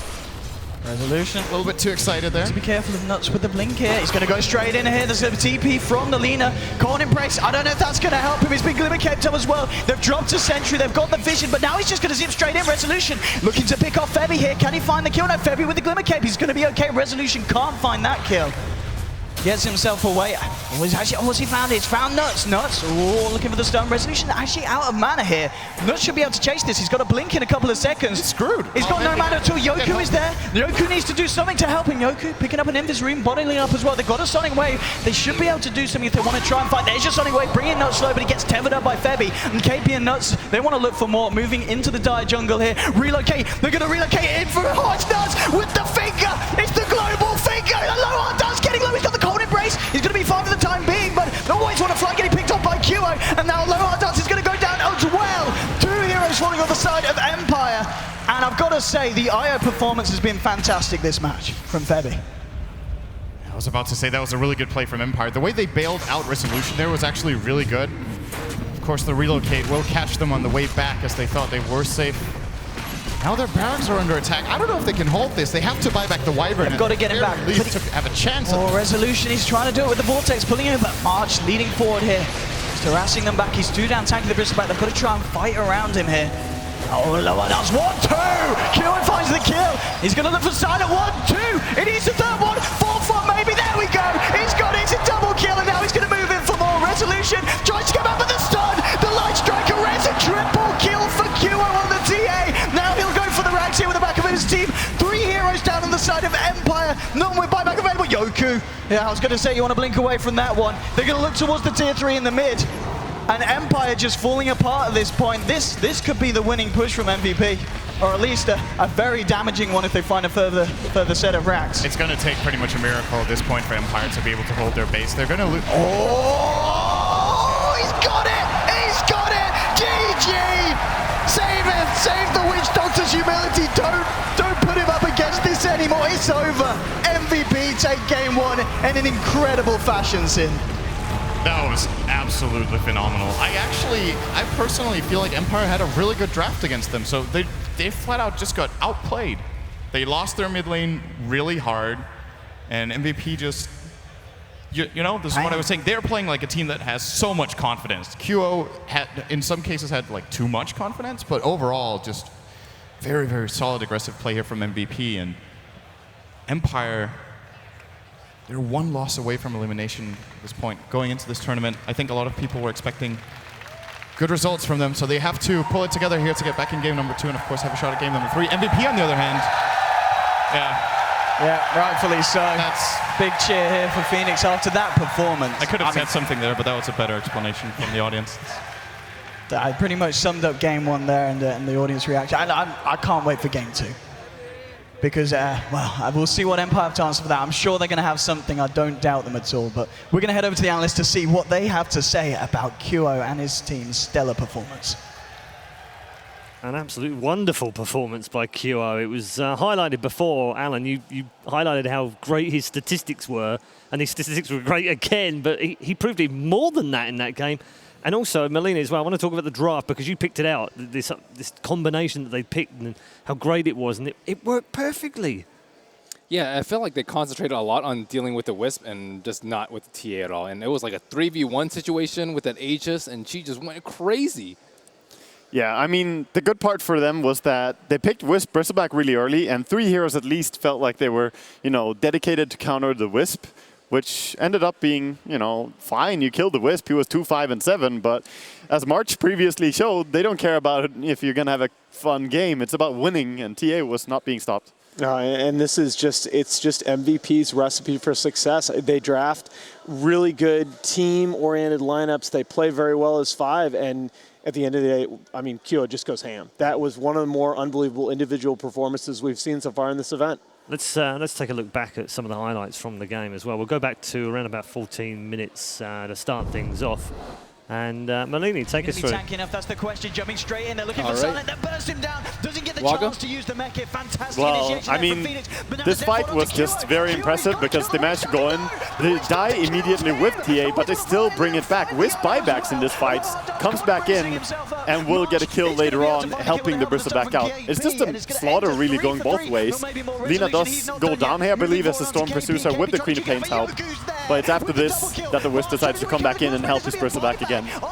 And Queen blinks into a tree line, but she just barely dies to the last of the spirits. Camera doesn't actually show it, but that's a 700 gold payout for a Wisp. So yeah, this is pretty much the story of the game. Just aggression. This is exactly what we expected from these two teams. Yeah. I feel like the way they set up so well with the front line. You had the Bristle, you had the TA, both able to take a load of damage. The Wisp was like the medic popping around between the two, and then in the rear you had the artillery. The amount of damage coming out was just ridiculous. I absolutely love that game. QO, we all were jumping around down here watching it. What a game! Well, what a game! Well, why don't we enjoy the QO show again? Oh, please. Yeah. Should we do that? Because 30 minutes in, this happened. Care of it, so OD was losing it. Yeah, well, I think Alan was losing up here. I wrote a note down on my page. It says OMG. Yeah, this is a fight that starts, pretty standard, but then something happens where Dire tried to commit on the backline, going for the Wisp again, whereas TA just goes behind and starts hunting down the Storm Spirit at first, and then turns over and keeps chasing people in the backline. And meanwhile, in frontline for Lina, she's also getting kills. So the entire of MVP just doing a good job in this fight. And buybacks coming out from Empire, but as they keep fighting, they realize that running out of mana on Storm is not the best thing to have happen for you. As they start chasing after QO, the last man alive. But look, there's no panic here from him. You can tell he's like, okay, I'm going to evaluate this. Are there any kills I can pick up? And he immediately thinks, well, maybe the crop. Yeah, the fact that they don't have detection here really saves his life. Yeah. Like, it definitely does. And at this point, he gets the blink away, and he's so strong when he has all the refractions up. Storm uses a really aggressive jump here, which puts him in a terrible spot. He has nothing to do there. And TA just shines. Oh, man. Oh, it was beautiful. It was beautiful. Storm was really underfarmed, and they also didn't itemize terribly well for armor. We saw the Ghost Scepter and the Yules out on the Queen of Pain. We saw like a plate mail, but again, when you see like Fear or someone play Razor, he has mech plus Shivas plus AC. Yeah. I think when we measure on the desk, when we're watching the games, during the games, we've got this kind of... It's not a statistical measurement, so don't shoot me down just yet, Nahaz, please. But it's more a feel, and I felt like the QO moment was probably the loudest this desk has got during a match so far. So is that the top piece of play you've seen? Well, we keep setting records for that, don't we, on this desk today? I mean, these matches just keep getting more and more unbelievable. And yeah, I just brought it up, just sort of staring at the numbers right now, that QO's damage output in that game, he did 26.5k damage to enemy heroes during that match. That's more than twice as much as the next closest hero. That was Razor on the Empire side. And we talked about it before that match. MVP plays so well as a team, it just frees QO up to do so many things. You have to address his hero. We're getting ready for the second game. But where does this leave Team Empire, Wagger?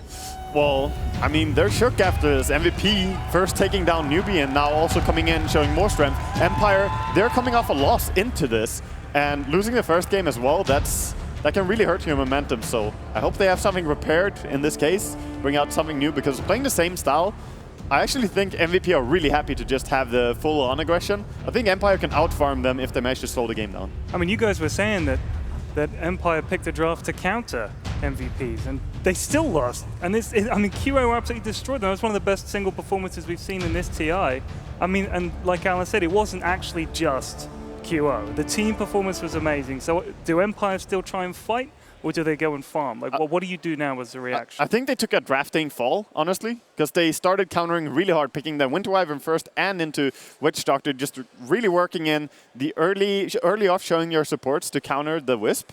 And then they just got kind of exposed for a Lion and Lina combination, where they had so much to just burst anyone who gets frozen. Like, we didn't see anyone get cold embraced and live in this game, pretty much. I mean, we may have seen one guy live from that, but normally that can be a very tough spell to deal with, not for the MVP lineup.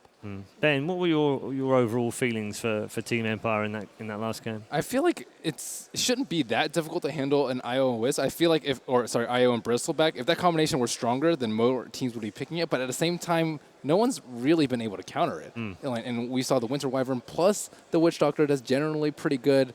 Maybe they're not picking the right heroes. Again, we thought the Timbersaw would have been a really good pickup for them. But right now for Team Empire, they can probably just go fairly heavy team fight. Like, I'm thinking like Magnus, Shaker, and then some more. That might be a little bit better, because it seems like Phoenix has them beat at their own game.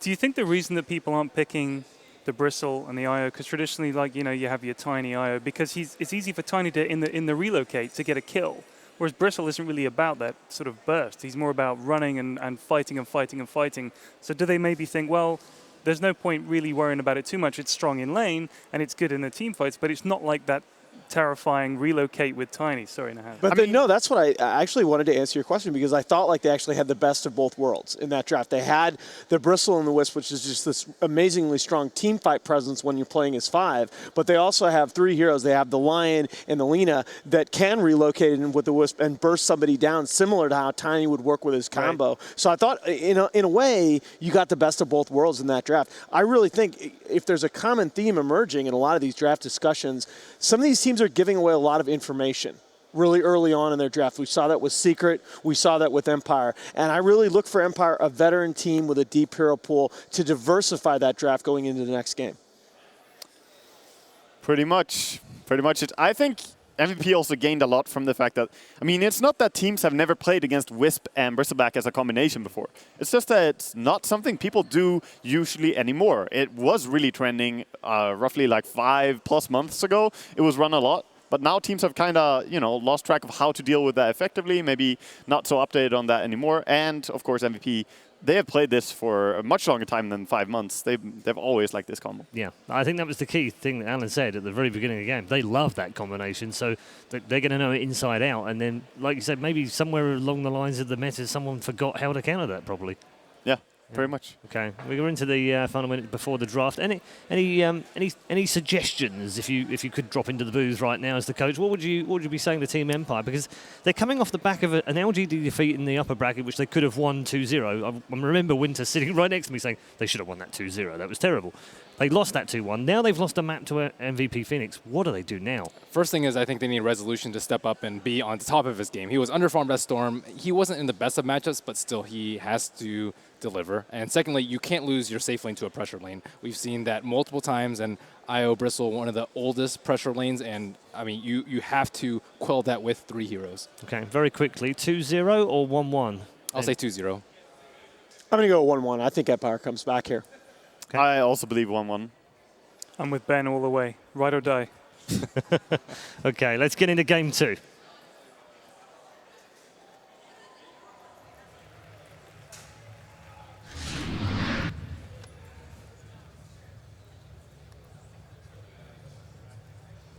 Game 2. Oh.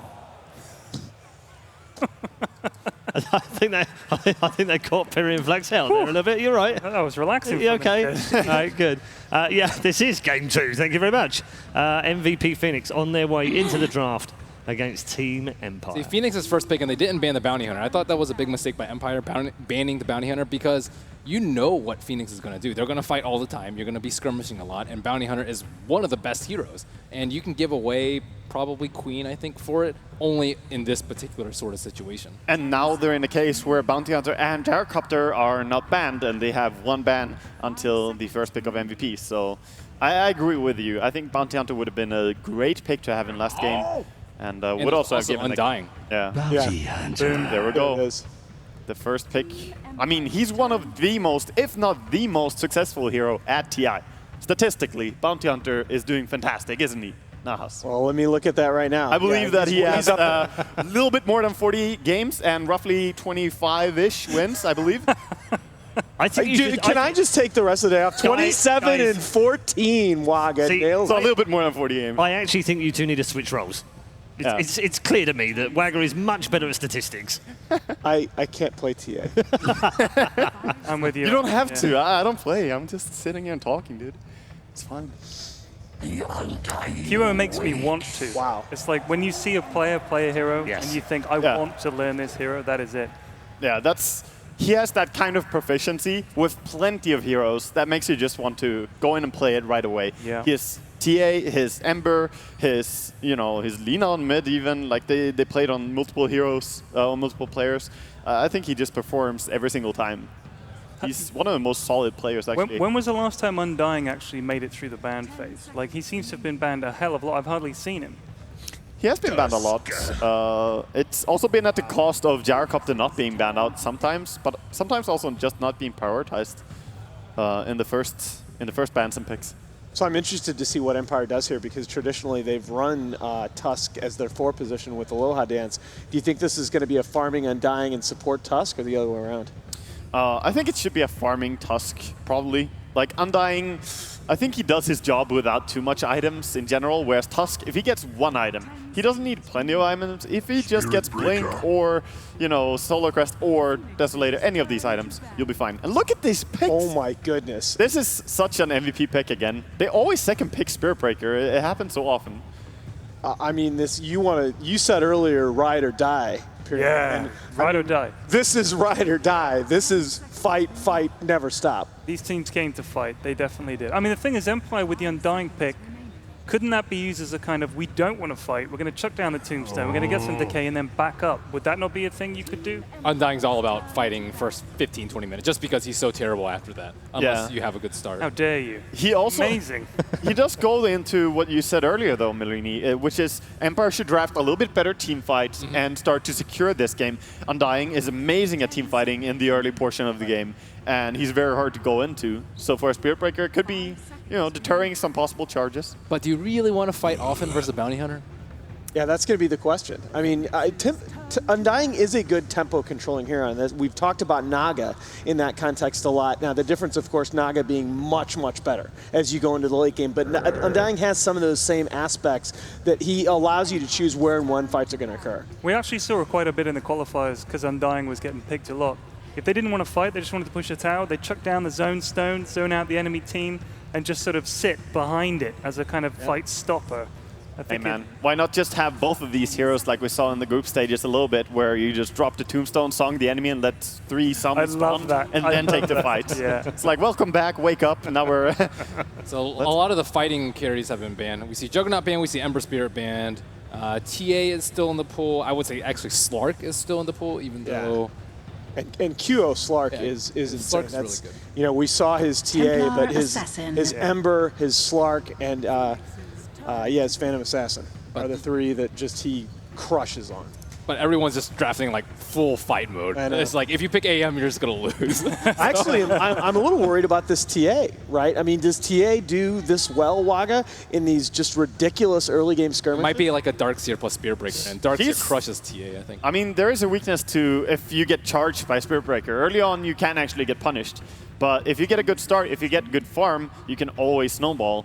And a lot of it goes into, do you have nice farm in the lane. If you do not, you definitely need stacks. So Bounty Hunter, he can definitely bother her, pester her early farm. And if you can also contest some recovery, which is the stacks, then it's easy to shut her down, actually. It's just that teams This will have be not... March on the Spirit Breaker again, I take it. And of course, the last time he played Spirit Breaker, he went 1-9, but they won.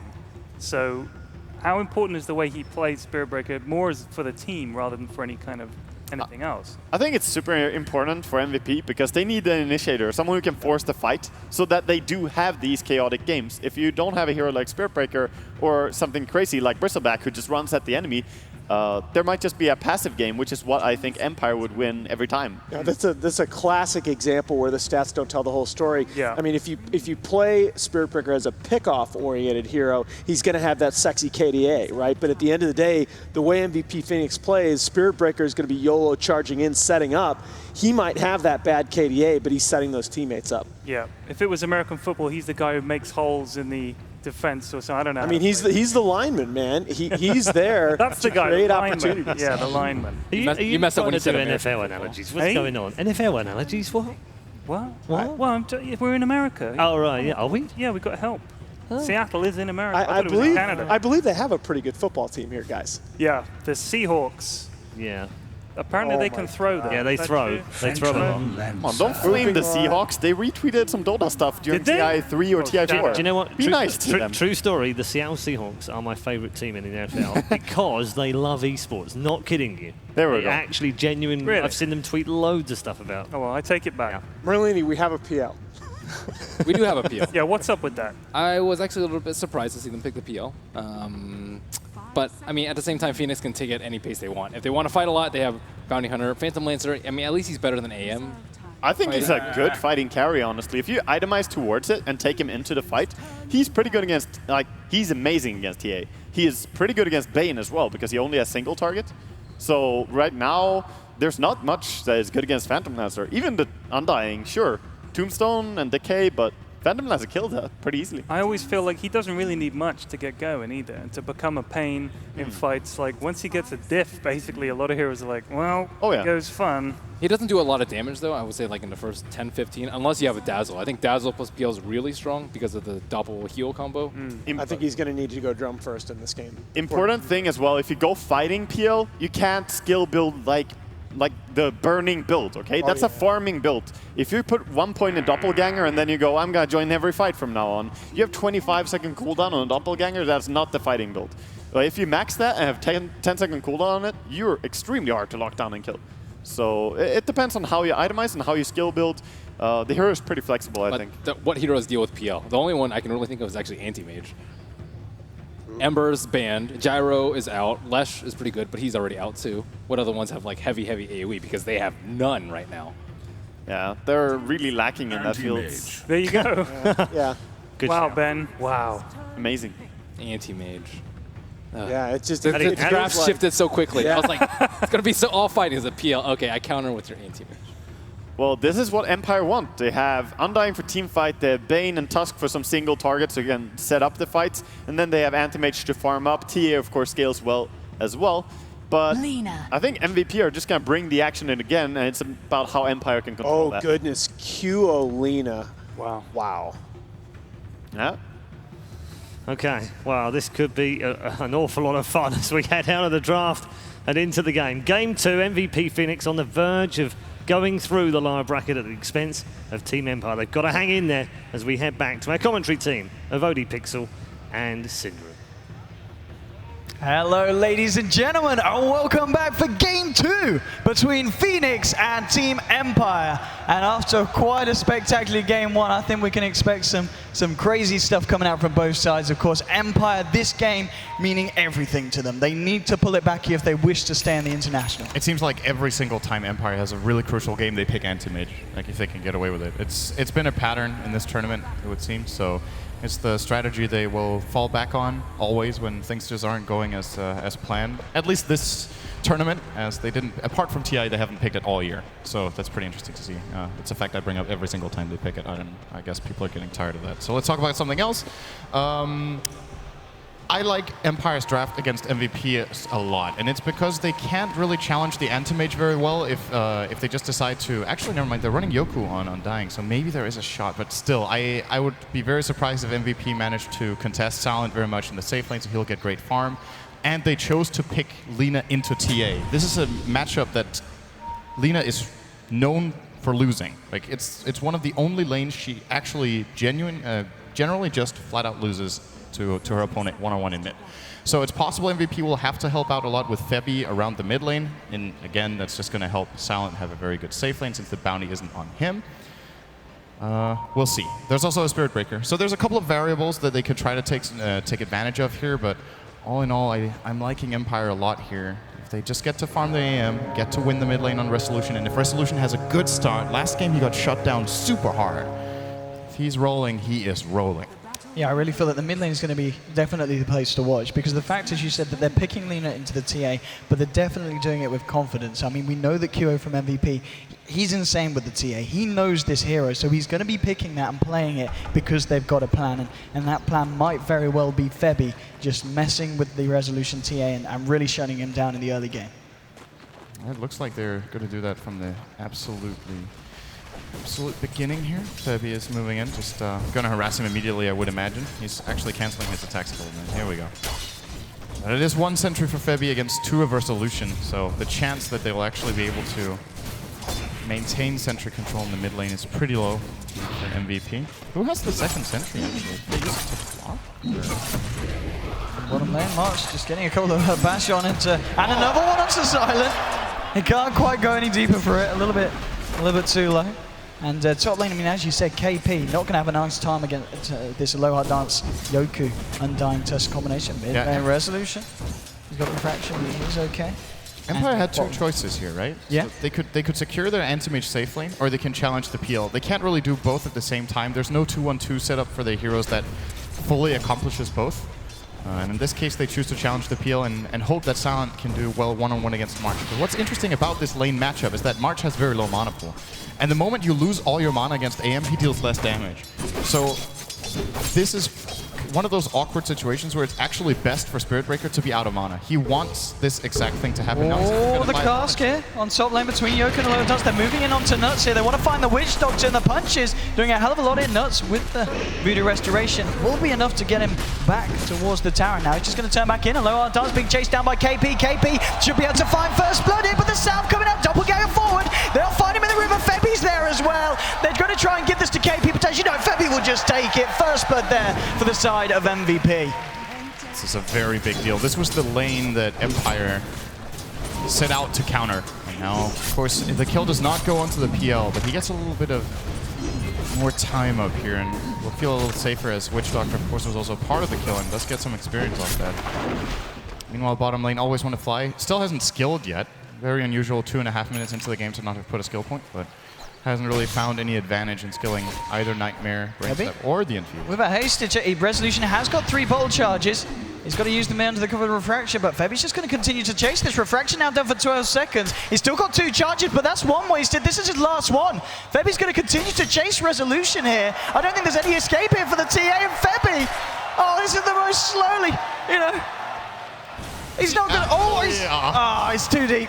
Ray's out, but Febby really wasting a lot of Resolution's time. They're forcing him to take the long route back to base. Resolution is losing mid again. Yeah, and off the back of that. In both games, Febby has done so much. First game, he played the IO and helped out the TA in the beginning. This time, he's playing the Bounty Hunter. And sending Resolution back to base like that, it's not just that he has to go back to base, it's how long it takes. He just missed out on, I think, 1.5 creep waves. And look at the CS difference. He was 12 and 10 against 6 and 4. And this is a TA favored matchup. I mean, as I was saying in the beginning, they were going to pick it into confidence, and this confidence paying off. We're getting a lot of space here in the mid lane. Bottom lane, March trying to get some harassment in onto Always Want to Fly, but Silence far. He's just going to turn around, get some hits onto March. They're barely tickling him. He has 7 armor and blocks 20 damage with his Torment Shield. AM hits him for like, okay, how much damage do they do per swing? They probably both do like 20 damage a hit. It's not a lot with that poor man's shield. But on the same time, favoring Empire here, the fact that Silent, he's getting a lot more free farm than the PL. He's 20 for 5 compared to the 14 for 2 on KP. So this bottom lane going going favorably here for the Radiant. But at the same time, the trade-off is that that Spirit Breaker is able to sit there, get a lot of levels out of this. And Bane just not able to do quite enough. And March is turning around for a bash there. Gives him a quick bash. Febby's come up to the top lane. Yoku and a low hard dance trying to disrupt the side pull. And now Febby's going to go in with KP with the Spirit Lance, moving on to a low hard dance. Yoku gets a 2-man decay off though. It's a little bit too hard for MVP to dive onto that one. And back to the mid lane, and Kyo just continuing to have a great time here against Resolution. Again, just proving to be potentially the stronger player here. Febby's coming in. If Resolution would have gone in for that last hit, he would have been in a lot of trouble, and wisely doesn't try to go for it. I think he actually would have died. But he has chosen not to skill meld. He's going for a 302 build. This is a build that, as Waga has pointed out, helps you a lot in the laning phase. It just gets a lot easier to get inside blade range and just farm in general. If you're playing a matchup, if you're behind against Lina, range really does matter a lot. Of course, you don't have the meld for the aggression potential, even to dodge the bounty hunter's ganks, but he's expecting that they will have detection for him anyway, as now, he might need it right now. Yeah, a couple of seconds into refraction. No refraction for 1 second. He's going to have it now. He's going to need to use it. He gets it off. Only just as it comes off cooldown. Incredibly close encounter there for Resolution. So close. You cannot get it any closer than that to getting killed in that lane again. And, well, even though they don't succeed, back to base he goes. QO gets some more time. Also forced over a rotation from the Bane of Always Want to Fly. He used his mana, has to go back as well. MVP, even though this aggression just doesn't get them that many kills, still winning the laning stage overall. And of course, the big hero to look out for is Silent on his anti-mage. He still continues to have a great time down there. 35 for 12 compared to KP's 24 for 2. The position 1 for Empire working out a lot better for MVP than MVPs at this moment in time. Just going to head up Febby, still hanging around. He's level 3 at the moment. He's finding a fair bit of XP, 6 minutes in. Not too bad here for the Bounty Hunter. Bottom lane, March, he is still finding a lot of XP. He's nearly hit level 6. Nearly got that Nether Strike online. Maybe see him be able to do a little bit more across the map. Top lane, both you Undying and Tusk, level 4 and level 3 respectively. Of course, sharing this lane's experience. So it's going to be interesting to see what they can do other than trying to shut KP down. And even the fact that they are both here, KP, he's still finding relatively good farm against this potentially very aggressive dual lane. Yeah, it's not that massive of a difference for Silent. It's 13 CS is by no means nothing, but KP's also going to be getting a wave here, so probably more realistically. They get the light strike onto Resolution. The refraction. It's going to be more than enough to stop them from growing any further. But they're happy to just get in his head, right? They just keep pressuring, trying to force rotations, just trying to take whatever advantage they can find. QO, just look at that aggression coming out here. Even has a regen rune running, so this costs him nothing. And I want to point out, the reason this is important They're going to go in for this, I think, as well. Wow, if Febby really? can get the hit on, because they've got the Laguna Blade available. Resolution's got to be very careful how far he comes out, and he knows it. Yeah, he just goes straight back. Yes, this ward right here that gave it away, so... This is important for a couple of reasons. First of all, it was a lane that Lina was supposed to lose. If it was a raw one-on-one, I think Resolution would have taken it against QO, but it wasn't. But the second thing is Lina actually nice really as well. good against anti. QO's rotated down here, has got the Laguna Blade available. It's a question if they want to dive this. I think they might, because Always Want to Fly incredibly low. They're going to turn their attention towards him. March heading forward. There's been a TP in from Resolution, looking for a defense. They'll find Always Want to Fly here. That's going to be the first kill. Stun onto Silent. They've got to be careful at this TA, because now TA is going to turn her attention towards QO. If QO knew that Silent hasn't skilled Spell's Shield, I think he could kill him right now. He might realize what the damage his spells are doing, but... At the same time, top lane, Witchstock's able to find a kill there onto the Undying. And they should be able to clear the Tombstone out as well. And off the back of that, they may even try and look for a low hard dance. The cast going forward, KP with the lance as well. He's going in for this one. He's got to be careful. I mean, a low hard dance is out of mana. He could just afford to do this. The ring around the rosy is going to pay off here. They won't be able to get him. And anti-mage at the same time killing. Spirit Breaker, Resolution moving in onto QO. QO looking for the jukes. Is he going to find it? Brain Sap from Always Want to Fly finds the kill there. So kills happening on both sides of the map here. This is so important for Resolution. He's finally having something going his way here. Unfortunately, he doesn't get either of the kills, but at least is involved in some sort of success story here for Empire in that bottom lane.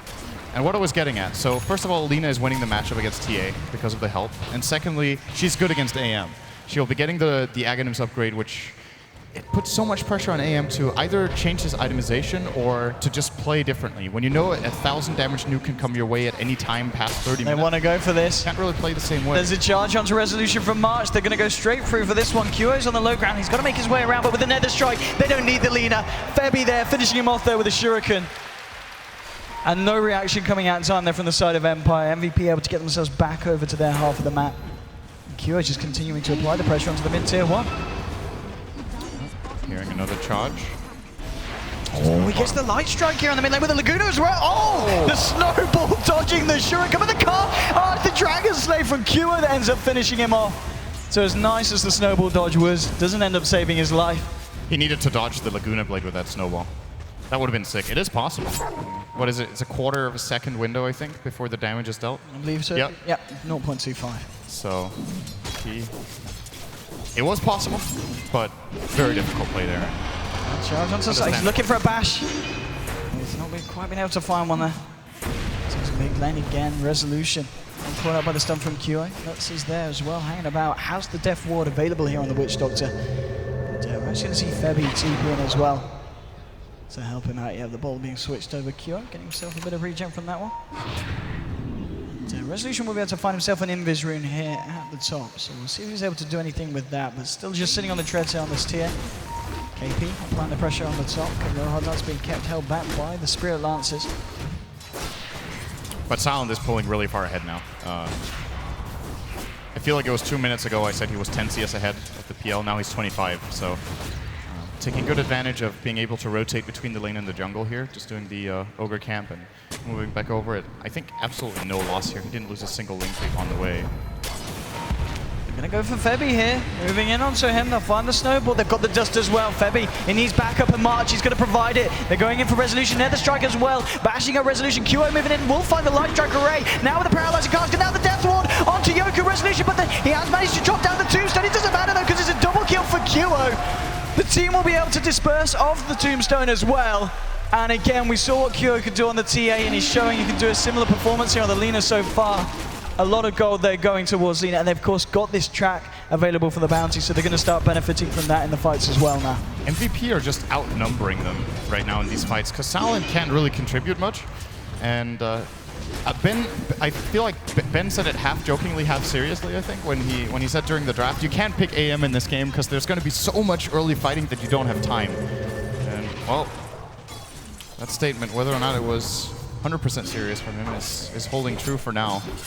Empire is put under a lot of pressure, and Silent can't really help. There's the only really good Mana Void target, as I talked about earlier, when you pick Anti-Mage's early game contribution to team fights is generally Mana Voiding a key target. The only one who's really valuable to land it on is Lina. Silent blinking and aggressive there. March can find some bashes here. He's going to be a lot of trouble. Shuriken coming out from Febby. They're going to try and chase this. He needs a bash March. Oh, he doesn't get it. Silent is able to blink himself out into the tree line, healed up by Yoku's Soul Rip. And they will be okay. But Q's come down here as well. He's got a Laguna Blade. If he can find anyone, if he can find Silent, the bounces from the Shuriken doing a lot to slow down Empire, and Febby moving in. There's going to be the charge from March as well. Yoku drops the Tombstone, but they're just going to fight on the other side of it, moving straight in. The dodge! The dodge is there, but now with the Death Ward thrown down from Nuts, it's too much. He finds one. March, he gets the second double kill for the Spirit Breaker. 3 heroes falling on the side of Empire. And MVP. It didn't even matter. It was flashy. Style points. Indeed, go to the Tusk. It's the only points they get on the scoreboard for that fight, though. 10-3 now. Again, MVP having a great game too so far, just 13 minutes in.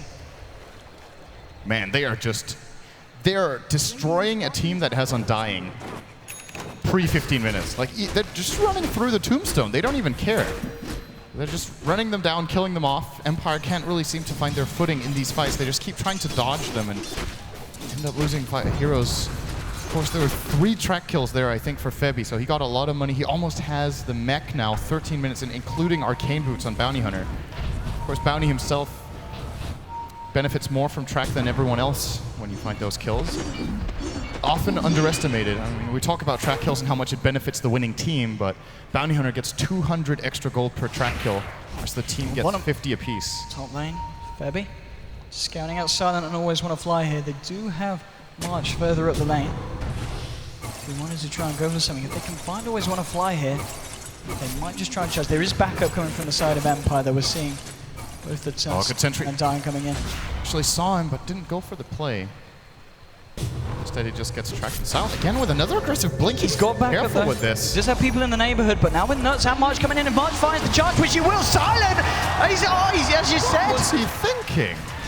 Not the play there from Silent. Bounty Hunter just tracked the Bane. So he knows Bounty Hunter's in the neighborhood. I think did he not know the Spirit Breaker was there? Regardless. I was just that he TP'd in the SP. He blinked aggressively up to the tier 1 tower, knowing there's a Bounty Hunter in the neighborhood, not knowing where the other heroes are. And this is something Silent can't afford to make these mistakes because there's so much weight on his shoulders in this game because his team has just been killed off so much. That was his first death of the game. The anti-mage mistakes just hurt twice as hard right now as he is desperately needed to get his Battle Fury. Maybe he got greedy. He almost had it. Perhaps he was. I just need 2 more priests for the Battle Fury, and then. Absolutely. Oh boy, that was not the play right there for Silent. Unfortunate. A little bit of greed getting to him there. I mean, off the back of that, yeah, Febby with the completed mech recipe on the curry and on its way. It's looking very good here for Phoenix. We saw an impressive performance there from them in Game 1 and Game 2. It's more of the same. Yours done from QO. He's going to try and set this up on the Undyne, but the TP reactions are there. MVP need to be careful. Phoenix grip straight up onto Febby. They've had enough of this Bounty Hunter and his dirty, dirty track card. They take him down. March coming in with the charge. They're trying to turn this, but always want to flow. The Nightmare's going to be fine. Empire, they might be able to take this fight. Looking for March here. They should be able to fight him. He's incredibly tanky. Can they kill him? They will finally take him down with the Death Ward from the low ground. The cask as well. They'll get the Bane in return. And Resolution, he's standing at the ward. The Snowball coming out, able to turn it. Now Silent blinking forward. They might be, the Mana Void. It's a double kill for Silent. KP, the only one to live here. And they're looking for him as well. The pop the charges, has the mana hit for double ganger, and will be able to get himself out. But Empire coming back into that fight very, very nicely and managing to get themselves a fair few kills onto the board. This is the exact chain of events that Empire need to win a fight. They need to get a Tombstone that MVP charge into with bad position. They need to get the opener on the Bounty Hunter, and they finally get a good Mana Void from Silent, who joins the fight after respawning and gets it onto the Lina, killing the Witch Doctor as well as her immediately. They're getting 2 kills, Battle Fury, and all of a sudden, you know, this is all it takes. MVP had a big lead here of they were closing in on 10,000 actually, really early. Empire can very quickly pull it back now with the AM, and MVP needs to be careful not to get over. Count deep, they're going in onto Yoku. They're going to send the charge as well. Yoku's going to get blown up first death in. Now with the Nether Strike, he wants to look for more here. March, he's going straight in onto Always Want to Fly, but now with the TP in from a low down to Snowball, moving it onto the Spirit Breaker. They should be able to find a Warrior's Punch, bringing him along, but he's walking out. The Voodoo Restoration from Nuts. The Doctor is in. 2 heroes down at Empire, charge onto a low touch with a track gold as well. It's a double kill for QO, and Empire don't have an answer to that one. Nuts is incredible on Witch Doctor. I feel like when this guy gets Witch Doctor in these games we've seen so far from MVP at the main event, he has been absolutely standout. This is phenomenal performance. His Death Wards all game, his casks are great. Voodoo Restoration making a big difference in this fight as well. And they're looking like they didn't even fight. Like all of your heroes have full health again because of Urn and Voodoo Restoration, and they just took 3 kills with Track. They took a tower. They could look for Roche, or maybe even try to find Silent, who is still a very fragile target. Spirit Breaker and Bounty Hunter, 2 good heroes to have against AM. Find him in the jungle, charge him out, and knock him down. Let's see if they can do it. And I want to say good aggressive vision here. 17.5 minutes in, the Nuts Witch Dogs, he's got the point booster, he's got the Ogre Club now as well, 400 gold on top. Was it Nuts the other day that we were talking about and he got the 24-minute Aghanim's? Was that the Nuts Witch Doctor? Yes, it was. I think so. He might even beat that this game, that 24-minute time. It's a pretty insane rate that he's finding the gold. Most likely, he just needs like a GPM of 170 or something in the next, maybe a little bit more, 200. Should be able to. Very doable. He could just jungle a little bit here, but I don't think that's the... Well, he does have 37 CS, so I guess he's been doing a little bit of jungling so far in this game. Mid lane, a low hot dance is smoked up here. Along with Resolution, they're trying to bait something with Silent. And maybe MVP will react. Febby moving towards the mid lane. In fact, the entire team of Empire behind Silent is a big bait.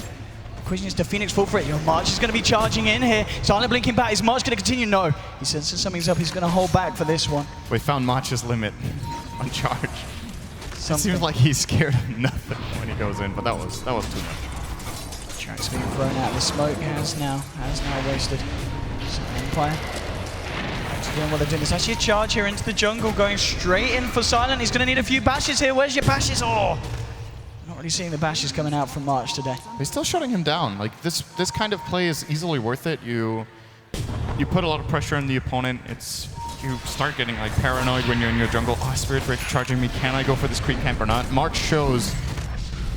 He's showing Silent that they're looking for him, and try for also gets a part of the creep camp. So. And they should be able to get this as well. I don't know if Empire can do anything about this. They are starting to move towards the pit. It's not the quickest Roche, but they're going to be too late. I think it's going to be quick enough. Yep. Medallion is a good item. Oh, if Empire can jump in now. Low on downside, shots going in, but the charge out from March. They're trying to start. Tombstone is on the high ground. Therefore, though, look at it go nuts. The Mana Void there to cancel it. And they've already found one. QO now on a killing spree. March with the bashes. Low on downs moving it onto QO. QO looking for Silent, but Silent, he's going to be able to get himself out for time being. Oh, they've lost the bait now. The charge from March onto Yoku. Now the spree lost of the resolution. The illusions. Will they kill him though? The meld is there. KP's trying to find him, but they haven't got detection. KP going back for a low hard dance. Resolution, he's got a triple kill on Yoku because of the tombstone. And this is enough to go crazy. They go for the illusion. It's an ultra kill. Yoku's tombstone. He gets it down at the start of the fight, and that in itself pretty much wins it for them. March trying to turn this around. There's buybacks coming out from the side of MVP here. Silent was able to pick up the Aegis and finish off Roshan. No, they get the Spirit Breaker. Empire, they're hitting back hard here. 13 for 17, and Yoku just TPs out. What a tombstone. What an undying. I actually think MVP could have finished the Roche. They got scared and started moving out. They did have the vision, seeing the rotation in from Empire, but they started second-guessing their Roshan call, and one of the heroes started moving out. They got Roshan down to like 10%, and then they all started moving out, being scared of the rotation in from Empire. But ultimately, what they did was that they had Roshan in their back hitting them. They took a fight that would have been pretty much the same, I feel, inside the pit, if not, maybe not even better for them inside there. And a big win for Empire. Massive win. Plenty of kills. Roshan, Aegis on Silent. And Undying is getting a lot of items from this, of course. He got the ultra kill. The goal is back to almost even. Yeah. I mean, the buybacks, 2 buybacks coming out from MVP there as well at the end of it. And they didn't achieve anything. So much being thrown the way of Empire. MVP is just playing with so much confidence that sometimes it's too much for them. It's kind of reminding me of the old Na'Vi that just didn't care. Like, would just always constantly go for fights, even if they were behind, even if they didn't look too good, and just rely on outskilling their opponent. There's a charge coming through here, looking for resolution. March on his own for the time being, has got the Nether Strike available, trying to buy time for the rest of the team to move in. Lena's trying to get in range for the Yules, but resolution just a little bit too speedy. And March unable to. Is he going to continue for this one? There isn't a tier 2. He's not going to do it. It's a little bit too spooked. Question is, can they turn it around? No, March is just going to charge himself away. And the rest of MVP Phoenix head back to their side of the base. They found Febby at the same time in the Radiant jungle. Good sentry ward placed here from the Radiant side, and they get off the Fiend's grip. Take him down with Bane, as well as I believe the Tusk was there. They want to fight here, smoking up. They're trying to do what Empire did earlier. They're baiting here with their core. A KP is on his own in the mid. Is he going to be able to try and make Empire jump? The rest of his team, MVP, are looking for the wraparound here. Moving jungle, trying to get the angle in from the side. And looking at KP, this makes me wonder how the last fight would have gone if he would have gone for a different item build than the Boots of Travel first. I know it's a build a lot of Phantom Lancer players like to get just because of how you can push out lanes and control the map, gone forward here. Fight impact not so high. He's been spotted out. March, QO and Nuts hiding in the trees. Which way is this fight going to go? Charge up to the Nuts. Laguna Blade. But the tombstone's been dropped down. They need to do something about this. The Death Ward is doing a lot of Silent with the Mana Void. Will cancel the channeling. Nuts is having to run now. Yoku is doing so much. They just can't do anything about the Undying. They'll finally be able to take down the tombstone. But there's already a double kill for Resolution. Silent and Resolution still sitting at full health. Febby having to get himself out of there. Can't do anything. And again, the Undying in these team fights doing so much for Empire, making it impossible for MVP to fight into. They do get 2 kills in return, but they lose a core on their own end and the Witch Doctor on top of it, and will also lose this tier 1 here in the mid lane. It's so crucial that Silent has identified the problem in the previous team fights, which is the Witch Doctor. He jumps on him. Febby, can he get this one off? Resolution. Oh, the charge, just in time from March, but it's not going to be enough to kill Febby. Now he just turns around, gets the tracks out. Empire not able to find the kill there, but still, Empire bring themselves right back into this game. And Silent on his anti-mage, 13,000 net worth now, coming up to 4,000 ahead of KP's PL. This is looking a little bit scary now for MVP. Oh, they find a courier. It had the Shadow Amulet on there for Yoku, so KP will say thank you very much. Febby gets a ward here as well. so a little bit more claimed. This game is very even right now, and it's going to come down to, okay, so Nuts is going to farm the Ags now.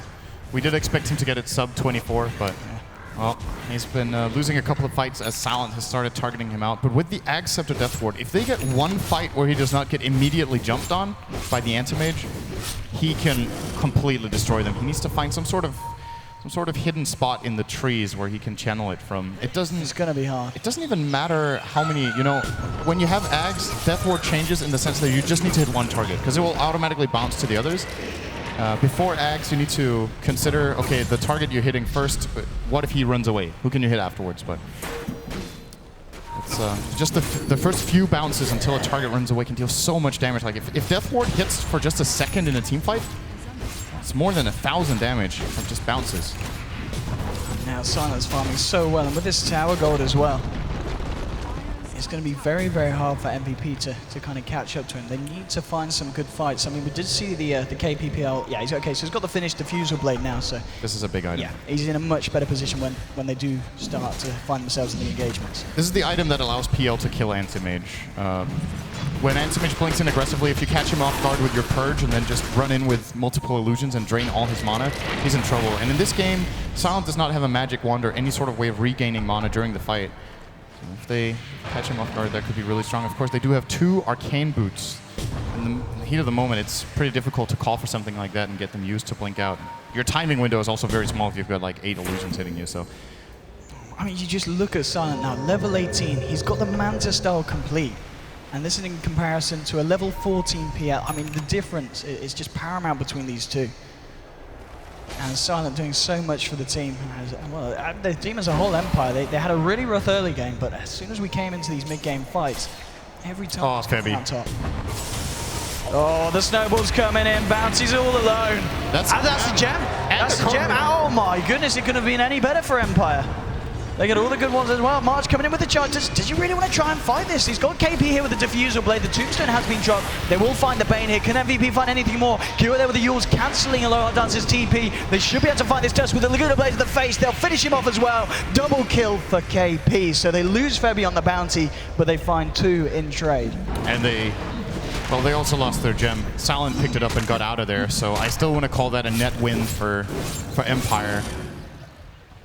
It was also just 2 supports they lost, so yeah. That's good enough for them for now. Silent will continue to farm really fast. He's got his hands on a double damage rune, doesn't hurt. Oh, hurts a lot. I mean, know what I mean. What does Silent go for? He's got 2,500 gold on him, on top of this Manta style. What's he thinking about now at this point? What does he need against MVP's lineup? I don't know if this is a BKB game for him. It's obviously nice to be able to stop the stun of Lina, but ultimately she will probably be looking for an axe to just pierce it with her ult anyway. So you might just consider in this case to go for a heart and just be really, really tanky. We've seen Silent do it in a previous AM game as well. He went for, I think, heart butterfly as his items after this inventory. Wouldn't mind seeing that here. It also allows him to man up against the PL. I think if he goes butterfly first, he might be a little bit too susceptible to spells still. On the other hand, it also protects him against Death Ward, so difficult to say here what his choice is going to be. We'll see very soon. He's got 3k gold. So. I do not like the idea of Abyssal, if that's what he's thinking. I think that's too aggressive, and it can backfire a little bit too hard, although it is great against PL. He needs to be able to stay alive. If he dies in the fight's over, I think. It's very difficult to see the 4 remaining heroes of Empire winning a team fight when Resolution doesn't have a Deso. We're 30 minutes and he's gone really defensive build. Blink BKB. Very. Oh, they're going to jump on this one. Hold back, Silent. Now with the charge from March, MVP actually being the ones that want to try and take this fight. Yoka getting Laguna Blade down. The Mana Void's big though. QI's going to fall. He's going to go down, but they've already lost 2 on the side of Empire. Can MVP find anything more here? March out of mana. Nurse trying to move himself in with the casket. There's your Death Ward onto Silent. Silent trying to blink away, but the bounce is there. Holding him in place. Silent and Lower Dodge trying to get themselves out. KP's going to chase this here. Has got Diffusal Blade charges left, so should be able to find more. March with the charge here onto the Resolution TA. And the Low Ardars trying to TP out. The cask is there. They'll be able to find themselves the Tusk. It's a mega kill streak here for KP. And it's just Resolution and Silent getting themselves out to safety, but everyone else falling. And MVP only losing the Lina there. Yeah, she respawned so fast. She had, I think, 14 Bloodstone charges, maybe 13. Gets back quickly. And this is a Roche too. Now, MVP cannot afford to make the mistake they did last time. This time they really need to make sure they finish it off. They can kill it faster as well. Peel has got a lot of damage since then, so has Lina relative to Roshan's growth. I know I said last time there's no way Empire make this. There's no way they make it this time. This time it's a free Roche here for MVP. They get themselves the Aegis onto Cure on the Lina.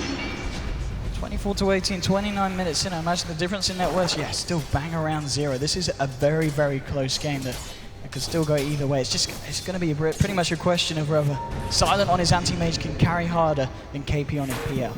We might reach a situation when Empire will be unable to win team fights in the late game. I think it's going to be pretty difficult for them to fight with, even though they have AM and TA, fighting into, they really don't have good PL counters. Yes, anti-mage with Battle Fury is decent, but come late enough into the game, it's just not enough, in my experience. So I think they could have a problem there. There's also, of course, the Spirit Breaker, which counters AM nicely the entirety of the game. You always have the reliable lockdown, and Undying will fall off. So it's possible Empire will have to play a split push game, where Resolution and Silent both get boots of travel and try to bait MVP into a bad position and just trade buildings. This game, yeah, it's certainly excelled to a point where we're going to have some very kind of edge on the seat between the two sides with the pushes coming in. As we just saw there, Nuts now on the Witch Doctor has finished off his Aghanims. Isn't going to be as quick as the other day, as he did have a little bit of a slower later mid-game after we saw him get a good start to the build. And of course, worth noting, of course, Bounty Hunter with the Guardian Greaves now coming to 1,500 gold on top of it as well. And they're going to look for a smoke here, MVP. March leading the way with a charge straight onto Yoku. They realize that the Undying is the issue as long as they can stop him from getting anything out. But the Nightmare Dodge there coming out. He actually juked off the damage as well. He's alive, he's in the snowball. The Deathwall doing so much though with the Aghanims. Look at the bounces go. They're looking for Silent, the Light Strike onto Silent. He can't blink out. Can they kill him? There's going to be the Ult as well, holding it in place. Can he get himself out? No! Double kill for KP. Empire losing 3 heroes off the back of that fight. No buyback on Silent. He bought Eagle Song. They're going to lose Rex here. Oh, this is terrible for Empire. 70 seconds without the anti-mage. Up to the high ground, MVP go. Can they do it here? The team that were able to take down Newbie in the first round, moving forward to taking down Empire in a potentially a 2-0, unless Empire could do anything spectacular here. 60 seconds still without the anti-mage. The pushing power is pretty strong here from MVP. They'll at least be able to take a set of racks here in the mid lane. And Empire just unable to do anything at the moment without that anti-mage. Not even wanting to move forward or jump in at this point. It's a little bit too risky. They 3-0'd that fight with a Laguna Blade on a creep instead of the Undying. I think it was. Or maybe he got Glimmer Cape off. That's possible as well, because there's no Ags yet, right? No. So it could have been that. It just looked like the Laguna did no damage, and they still took him 3-0 there. Mana Void from Anti-Mage was not enough to bring down key heroes. And there's an Axe on Lina off the back of that fight. Manta style complete on KP. They're going to look for the tier 2 on the top lane. Still 20 seconds before Silent's back on his anti-mage. Level 2 track is pretty good when you find 3 kills and a couple towers and barracks. Get a lot of money. And it was going to be back. The question is, do MVP want to stick around or get themselves out? It looks like they're happy with backing up at this point. They claimed so much right there. They need to just grab their items. Now, so here's the problem, right? He went for the Butterfly to try to counter out the PO and the Death Ward and the Spirit Breaker. Aghanims at the same time. QO is level 16 exactly. This will deal 950 pure to an Anti-Mage who has 1600 health. If he drops to half, he's dead.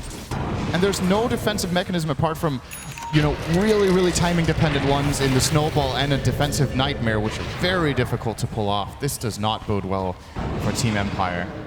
MVP's still hanging around here, ready to move in with this creep wave. See what they can do. Febby just getting the tracks in. And QM March ready to lead forward here.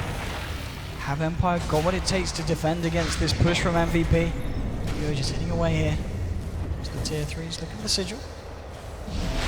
This is a very, very tense bit here for Empire. They've got to do everything they can to hold onto their base. They're losing it slowly but surely.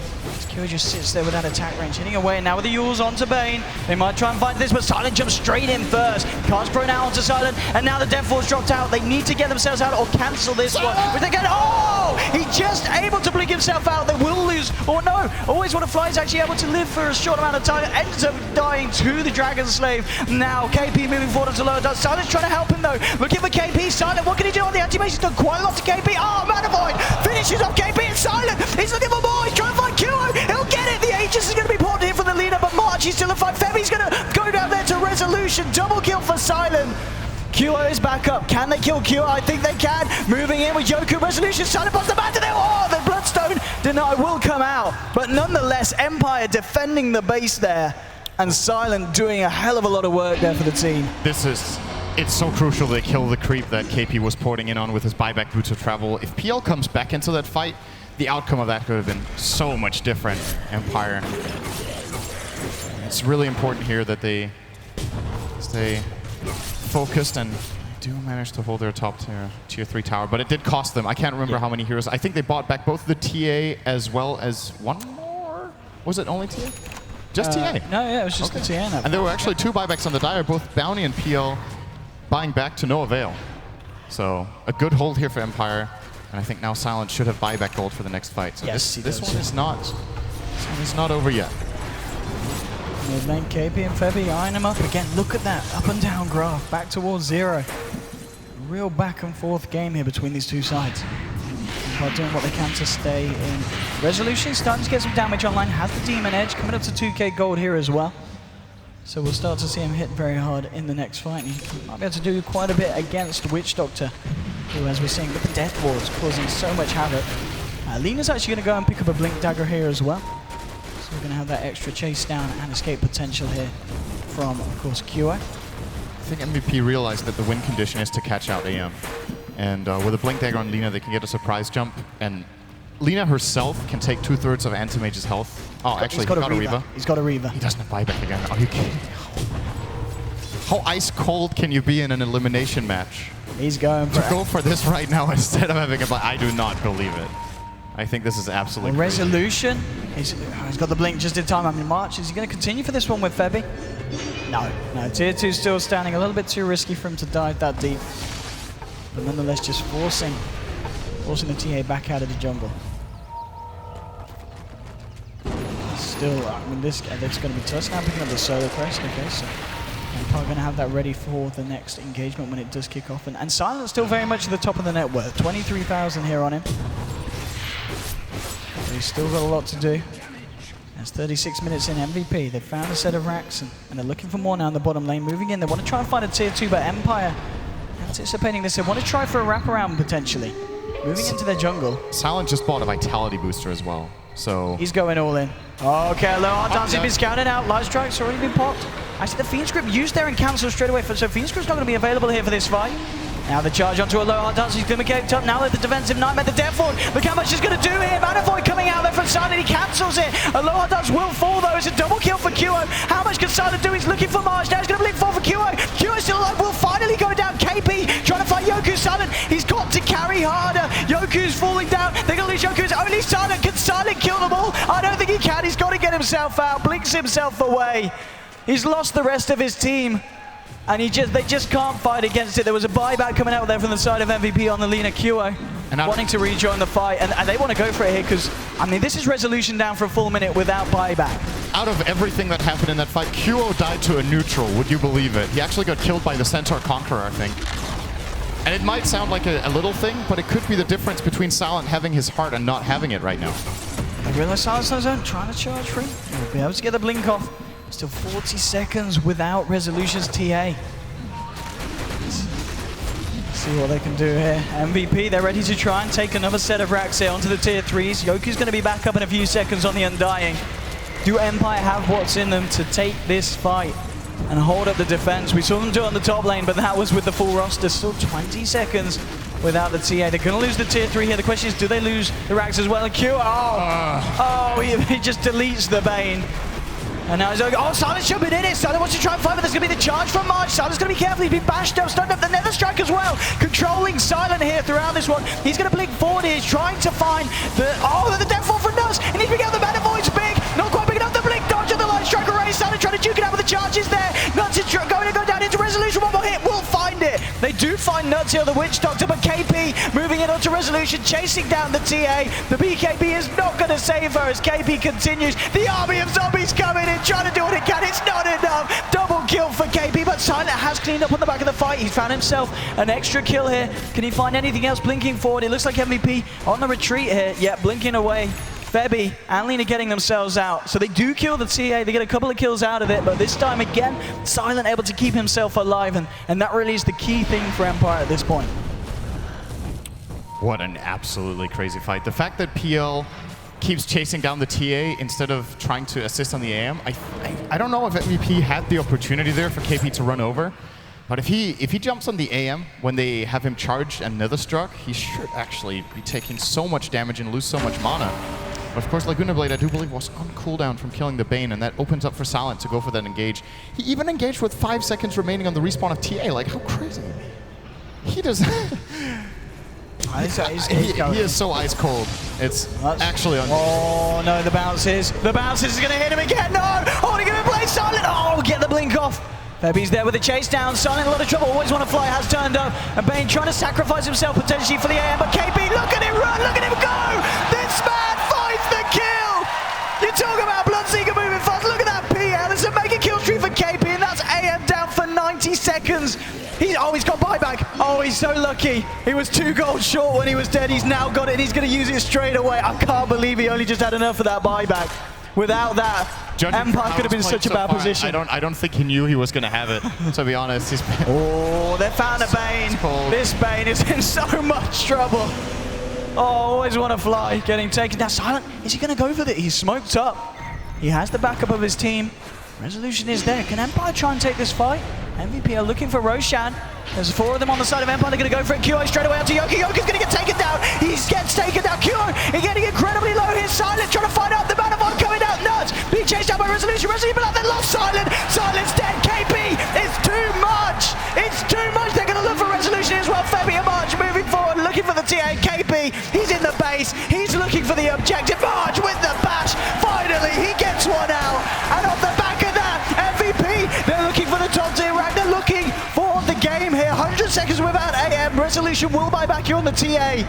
They need to kill KP, and I don't know if they can. There's only 3 of them left alive here. There's going to be a charge coming through from March on the side of MVP, and MVP just want to fight. KP moving in onto Resolution. The snowball coming out just in time, but Resolution still goes down. It's a monster kill. KP, he's looking for Bane. He's going to do it. Buys him some time, but they still find the kill. Double kill for KP. 4 heroes down. The Phantom Lancer's too much. The results have come back for the Doctors. He's positive. MVP, they're destroying Empire.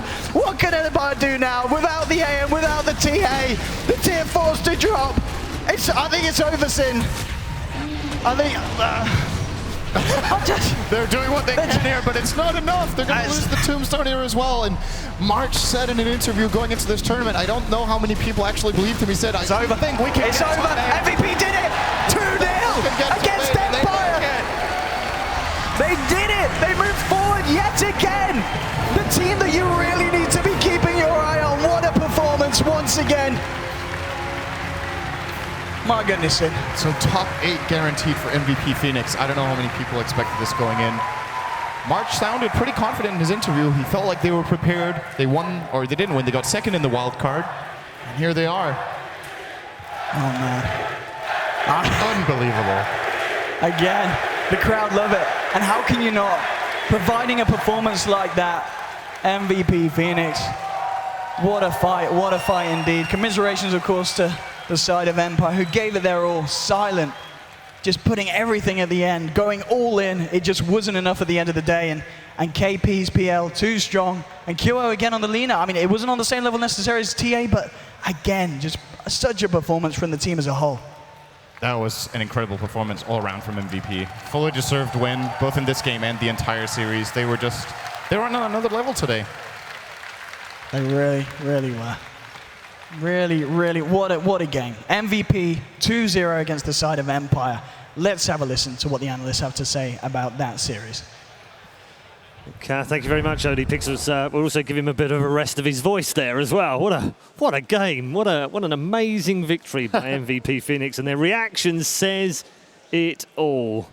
I mean, they are so pleased, and they deserve to be Wagger as well. MVP, this is one of the teams that made the wild card so good. Like, MVP and CDEC are amazing wildcard teams, and I'm so happy for them that they got into top 8 to have a Korean team go that far in TI5 already. Yeah. And you know, they have no reason to stop. Just amazing to watch. Shiva's back, classing up the panel. Thank you for joining us. Thank you for having me. What a great way to come back in as well. What an amazing game. I mean, obviously, Empire did all they could to actually end it up in a win and force out a third game, but I think I speak for everybody as you know, MVP, they deserve that win. They played their hearts out, and of course, March, a great story he has. And it's perfect, It's isn't it? amazing. It's really amazing. Yeah, it's fantastic. I mean, he said yesterday they were very confident coming into this, Melanie, and they had some plans for it. So before I get your view on that, actually, I think Casey actually does have March right now. How you doing, Casey? We're good, thank you. Congratulations, Mark. Oh my gosh, I was trying to say March and Mark came out. You can call me Tracy. Let's just call it even. Congratulations. How are you feeling right now? Better than yesterday. How is that possible? Yesterday you were feeling amazing, and now you're feeling even better. Look at you. I think actually I was more happier yesterday. I don't know. Well, you're changing your story. Yeah, I don't know. Like I'm too happy. Like both times. Like I don't know. Well, I think it's incredible what you've been able to do here. How did this series feel compared to the game you played yesterday? I think one thing is that like we are not taking this as a TI or something. Like I think we're just enjoying this game. Like everyone's just enjoying. They don't care if they lose. Like they want to win really badly, but we're not afraid of losing. We're like just here to play and enjoy and show some good Dota, and then pressure is off, and then that's what's making us running, I think. The pressure is off, but the crowd is loving you. What do you say to all of your fans? I mean, they are getting so amped up watching you guys play. It's good. I don't know what much to say. Have you thought as far as moving forward, how far you might be able to take this? By winning today, you as a team, you're already guaranteed over $800,000. Are you able to wrap your head around what that means for your families, for your team, for bringing that back to South Korea, the pride? I was actually joking to my parents that if I make top 8 and this amount of money, I will buy them a car or something, like give them half of my money. Like I'm like pretty much regretting about that. So I didn't think this was gonna happen, but it's happening. So. Yeah. So your parents are watching this going, you weren't serious when you promised us the house? Yeah, I'm not in a. I'm really happy though. Yeah. Yeah. How does it feel as a team? Are you guys just thrilled beyond belief, or are you already looking ahead to the games ahead? We were saying in a jokingly manner, you know, like what is like top 8? Let's just go for top 4. We're here anyway, and then I don't know. May as well. Yeah, might as well just. Yeah, that's what the atmosphere was like. We were just looking forward as in joking manner, but like everything we say is like kind of becoming true. So, yeah, I hope we go to top 4 as well. You've talked about how you've been living in the moment as a team and how that's really benefited you.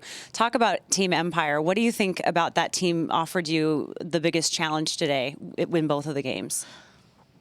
Oh.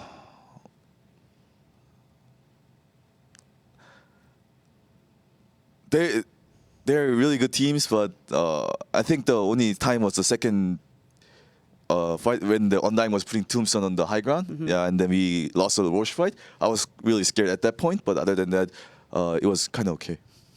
You gave us a nice big energetic yell last time. Yeah. People really enjoyed it. I hate to put you on the spot. Yeah. But do you have any other yelling that you would like to do today? Yelling? And I can take your microphone if you're feeling especially enthusiastic. You ready? Can you hear them out there? Yeah, I can hear them. All right, listen. All right, we're gonna give you guys what you want. All right, we're gonna do it together on the count of 3. Are you gonna do it this time for real? I did do it last time, except you scared the crap out of me, so I stopped. Oh, okay. So this time I'll start to do it with you, but you have to do it louder than last time. Otherwise, it doesn't. It's gonna sound fake because now you're doubly excited, right? Yeah. Oh, you're like, maybe. I'm not sure if I can do it as loud as yesterday, but I'm gonna try my best. I believe in you. Yeah. Come on, March. Okay, ready? 1, 2, 3. Oh, that hurts. Can you hear them? Can you hear them yelling for you? It actually hurts. Oh no! I killed March. much. We're going to get you some water. Congratulations again. You guys have played fantastically in the international. You have a lot to be proud of, and you are really putting South Korea on the map and Dota on the map in South Korea, even more importantly. So congratulations. Thank you. Oh, no, just whisper. We're going to send it back to you guys and just keep it quiet now. Honestly, I'm tearing up. It's fantastic for March, and thank you very much, Casey, for a great interview yet again. It now becomes the March Roar.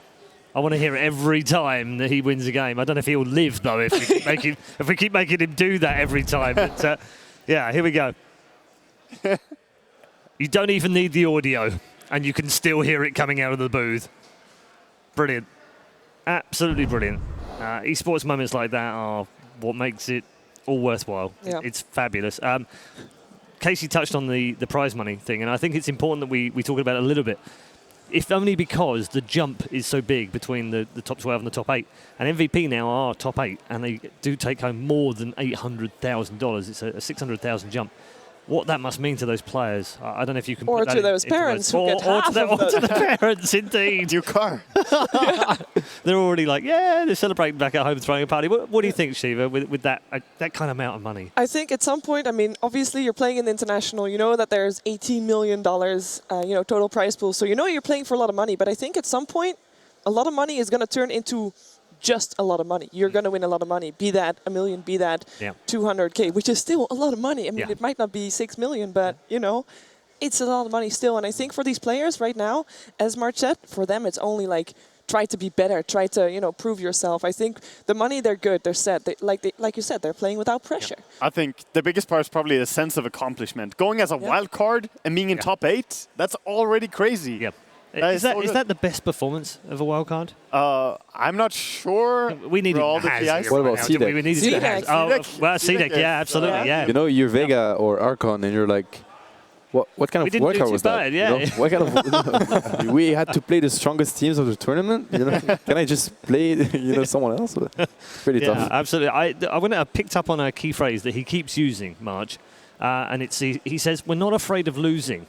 How important is that, Malini? I think they're very fearless, and I actually think it's no coincidence that the playoff or the play-in teams got so far, just because the invited teams, they've had 2 or 3 months. They're probably watching the prize pool grow, and they're like, oh my gosh, all we need to do is make top 8, and that's a few $100,000, as opposed to the play-in teams.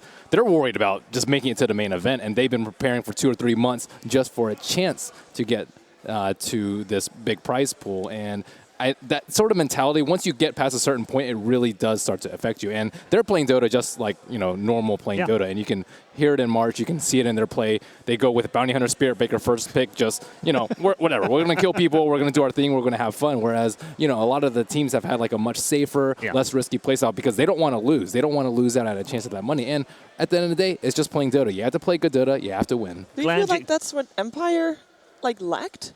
Like that fearlessness? Because that's normally the team Empire that we know, right? Yeah. I mean, Empire did play fearless. They tried to bring the fight to them, but this is what MVP has done every single game, though. And I think it's a big part of that as well, because saying that you're not scared and you're playing fearless is one thing if you're just farming and playing, a normal game of Dota. They don't do that. Yeah. MVP play crazy aggression, so they definitely are fearless. They drafted to basically brawl. They didn't care about anything else. They just wanted to fight the whole way through. There's a great example of that, actually, at 36 minutes. I don't know whether we can bring that one up, because at that particular point, there was that huge fight in the Radiant jungle that led to them taking racks all over the map. And this is a great example of brawling. And at this point, they also have plenty of items on the PL, so he's a huge factor now. In the beginning, his team was carrying him, but right now, he's just taking over the show in these team fights. There's no good counter to him. He just goes in. Bane and TA don't do anything to him. Tuska doesn't do anything. He just goes completely ham. And by the time Silent actually gets some hits in, he has to already blink around to try to find new targets. He just gets kind of around. He doesn't actually get to contribute to this fight as much as he probably would want to. Yeah, I mean, he has time to kill someone, but Peel is just killing people quicker. Yeah. And they have a Lina on top of that as well. The burst damage is definitely there.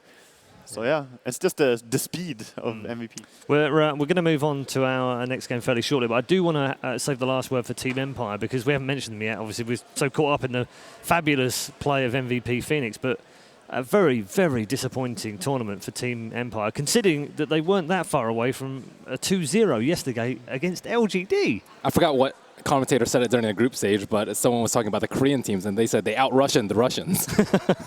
And that's kind of what happened here today. Yeah, it did. Seb, what are your thoughts on the match as a spectacle? I feel very bad for Empire because they didn't show how good they are. They really didn't. But it's also part of the game, right? If you're not able to shine on the important match, then you're not as good as people think you are. And I also feel bad for Silent because I felt like he played incredibly well, even though they lost. I think it was a stellar performance, but it always is from him. So it's a sad day. I don't like seeing people lose, but MVP did definitely deserve to win, and I thought they had the better. They were smarter in terms of drafting as well. You know, Empire came back. They were like, all right, you want to fight us? We're going to fight. They went for the Undying, the Tusk, for fighting lineup, and suddenly PL into they drafted PL. So Empire got caught off guard, and they felt like they had to answer that late game potential, and they went into anti-mage, but it was a very mixed draft.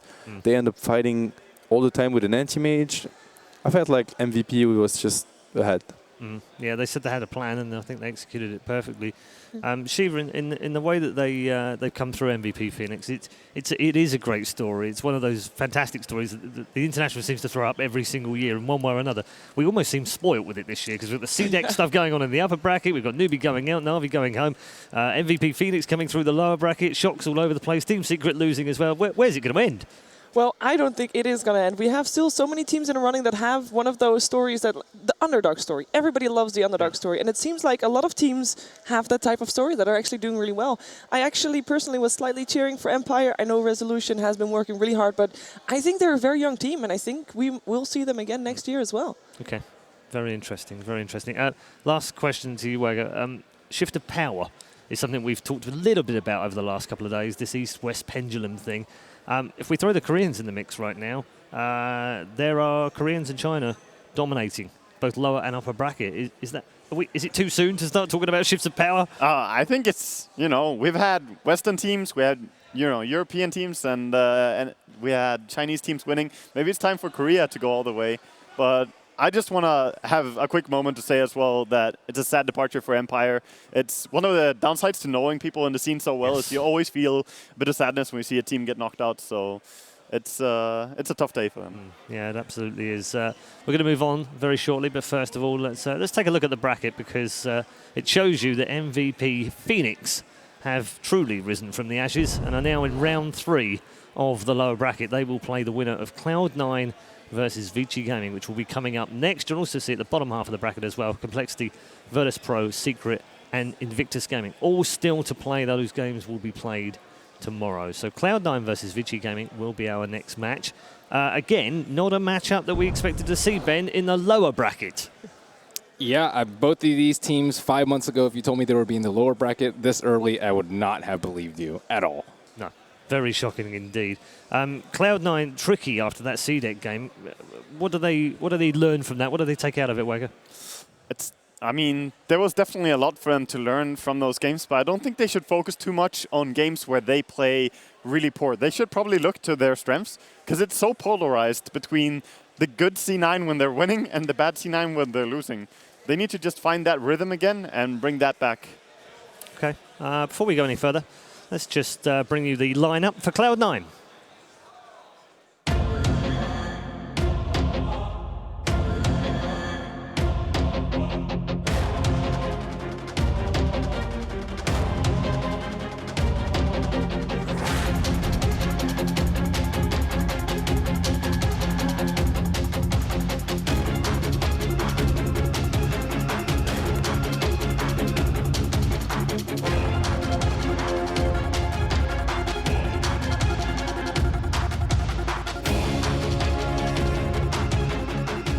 There we are then, the lineup for Cloud9, full of star players and star power. And what have they got that can be brought to the lower bracket? They are on the verge of that lower bracket, of course. Not perhaps where they thought they were going to be. Misery's going to lead the team out into the arena to, unsurprisingly, huge ovations, because they are a very popular team, it has to be said, not only with the fans online, but also with the fans here in the Key Arena. They are going head-to-head with a formidable foe as well. Here's the lineup for Vici Gaming.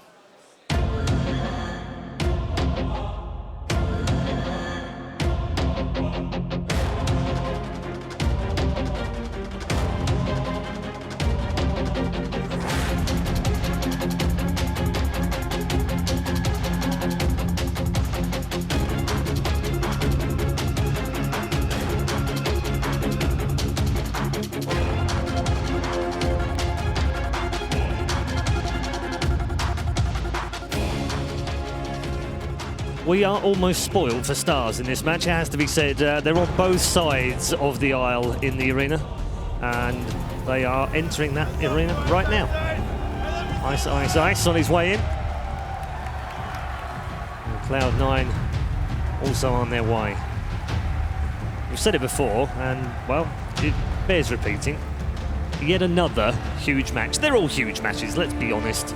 At the International, it doesn't matter whether they're upper, lower, group stage or wild card. They're all massive games. After yesterday, this was the match that I looked forward to the most, though, actually. For today, we've had really good games, and I feel we're always spoiled at that. The TI, we have the best games of the year, but this is the one that I look forward to the most. Why, specifically? I believe they could be really evenly matched, and I think that Vici Gaming versus C9 is a game that's hard to predict in any single way, not just because of C9's fluctuating results, but also because of how Vici Gaming has a good way of understanding them, I think. Okay, Seb? I really want to see Cloud9 bounce back because I thought yesterday they really underperformed. Also because they're like, to me, one of the only remaining hope of Western, like European Dota right now. European Dota has played 13 games so far in the main event and won only 2 maps, not even games, just 2 maps. Like European Dota is then getting wrecked completely at TI.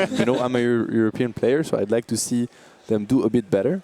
Okay. Although I'm happy the Koreans and the Chinese and the Americans are winning, but come on, that's a bit harsh. 2-11. A bit harsh. Yeah. Yeah, no, it is. You're right. I mean, I didn't want to say wrecked, and I'm glad you kind of did, because then, it's a fair assumption so far. I think we need Cloud9 to step up, don't we? Shiva, what do you think? I think this is definitely the match that I was looking forward to most today as well, just like Waga. I think we're going to have an amazing game on our hand, or games, multiples. I think we're going to see all 3 games. And in the words of Draskell, he said, as long as Cloud9 plays Dota, Dota is not going to be boring. So I'm expecting big things from this series. And mostly, I'm just hoping for, kind of also slightly biased perhaps, that Cloud9 is going to do really well. Okay.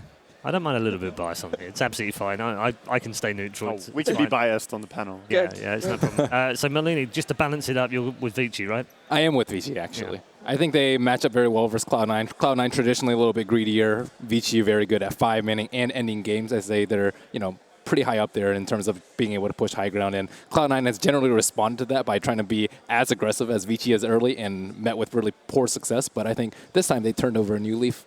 Okay. Generally, and this is a question to all of you, open for discussion, key player on each side. Who do you feel it is? Farah on Cloud9, I say. Who? Farah on Cloud9. Okay. I'm actually more for supports on C9. I think they're more consistent in general. But yeah. I think for C9 it's Misery. For Vici, I'm looking at How. Mostly. How has been... when I first started casting Dota, I at some point casted the TI2 group stages, and I followed Tong Fu. And Tong Fu had How playing in it, and he was a mid-player at that point, and he played loads of Queen of Pain. Luckily, he's been playing that again this tournament. And I just became a fan. I can't help it. So I'm looking for him as a carry. He transitions so well into being a carry, farming, but also being super aggressive, because he never really let go of that mid mentality that he needs to be active in the game, and I just love to watch him play. How is a monster, and he showed that at TI4 if nothing else. So I definitely respect him as probably the strongest player on Vici. Yeah. Okay. Who do you think is the most inconsistent player that you're looking for a consistent performance from? That's probably on C9's side. If you're asking me, it's hard to say. Like, Eternal Envy goes for the big plays, and sometimes that can fail very hard, but it also can give huge payoffs. So I guess that's inconsistent in a way, but it can be worth it. You don't always have to be consistent if it's that good when it pays off. I would mostly say Bone7 perhaps, not because, I mean, he is slightly inconsistent, but I compare him then to Ice Ice Ice, and Ice Ice Ice is just way more consistent than Bone7 if you compare the two. Not that Bone7 is always inconsistent, it's just comparing the two, Ice Ice Ice takes the cake for me. It's hard to compare players from team to team, I feel, because they also have different roles, and Bone7 is the guy that's going to have to find openings, or they put a lot of pressure on him because both Farah and MV are quite greedy. And he doesn't get the space to be greedy. He has to make something happen with very little.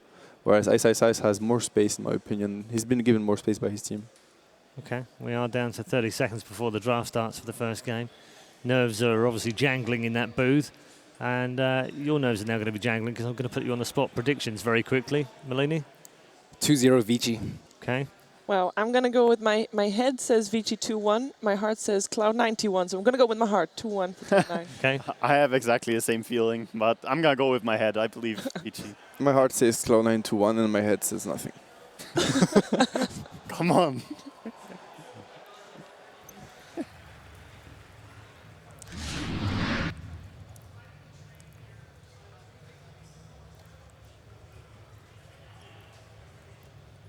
Okay, draft time for game one. Cloud9 versus Vici Gaming. Everyone, hold on to your seats seriously for this one, because I've got a feeling this could be an absolutely monstrous game on a roller coaster we haven't seen yet at the International. Priorities are going to change. I don't think Bounty Hunter will be let through any game in this series. I think Wisp will be high contention, and I actually think Broodmother is going to slip by at least one of these games, because both of these teams love Broodmother. Yeah, that's a full possibility. And I think Wisp is high priority, as you said, but I'm not sure if Vici are 100% about banning it, as C9 just came down from winner bracket, losing when they played Wisp.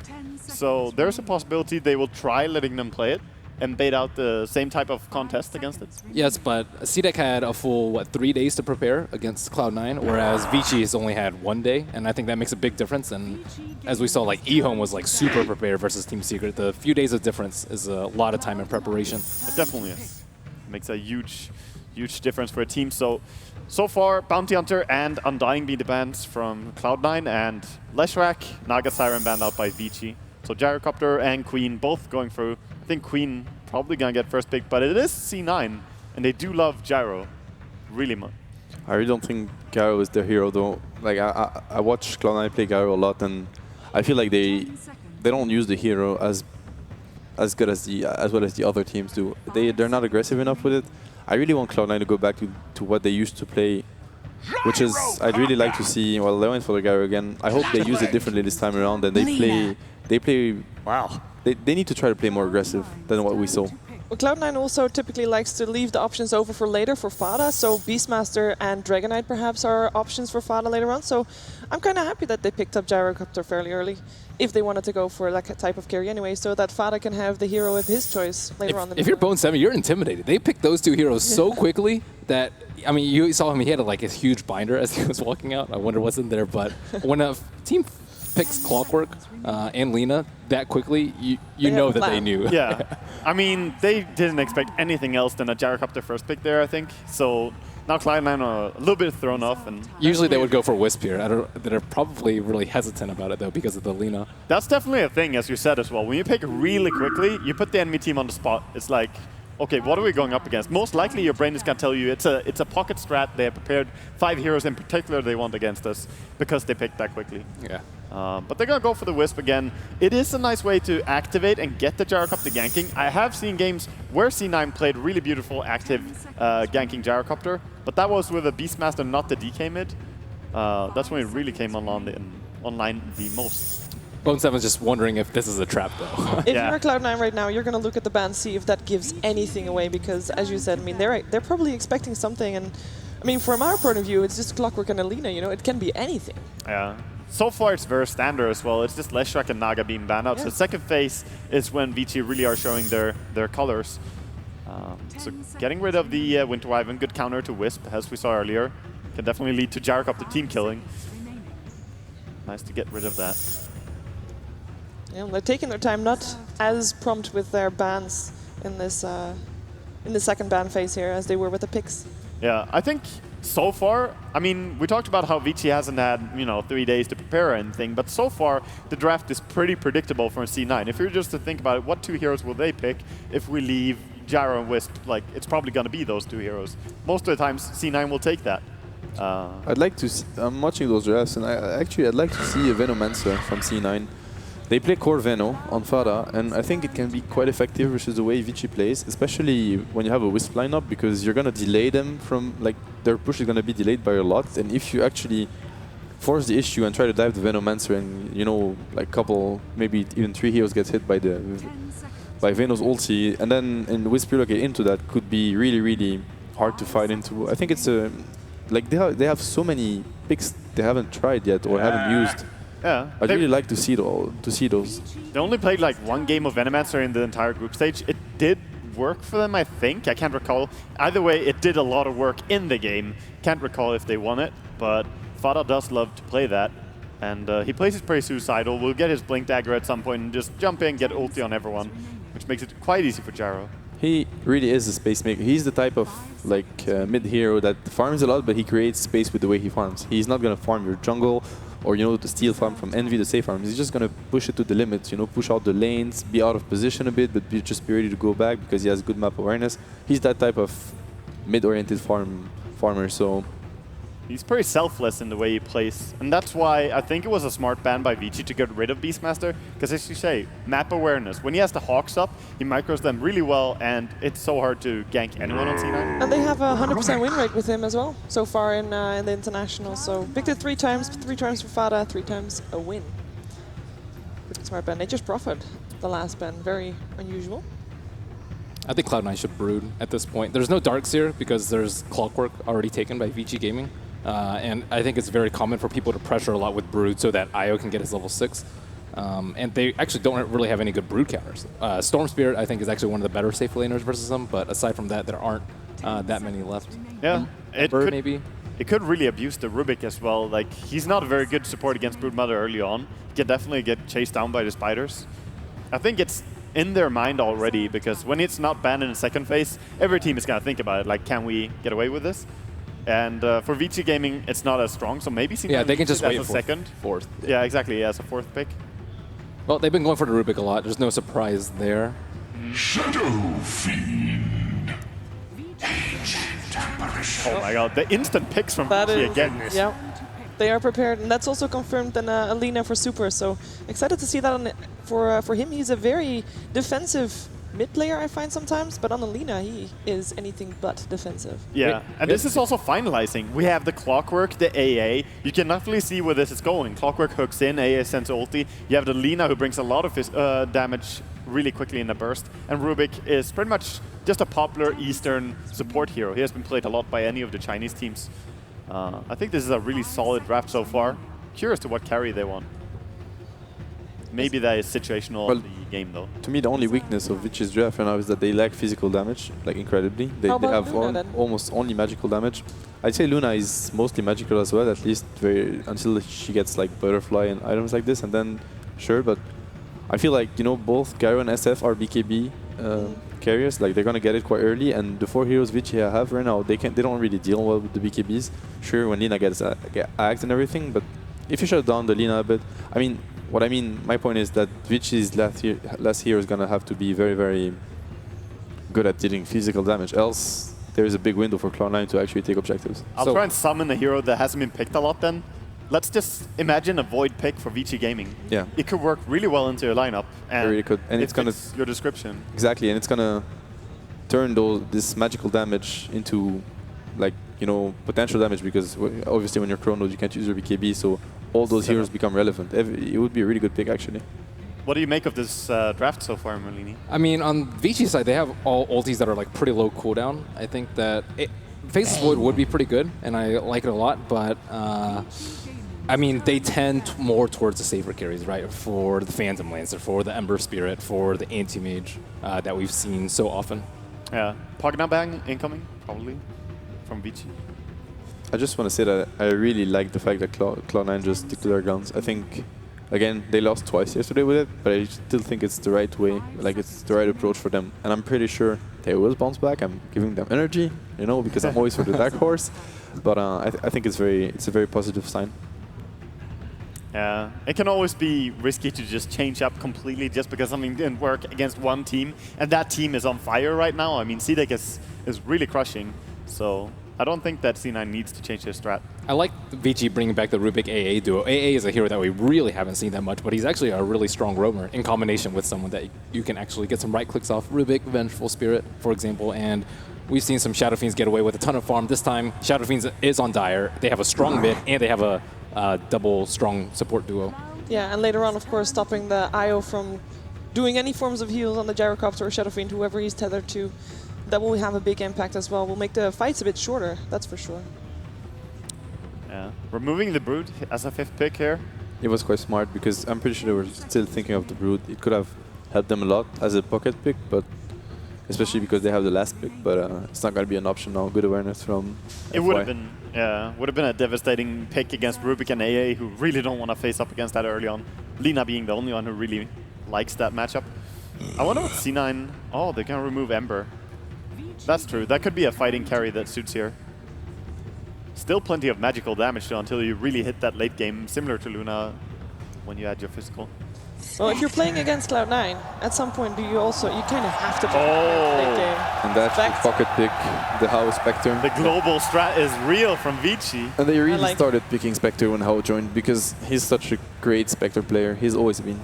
I'm excited for this. Spectre is one of my favorite heroes to watch. Despite her being farmy and slow, her ulti, I mean, you can contribute every time you have it up. And that's more than many carries do, actually. Cloud9 have a big opening, a really big opening, because Spectre is not also this physical damage dealer. I think they need to get something that wants to group up as well. And when they get those BKBs on Gyro and SF, they just go and push towers. Yeah, Spectre's super risky here. Like, her laning phase is really, really weak. We've seen Cloud9 run Gyro Wisp in the off lane a lot to pressure stronger melee carries than Spectre, and Spectre being super weak, the Rubik and AA can't really do that much. I think an aggressive hero like this is great. I really like the Phoenix because they're going to force the issue not too early, but at some point they're going to be on the offensive, and that's very good for them in that game. Yeah. Okay, thank you very much. We will be returning to the analysis desk at the very end, but now time to go over to our commentary team for the final game of the day. That's right, I'm Capitalist. I'm joined by Blitz. Cloud9 versus Vici Gaming. And as you can see, we've got some rabid fans on both sides of the table. But one of these sides of fans is going to be walking home pretty sad because we are in our last series of the night, and it is an elimination match, Blitz.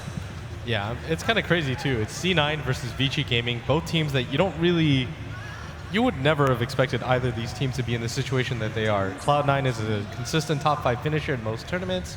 Vici Gaming throughout the year looked dominant at various stages, and the fact that one of these teams have to go home and have a chance to play against MVP Phoenix, who already waits for them in the top 8, is pretty absurd to me. All right, so we have our game started here. What I love about this first game between Vici Gaming and Cloud9 is that we've got some signature heroes on both sides of the table. So let's run over them, shall we? Eternal Envy is going to be playing as Gyrocopter Misery. Signature hero for him, probably one of the best Banes in the business. We've got, of course, Big Daddy No Tail on his Wisp. Mid is going to be Fada playing the SF, and that just leaves Bone7 playing the Phoenix. But here's another one. Vici Gaming, they've got Hal playing the Spectre. Blitz, what did you think about that last pick, Spectre? I really like it. I think it synergizes incredibly well with their lineup. They've got the AA ultimate plus the Clockwork Rocket. There's plenty of damage to specialize with the Haunt. And he's one of the best Spectre players in the world, if not the best. He's one of the few people that still run it. And that's how you know you're good at a hero. If your team still runs it for you and nobody else picks it, it means that it is a hero that you specialize in. But C9, like you said, they've got a few flavor picks. An interesting thing about Bone7's Phoenix, apparently, I mean, No Tail was a god at the hero, and so he actually helped them a lot in learning it.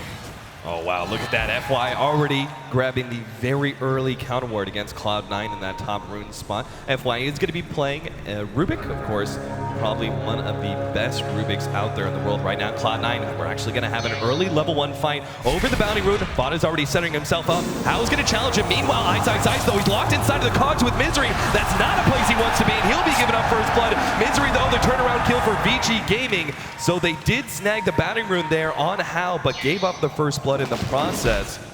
And that top bounty rune is actually still there. All 5 members of both team went down to the bottom. Looks like Bone7 is going to be the one to snag it. And Bone7 has a pretty absurd start. He got the first blood last hit. He's about to get a bounty rune. Halfway to level 2. This is going to be so difficult for Ice to recover, who decided to go for the boots build. But Bone7, knowing that he was going to be in the safe lane, opts for a much less defensive build. This is a lot better for the lane, just because Ice only has 1 set of regen, and that clarity is not going to help him in this lane. Whereas Bone7, 2 sets of regen, immediately going for the for the Tranquil boots, which he already has pretty much. Yeah, that's going to be huge, the fact that he can pick up boots right away. And this matchup is not terribly favorable for the Clockwork either, right? Because the big thing about Fire Spirit slowing down your attack speed so drastically is that Ice, if he uses cogs at the wrong moment and he's Fire Spirited up, he can't actually get out of his own cogs. Oh yeah, I guess that's a really good way. I didn't think of that. it's going to be hard for him to deal with this lane regardless, just because of the advantage that he started out with. Giving a hero first blood, especially your offlaner, and I guess in this case it's the safe lane is going to help so much as Ice already has a lot to deal with. But in this bottom lane, I mean, this is the interesting thing for me. How often do we see the IO played in the safe lane? But already grabbing Big Daddy. He's so tether away, but the right click is still there. And now Misery is trapped up against 3 heroes. He will be able to run down river and will be fine. Judging that, they've already lost their Wisp. Is it still worth it? Cloud9 running an aggro tri-lane here and leaving Bone 7 a favorable lane like this. Is the trade-off worth it, Blitz? I think they just kind of have to stick with it at this point in the game. Like, there's nowhere else for them to really go. The Bane can just rotate around, which I guess is the next best thing for him to do, and Super's being harassed pretty hard, and he's going to go for the rune at top, but Misery does want to try to get aggressive, but they have a ward right there. The problem right now is that FI denies the rune right in front of No-Tail, and he actually really needed that. He started using most of his bottle charges. He only has 1 left, and how often do you see a lane with Gyrocopter tri-lane on tri-lane lose? Yeah, it's very rare, and just all that pick off on the Wisp early on, and now him not being able to have any offensive power whatsoever in this lane, just the tether by itself. I have to say, I keep looking up to this lane, and I'm loving what Ice is doing here. Every single time he's trying to utilize cogs to push back Bone 7 and burn away his Fire Spirit's mana, which is the most dangerous part of the Phoenix, obviously. Especially level 3 and level 5, it's really big power levels for Phoenix in a 1 versus 1 scenario. Just the damage over time is so extreme, especially when you already have that range versus melee advantage. It's tough for Ice to survive in that lane, but burning the Phoenix's mana is the best way to go, and he just keeps on punishing Bone 7. Yeah, and he actually gets his salve canceled. And if you just take a look at the difference in CS right now, Ice, who started out with just boots, 1 set of regen, is already up to 13, really close to the top of the game, and the Phoenix is just at 9 right now, so none of the lanes are going too well for C9 Gaming. I love the choice by him to go for the bottle.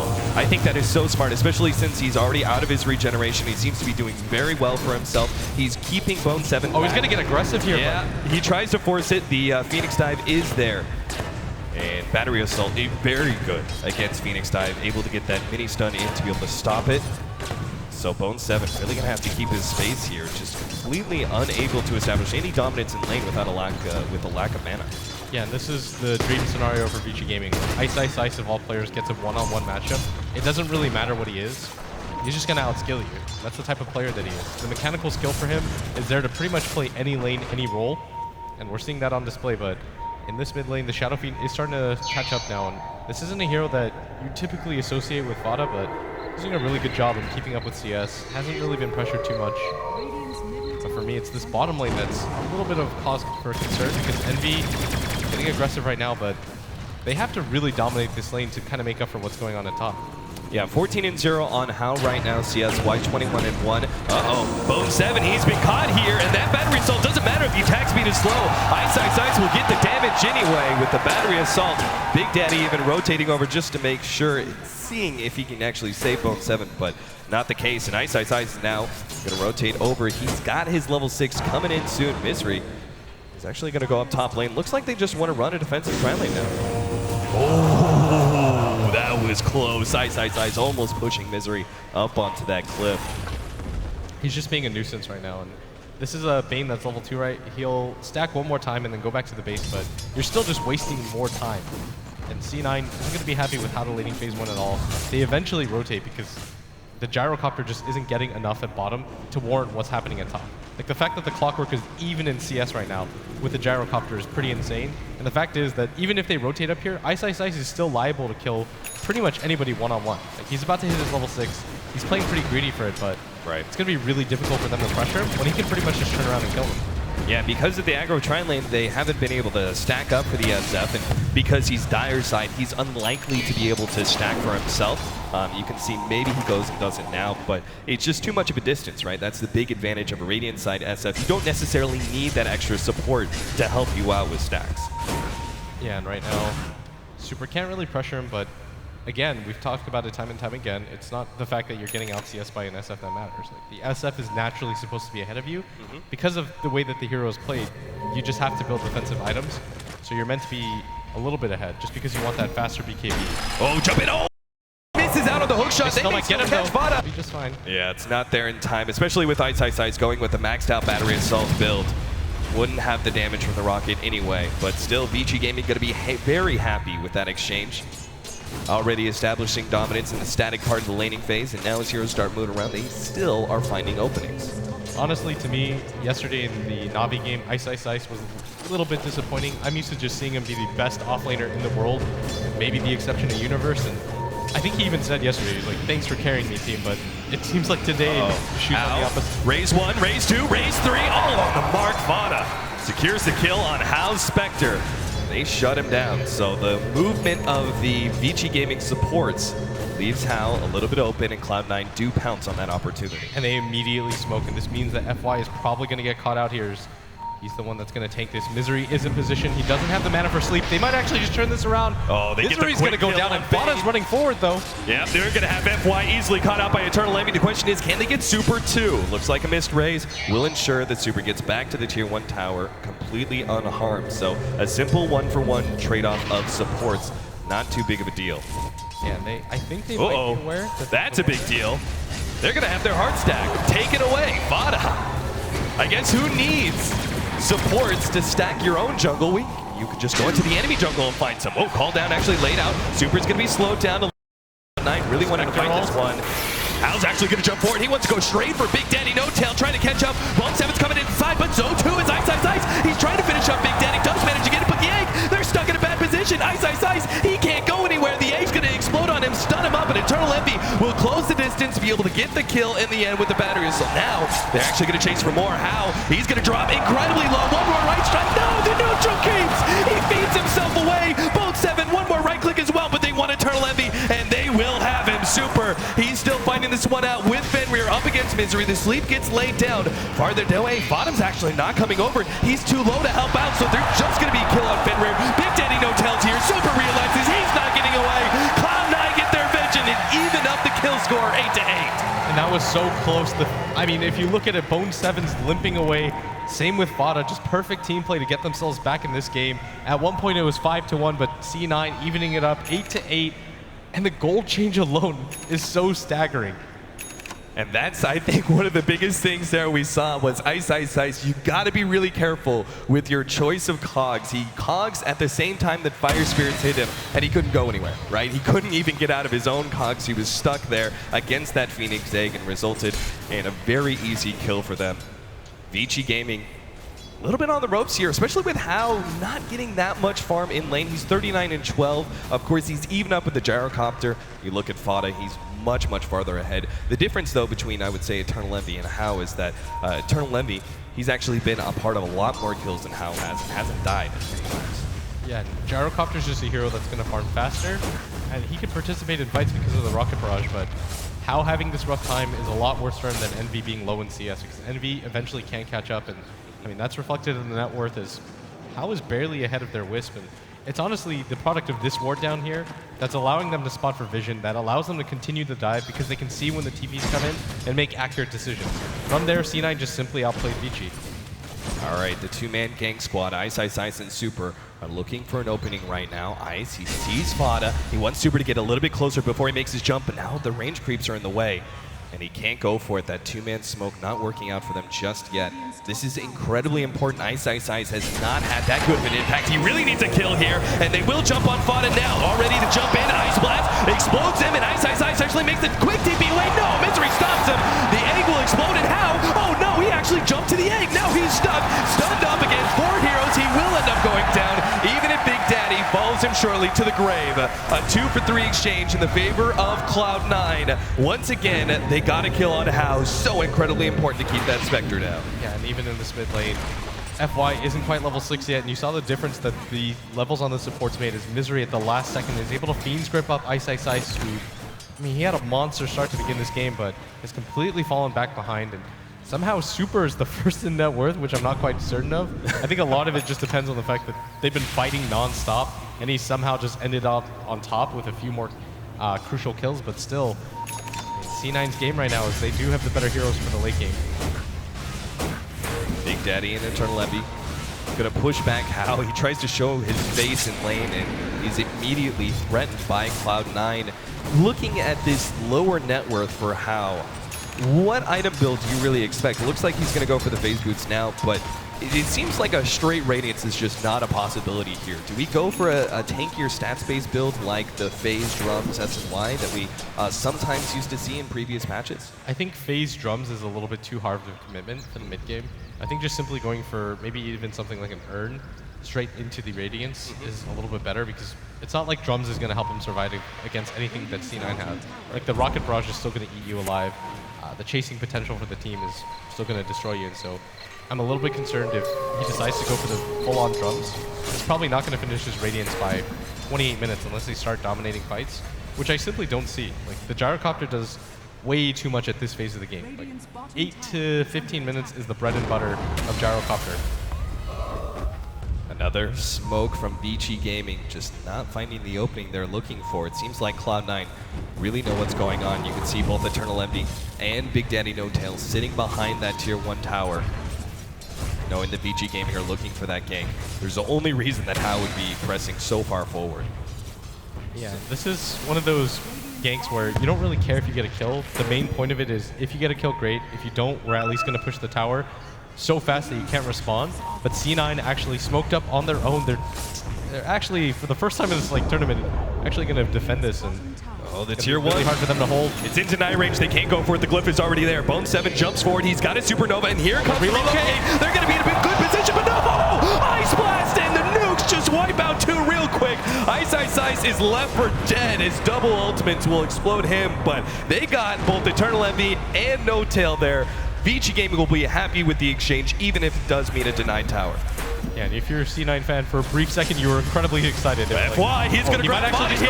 Line Strike Array is there, and even if they don't have Laguna Blade, they're still going to be able to have enough damage to burst down Fada. Hao joining in on the fun with his ultimate. Incredibly important kill as Cloud9 feel their core is actually taking a step backwards in net worth. This is such a confusing game because it's like, okay, C9 probably have the advantage. They're going to relocate it behind. Vici completely predicts that. I mean, Fender is one of the most underrated players in Dota. Shoots his Ice Blast directly into the 2 relocating heroes. And then they still win the fight, but then Fada gets picked off right there, even with the mech. Vici Gaming have a little bit too much damage, and this is probably the most back-and-forth game right now that we've seen all throughout TI5. 13-12 in just 14 minutes. Yeah, incredibly high-action game. Ice is going to be looking for another opening here. He had that kind of advantage in his 1 versus 1. It went so well for him. He needed to be able to establish tempo. Him moving around with Super, finding pickoffs, essentially just being this 2-man gang squad, getting kills all over the map to free up room for Hao to farm up, as well as potentially Fenrir, who looks like he may be going for a Hand of Midas now with the Gloves of Haste. Yeah, you don't really need items if you're an Ancient Apparition because you're typically just not going to come to fights. You'll just fire off the Ice Blast, so it's better to just build as greedy as possible. I think that's actually reflected in the fact that AA has the highest KDA, just because he never participates in fights. Yeah. He's not meant to die. You don't get an abandon if you're AFK for 5 minutes. You're just going to sit in the middle of the jungle, throw your Ice Blast, and hope you don't get picked off. But something I do want to point out is Misery already has a 4-staff just 15 minutes into the game, and this will impact a lot. Now, talk about item choices for Misery. What other items could he have gone for? I'm looking at like potential Glimmercade pickup would have been great against all this magic damage. Is the 4-staff just because the clockwork is sort of the extra factor that forces you to go for that mobility item? 100%. He's one of the best initiators, so if you can just take him out of the game by making his cogs a little bit more useless, it's going to make a big impact. But there's that 4-staff coming into play with Relocate on top. Hao in serious trouble, and they don't even try and save him. FY, he's like, sorry, buddy. You're done for. There's no support here. Vici Gaming unlikely to mount a response, at least yet. With the Relocate back, perhaps they'll still go for an opening here. FY is going to be hit by this call down. Ice jumps in now, trying to go for Eternal Envy. Maybe that's not the choice. Eternal Envy is hit and going to be blown up by that Ice Blast. And the combination of nukes out from Super. FY comes forward and actually steals, what did he get? Brain Sap. Decent ability snag, but ultimately is not going to change the tides of these fights. Cloud9 with their 4-man will start backing up. Still a 2-for-1 trade for them. You do lose Envy, but at the same time, you pick up the Spectre and further slow down his progress. He actually opted to go for the Vitality booster.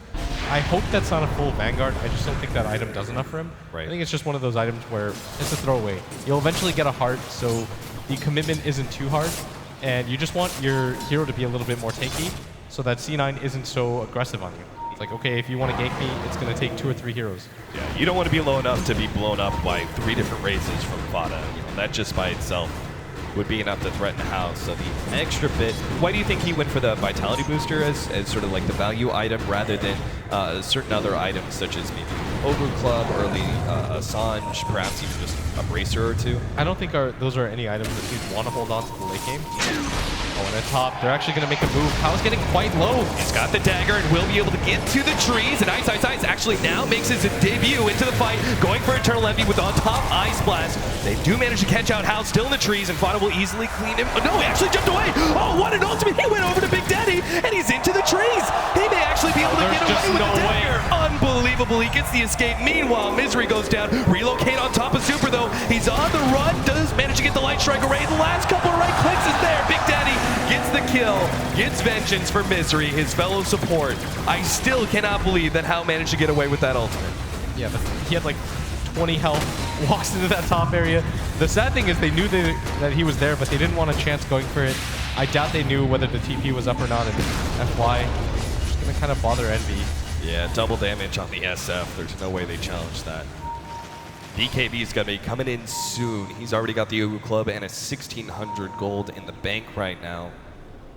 It's going to be tough times. Once they get the double BKBs, the Gyrocopter and the SF, they've got a really great supporting cast in the Bane and Wisp. You don't necessarily need a whole lot of items, and same goes with the Phoenix. He just needs levels, which he will have that level 2 Supernova, which is a huge jump in power for the Phoenix. It seems like Cloud9 are going to reach a certain peak of strength within the next 5-7 minutes. Yeah, right now I'm a little bit concerned for Vici Gaming because it's 15-15 and you're seeing kills back and forth, but this doesn't actually benefit. Oh, he's just half a second too late.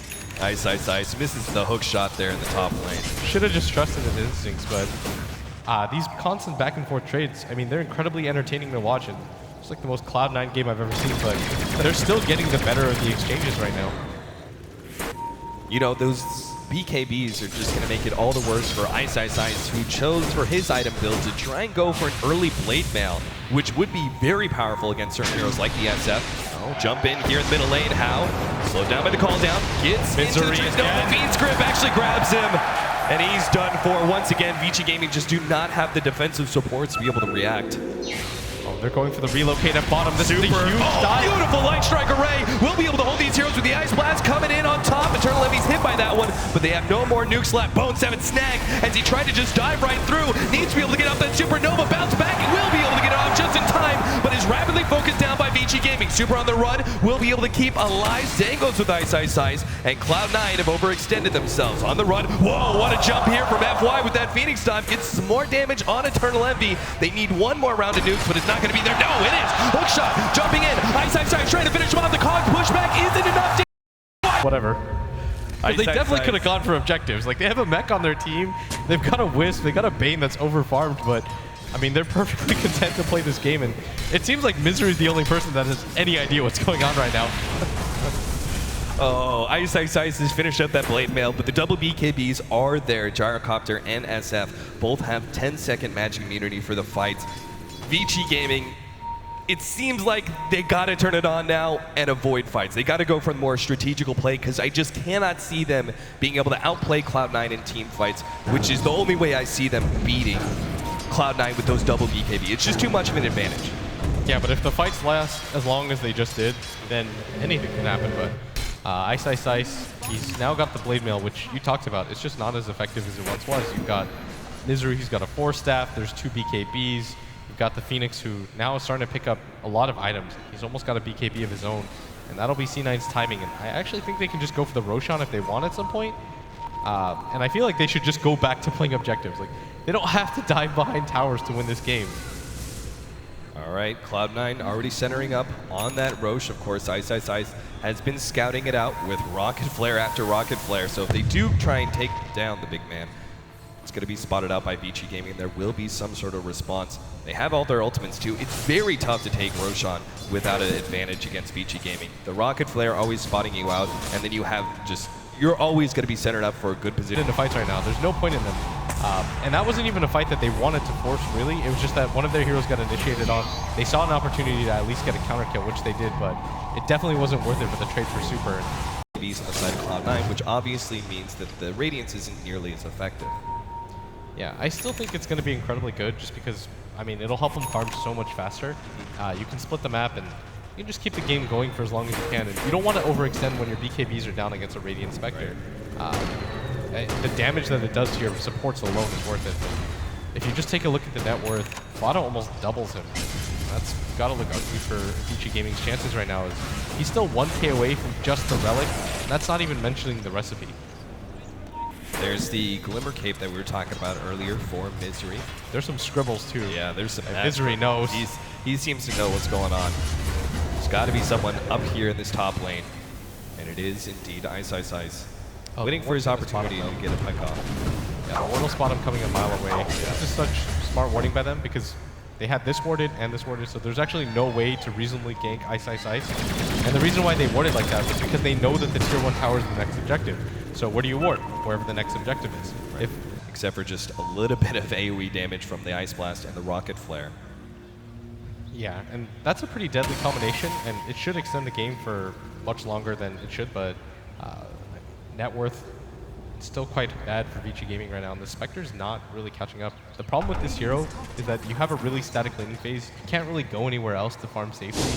Jungling isn't really an option. There are a few builds that you get like pulling. His next item choice, he had a lot of gold on him. He is choosing to go for the Scotty. I was just about to ask you. Butterfly, I feel like Scotty's the better option here solely because the pure damage nukes. Oh, top lane, they're going to try and burst down Eternal Envy. Big Daddy O-Tail comes in, trying to go for the save, but now he's pushed back. He's going to go as well. Vici Gaming have just found a huge opening. Adam lane, and now it's going to be caught. Beautiful bot blocking from Bolt 7. How he's searching for a way out of this death hole that he got himself into, but the 3 heroes from Cloud9 will ensure the kill at the very least. That was a huge pickoff in that top lane, but it all just kind of gets thrown away with Hao's jump to bottom. That had to have been a misclick. There's no way that they keep the game going for a little bit longer. They slow down Eternal Envy's farm, and more importantly, they buy some time for Hao. Like, if Hao hadn't died there, he'd have his Radiance, and that would just push C9 to the point where they just have to go for high ground at some point. Do you agree with Vado's choice to go for the Scotty, by the way? Yeah, I think against a team like Vici, I think maybe Satanic is the more likely option. Like Helm of Dom, get a Satanic, wait out the Ice Beam. I think going for the Scotty is too defensive. All right, no relocate shenanigans for F1. Dang. You just decide 23, despite the very even kill count right now. Cloud9 are ahead by about 8,000 gold, 70 experience. Late game advantage, 45-50 minute marker when the Spectre is finally coming online. They're going to have the Aghanim Scepter coming in for Fenrir soon as well.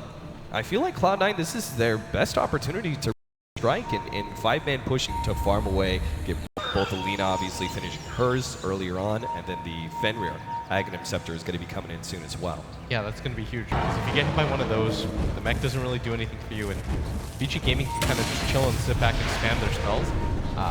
But they're probably just waiting for the Roshan more than anything. There's no real reason to risk it, and Hao at top is so afraid right now. Like, he knows something is up, but I think he might just risk this. There's like 10 seconds that go by and nobody shows up on the map. They're throwing out the stuns. Hao. Misery, he's found Hao. Super, he's trying to stop this one. There goes the hook shot all the way in. Ice goes in the back. Vada's going to let go the ultimate, but they've already taken down No-Tail with, oh my goodness, what a big combination of plays. Both 7 Eternal Envy will single-handedly take out all of Vici Gaming. And now they're going to march straight through the tier 2s, go up to tier 3s as well, see if they can force the buybacks, but there's not a single one out from Vici Gaming. Yeah, there was no way that was the right choice. Vici Gaming, I think they had an idea of what was up, but you just have to give that tier 2 tower up, if anything, and just play a little bit more safe, because you know how with that Radiance can continue to out-farm, but it doesn't even matter, as they're already going on the high ground. Nobody from Vici Gaming really affords a buyback here, because they just had to all-in go for items right now, and this is going to mean Elena Rax guaranteed. FY doing his best to extend the game. Decides to split up, but guaranteed Rax in 33 minutes. Well played. The range Rax going to be left to the range creeps here to finish out. And they'll deal with both the middle and bottom lane pushing in. So Cloud9 have just given themselves a gigantic advantage. Before the 35-minute marker, Vici Gaming obviously suffering quite heavily. Even if they did finish up that Radiance on the Spectre, You're going to need a lot more items to deal with a very farmed gyrocopter in SF. Yeah, they're just waiting for the next Roshan to be able to go straight down. I think you continue to just further take control of their jungle. I'm pretty sure they still have the gem. Yeah, Bone 7 still has this gem, so you just continue to take control of the jungle whenever you can, and just make it so that Vici Gaming are holed up in their base. If you only give Hao the top lane to farm when it already has super creeps, I mean, slim pickings.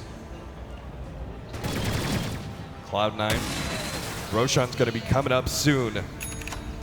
Do they actually go for Roshan? Because it is rather dangerous versus an Ancient Apparition, as well as a Clockwork. There's a lot of potential for Vici Gaming to be able to intercept you in your attempts to take that Aegis.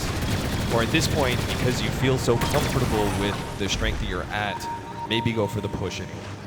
I mean, I think you go for the Roshan, go for the push, all-out assault. You just completely dominated in a team fight. Vici Gaming, they don't have that Aghanim Scepter quite yet on Fenrir. That's probably the item that's going to change their luck the most in this game, but I mean, C9 can just hold back, do whatever they want, because Vici Gaming can't really spread out that far to farm. Like, you can use this section of the jungle, like these, maybe these 2 creep camps, and then here's where you draw the line. Like, Hao is playing really risky at this point, but he has to, right? Because he has to find farm somewhere, but I mean, there's always going to be a risk at this point just because C9 have so much control of the map. Oh yeah, the items just keep on being raked in. Ooh, there it is, double Aghanim Scepter. I was wondering what FY was going to do with all the gold that he was picking up.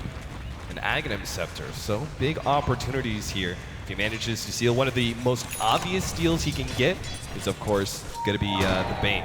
Fiend's Grip. This is so smart from Vici, because C9 is never going to expect them to go for this.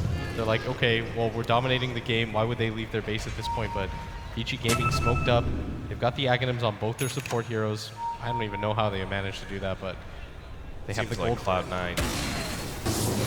Either they seem to know something is up, which would be a little odd, or they just want to play this as defensively as humanly possible, perhaps given their track record for being unable to close out the game as fast as they would like to. So they're going to play this very defensively. Around the Roshan pit, waiting for Vici Gaming to show themselves. They know eventually they have to go back and deal with that top lane that's pushing in. Yeah, and Fada just continues to push in this mid wave. What they're trying to do right now is force Vici Gaming to go back and defend lanes. So you'll notice that Hao's at top, and nobody from Vici really wants to go back to defend, because if you show yourself on the map, then C9 just immediately go for the Roshan, but it looks like they're going to go for the smoke instead. Of course, this is the big advantage of running a Spectre, right, in that you can have that hero be up in the top lane, split pushing, whatever, and can still be there to join you for the rest of the fight. So if Vici Gaming still wanted to position themselves around that Roshan pit, or around to defend the tier 2, Hao can join them at any point in time. He just continues to steal spells. That's going to be the short raise, I believe. Not sure if FY is really going to make use of that one. The tier 2 very rapidly going down as Cloud9. Here comes the first Ice Blast here. Jump in. Telekinesis are going to try and blow up Fada right away, and they are successful. Taking him out, and now Vici Gaming perhaps just want to get out of this one. Ice is already dead. They have the Supernova on top. Looks like Cloud9 Super wants to go for the kill now on Misery. And it's just stun him up a little bit, slow him down. The dagger is there as well. No tail. They actually managed to get a really good stun. FY jumping forward. He's off the Alpha. He's going to be able to pop that one. And Cloud9, they're going to get out of here. Misery's going to go down. He sleeps himself 4 steps away, trying to get some distance desperately, but will not be able to get away from Hao. Oh, and he's still alive. He is unbelievable. He's slowing down Eternal Envy for the rest of his team. They're going to get to Eternal Envy. No tail goes down first. He's dead as well. The Ice Blast over the top. FY, F God. I don't even understand what he just did there. He steals the sleep. He somehow gets the egg, completely turns the fight around. Vici Gaming with the wipe of the century. I still can't comprehend what he just did, but I mean, you talk about supports not being impactful in the late game, but you just proved it right there. That Aghanim Scepter went to work. Unbelievable. Over a 15,000 net worth advantage for Cloud9 is now being threatened as Vici Gaming start pushing outside of their base. They're going to try and get some objectives here, go straight for that tier 2 in the middle lane. Just getting whatever the gold they can to rack up for Hao, who now has a Yasha in his inventory. I mean, just look at the items that C9 have right now. They almost have a full, they actually have the full Satanic on Envy. He's got a BKB that isn't even at 6 seconds. It's still at 7.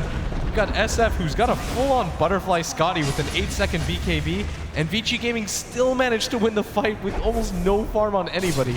I just actually can't even comprehend that that just happened. And in such a high-profile, high-pressure match for Cloud9, that's got to rattle you a little bit that you're up so far ahead, and Vici Gaming just managed to take a fight against you, but they can't afford to give up any room for Vici Gaming to sit back and farm. They're still in a really great position, and that Roshan is still up. Vici Gaming were unable to take it during the downtime.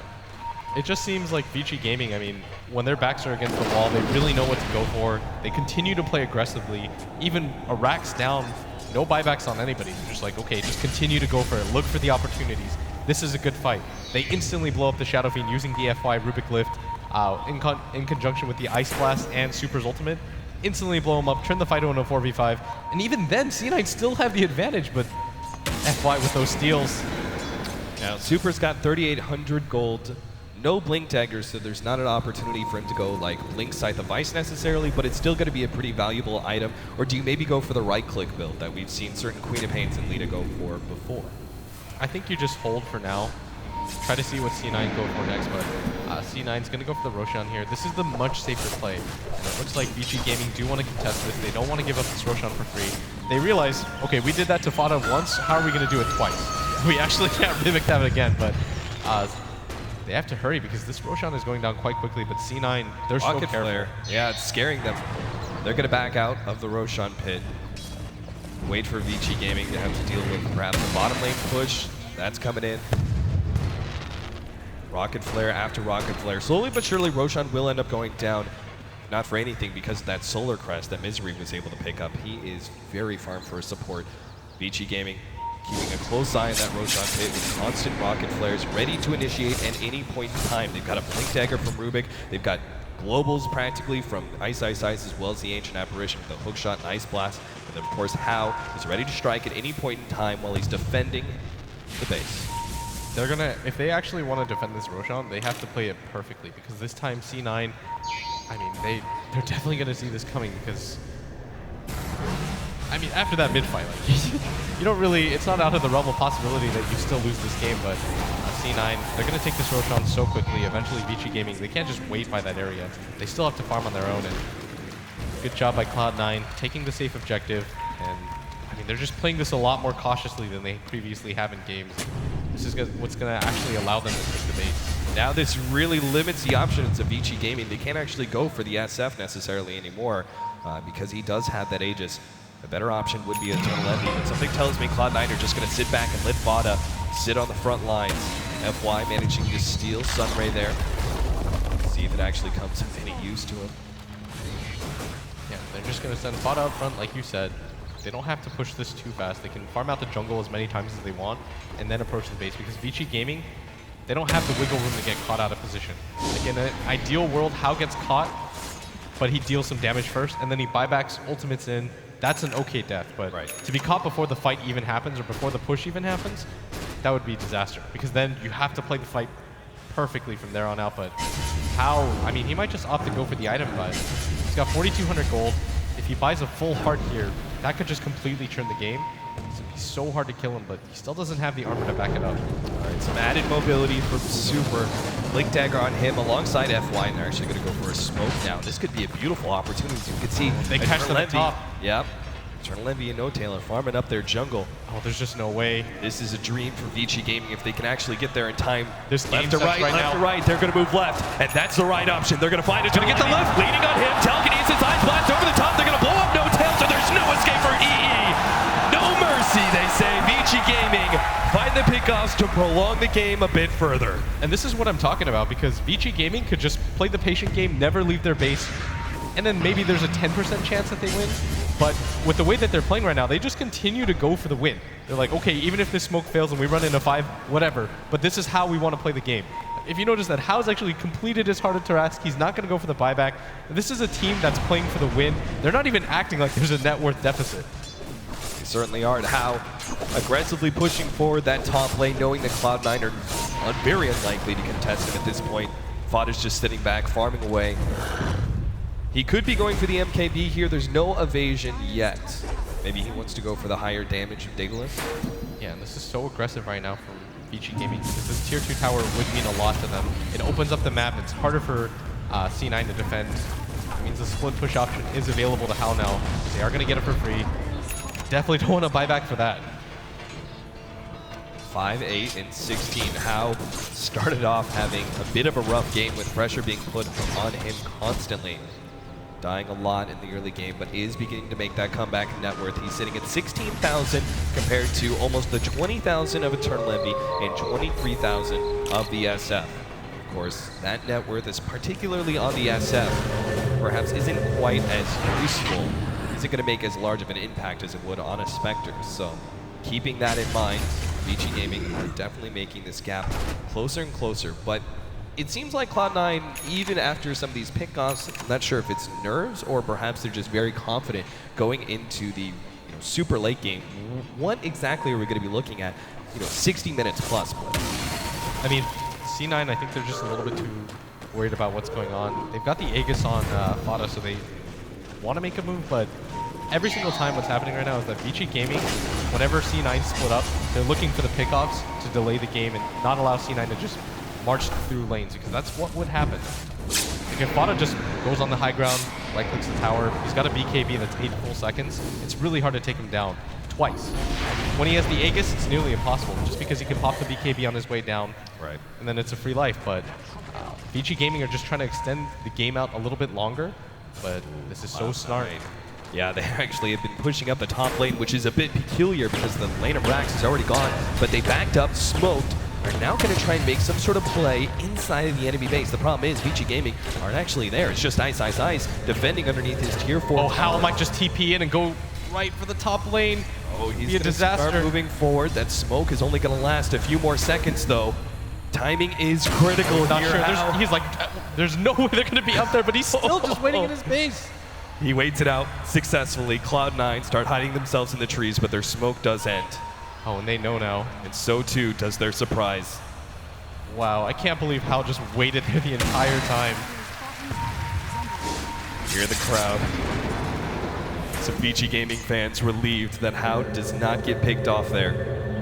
He was very close to not having buyback as well. You want to see this game continue. Yeah. If you're a fan of Dota right now, it doesn't even matter who wins at this point. All right, so there goes. The Aegis advantage is gone for Cloud9. 3.5 minutes until Roshan is back up. Vici Gaming, I think, just bought themselves a good 4 minutes of farming time. You think Vici Gaming waits for the next Aegis? It's going to be. Or do they push out now, are you saying? Yeah, I think they probably wait for the Aegis cheese. Like, if you lose another fight, all of a sudden, everything just swings around. Right. Vici Gaming already have the momentum on their side, and they're pretty confident that they can win a fight over Cloud9, so just to kind of make things safe, you probably wait for the Aegis cheese and then just go all in for a 5-man push. But if you're C9, you can definitely wait that out. You can place some more aggressive wards. They've got a gem on Bone 7 still. And Vici Gaming, they're not really going to risk it. Like, maybe they go for a smoke gank at some point, but for the most part, they're just going to be grouped up as 5. And I feel like the most important thing is getting vision up. There's no smokes on either side for the next 6 minutes. So Cloud9, they already are holding on to that gem. Misery's got it right now, and they're taking away some of the vision away from Vici Gaming. I feel like both sides need to try and do something like that. Vici Gaming, just to make sure that they don't get caught by Cloud9's aggressive 5-man. And of course, Cloud9 not wanting to give any openings for Vici Gaming to farm up in relative safety. Cloud9 seem to be rather scared right now. They start backing up to the middle lane. No one is leaving this 5-man stack. Last time they did that, Eternal Envy and No-Tail got picked off in their own jungle. Yeah, this is pretty crazy right now because C9 have a 10k advantage, but they still aren't willing to get in the fight.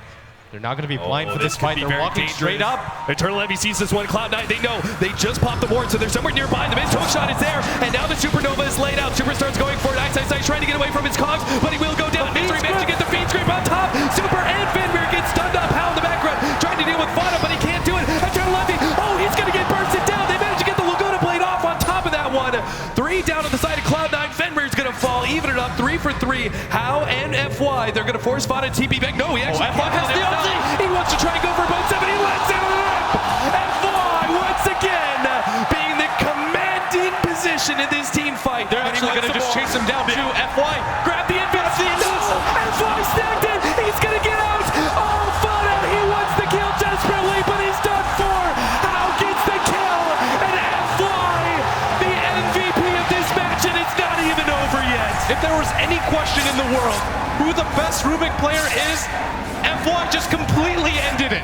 You can't make an argument for anybody else. With one Blink Dagger, a Force Staff, and an Aghanim Scepter, this guy's stolen 3 consecutive game-changing ultimates. How do you give credit to anybody else on Vici Gaming? This guy is an absolute monster. And because of him, Hao is now sitting very pretty in the net worth chart. He has now finally jumped over Eternal Envy, taking that second place position. He's got 5K gold in the bank, just waiting to be spent. That's just pure confidence. You take a fight knowing you're 10, 15K gold down every single time, and you're like, well, FI, you'll figure it out. Like, that's your job right now in all of these fights. Just outplay the shit out of them every single time, and he's delivering. All right, so Manta's going to be finished up. It's 34-31. Taking a look at that net worth chart. It's going to be going dramatically upwards for the last 15 minutes. What was once 18, 19,000 gold lead for Cloud9 has now been minimalized to only about 6K. I actually experienced pretty much nothing. The fact that Vici Gaming has completely turned this game around. They lost to Rax at 30 minutes in. 20 minutes later, they're standing pretty. They haven't lost a single tower since that moment, and they might even decide to go for this Roche fight. Cloud9, they've seen it. Roshan is definitely here. Vici Gaming have to know. I mean, between the rocket flares as well as the later spawn time, it's guaranteed. Fenrir, they also managed to pick up a gem, so they're going to start taking away this vision of Cloud9. Very critical at this point. As those smokes, they're going to be coming in another 2.5 minutes. Solid time for Vici Gaming to control this map and get our Spectre completely 6-slotted. And Spectre, by far, has got to be one of the most valuable heroes in the late game with an excess of gold. Once you manage to get that 6 slot, 7, 8 slot, you can do certain things like buyback, refresh your ultimate, go back in. There's so many different ways that Spectre can get an advantage in the late game. Yeah, and both teams know that this Roche fight is going to determine so much. This is both an Aegis and a Cheese, and for C9, I mean, that could mean the difference between a win and a loss here is I don't really know if they can kill Hao twice if he manages to get an Aegis. And if you give somebody like FY a Cheese, I'm sure he'd use it to his advantage. And Vici Gaming, they don't even want Roche to be a possibility. Oh, there goes that courier. Sniped out. FY just finds yet another advantage for Vici Gaming. They're pushing forward in this bottom lane. The top lane's pushing out, though. Vici Gaming are going to have to back up soon. I think that will determine this fight, though. Is Eternal Envy actually has a DD rune bottled. No Tail smartly deciding to give it to him. This is going to make the fight so good for them. If they can't win a fight with this DD rune, Fada, he managed to bomb the BKB in time, and now Vici Gaming on the run, making the turnaround. BKB immediately popped. There goes the Laguna Blade, bringing Eternal Envy down to half HP, but he pops the Satanic now with no Ice Blast. He's not really threatened by Vici Gaming. How he's got to get out of here, run straight through the Roshan pit, trying to make the TP out. No bash, no bash, no bash! Oh, misery. Heartbroken there as he's unable to get that Spectre bash from Roshan. Cloud9, though, still in a good position. Vici Gaming, the first time they really try and take a fight offensively, lose it.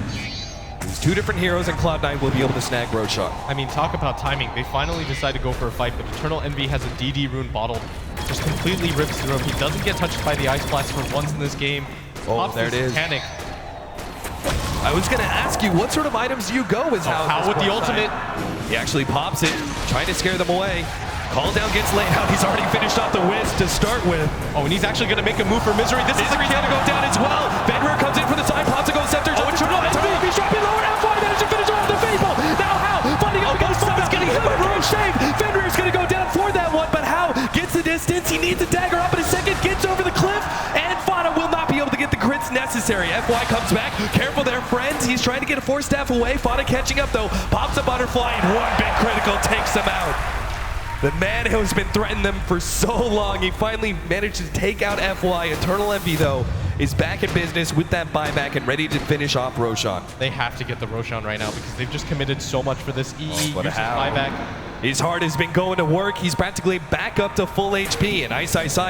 He's already chasing Eternal Envy away. Fada has to actually TP back to the fountain now. Oh, Hao's going to try to sneak this. Yeah, he's trying to go for the Roshan right now. Eternal Envy, he's going to have to call down inside the pit soon. He sees it, but Ice says, if you want to come get it, you're going to have to go through my cogs first. Roshan is going to fall, and the Aegis easily picked up here by our Spectre. Ice quick to grab the cheese as well.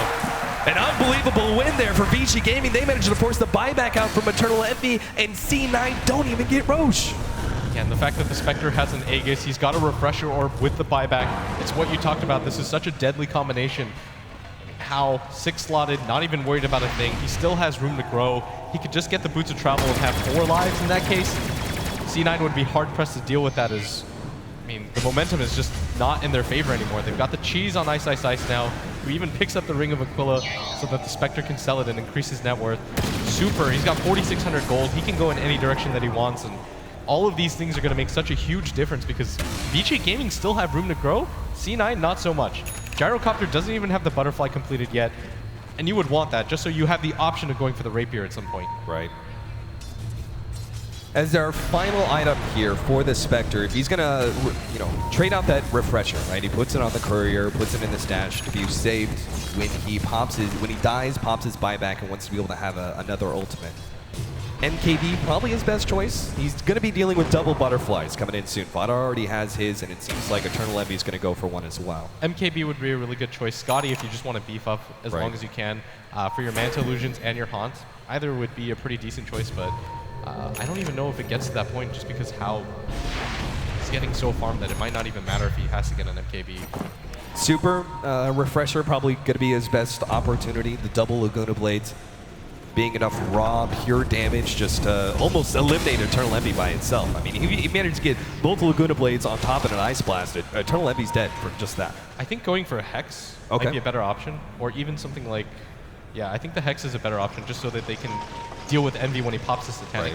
There are only 5-second BKBs left in this game, so even if you get the BKB off before the Hex, as long as Super can survive to get it off, it's going to be worth it. And particularly strong with the Blink Dagger that he's already got. I mean, we've seen the power of FY and Super combined with them being able to jump in telekinesis and blow one of the cores up with the Ice Blast over the top. If you add the Scythe of Ice on top of that just extra bit of disable time, it all but ensures that that core will go down.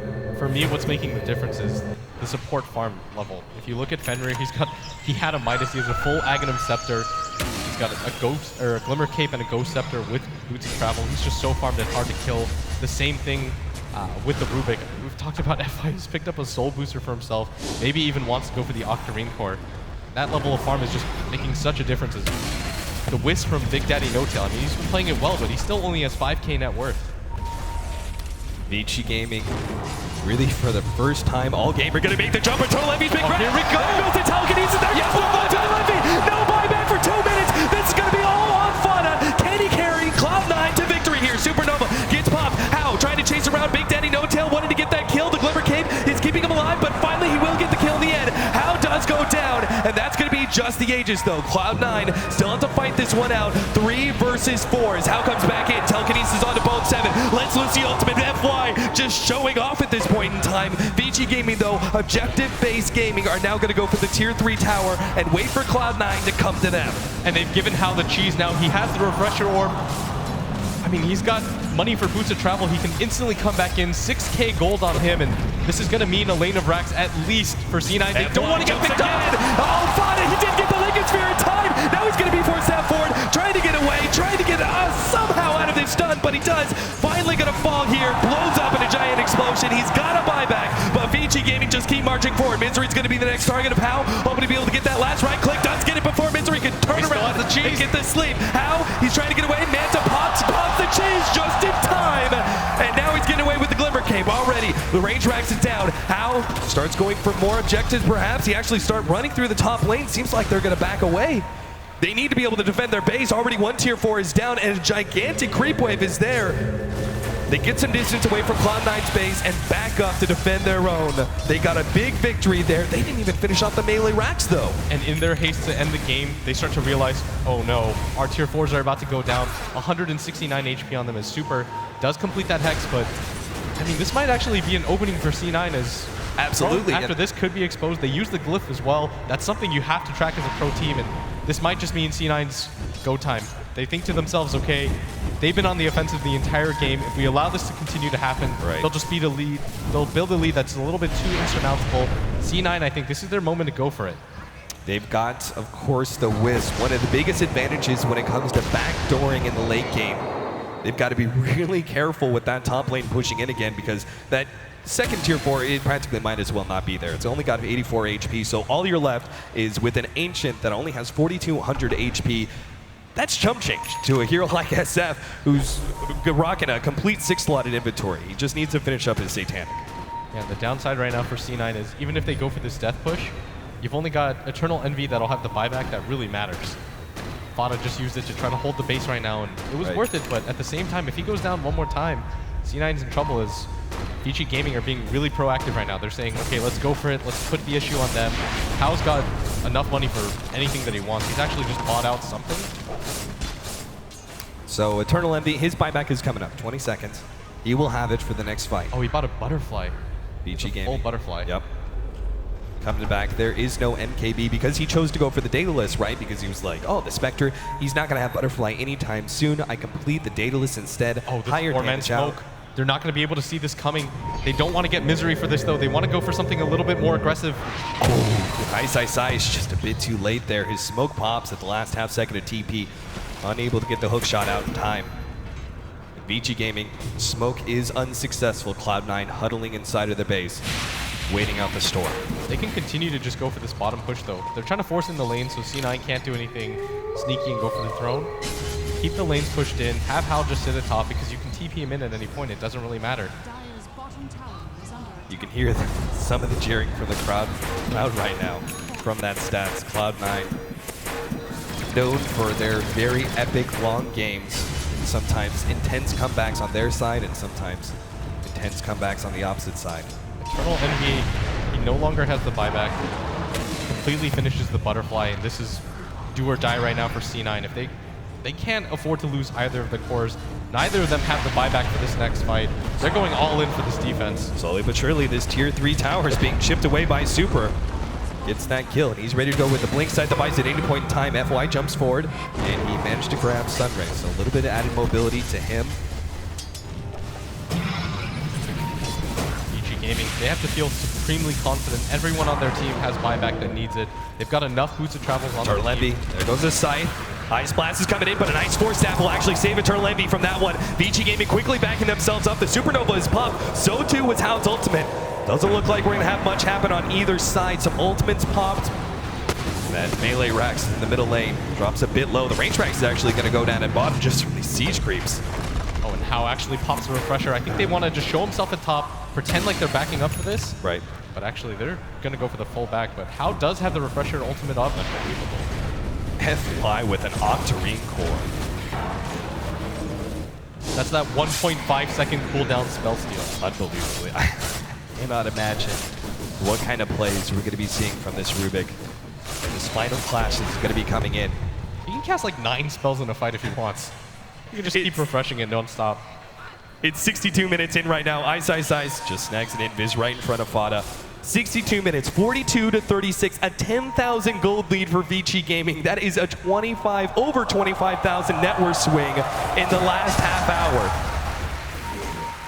Man, this game, I mean, I really thought C9 had this. They had all the momentum in the world, so many BKBs.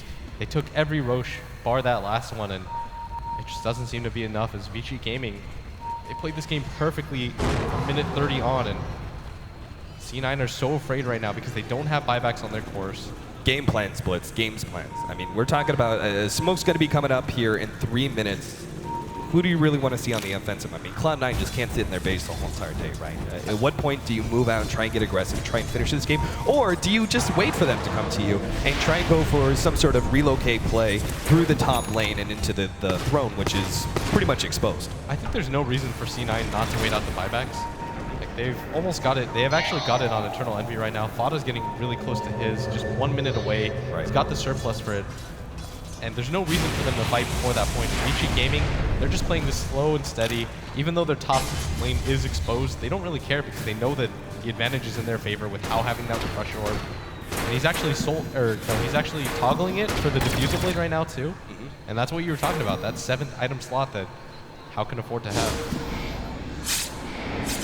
Why diffuser blade in particular for this rather late game Spectre? Normally, oh Jesus, look at that! They're gonna try and blow up Eternal Envy, but it's not quite enough. The Glimmer Cape will help keep him alive through that Ancient Apparition Ice Blast. Hao's ultimate goes to work and does a little bit of extra damage. It will finish off No Tail, but the rest of the cores, they survive, and that's what's important.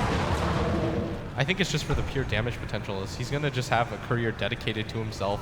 The Refresher Orb is on cooldown for another 50 seconds. And Melee Rax is going to go down if Cloud9 don't defend. They seem so hesitant to move forward, though, against that burst damage, but it's not there right now. Oh, they want the next Roshan.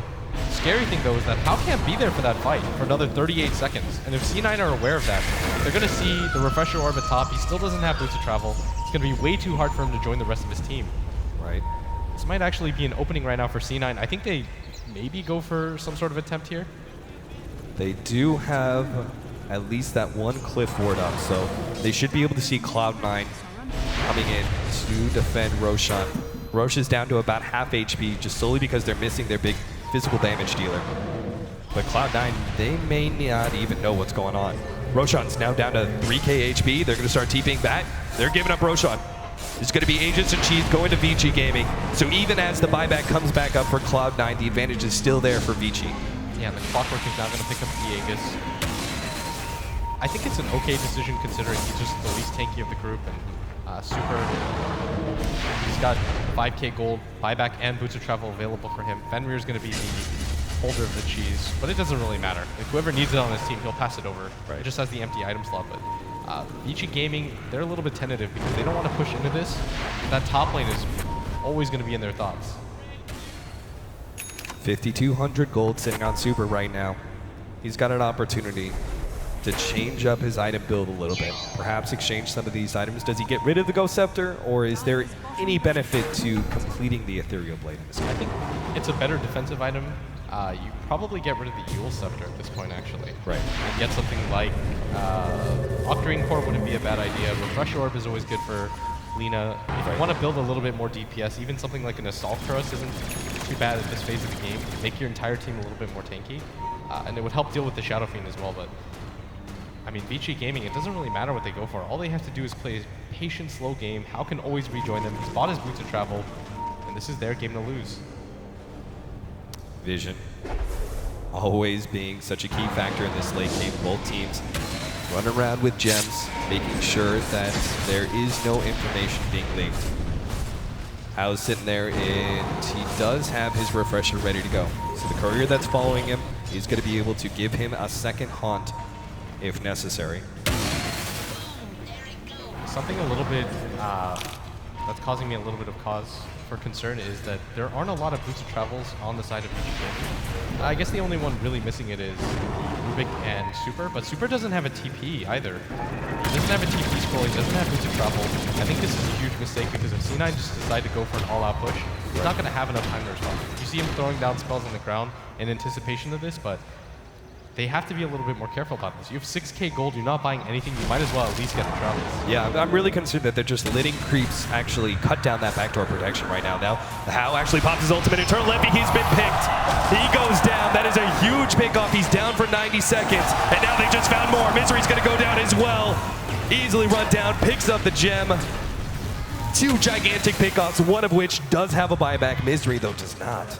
Yeah, that might actually just be their signal to go now. Get the Boots of Travel onto Super, then just decide to go for the push. You've got 6,700 gold on him. The entire team can buy back, travels in. And Vici Gaming effectively have 10 lives to work with here. Insane amount of defense. So they push back that bottom lane. Top and middle are still in a good position, so there's not many opportunities for Cloud9 to go for the complete backdoor. Yeah, and Boots of Speed have been dropped down on the ground. Okay, FY's just got casual boots and then bought another pair of boots and dropped them. All right, Fada's seems to be banking on the buyback TPN from Boots of Travel level 2. There is actually a decent chance that C9 still would win this game, though. If they can somehow go for the throne at some point, like they can just make a mad dash. This is still possible, but they're going to have to run into 10 lives on the side of Vici Gaming. Melee Rax, it seems like it's going to be given up here. Cloud9 are just too close to having those heroes revive. Misery's coming back up, but they really need to be able to defend top. 20 seconds left for the Gyrocopter. Vici Gaming are trying to force this right here, right now. The tier 3 tower is going to go down to start things off. Another 13 seconds until Eternal Envy is back up. Fada starts challenging Hal a little bit. Let's lose that ultimate just to try and put the damage reduction out there. Oh, what FY! Of course FY would steal that. Yeah, I mean, I don't even know why we're hyping that up at this point in the game. That must have been the third time he's stolen SF ultimate. It's just getting ridiculous. Okay. We talk about late game item builds. Blitz, give it to me. Desolator. Eternal Envy. Cheap damage perhaps. FY's going to jump in. Telekinesis on Misery. They're trying to burst already down. so low. Force Staff has already brought him low. Glimmer Cape is out there. Missed hook shot. Oh, Fada's actually trying to get away. Dropping no BKB. Flash over the top. He's going to go down. The Supernova is down, but Vici Gaming are going to be able to get back in time. Won't really worry about that one. The buyback is there. Now Bone 7 starts jumping for Vici Gaming. They're going for the end. They're trying to go straight for the throne, but the glyph is there. It's healing up the throne. Oh, this is amazing. They're all trying to take out the throne. They got to get back here. Vici Gaming trying to go for the defense as fast as possible. How? Starts beating up Eternal Envy. There goes that Aegis on. Eternal Envy now pops a BKB and Satanic. Oh, they're still going for it. Fada just playing games, running around the throne as best as possible. Ice.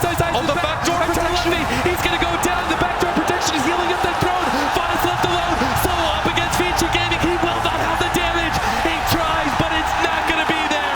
They both fall, and Vici Gaming in that defense have just sufficiently taken the game. There's no buybacks anymore for C9. I can't blame them for going for that play. That was probably their best shot, but it's just not going to be enough as Vici Gaming. They have so many lives to work with. That's almost 10k built up for Super. Like, he's just taunting them at this point. He's saying, I'm not 6-slotted, but it doesn't even matter. I don't even need travels. I'm so convinced that we've won this game and how they're going to secure the Mega Creeps before they go for the throne. There's no reason for them to be impatient. 70 minutes in the game. You don't want to throw away this advantage.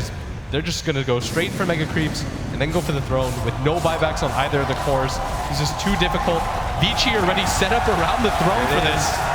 Mega Creeps are here and still another 80 seconds on the clock till Fada comes back. Vici Gaming are just taking their time, slowly but surely. Oh, they're going to go relocate play. They're going for it desperately, but they've already called the GG. They know there's no help there. There's no help to be found. Cloud9 will lose game number 1, Vici Gaming. What a comeback. That's the most emotion I've ever seen Hao use. Like, he's going insane right now, like he won TI again, but that was FY's game. Like, if there's an MVP, no question. You gotta give it to him every single time. No question. Just a single game's performance. I'm ready to call him the MVP of this tournament, man. FY, unbelievable play. And what an insane game. A lot to talk about here in just game number 1 between Vici Gaming and Cloud9. So we're going to leave it to our analysts to talk Look about at that this guy. series. Doesn't even look like he's concerned.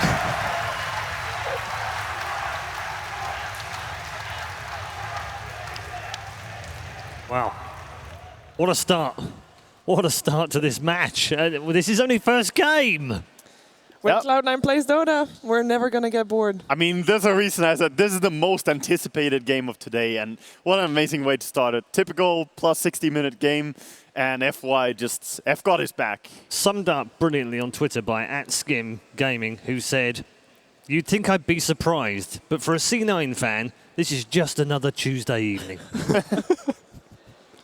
That sums it about up, I think. It's a great way of summing up. Right, let's go back to the match. No, I'm kidding. Game, please. No. Yeah, I'm just, you know, we sat there and watched that together, and it ebbed and flowed, and it went backwards and forwards, and you thought, okay, C9 are going to take this. Then you were like, wow, actually, no, Vigi have got this now. And then C9 come back again, and there's this gold swing going. It was a nuts game. I don't know how you summarise that. Malini, have a go. It was pretty crazy. The moment Vici started coming back was when they got 2 scepters, and that rendered like all of Wisp heals useless, like the Helmet Dominator useless. I don't even know why he got a Satanic.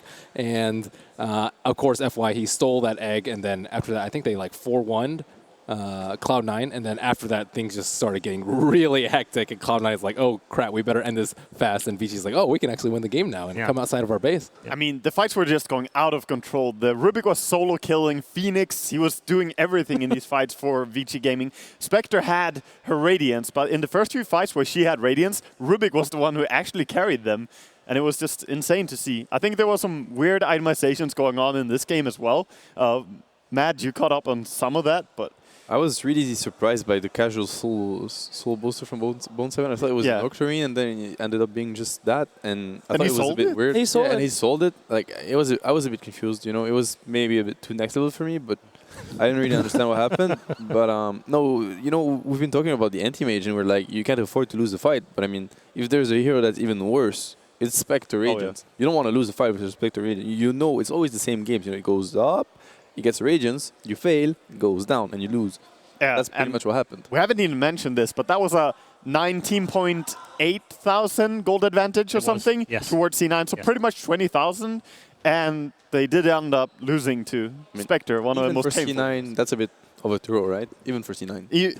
Even then. They did so well shutting down How in the early game. So much fighting going on. I really thought Cloud9 had it, and then that one fight with, indeed, as you said, FY stealing the Nova, it blew my mind. Yeah, blew everybody's actually, mind from the sound of it. We've got a clip actually of FY things, just FY things. Which one?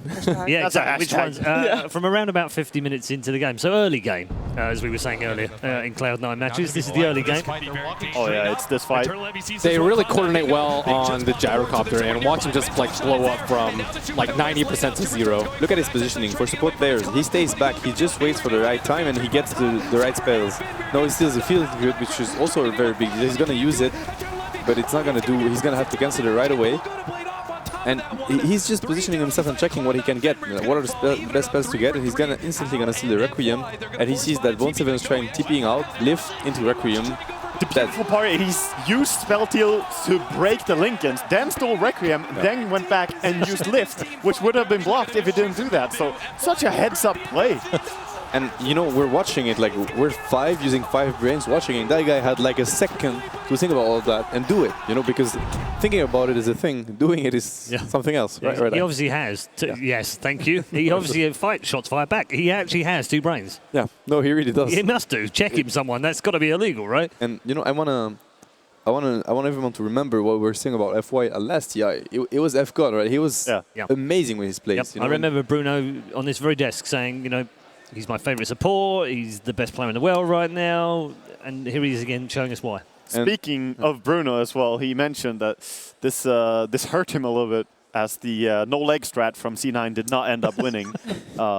Sadly, not this TI. Very relevant point we haven't made. Yep. So the no legs, it is a thing.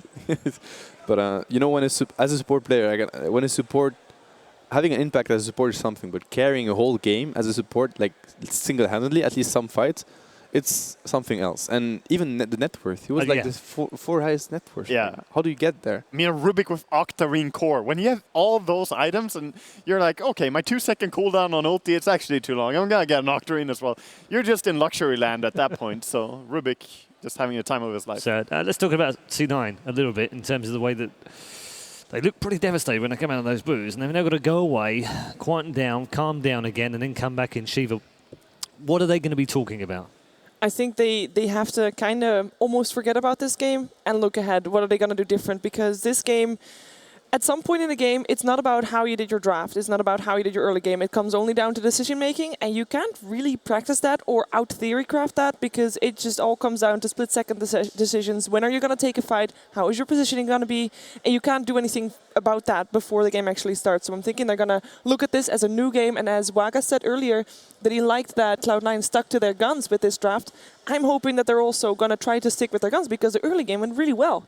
And if they just can get that decision-making better late game, I think they're going to be having, I think that we're going to be having a third game on our hands. All right. Well, Hal's reaction was almost like he won the tournament, and that was first game. Mm-hmm.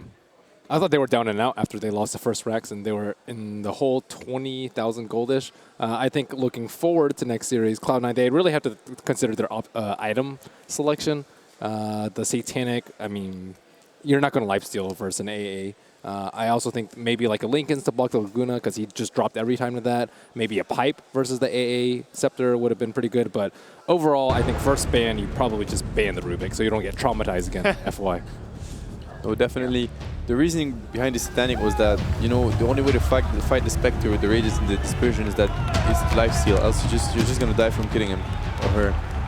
But obviously, that's why AA Spectre is such a good combo. because you want lifesteal, but you can't have it because of the AA, so it's very scary to play against. Yeah, and credit to Vici Gaming, who stuck together in such a good way and did not bleed any kills when they were so far behind.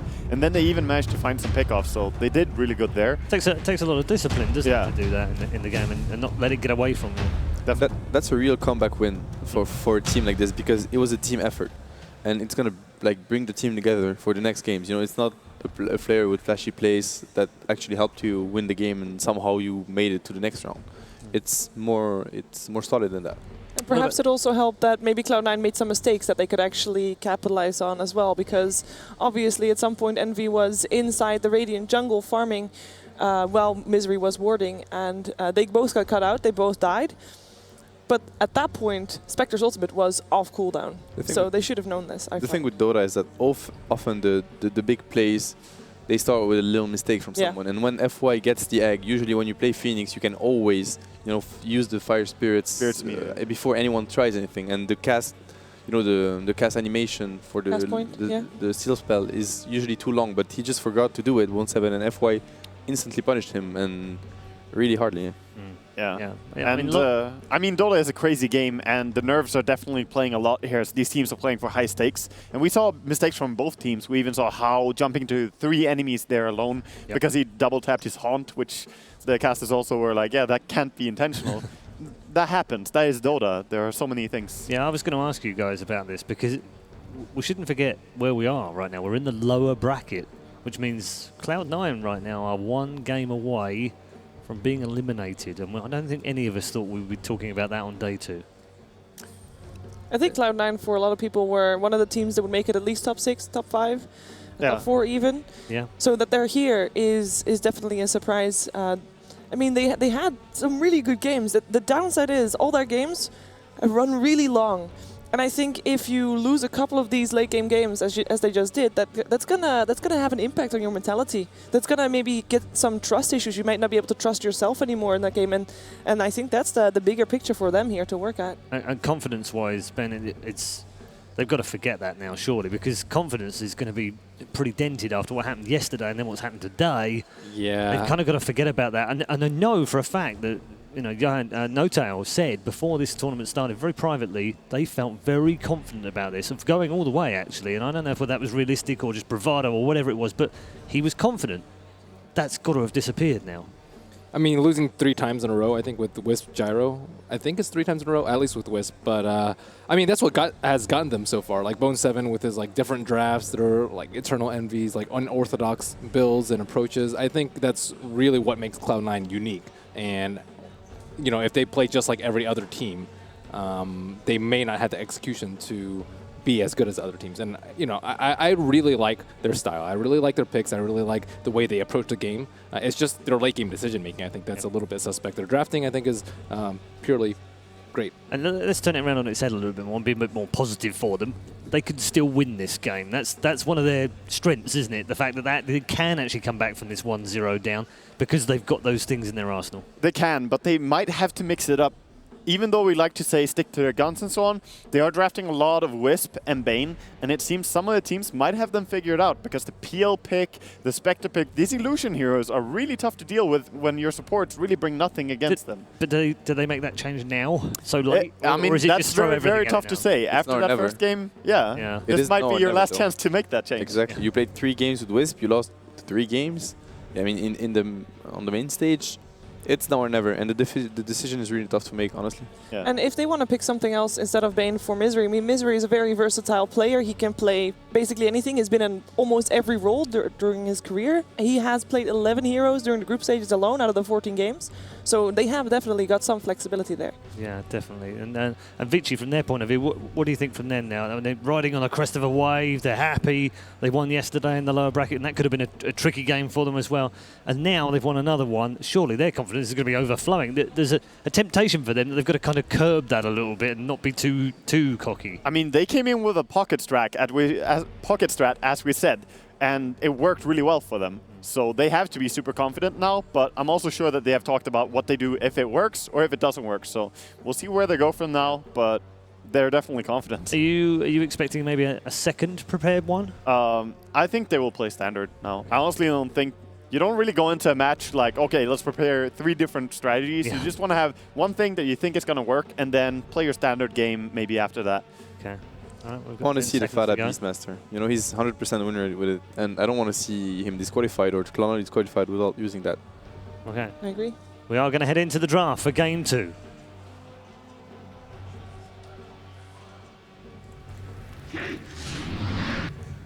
Cloud9 versus VG Gaming. Game 2. I'm actually completely with you on that, Matt, that the Cloud9 Beastmaster, they have utilized it so well. All the 3 games they played with it, they crushed. It was not even that they won. They dominated those games. So maybe if they want to get it here, they will have to pick it in the first 2. I remember when we were actually playing against them as a team, it was back in Star Ladder. They were first picking. Every team would first ban Beastmasters. Yeah. No one's doing it. And the hero has not changed. You know, the meta changed a bit, but the hero is the same. Possibly even stronger now. Yeah, possibly even just stronger. Yeah. So I don't see why they wouldn't do it. Glimmer Cape. Yeah. I mean, dude, Necrobook, man, like he doesn't care. I just hope they just go for what they're good at. But I mean, it's a tough decision to make because now or never. You might also leave with the regret that you stick to something that was not working. I think they're just drafting the way they are because they're like, okay, we're not going to get the Gyro in the second phase, we're not going to get the Wisp in the second phase, but we might get the Beastmaster there. But teams are figuring out that we can play against Wisp. We know sort of what works, but Beastmaster, they really don't want to play against that. So every team that plays against C9 here seem to just ban it in the second phase. But I'm curious to see, this drafting phase is going to tell a lot going into a second game. Yeah, Cloud9 already unsure about what to ban out last year. I mean, Undying is still in the pool. We saw that ban out in the first 2 previous game. And it turns out to be Lina, Super's Lina, even though at the start of the game previously might not have had a big of an impact as it had, well, as I thought it would have. Yeah, it still played a very key role though. It's just that confidence, having Aghanims on Lina being able to burst even BKB heroes, it's very relaxing for you in a team. BM and Wisp. That's what I would like to see from Cloud9. And I know the Wisp has not won a single game yet, but I mean, it could still work really well for them. They also stick to the Wisp Gyro for the biggest part, and maybe that was the real issue. Yeah, I still think that the Wisp can work, but it's as you say, you need to have the vision on the enemy team so that you can get the pickoffs and control the map. And they're going to do something completely different. They will go for Undying. Well, it is aggressive though. It's going to take the fight to the enemy. We've seen them run a lot of Pugna with Undying, and they also first picked the 2 of them, especially since Bone 7 started drafting for them. Yeah. Being able to decrypify the Tombstone is a huge thing that has not been utilized that much in different tournaments. And it's a rather recent change as well, so there hasn't been many chances to abuse it. But it's super strong. No, it really is, and fighting into Undying is already very, very hard, obviously, and fighting into Undying plus the Pugna ward, it's just a nightmare. You don't want to deal with that. I've played with Fada a lot in FPL, which for those who don't know is a very high skill in-house league, where he would draft something like Undying Pugna, which they are running a lot here, and Razor, and it's just a disgusting lineup that you have a hard time going into. It's extremely hard to deal with. That's and they went for the SF again. Shadow Fiend indeed. SF on Dire for the second time. The Lina ban's pretty scary, I think, by Cloud9, because now they don't have a solution for the Gyrocopter. I think a lot of times we see Gyrocopter lose, he just gets Laguna and then just dies. And without that, and with Queen of Pain being kind of ignored in this first phase, they don't really have a good solution to Gyro. The Undying is a different approach though by Cloud9, which I think is good. Yeah. Wisp has not been working out so well. No, not so well. In the second phase, do you reckon they will ban the Rubik now, C9? They pretty much have to.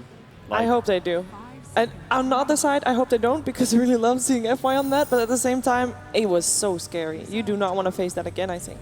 What scares me a bit about Cloud9, you watch them draft, and it's pretty much the 5 of them that are giving ideas and talking.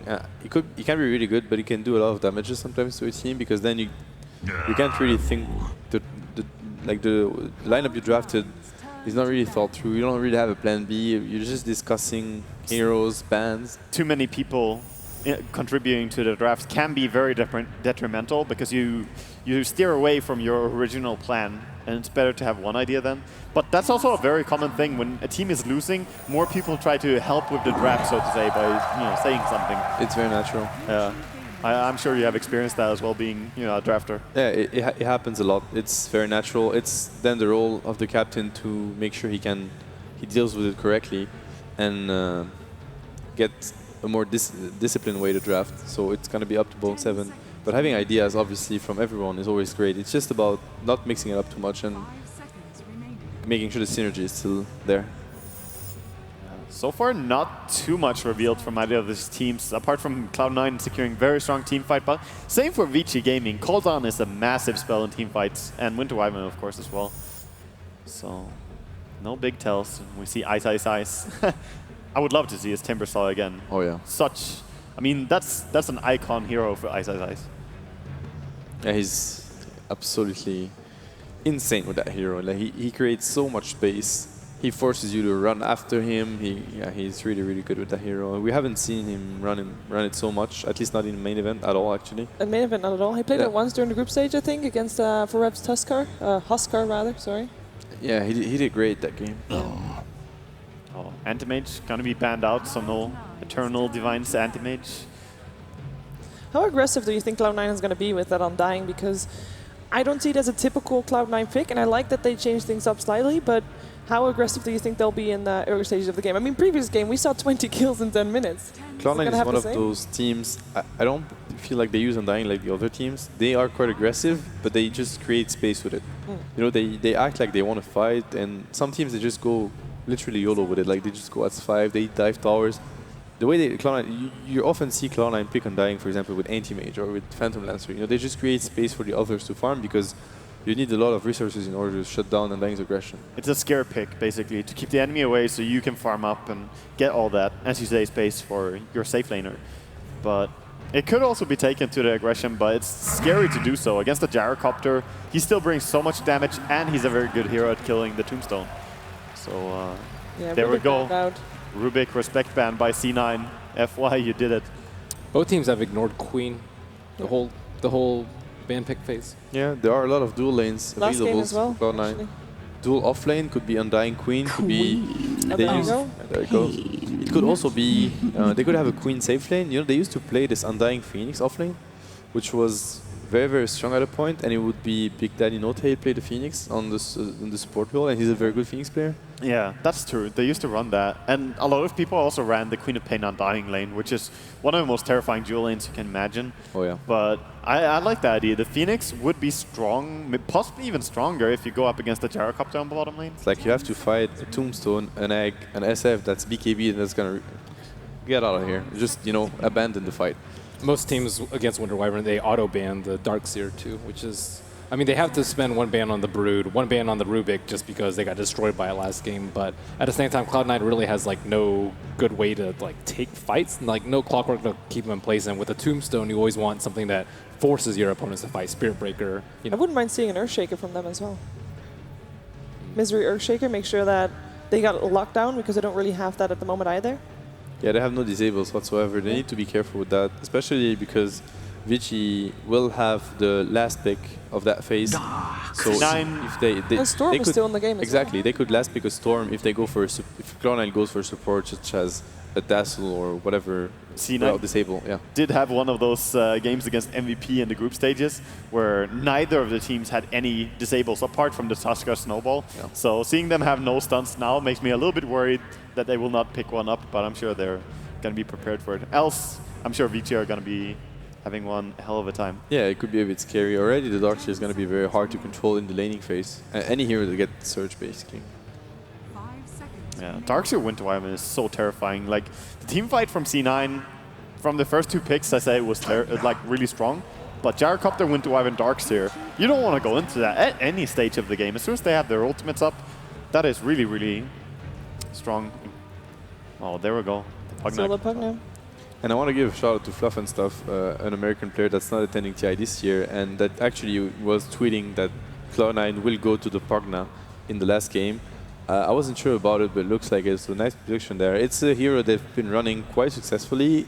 Misery can play it on support, position 4. They can play it on Fada, but it hasn't been the best hero for Fada mid, and they also played on Bone 7 in the offlane.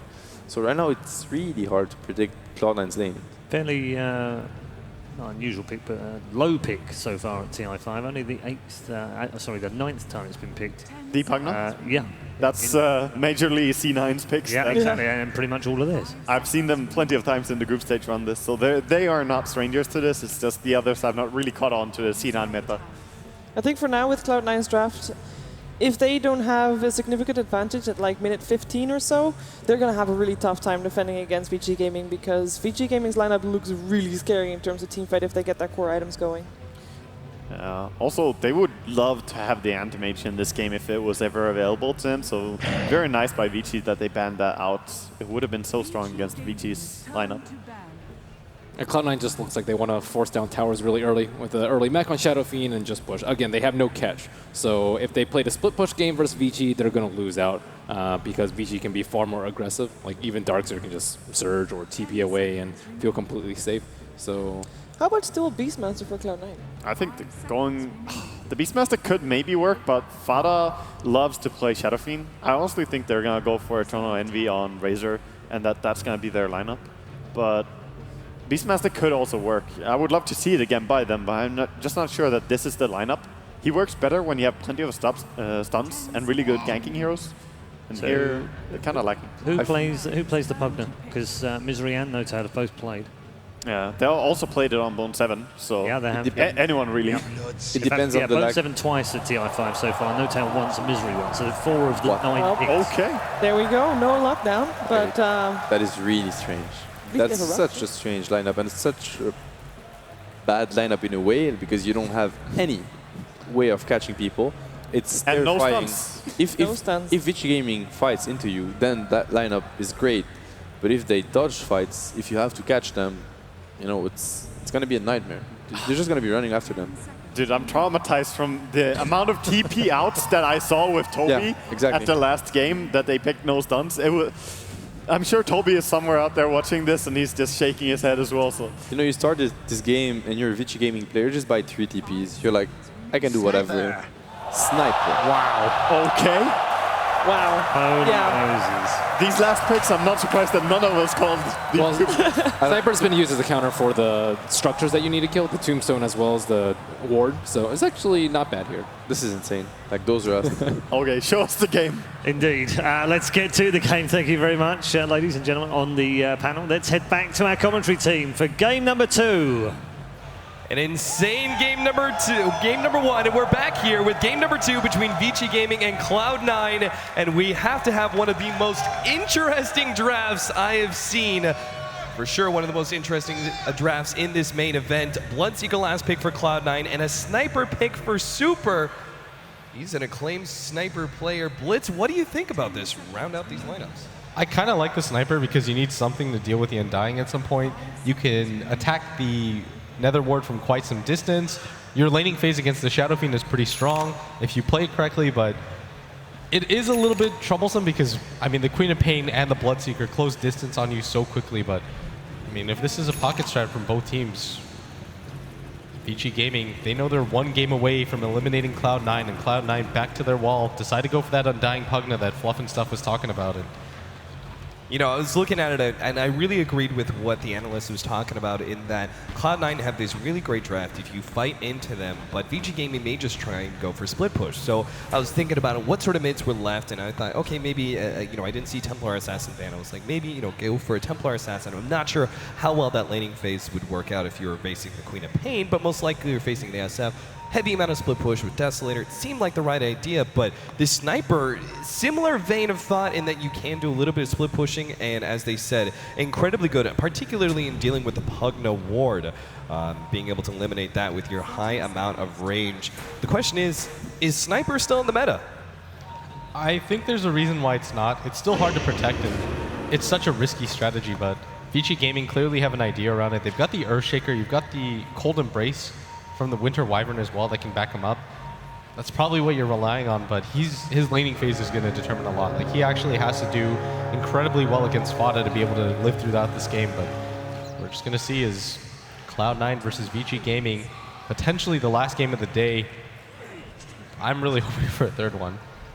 All right, so starting things off here, the battle royale going to go the way of, let's see, Fada's got his, and Super will actually be able to snag at the top one there. We had just a small little skirmish there inside of the Radiant jungle, but Vici Gaming very clearly did not want to be fighting into an Undying. Fenrir, as our Earthshaker, is actually going to be sitting a little bit on this middle lane, really to be expected.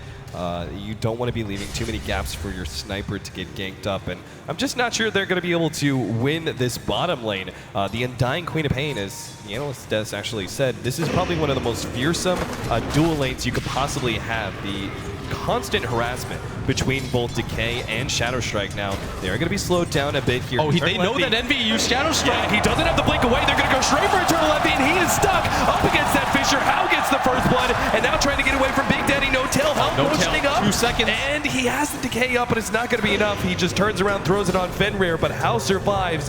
And that dual lane, as I'm hyping it up as being so terribly aggressive and very tough to deal with, Vici Gaming still find the opening at level 1 against the Shadow Strike first Queen of Pain. And once again, Ice is given a pretty advantageous lane. He's the Darkseer against the Bloodseeker one-on-one. But Bone 7, he's just going to right-click him out, and this is the strength of the Bloodseeker. He doesn't really care about the level 1, level 2 Ion Shell because he can just stand his ground fight. The Pugna isn't really going to help him out too much in the lane just because it's a Pugna. Right. The reason you pick it isn't for the lane dominance that it gives you. It's for the safe push that you can get out of it and that nether ward in the mid game. But so this top lane is going to be pretty neutral. It's this bottom lane and this mid lane that I'm worried about right now because Super is doing a really good job of denying out Fada. He's keeping up in CS. And yeah, we're seeing Super harken back to an older sniper where you would actually ignore Shrapnel. Super would tend to go for this exact build where he would really try to use his early range to harass out and out CS the enemy mid. Now we saw How actually drop very low, those constant decays. He had 340 max HP at one point in time due to Big Daddy's No Tails, just constant spam. All right, this top lane is going to get hard now because he's just going to keep putting double Ion Shell. He's actually decided to go for the boots, which tells me he might just go for a bottle instead, but he's really getting aggressive in this top lane. As Bone 7 can't really zone him out. He's actually just punching his way to freedom. Bone 7, he's just got to get every last hit here. Yeah, very critical you don't fall around that half HP because then every single time you move forward up against the Ion Shell, it's critical that you get those last hits to start healing yourself up. Bloodseekers tend not to bring any regen in lane because they depend on Blood Rage, but this also can be a downside. If you drop too low in HP, then an enemy offlaner will just aggressively push you away from the creeps entirely, and you won't be able to have that opportunity for regeneration. Something a little bit troubling for me right now is that this Darkseer is doing such a good job at top. He's got 14 CS already, and Queen of Pain isn't really matching him. Actually gave up first blood at the same time, so laning phase is working out quite well for C9 as there's actually one stack for the Shadow Fiend to fall back upon, but that's not really going to make up for the CS difference right now. As Super's finally got 2 levels of the Shrapnel now, and he wants to get aggressive. Do you think that should be Misery's full-time job at this point, just constantly stacking up? Because it seems clear he's not going to have that much of an effect in against mid lane, Fada, he might be going down. The Fissure to fly. Yeah, Fenrir's holding on to it in the last second. Will throw it out now. Beautiful block, and Super easily going to be able to pick up that kill thanks to his buddy, the Earthshaker. Nice rotation into lane, and Vici Gaming now stretch that lead 2-0. We always talk about FY, but we don't talk about the other half of the support duo. FY and Fenrir, one of the most revered combos. You're seeing right there why, because he doesn't really need FY to execute those ganks. The perfect timing on the Fissure, blocks out Fada so he has nowhere to go, and just helps the sniper get even further ahead, and this is not what the Shadow Fiend needs. Super 22-10. I love the high number of denies he's got, particularly against an SF who's so dependent on getting CS in order to raise his damage through souls. Ice is actually looking for the stacks now, and he actually wants to be able to take this one away. Perhaps this is the big downside. Vici Gaming very smartly, even if Misery's going to be full-time stacking, he's not going to have the opportunity to clear through that. Now, Fada, of course, they've got that snipe dropping low enough for the snipe coming in. They get the kill. Oh Oh, beautiful opportunity. And now if they take away the stack as well, what does Fada have to fall back on? I mean, we always talk about, oh, SFs, they always have a way back into the game, even if the lane is very hard for them. They always have those stacks. They're going to be able to get the kill on No Tail, picking that one up, but need a little bit more. Fenrir strikes him with the Enchant Totem, and now Eternal Envy will finish off the kill on the support. He needs to blink away. At the same time, we did have some action farther up. Oh, they actually going to be able to get the kill still on How Undying. Picks it up there with the Tombstone, and FY he has vision of himself away. He still has the Cold Embrace to heal himself up, but Eternal Envy has the damage. He just needs 2 more right clicks. The one actually keeps FY alive, and he finally does go down. Eternal Envy gets him thanks to the Bloodseeker's vision. And that bottom lane is going to be the saving grace for them right now as Fada. Even his stack right there was kind of ruined.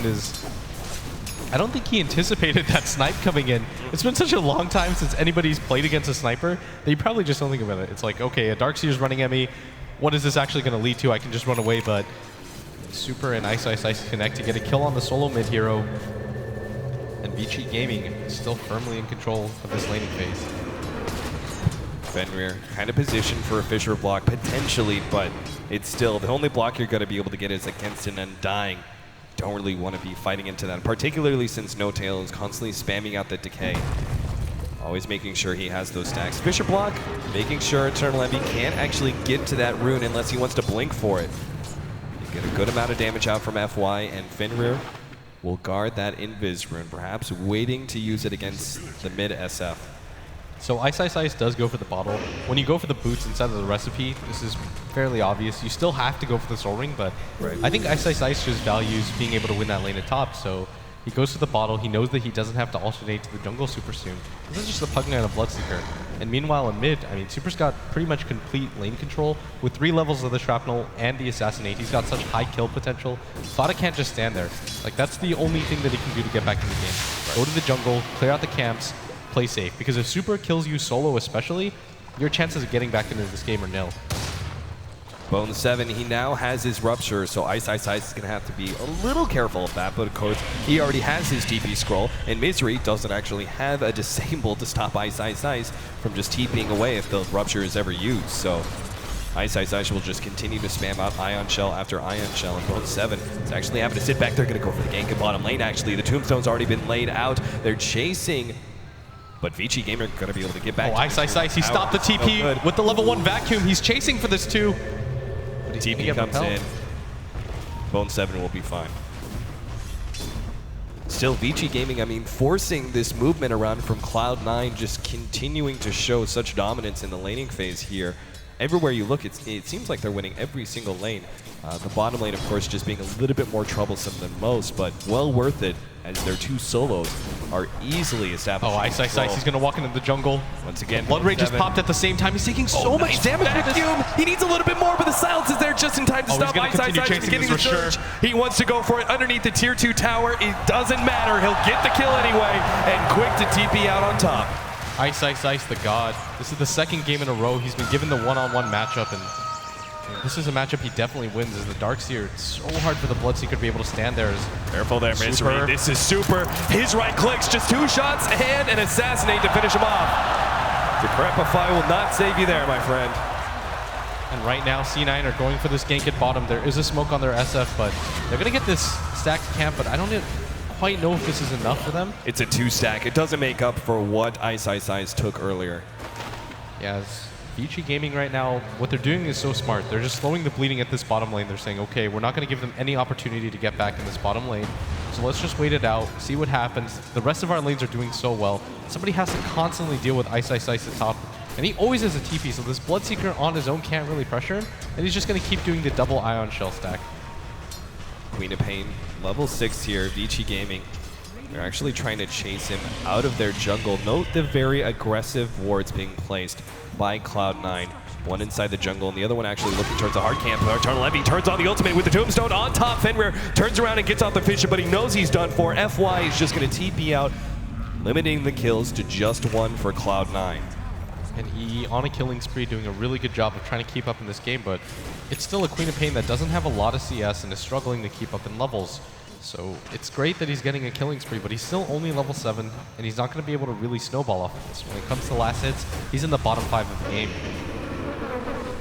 Putting pressure on that middle tier 1 tower with the physical damage of Fada. He's got 29 souls. They can easily take out this tier 1 tower if they're given another 10 seconds or so. Misery is actually coming over. He's got level 3 Nether Blast as well. But I doubt Vici Gamer are going to give up such critical map control. In fact, they're now pushing aggressively against Fada, but they're not going to be able to find him, and Cloud9 inside of the enemy jungle will not be able to rotate in response. Ice almost has that mech completed, and I think when he does, they want to get into these fights because they realize that the turnaround potential from C9 is kind of poor. Oh, that courier sneaking away. Eternal Envy really wanted it. Still staying ahead. Eternal Envy, though, doesn't have the blink up. Kao is trying to bait them there. They had the vision of that. They're going to spot Misery rotate. Going to see him mid right now, and I mean, nothing seems to be breaking C9's way right now. Ice, he's got a haste rune in his bottle right now. He's willing to play forward against Cloud9. Doesn't really matter how many heroes, simply because they do not have the stuns. So Cloud9 gonna focus on objectives again. Not trying to go for the kill on Ice in any way. Knows that the tier 1 tower is the only thing they can take here. Vici Gaming, meanwhile, actually staying away from these fights. But what you said just 30 seconds ago is what really scares me here, is the fact that Vici Gaming are in a position where they almost want to go for fights once they have this mech, where, you know, early on, we're looking at the draft and it was like Cloud9, you know, they're supposed to be the team fight dominators, and yet they've lost the laning phase so early on. Ice really gunning for this kill, trying to pick it up, but now he's decrepified up. Fada still needs to be able to turn around and get up the reason to finish him up, but will not be able to. Now Ice, he knows he's dead. He got the kill on the SF. He is happy. In the meantime, Super did claim also that tier 1 tower in the top lane. The Undying goes down as well. Ice is just creating so much space around the map. The fact that a sniper with 800 HP was able to solo push a tier 1 tower from that much HP is pretty insane. And he also got the kill on the Shadow Fiend. He's struggling so hard right now.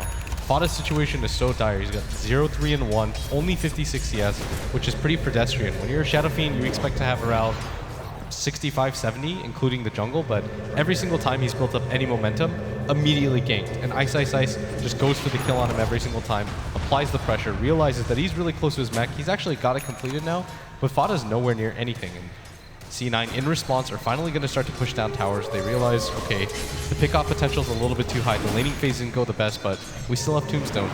But Vici Gaming are going to go for the defense here. They just picked up the mech, and they're going to rotate in with a smoke on the courier. They're going to make a surprise jump here on Cloud9, who are probably assuming that they're going to be giving up these tier 1 towers just because the natural teamfight dominance that their draft has given them. But Vici Gaming, they're going to try and go, starting off with Fada. They're going to jump forward. Fisher to start things off. Already the Tombstone is laid out, but Fada is gone, and now the Vacuum's going to be able to catch Misery on top of that one. The Decrepify is there on the Tombstone without any heroes to back it up. They're not going to be able to do much. The Bloodright is laid down. Vici Gaming will all dodge it, and now Big Daddy No Tail's in a bad position. Eternal Envy comes in, throws out a big ultimate. Will be able to eliminate 2, but Eternal Envy with the blink forward is now going to be taken out by Super's Mask of Madness. Well, it looks like Bone 7's going to fall as well with the Assassinate to finish him off. How dominating spree. Sniper as well. Vici Gaming establishing a huge lead here in this game too. That was such a beautiful trap that they set. The Earthshaker was in perfect position. They completely lock in the enemy team from C9, and they just were forced to fight, but it was such an inefficient position. They had both the Death Ward down and the Tombstone, but it made no difference because Vici Gaming were completely prepared for that fight. That's typically a move we see where, okay, they're in too good of a position, we'll give up the tower, but Vici Gaming weren't interested in that at all. Their superior positioning and the farm that they have right now is a little bit too much, as you're seeing the sniper pick pay off. He just sits in the background, waits for C9 to get over aggressive. You saw Envy blink forward, instantly turns it around. Yeah, with the heavy stats-based build, double Wraith Bands, one of them into a Ring of Aquila, and now the Mask of Madness. His physical damage is easily punishing certain heroes like the SF and the Queen of Pain. I feel like Bone 7 as well is going to have a hard time if he ever comes into these fights. Last time he was just a bit too late to really capitalize on the positioning of Vici Gaming. Ice, continuing to force somebody to come to that top lane and reveal themselves, but Fada not interested in that at all. He's had a rough time so far in this laning phase. He's going for the mech now, but an 18-minute mech SF isn't as scary as it would be around this time. Right. I think this speaks to what C9 want to go for. They realize the late game is just not there for them anymore. We have to go for the push, get a mech on whoever we can, and just go for it. Super trying to finish up with Yasha. I also love the Sanj build here from how he's going to try and complete the S and Y, but the Sanj first just allows him to have that innate tankiness to survive through the first round of nukes. Bottom lane, they're going to try and do a little bit of harassment here. Misery actually gets brought very low from that assassination. That's going to become a big, big problem. Level 2 nuke, 485 damage from an assassinate. Guy like Misery, who's only operating on 606 max HP right now, doesn't stand a chance.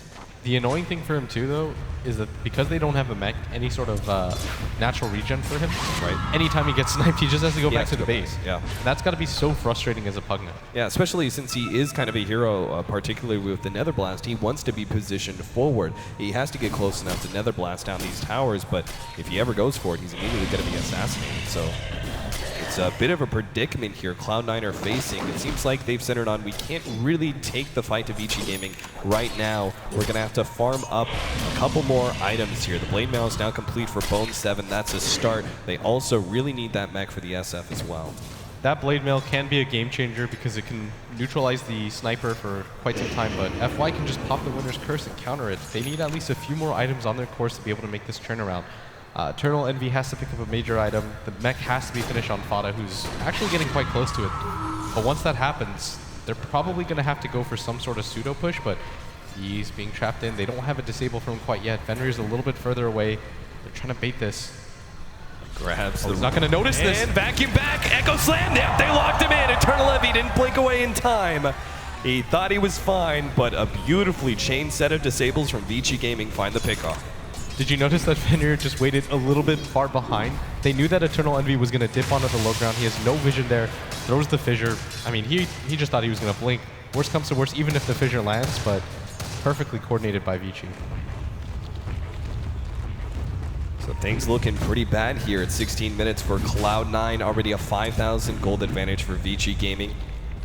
Bone 7's going to start working towards a medallion. They do still have that dire side advantage that will allow you to go for Roshan. Top lane, Fada's going to be charged here by Ice Ice Ice. Actually goes for the vacuum play. Eternal Envy is coming in, though. Ice Ice Ice has to back up. He forced out the ultimate, and I think he's happy with that. He's just going to TP away. And this is the huge, obvious opening that Cloud9 presented to Vici Gaming in their draft is that they just do not have any disables, so split pushing and playing it very aggressively like Ice Ice Ice just did always has an escape available. It really helps when Ice Ice Ice has 1,000 HP, that mech, a bottle to go with it. Yeah. So farmed at just 17 minutes in the game. Oh, poor Misery, jeez. One rocket barrage. He just gets taken out immediately. This is going to be in the mid tower right now for Vici Gaming. They're going to take this, but Ice Ice Ice is going top to deal with Eternal Envy. He doesn't want the split push to happen, and Hao is positioned so aggressively. He has to be careful right now. Why Cloud9 can't afford to group up too much, or there's going to be that Winter's Curse. But it looks like Vici Gaming don't really want to go for the fight here. Meanwhile, Eternal Envy has been chased away by Ice. They know, Vici Gaming know that they're in such a good position right now. They don't want to be giving away anything for free. Even a trade-off is not worth it for them at this point. So they don't continue to go for that tier 1 tower push and focus on the defense at top lane. There's no reason for them to. They've got the better cores in the late game. They've got a sniper who can just hold his ground, fight non-stop, especially when he grabs a BKB. You've got a gyrocopter. I mean, we've seen time and time again, this hero is just a monster in the late game. That flat cannon, your call down is almost always useful. The rocket barrage destroys supports. So 7 gonna make the initiation here. Cloud9 desperately need to win this fight. Vacuum with the Fissure on top. Unbelievable display of coordination from Vici Gaming. Quickly win the fight. 3 heroes down on the side of Cloud9 and a tier 1 tower to be picked up for Vici. That wall vacuum just completely ruined C9. They had no idea it was coming. Fenrir drops the Earthshaker Fissure at the same time. No time for them to respond out of that. And with this is going to mean a tier 2 tower. There's just so many combination plays. We saw it earlier in the qualifiers, that Winter's Curse vacuum combination that they can throw out. And C9 is just struggling to stay alive. Now they're just fishing for more. Ice Ice Ice trying to go for the vacuum. Uphill with Fenrir coordinating a potential Fissure block, but they didn't find anybody and will just have to content themselves with the tier 2 tower before the 20-minute marker. Not bad for Vici Gaming. 2 towers, 3 kills. I mean, Vici Gaming right now are just running over C9. They're not letting them catch their breath. EE. I think he wants to go for a BKB, but he's nowhere near it. And this Pugna pick is quite greedy, Austin. They actually have to accomplish a lot with him. They have to take towers, they have to get aggressive around the map. You have to utilize that Nether Ward, but before they can even get down lanes, Vici Gaming are already right there, ready to meet them. No time for C9 to prepare. Do you agree with his choice to go for the maxed out Nether Ward secondary instead of delaying it slightly with a level in Life Drain? Given the added utility of Life Drain being able to heal up allies, I feel like it's more valuable than it used to be to getting that early level. I think it's okay, but it's more just the fact that he realizes they need the Nether Ward, but Super's already thrown the shrapnel in. They will be able to pick up the Aegis, but the question is, are they going to be able to escape? Big Daddy's thrown out the tombstone immediately, but he's easily going to be cleaned up by the Rocket Barrage, and what a great vacuum, pulling Misery back over that Fisher. The ultimate gets laid out from Fana, but he does not have a TP away. A second life means nothing if you die and die again. Super now grabs the illusion root, because why the hell not? Fana is going to be stuck, surrounded by 5, and Eternal Envy just sits there knowing he can't do anything to stop the massacre.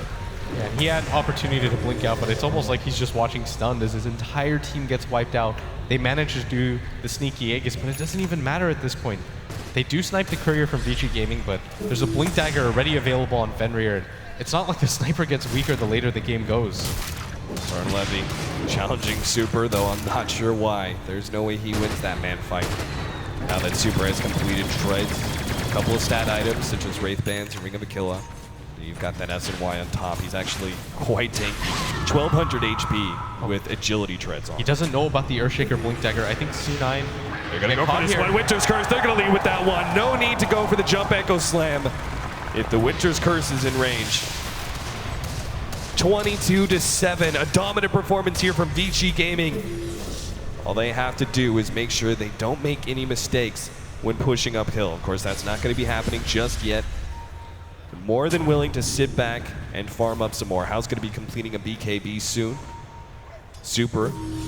Plenty of big stat items he can go for. Team fight-wise, what is your item choice as a sniper nowadays? I mean, we don't see too much of him in the current meta. He does go for like kind of a stat, very mid-game focused build, but now that he's running out of slots, you got to exchange that Wraith Band for something. Is BKB very valuable here, knowing that you're still dealing with a lot of magic nukes, or do you just go more raw damage, assuming that your distance is going to keep you safe? I think he can completely just decide to go for raw damage right now.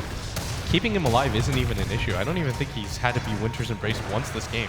Like, the curse is there. You've got Fenrir with the counter initiation of the Fissure and the Echo Slam that they have to worry about. The thing is, Cloud9, they just have so much to worry about. Even the supports are able to deal damage at this phase of the game when you're this far behind. And Fenrir, he's going to go for it. There goes the Echo Slam with the assassination to finish him off. Wicked sick for Super with Fenrir leading the charge. You don't have to build offensive items when the entire team just has to play defensive. Well, they're going to poke uphill. They say, hey, if you want to take that tier 1 tower, go ahead. We're going to go for your tier 3 first. And sure enough, there goes the TP's back. Knowing they have to be able to mount some sort of response, it is just way too early for them to lose a tier 3 tower like this. Misery being brought back. The long-range nukes are actually almost enough to finish him off. His own illusion almost finishes him. But Misery will just barely survive, in part thanks to the mech. The tier 3 tower has been brought down to half HP, though. Super doesn't have mana for this. There's no Echo Slam available. This might actually be an opportunity for C9 because they don't even have the BKB on How. I think Vici Gaming perhaps are a bit too far forward. Cloud9 are sneaking their way around this one. They're going to be able to force the fight here. Big Daddy No Tail leading with the Tombstone, trying to slow everyone down. The Blood Right is laid out. Rupture being placed on Ice. They're going to focus on the Tombstone first, but there goes the vacuum. Nice vacuum with the Winter's Curse over the top, still controlling 3. They almost finish off 1. Fana will be able to get off the ultimate. Eternal Envy lets loose his own, and they manage to finish off 2 already. FY is going to be left, but so too does Queen of Pain fall. Super is left with a minimal amount of HP. They have to finish him off, and both 7 does get him in the end. Cloud9 get 4 and looking for a 5th. Now as Fenrir blinks away, will be fine. But Cloud9, sure enough, Vici Gaming, they just push too far forward, perhaps too confident in their lead, and Cloud9 pounce on that moment of weakness. That was honestly a game of millimeters right there because the call down just missed the Vacuum Winter's Curse combination. I think that would have been enough for Vici to win that fight, but Vici Gaming, they're just a little bit too overconfident. They smelled blood. They were like, okay, we're taking this tower down for free. C9 don't seem very interested in defending this, but you can't go without your wall. You can't go without the BKB on the gyrocopter. There was no Echo Slam on Fenrir, and all of a sudden C9, they turn it around. They've got a BKB fully completed on Fada. Eternal Envy is about to get his Acronym Scepter. if you're a C9 fan, everything that you wanted to happen just happened. Big Daddy. He had 3K gold. He's actually going to be going for a very early Lotus Orb. Why do you think that is?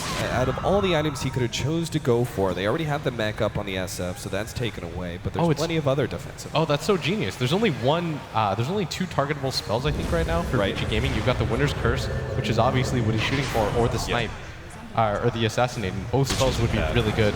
FY, he's going to be slowed down here, Misery. It's a little life drain out. He does have several Cloud9 members coming back if FY is not careful. Of course, they know with that Nether Ward proccing off of the Darkseer spamming Ion Shell. They know there's support behind FY. Super. Just continuing to farm. It looks like he's going to go for the Scotty. They get a BKB. I mean, what a huge turnaround. We went from no BKB on the SF to now almost, well, BKB complete for the SF, but almost one on the Bloodseeker as well, which is obviously critical for him being able to get up in the face of heroes like the Sniper and the Gyrocopter. Yeah, and how he actually got destroyed by that Blade Mail. He didn't have the BKB. If he did, that might have been a huge play, but C9 immediately back to the base. There goes the Winter's Curse. They're going to have the call down on top end with the vacuum. Oh, quick 2 kills for Vici Gaming, and they are right in front of Cloud9's base. What a disaster. Bone7 had just completed his BKB and was about to fly it out to him. This also means he doesn't have buyback. There is an Aghanim Scepter now on Envy, and he can spam this wave down. They know that Vici Gaming don't have a lot of their crucial ultimates. There's no Winner's Curse. You've got a call down that still has cooldown and no Wall of Replica, but I think that Vici Gaming, they're still going to go for this. Rax is exposed. They're going to start going for that melee. Rax starting things off. Vacuum, and Fada is going to be potentially taking a lot of damage. They actually cancel the Assassinate there from Super. Wanting to go for positioning over everything else, especially with Misery coming back and Bone7 soon to follow. They just take the tier 3 and are happy with that. They should be. They don't have to play aggressively if they don't want to. Like, they've got so many advantages right now. Their heroes, they've got the better range carries. Sniper, that was what he was feared for in the late game. You can just sit back, click away, don't really have to do too much. And C9 realized that. They have to realize, okay, we've got the items that we need. We've got a BKB on Bone7, a BKB on Fada. They need to force running in. Fight right here. The Tombstone's laid out. What a beautiful Fissure from Fenrir. And that smoke completely neutralized by Fenrir. And I think with that, what Vici Gaming are going to do are wait just half a second. They've got the Wall of Replica back up. Winter's Curse is up at the same time. They've got a Blink Dagger now on their Winter Wyvern. This is going to be go time for Vici Gaming. Wow. It's that kind of initiation. They're going to deal with the Tombstone first. That is not up for another 30 seconds. They've even got vision inside of C9's base right now. And I can't believe this ward still hasn't been countered, but it's up right now. And Vici Gaming are going to have perfect vision for this fight. They couldn't have asked for more. They have every single ultimate off of cooldown. They've got their BKBs ready. There's not a whole lot that C9 can do to defend this. The Tombstone is still on cooldown. Eternal Envy's going for a bit of split push right now in the top lane, but has to TP back to defend. But Raintrax is already down before there's any sort of response from Cloud9. Now Blink Dagger is picked up on Fada, and this is their opportunity, especially with the heroes far forward. They're going to lead with the Rupture now on How. The pipe is already laid out. Tombstone being placed. There goes the Vacuum. 2-man Fissure. Already the Winter's Curse laid out, and they actually blink backwards. Fada, oh dear, I'm not sure if that's what he wanted to do. Now he's threatening the ultimate, but How doesn't seem to care. He's going to keep moving forward. And with BKB, he's going to be completely fine. 2 heroes taken out as Super managed to finish off No Tail thanks to the Assassinate. And nobody from Vici Gaming is hurting right now. They've all got full HP, nearly full mana. They were able to easily take down 2. Ice, Ice, Ice with that blink or that vacuum initiation every single time. He's got a pipe on him, and I think this is just go time for Vici. I felt like they were in a good position there almost with Cloud9. The initiation came out from Vici Gaming, but Fada blinked backwards and popped his BKB rather than forwards. I thought he was going to be in a great position for his ultimate, but that just wasn't there. And now the melee Rax is going to be given up. Cloud9, that damage! Be careful! Eternal Envy, he goes down. Bone7 now pops the Blade Bell, but it's too late. And now Fada, oh, everything's just falling apart for Cloud9. Fenrir gets threatened by the ultimate from Eternal Envy. How does pick up the double kill towards the end there, and it seems like Vici Gaming are all going to be able. There's it! Cloud9 call a GG. 1 set of racks, but they know they are so far behind against Vici Gaming. They will give up their position here at the International. Vici Gaming will move forward. What a draft by them. It was just completely balanced. They always had the wombo combos ready. Usually in those types of lineups, you're like, okay, in an ideal situation, yeah, that looks amazing, but they pulled off the ideal situation every single time. Cloud9, they've got so many fans here. It's a heartbreaking night for many, but Vici Gaming will be the ones moving on. TI runners up, keep on moving forward. An astonishing game number 1 between these two teams, to be sure. Probably one of the best series, one of the best games at least, of the main event so far. Still though, guys, that brings our night to a close. We're gonna pass it off now to our analyst to talk about this series and Vici's gaming chances moving forward. Thank you very much to our commentators. Cloud9 are exiting the building, and Vici Gaming are also exiting, but they will be returning for another chance at the title. Amazing game by Vici Gaming in the end. I want to talk about the sniper pick, really, just because it's so absurd, but let's do the game justice first before we get into the absurdness. Starting with you, Ben, just an overall summary of this ridiculous second game. Cloud9 seemed like they were on tilt, I guess. I try to be nice about it because everyone thinks their draft was very few upsides and a lot of downsides. We saw like Pugna just like soaking up XP on top. We saw no stuns. People just TP'd out everywhere. It was just a mess. I kept waiting for that moment where they were going to surprise us with that one thing that was their plan all along, but it didn't come. Yeah, I mean, didn't come. When you don't have any stuns, the only thing they had to break the initiation chain was really the silence from Bloodseeker, and that was the best thing they had to break the initiation. And that's a very telegraphed spell. So I just think that Vici had their way with them. Yeah, good example of that, actually. 20 minutes in, we do have the fight at the Roshan pit, which, I mean, like many other times in the game, unfortunately, it involved Cloud9 getting completely wiped off the map. They did just get the Roshan, though. I thought Yes, maybe they did have get the a Rosh. chance Let's give them that.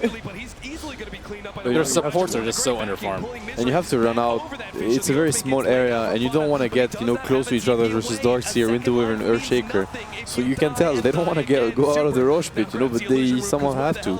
And when they do, they just get team wiped. And it's not even their fault. It's impossible for them to take that fight. And it was a desperation Rosh. It was a Bloodseeker getting a mid and being like, all right, guys, let's do this, because whatever we've been doing so far, we just end up feeding. So let's try that one. But it felt like World 7 wasn't really so used to play Bloodseeker. At least that was how I saw it. It just felt really off, completely off.